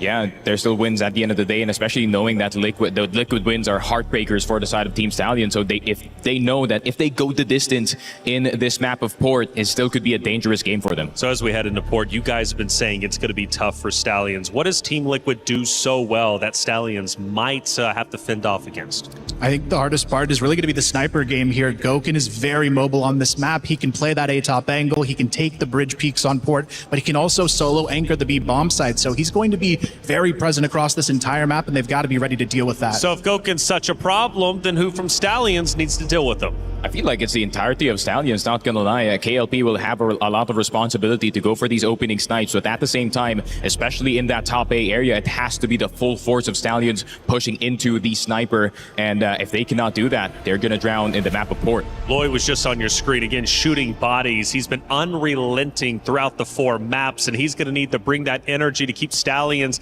at an all-time high. You don't want to leave this stage knowing you narrowly lost, but that's what's up for grabs when it comes to both of these rosters, and they're going to be fighting hard. The fans have been wonderful on both sides, right? For Team Liquid, they've been cheering every single kill, every clutch, every single win. Of course, on the side of the Stallions, they also have that support. They're a family after all, but it's not going to be easy. For Goken, can he get shut down, or will he be the star-studded player that we know he can be to lead Team Liquid to victory? It's Stallions versus Team Liquid. It comes down to this. It comes down to one more map onto Port. Will it be TL? Will it be Stallions? Let's find out. Thank you very much, guys. We are getting ready for map number 5, the decider who gets to play up against Baisha in the finals and who will have to settle for the 3rd, 4th place match. It all comes down to this, as he just said. And this is a map where we're expecting strength from TL for sure, but Stallions start on the GR side, which is certainly the favored side on this map. Yeah, no question about it. I mean, this is the thing, like the desk did a great job talking about all the odds are against Stallions right now on a map like this. Team Liquid definitely have proven their track record on this, but being on that GR side might just be something of a winning factor for the Stallions, or getting at least something in motion. We'll have to find out. Everything down to this, the semifinals into the map number 5. So our predictions have gone somewhat true. But I'm just wondering if, for Stallion's sake, if that 10-1 victory really did just kind of create a big opening for him and maybe got in the head of Liquid. We'll have to wait and see. This is the biggest question mark to me about how does Liquid, bounce back into a game like this from a beating like that. Yeah, well, I mean, they had to deal with a similar feeling from sub-base, and they were able to bounce back on New Mexico. So with the amount of veterans they have in here, I really think they can handle it. But let's see, as here comes the aggression on the B site. Those shots not ringing true for KLB, and they do make their way in. He is going to drop down. Now here come the reinforcements, and Danimals this time is the one putting up the score, and he is going to get so much damage done to the entirety of the Stallions roster. KLB trying to swing around the left side. He's going to pick up one. Now the spam not really lining up as KLB alive still, but Goken takes him down as he jumps up onto the boxes. And once again, TL will start strong on the map. Yeah, look at the passion there too from Team Liquid. Just trying to get everything fired up. They need to just making sure they have enough here for this last map. But that was a great take from them, right? I mean, it seemed like they went for the execute, just waited a few seconds, and then again, they were just able to just get a ton of control on that bomb site. So really good from them. Stallions, they were trying to expect these fights a little bit quicker. So you can tell the positioning from Stallions started getting a little bit more scrambled, if you will. So good take from Team Liquid. Clean and easy round. Like nothing too much complexity on that one. But we'll see what Team Liquid want to do with this. Now they're going to try to group up through mid. Now they'll try to go for no. They actually do take him down very early, so that's an important kill. So Adrian being able to find some good impact. Really good utility once again, being able to connect a ton of damage. So Liquid have actually just been eaten alive here by some of the HP. And now Goken, look at his HP. He's down to the red again. Yeah, I mean, if you're going to show that much presence in mid and go immediately over to A, they're going to know, right? As the nades come in, Goken thought about it. He peaked for just a moment, but he's already quite low. And we do still have a couple of guys in that A connector. I mean, they could try to pop out, but the issue is, if there's somebody, JJ in this case, who's kind of looking right down the middle, he's going to see if they try to rotate out of this. And then you've got the guy up on top of A, who's always the most difficult player to root out here. So they're just going to have to go for it. As KLP is up here, we'll see how he deals with the pressure. He's not going to hit the shot, but immediately they know he's coming in, and JJ's taking pot shots right through the middle, as you would expect. No push to come through just yet, but KLP is so ready for it. As JJ gets another, and he drops down. 7-7 is so low with not much timing, and that is just going to be KLB putting an end to that. So reading the situation very well is Stallions, even after they lost no early. Yeah, I mean, I really, really like that round, just again, because I was trying to really emphasize the importance of the utility work from Stallions earlier on in this series, where they've been able to showcase some good flashes and some good nade work. But I love the fact they do it, because when they threw all those nades onto short like that, you could see that JJ was just going for the swing. He's like, I think we might have done some damage. Obviously, they don't have full intel of that, but they had a pretty good inkling. So it's good to see. And then they capitalized on that opportunity. So great job from Stallions being able to bounce back immediately, not allowing Liquid to have any sort of, compounding building of this, right? Because again, if Liquid would have been able to find two, Stallions may be feeling a little bit more of that pressure. Liquid getting a little bit more confident. B site's going to be open. Stallions do actually give it up. So it's going to be a 5-on-5 retake scenario. And surely not JJ is going to go for this by himself. Surely not JJ. Okay, KLB is going to be able to find that kill. So now, look at this, the B warehouse, everybody's here for the party. Everybody's ready. They're just going to kick down the door. It's all about why. He has to be the bouncer. He has to be the guy that says no. And that smoke is going to be problematic. They have to go through this blind. This is a bad issue, but it doesn't even seem to matter. But now all of a sudden, this thing has turned to the 1v1. KLP has to be lights out. He has to do something big. And who other than KLP to put up another clutch? Just a gigantic shot there from him as he, it's been a slow and steady day for KLP, but as the day has come along, his new compound was insane, and now starting off with that, Really like that retake there, just playing off of the entry man who takes the bullets, even through the smoke. Just the immediate follow-up for KLP to get the snipe down. And then, of course, the follow-up, the push that did come in onto the site was fantastic. Stallions playing this one very measured, even though Team Liquid have already gotten some decent spots early on onto port, especially from the Blacklist side. It's not looking so bad for TL, but they only have one round to show for it. So I'm curious where they go from here, as now it's Stallions' turn to actually push up a little bit here. A connector, and TL have felt this pressure and are waiting, sitting back for now. Yeah, but again, it's good pressure, like you said, from Stallions. The fact that they're kind of pushed up like this is huge because, again, Team Liquid have to be very careful about their next move. Do they expect to see a double player stack like this? You have no in the lower corridor. You have his teammate right above him. So this is a really nice little bit of a cheeky double. Should be able to find this kill. He does. That's the bomb drop. There's Loy, right? That's exactly what you want. And then you also have JJ just going for a swing on his own. So, oh, Liquid just read like a book. And Stallions seem to be the chapter ahead on it right now. But you have Danimals alive. You still have Gokin alive here too. Full utility belts for both these guys. So maybe they can make work of something. But that C4 is dropped. They don't have control of it. That might be an issue. The Stallions are going to allow that control for them if they want to get it back. Yeah. They do expend a smoke still just to make sure because, you know, there's always guys looking right down the middle of the map. Gokin trying to help out from the top here. Oh, did he spot him? I don't think so. I don't think so, yeah. I think he just missed it. He keeps on like I know, they're toying with us here. Is he? No, he, okay. Well, looks like maybe just going A connector to A once again. Stallions dealt with this easily last time and they had, you know, fewer members. And TL had, you know, an extra guy. So I would expect them to be able to stop, especially 20 seconds left. Well, Danimals, nice start here. And again, really not a lot of time. But Lloyd trying to play counter here on a Goku who drops down, not going to hit the shot though. And now Danimals just gets overloaded. Not much he could do as Lloyd has been all about the BM after the round. He just loves to do that. And Stallions, 3 rounds now in a row from the Global Risk side. Obviously looking very strong from this side, and this is the worrying part because we've all talked about this pattern where, you know, when Stallions win the maps, they win it super one-sidedly. And if you're playing GR side of port first, you can get so many rounds under your belt, and I worry for TL's ability to close it out from that far behind based on what we've seen. Yeah, no kidding. And I mean, I was thinking about even just for, you know, the winners, you know, for tomorrow for Baisha. I mean, we talked and joked about the coaches with tons of paper, and I was saying, look, like N9 is a guy that has like, he has like a scripture. Like the guy is just reading paper after paper of teams. So I'm wondering what like his notes look like right now. He's probably just like, okay, Liquid do this, Stallions do that, and there's like just so much you have to get. But this is a great round from Liquid. They're able to find 2 opening duels.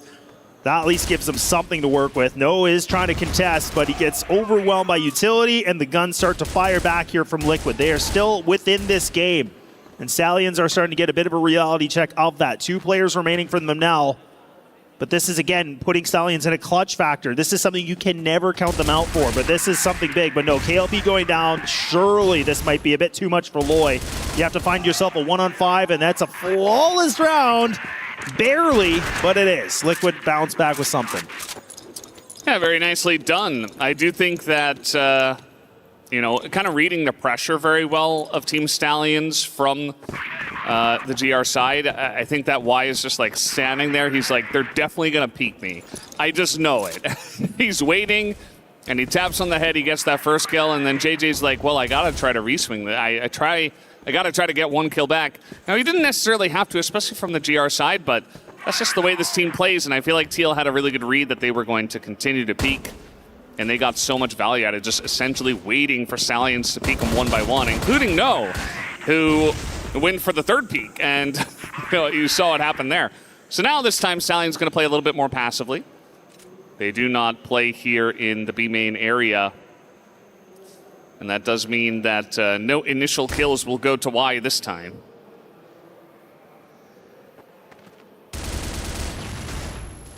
Flashes galore, and there it is. KLB, look at that! It's a massacre!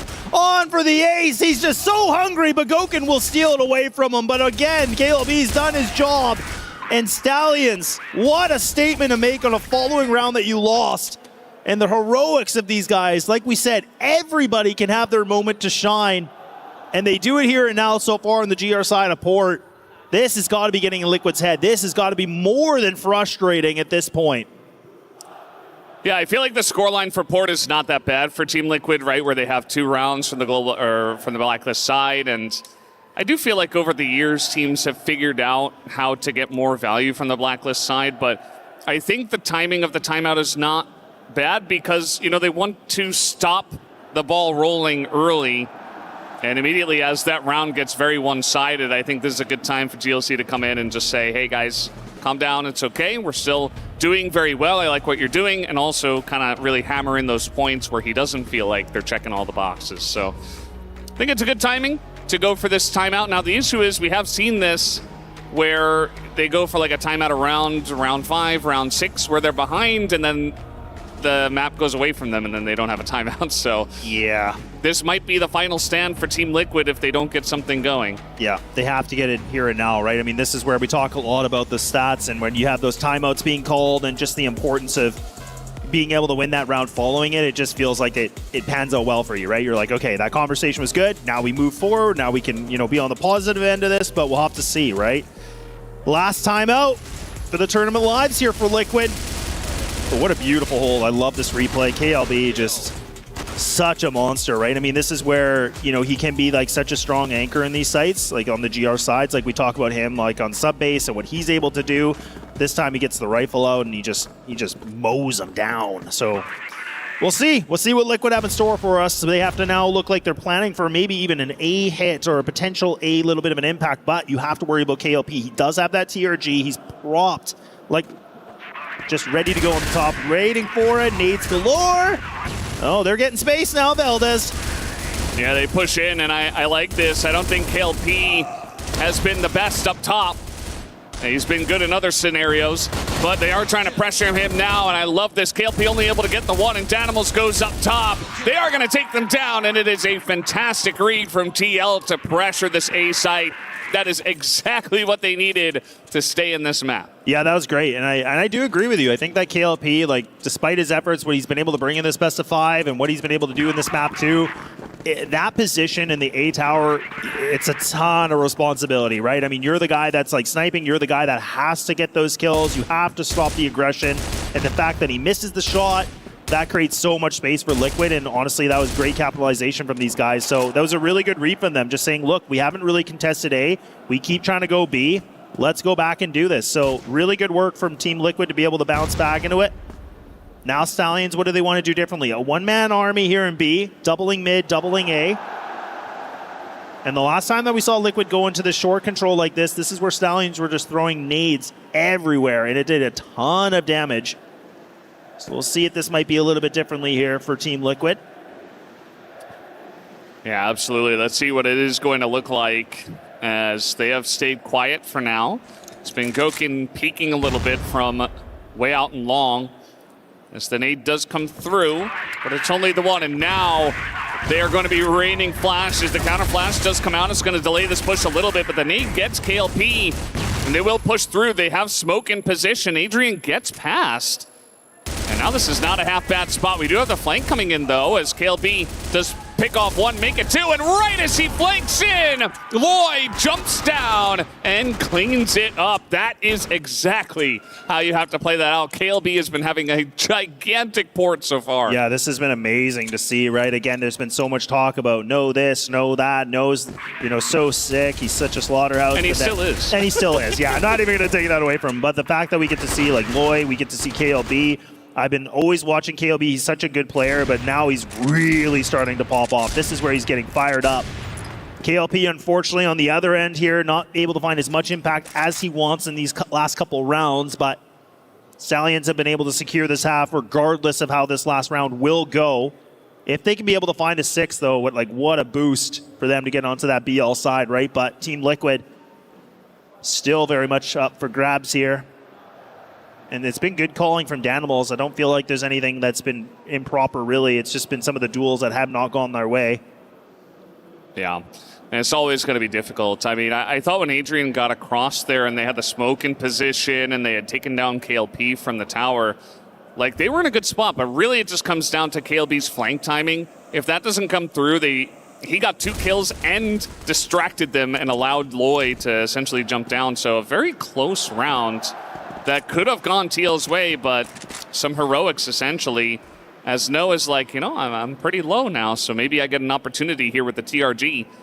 He's sitting at 2-7, hasn't had the most fun on this map so far, and he's just going to back off of the play for now. As you see that TL, they got that initial pick on a KLP, but they really want to slow this down in the final round of the half. Yeah, and Kyle was bringing up that big point about, look, like, no, if he can be able to maintain form, like the way he's been able to through all 4 of these maps, I mean, that could just be the winning recipe for these guys. But look, if people like KLB and Loy and those guys can be able to just kind of help him out, that might just be it as well. Now KLB tested one more time. JJ getting shots fired at him, but he's not going to get hit. Some warning signals, and he does win the fight. Oh, man, that kill feed is loading blue once again here. Danimals does find himself that duel. KLB now, the anchor that's been so proficient, unfortunately cannot figure out this formula. And it is going to be the first half in favor for Stallions with a 5-4, but at least Liquid could work with something going into this GR side. Yeah, absolutely. I think this is anyone's map from here, and Team Liquid doing a lot of work. It's been tough, right? From this position where they were down a lot of rounds, they had to take a relatively early tack pause, but to get up to 4 from Blacklist is good enough. And now anyone's map from here. Stallions, though, they have been pretty insane from this Blacklist side. I mean, just going back to, I think it was a new compound where they just were able to run over them over and over. Either way, it's been a great time for them on this side. Curious to see how much port practice they've had and how much prep they have for this map, because it is certainly a map that doesn't play like a lot of the other maps we have in the pool, so can be a bit of an outlier. But when you get into a best of 5, like, you're going to have it if you're not going to ban it. So we're going to get a sense of it in just a moment, as Stallions will have to push here. Looks like some mid pressure to start off. They're going to push Adrian off of the bridge. As a nade comes out from him, maybe expecting a fast rotate into connector, but not going for it just yet. Stallions showing a lot of patience. Yeah, really just kind of, again, figuring out their options and what they want to do with this, so I don't actually mind this at all. Team Liquid probably expecting some kind of, you know, crazy, just full send. They're just going to go into it, but no, not the case at all. Some good amount of discipline here from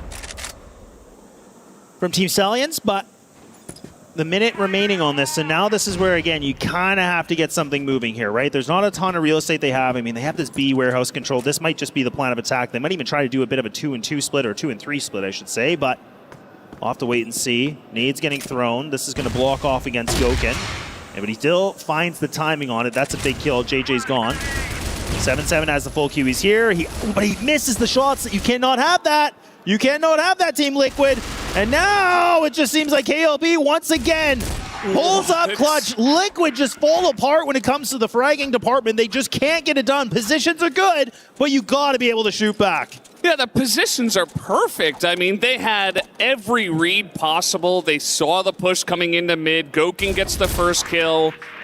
7-7 is looking mid.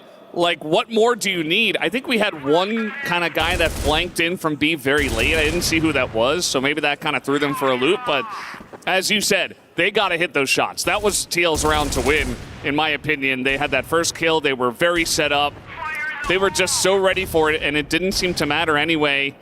Stallions move up to 6 rounds now.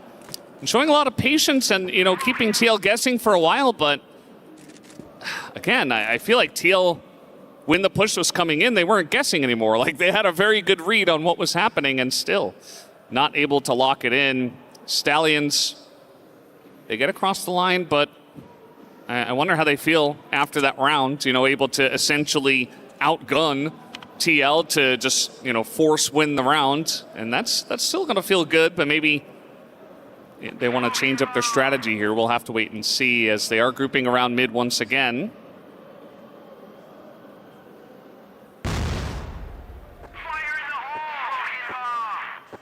Minute and 20 remaining now on Stallions.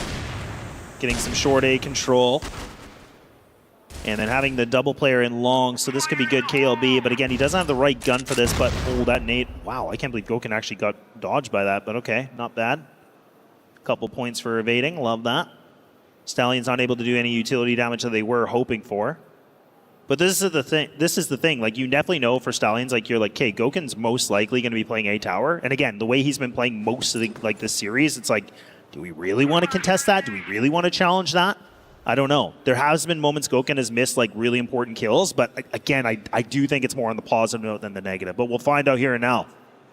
Yeah, Goken, I mean, this is this map, this spot, this is one of the places where he made his name. Like this is the playground, man. This is his comfort zone. I say that, immediately he misses. But Adrian is right there, and Goken, I guess he didn't miss, maybe got a leg or something. As either way, 7-7's over here as well, and this push is being shut down easily. I say that, no, and KLB able to put 1 and 1 together. KLB gets another one, but there's only 10 seconds left. Yeah, he's got to go. He's in the 1v2 here, trying to get the kill first. I mean, that's something you got to do, get the 1 kill and then go for the plant, but pretty dire straits for that side. So TL move up to 5.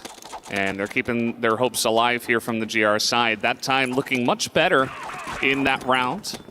Yeah, I would have liked if Stallions actually did that a little bit faster, right? I mean, they kind of ran the clock a bit too low because, again, like, I think they made it kind of predictable. As soon as those nades were flying, like, Liquid knew right away. They're like, yeah, this is what they're doing. Like, they're coming to me. They're going to hit this A site. Like, everybody get here now. So if they would have had that extra 10, 20 seconds, I mean, that could have allowed the clutch factor playing in tower to maybe be less stressful, right? Less antsy, but nonetheless, Liquid respond very well to it. Like you said, Goken has definitely proven his name in that position. He does do it here with Adrian, so the two of them together do well, but still plenty of rounds to go.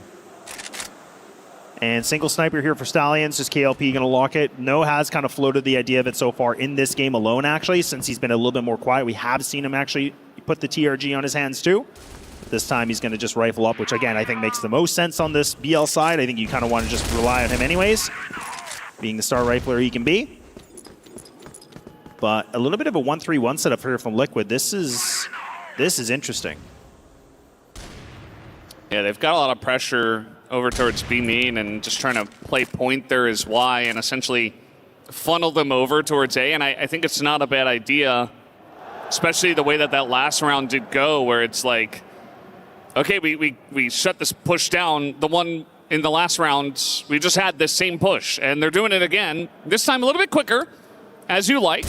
And a bunch of flashes come at the top, but 7-7's ready. There's two snipers looking down this angle. Now, KLP wins against Skoken. That is huge. KLP gets up top, but 7-7 is still alive, and they were so ready for this once again. It's felt like TL, every round, they've been super ready for the pushes. KLP in the 1v3, rather, is going to have to try to figure this out. Yeah, like, do you want to play the top position or not? It seems like he will, but that timing is, it's not so bad. They're already creeping up. They're already going to be close on his 6. He's not going to be ready for this. One player's made his spotting. Oh my God, how does he land that? That might be a bit of a misplay. KLP given some kind of a chance again, but unfortunately gives his back, and Danimals has been able to put that dagger in a little bit deeper, and we're back to a tie game, but man, that could have been disastrous. Yeah, absolutely. I mean, at the end of the day, this is still Port GR side. It is still Team Liquid. And Stallions have had the ability to at least get that one round, but I worry for their chances, especially in this position, as we have another tactical pause. This time from Team Liquid. I thought the last one was from Team Liquid. Maybe... Yeah, there we go. I was going to say, I swear it was Team Liquid, right? Like, what's going on? Wait. I'm like, hang on. I mean, we're a little tired, but we know what's going on here, right? Like, this makes sense too, like timing-wise. Yeah, exactly, exactly. I do think of your tanks watching those last 3 rounds. You're like, yeah, well, we got the one, but this has not been easy pickings for us. And I think those last 2 pushes on A were they were okay at best. I think you can definitely find some other angles to try to play, and I liked that push through mid that they had. I'm not sure they should have won that round, but, you know, I like the idea. And maybe you want to put some more pressure on a B, especially the way that, you know, Team Liquid are setting up right now. I definitely agree because, again, like, I think Gokhan has really made it obvious he's playing A. Like, he's not rotating the sniper. Because, like, some teams, what they like to do is you obviously have your A tower just being contained with the sniper, but there is times where you go, look, let's switch it up, put the double rifles, one below, one on the side, and then float that sniper. But he hasn't been doing that. Like, he's been constantly playing A. I don't know if maybe Tanks made that call to them saying, like, look, they're eventually going to give him up in that position. You guys are going to out-frag them. You guys are going to get control of this site. So, I don't know. That's what my speculation is, but I do agree. Like, I feel like B has been a lot more forgiving for these guys. They can definitely prove that they can out-duel those guys. You're going rifle to rifle. You don't have to worry about a sniper duel, so we'll see what they want to do. Yeah, still a lot of time in this one. It's still all tied up 6-6. And even though TL are in their comfort zone, it's still anybody's map. And, you know, if No steps it up a little bit late, like obviously his numbers right now not looking as impressive as every other map we've seen. But we still know that he's got it in him, so potential for him if he does begin to turn on the jets here a little bit to make a big resurgence on this map. Better late than never, as I always say. And a big forward position here once again from TL. This has been working out for them where it's like, if you want to push A, be my guest. Go ahead. But you're not pushing B, not with this setup. And, I mean, there's still ways to enter. Don't get me wrong. Let's see if they do try to challenge this. As already JJ goes down. And from the rafters, Danimals gets so much value. 7-7 with 2 kills already on the board. They take down Loy. It's only KLP. There's way too much for him to do here. Yeah, this is a really difficult task. I feel like it is just mission impossible. All of them are going to swing him. There we go. Like, look at you have 4 players that are right there ready for the fight. So, good job from Liquid. Flawless round for them. Take it with some ease, and now they get themselves back into a lead. And I mean, this, like you said, has been a really tough second half for Stallions. They've been able to find 1 round only. It's been the Liquid show, right? I mean, this is where they've been able to slowly and surely get themselves back in this game, now find themselves in a lead. So Stallions have a lot of conversation to have here. They did just burn out their timeout, or their tactical. So they have to be very careful and precise what they want to do because we're in round 14. Things are getting close to that endpoint. Yeah, I think it's a rough time for Stallions when it's like our pushes onto A have not looked good. Our pushes into B main have looked worse. So what exactly are we supposed to do in this situation? You can feel kind of helpless, especially after they just had their attack pause, as you were saying. So I don't know how much more I don't know how many other ways they can really switch up what they're doing in this position. Somebody's really going to have to take the reins and call some great stuff to figure it out, because right now, from where I'm sitting, TL look like they might just run away with this map number 5. As it was predicted, I feel like a lot of us made predictions, and they've all kind of along the same route, and I think it's all kind of coming true, as these two teams were very closely matched. But if it does go poor, you give that slight edge to TL. And it has looked that way so far, especially with No going down for his 12th death and only 4 kills so far. He has been pretty much absent here, even from the Blacklist side. As at least Y is going to be taken down by Loy somewhere in B main. And they're taking their time with this one. They say, well, if he was there alone, perhaps we got an angle here onto B, and they are correct. This really always has been, you know, the double sniper setup on A, and so they're going to go for it quickly into B. They spam out Danimal from behind the box. And now Adrian here playing on the back of the site. The rotation comes in, but the smokes are already in. On top of 7-7, he's going to try to push it with the pistol, it looks like, as over the top they go, but Adrian's right there to shut it down. Picks up a second one. And they have just not been able to clear out this site. JJ gets swinged, and TL get round 8. As they are on a massive tear here from the Global Risk side. Yeah, and again, just a bit of a positional mistake here from Stallions, right? They knew that Adrian was in pit. They knew they had that threat there and that problem, but they still kind of, again, just peaked enough that he was able to find some duels that he should have never been able to find. So for Stallions, I mean, they got so hyper fixated on that one player on the left-hand side, but again, their positioning just got a little bit questionable, but great work from Team Liquid to be able to respond to that threat. And they neutralize everything in their path, and now, like you said, closer and closer we go, that Liquid might be able to find themselves in a position, in a conversation of going to a grand final in a tournament, something they've been hungry for and desperate for years. So this is something that, again, both these teams just really, really want, but Liquid seem to be the ones that want it more. Yeah, it's hard to say where we go from here. I think that Stallions have been stopped at every turn by TL. So unless they somehow get a second wind or some kind of miracle is pulled out here, Team Liquid are just in total control. It is going to be Stallions here in the middle of the map. And, you know, the one round where they won was something like this, where, you know, they pushed through mid-smoke and tried to make a play on the bridge. They haven't committed to that just yet, as it really is just No kind of trying to lead the charge here as the entry, and he's just going to dry swing in a mid. Like, that is certainly one way to try to handle this Blacklist side.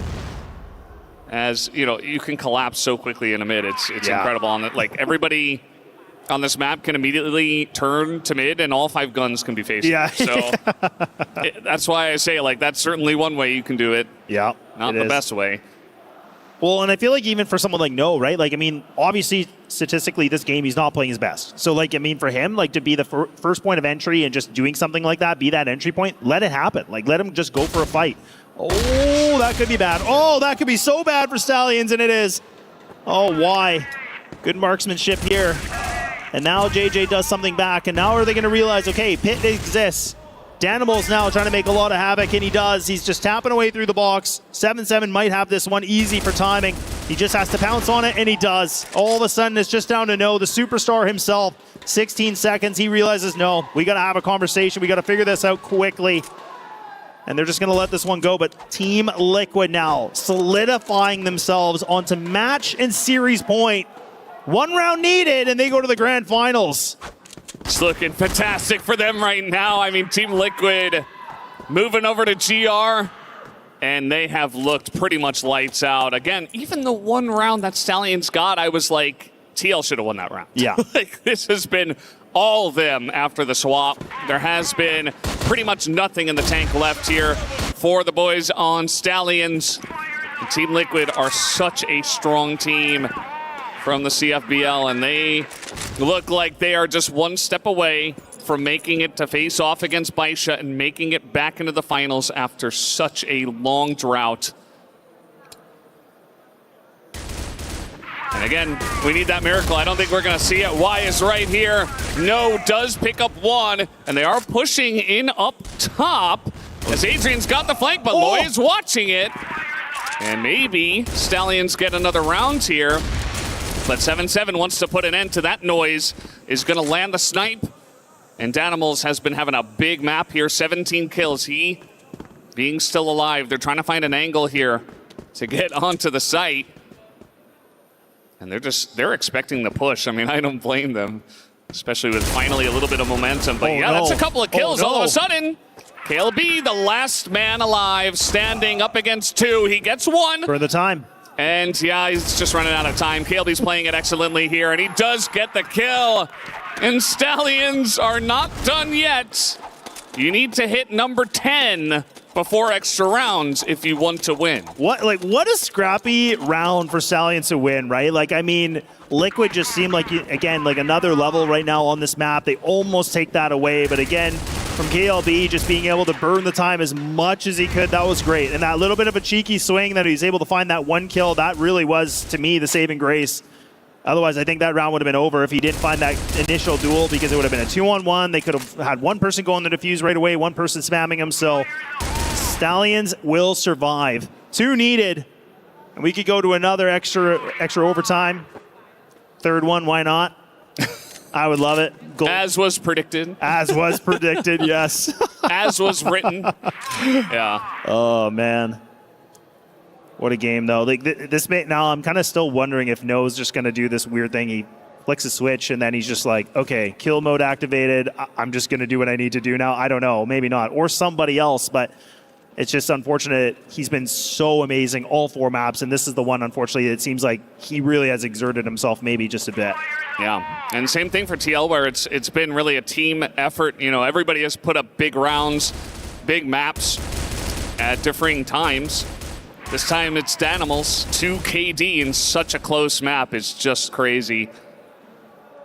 And I mean, I don't, you know, Stallions got that last round. I'm not a believer. I think TL are still going to take this. I just don't see any way that Stallions have that momentum, but, you know, prove me wrong. I'd love to see it and make it really interesting here.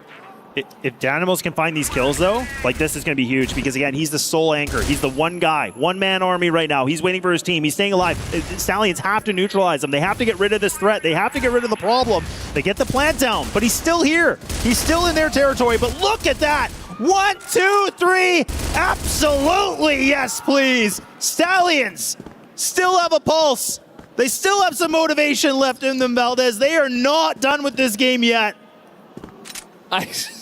I can't believe this is happening. I mean, Stallions were down and out. Like, they were on the floor. The ref was saying 1, 2, 3. Like, the knockout was already in, and he came back from the dead. This is not done yet, I guess. I had given up on them, but Stallions had not. And Team Liquid, like, how do they not close this out from here? They're at 9 rounds. They had so much momentum. It's just 1 round left from GR, and you've given 2 rounds to Stallions from the Blacklist side. This would be the worst way to go into extra rounds for Team Liquid. It absolutely would. That, like, again, gut-wrenching. Absolutely gut-wrenching. And now it's just down to 1 round to determine this.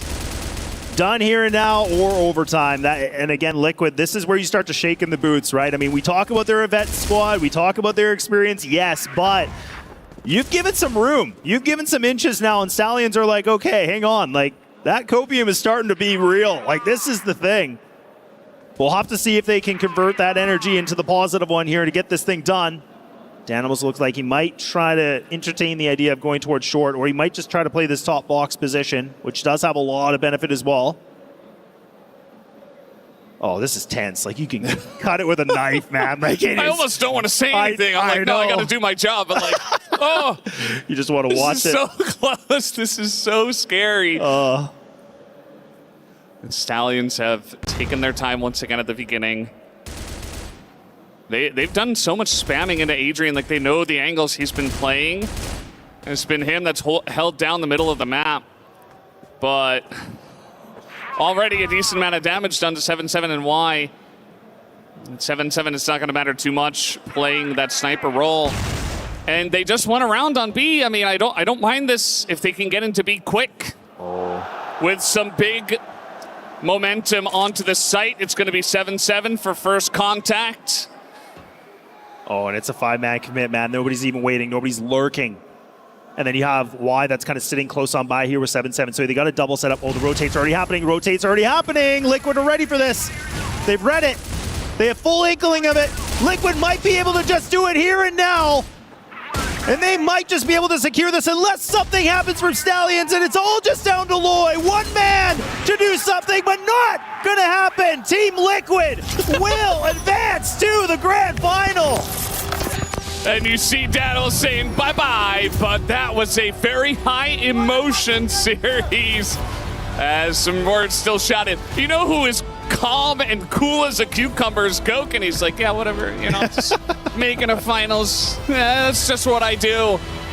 And that is going to feel rough for the side of Stallions. They played it so close to Team Liquid, and it really could have gone either way, but it was too tall of a task to play Team Liquid on port, I think, and that's exactly what we expected. Team Liquid to make it to map 5 and to close it out on port. Was it back and forth? Were there moments where I was like, hey, maybe Stallions can actually do it?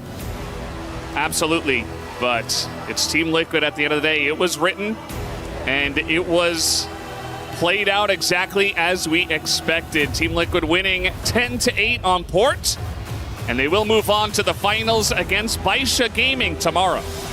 Yeah, it's a huge feat, right? I mean, we talked about both these teams, respected teams, like hungry to get into those grand finals.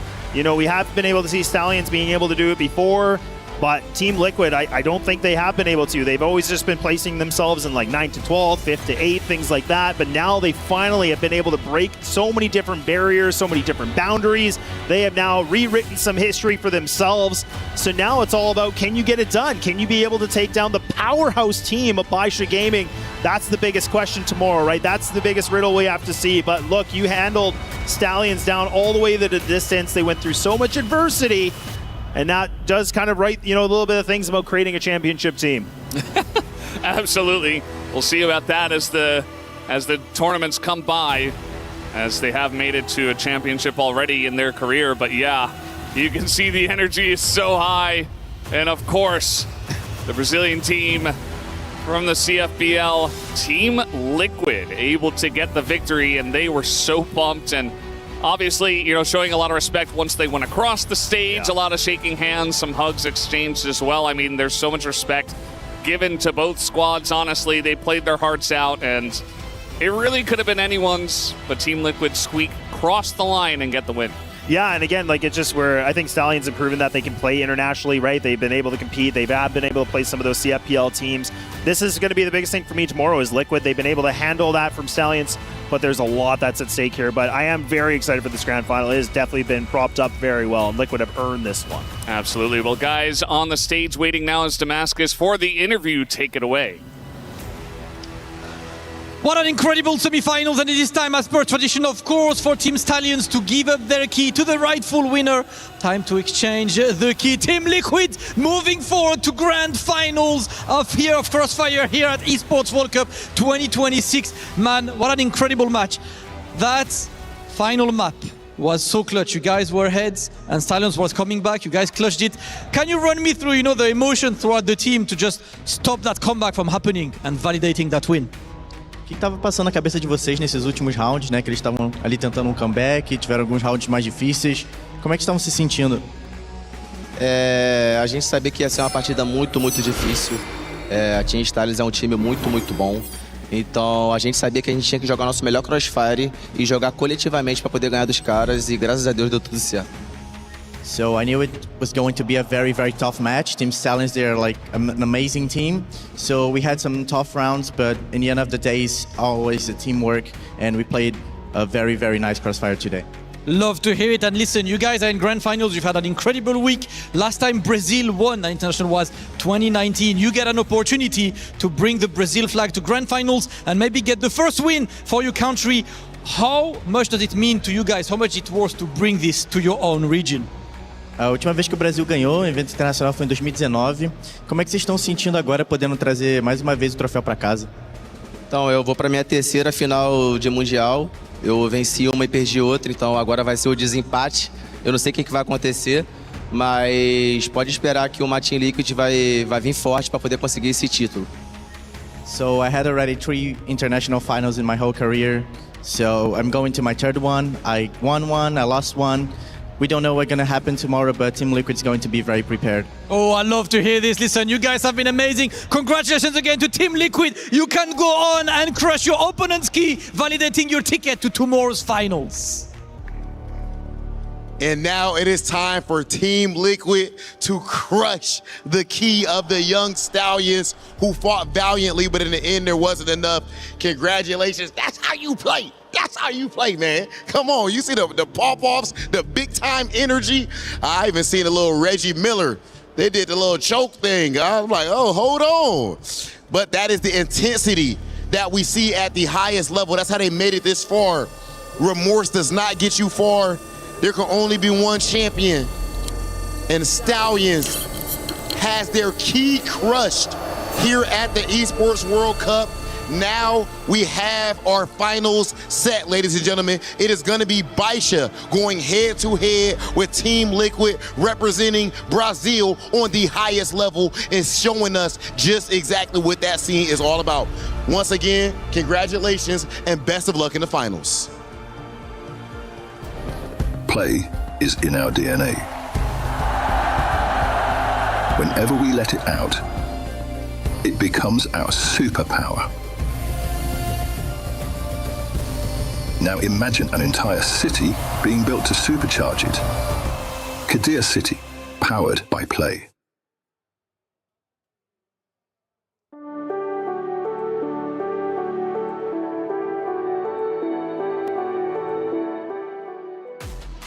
After a grueling 5 maps, Team Liquid get the job done, taking down the Stallions. And Stallions will once again, in back-to-back years, have to settle for top 4. But what a series it was. It went down to the wire. I can't believe how close it was at multiple points throughout our series. Game 1 going 13-11. Game 3 going 13-10. And then to finish it off in Game 5, 10-8. And now the Brazilians once again enter into the grand finals. Kyle, it's been a long time coming. It definitely has, but this team fought in the perfect fashion in the final map to earn their place in the grand final. I mean, talk about a crazy outcome in this final map. You had the 2 superstars on both sides probably having their worst games of the tournament, but this is where I love Crossfire, because this is where you see those other players step up to the plate and show what they're made of, and that's exactly what Team Liquid did. Yeah, I noticed that from the side of Stallions. No just was not having a good Game 5. Yeah, and especially when he disappears for the Team Stallions, right? You can really see the lack of firepower or the lack of aggression that they can actually provide in a map like Port. However, you could really have to compliment the absolute, not really giving up at all in the map of Port, because to be fair, we were all doubting Team Stallions in that map of Port, considering that is a map where a certain Gouken can do really good. But man, the performance like that, definitely going to be forgettable. Yeah, I mean, looking at that 0.43 KD, one of the worst ADRs he's had all tournament long. We talked about it before Game 5. This guy hadn't have an off map in this series, but then all of a sudden he finally has one, and his team just can't pick up the pieces. But on the other side of it, you have Danimal, who are critical of all series long, having his best map of the series at the perfect moment to shine. Yeah, Danimal's he brought in that experience, obviously, and it ends up paying off for Team Liquid. They had the fans behind them, by the way, the entire time. We took a look at the super fans before heading into the series, and they did not disappoint. And I'm sure tomorrow they're going to be right back in those seats supporting Team Liquid all the way. Again, as we recap this last map, Stallions at one point had a very good lead, and they were looking free and clear to win game number 5 and come through like they typically do. The emotions they were feeling were incredible, but again, Team Liquid just started slowly but surely coming back, and Stallions, once they lost steam, the engine was dead. Yeah, you can kind of see it from the first half, right? I think Stallions were looking for a possible 7-2 or 6-3 start to the second half, but obviously Team Liquid kind of brought it back in those few rounds and turned into a 5-4. And at the same time, you do see Stallions get a bit reckless, especially in these B pushes. You can really see that they cannot clear the animals on the bottom side of B, and it seems like they just crumbled because of it. It's really sad to see, but that's the way the tournament goes. The Esports World Cup, it's the highest level of competition. In this case, for Crossfire, it's a brutal system. You've got your key, the key gets crushed, or you protect it. For Team Liquid, they did exactly that. They move on. We take one final look at the set summary, and you can just see how close it was, but also where the key stars were lacking or therefore stepping up.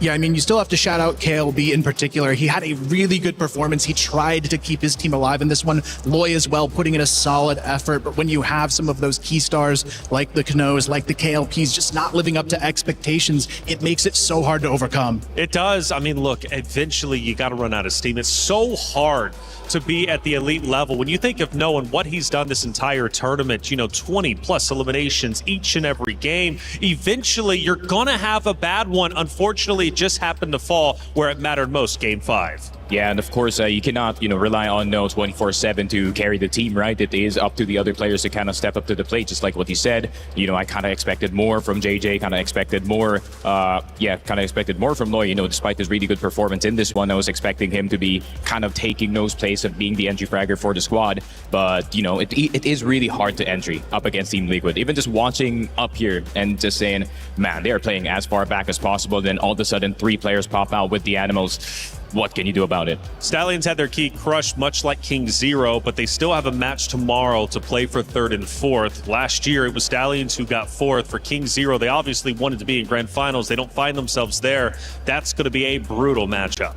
brutal but exciting because these are the two fastest paced teams we've seen in this event. So I'm actually excited to see them clash. And for both of them, it's a little bit of pride on the line as well. Absolutely. It's always pride, especially when China plays any other region. They are the best in the world, it seems. Well, we'll find out actually tomorrow because Brazilians of Team Liquid are looking to take them down. As far as Stallions go, we've been praising No all tournament long, but unfortunately, they suffered the loss when it mattered most to get to the grand finals. Because of that, Salvatore was on standby to talk to No upon his exit from the arena. The Stampede has now finally concluded. Team Liquid advances to the grand finals to face Baisha Gaming in Esports World Cup Crossfire. Joining here with me today is the Wonder Kid, No from Team Stallions. Thank you for doing this interview. It was a hard-fought series, my friend. Tell me, what is the team feeling right now? Or you personally, what are you feeling right now? Napakalaking laban na dinanas ng Team Stallions buong araw. Kinalaban yon Team Liquid. Anong pakiramdam mo ngayon at pati ng team? Yun, nararamdaman namin, malungkot. Yun lang. Tas sakit. It's really painful and it's pretty heavy for the team right now. So the last few remaining minutes of Port was really that intense, but it ultimately ended in the favor of Team Liquid. Can you give us an insight as to what happened in the final minutes that led to that moment? So nung Port, kita naman natin na parang nandoon na, malapit na, pero bigla na lang pumabor para sa Team Liquid. Baka pwede mo kaming bigyan ng pahapyaw kung ano bang nangyari ng mga oras na yan? Wala lang, di namin alam anong pagpasok namin sa B-set. Wala, napatay, naubos kami. Di na, mabilis yung pangyayari. Yun lang. Everything was unexpected. It all happened in a blur. When we entered B-site, we just slipped away from the moment, couldn't convert towards the overtime. So we'll be giving No the opportunity right now to thank the fans at home, especially for the Team Stallions fans watching, and especially to his friends and families. No ba, may gusto akong sabihin dyan sa mga kamag-anak mo, sa mga nanonood at sa mga humahanga ng Team Stallions? Sa mga sumusuporta, salamat at sorry kasi natalo kami. Hindi kami nakapag-finals. Tapos sa pamilya ko, salamat, yun lang. Thank you to all the fans watching at home. I'm sorry to all the fans that have tuned in. Next time we won't let you guys down. To my friends and families, thank you as well. So make no mistake, Team Stallions will now be facing tomorrow King Zero Esports for the battle for third, and this is not the last of Team Stallions. Prepare for what's worse. That is it for the post-game interview. Let's head into the analyst desk. Reflections in the company for more info about the game.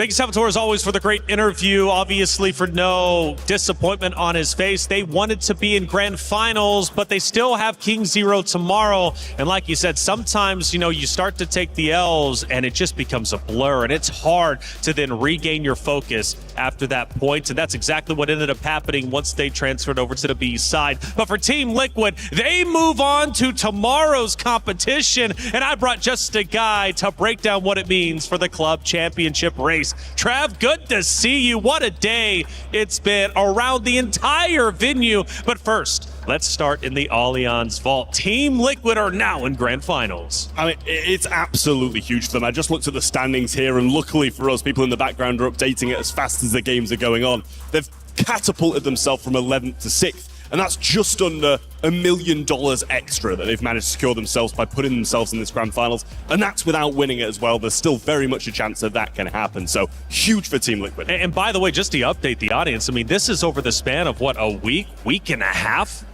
Yeah, I mean, as you know, Taylor, last week, Chess was in the Allianz Vault and Magnus Carlsen managed to go all the way for Team Liquid, putting them in this position. And, you know, without him, without this team here in Crossfire, they'd be sitting on about 250 points. So that's really not too much to talk about. But with these last 2 weeks, they're in sick. And that's huge prize pool. But let's go to the top. AGL, Team Falcons have been the biggest story when it comes to the club championship race all throughout the event. And I notice there's only 300 points separating them. Yeah, well, we saw AGL coming into Crossfire. They kind of took an unexpected exit in the quarterfinals, which left some points on the table here in Crossfire that Liquid have capitalized on.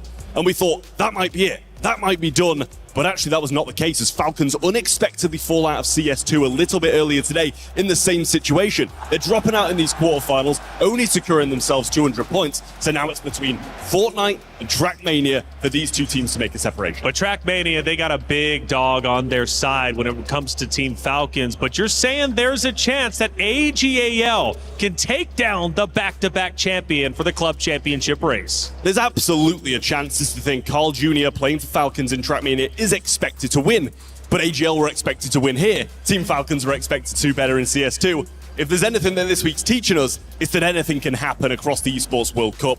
And obviously, we've just seen AGL coming through that last kind of sacrificial stage of Fortnite, and they've managed to get to the final day. So there's points to be had there too. Absolutely incredible stuff. We just talked about Team Liquid and, of course, the implications of the club championship race, but let's give you a visual as to what has happened over yesterday and today's competition. It's been a wild ride. We ended all the quarterfinals yesterday. We crushed 4 keys. Today, we crushed 2 more. Team Liquid and Baisha in the grand finals. But of course, playing for 3rd place is now Team Stallions versus King Zero Esports. Team Liquid and Baisha. That's going to be a banger matchup that could go the distance. It's Brazil versus China. Goken on one and on the other. You got N9. The implications of grand finals. What's up for grabs? $2 million, $750 for first. But all that goes down tomorrow. And we need to go to the stage to set up what it's going to look like. 16 teams were here at the beginning of the week entering Crossfire at Esports World Cup 2026, and only 2 remain. One of them will get their key crushed, and the winning one will put their key inside of that trophy to lift the 2nd EWC trophy in Crossfire history.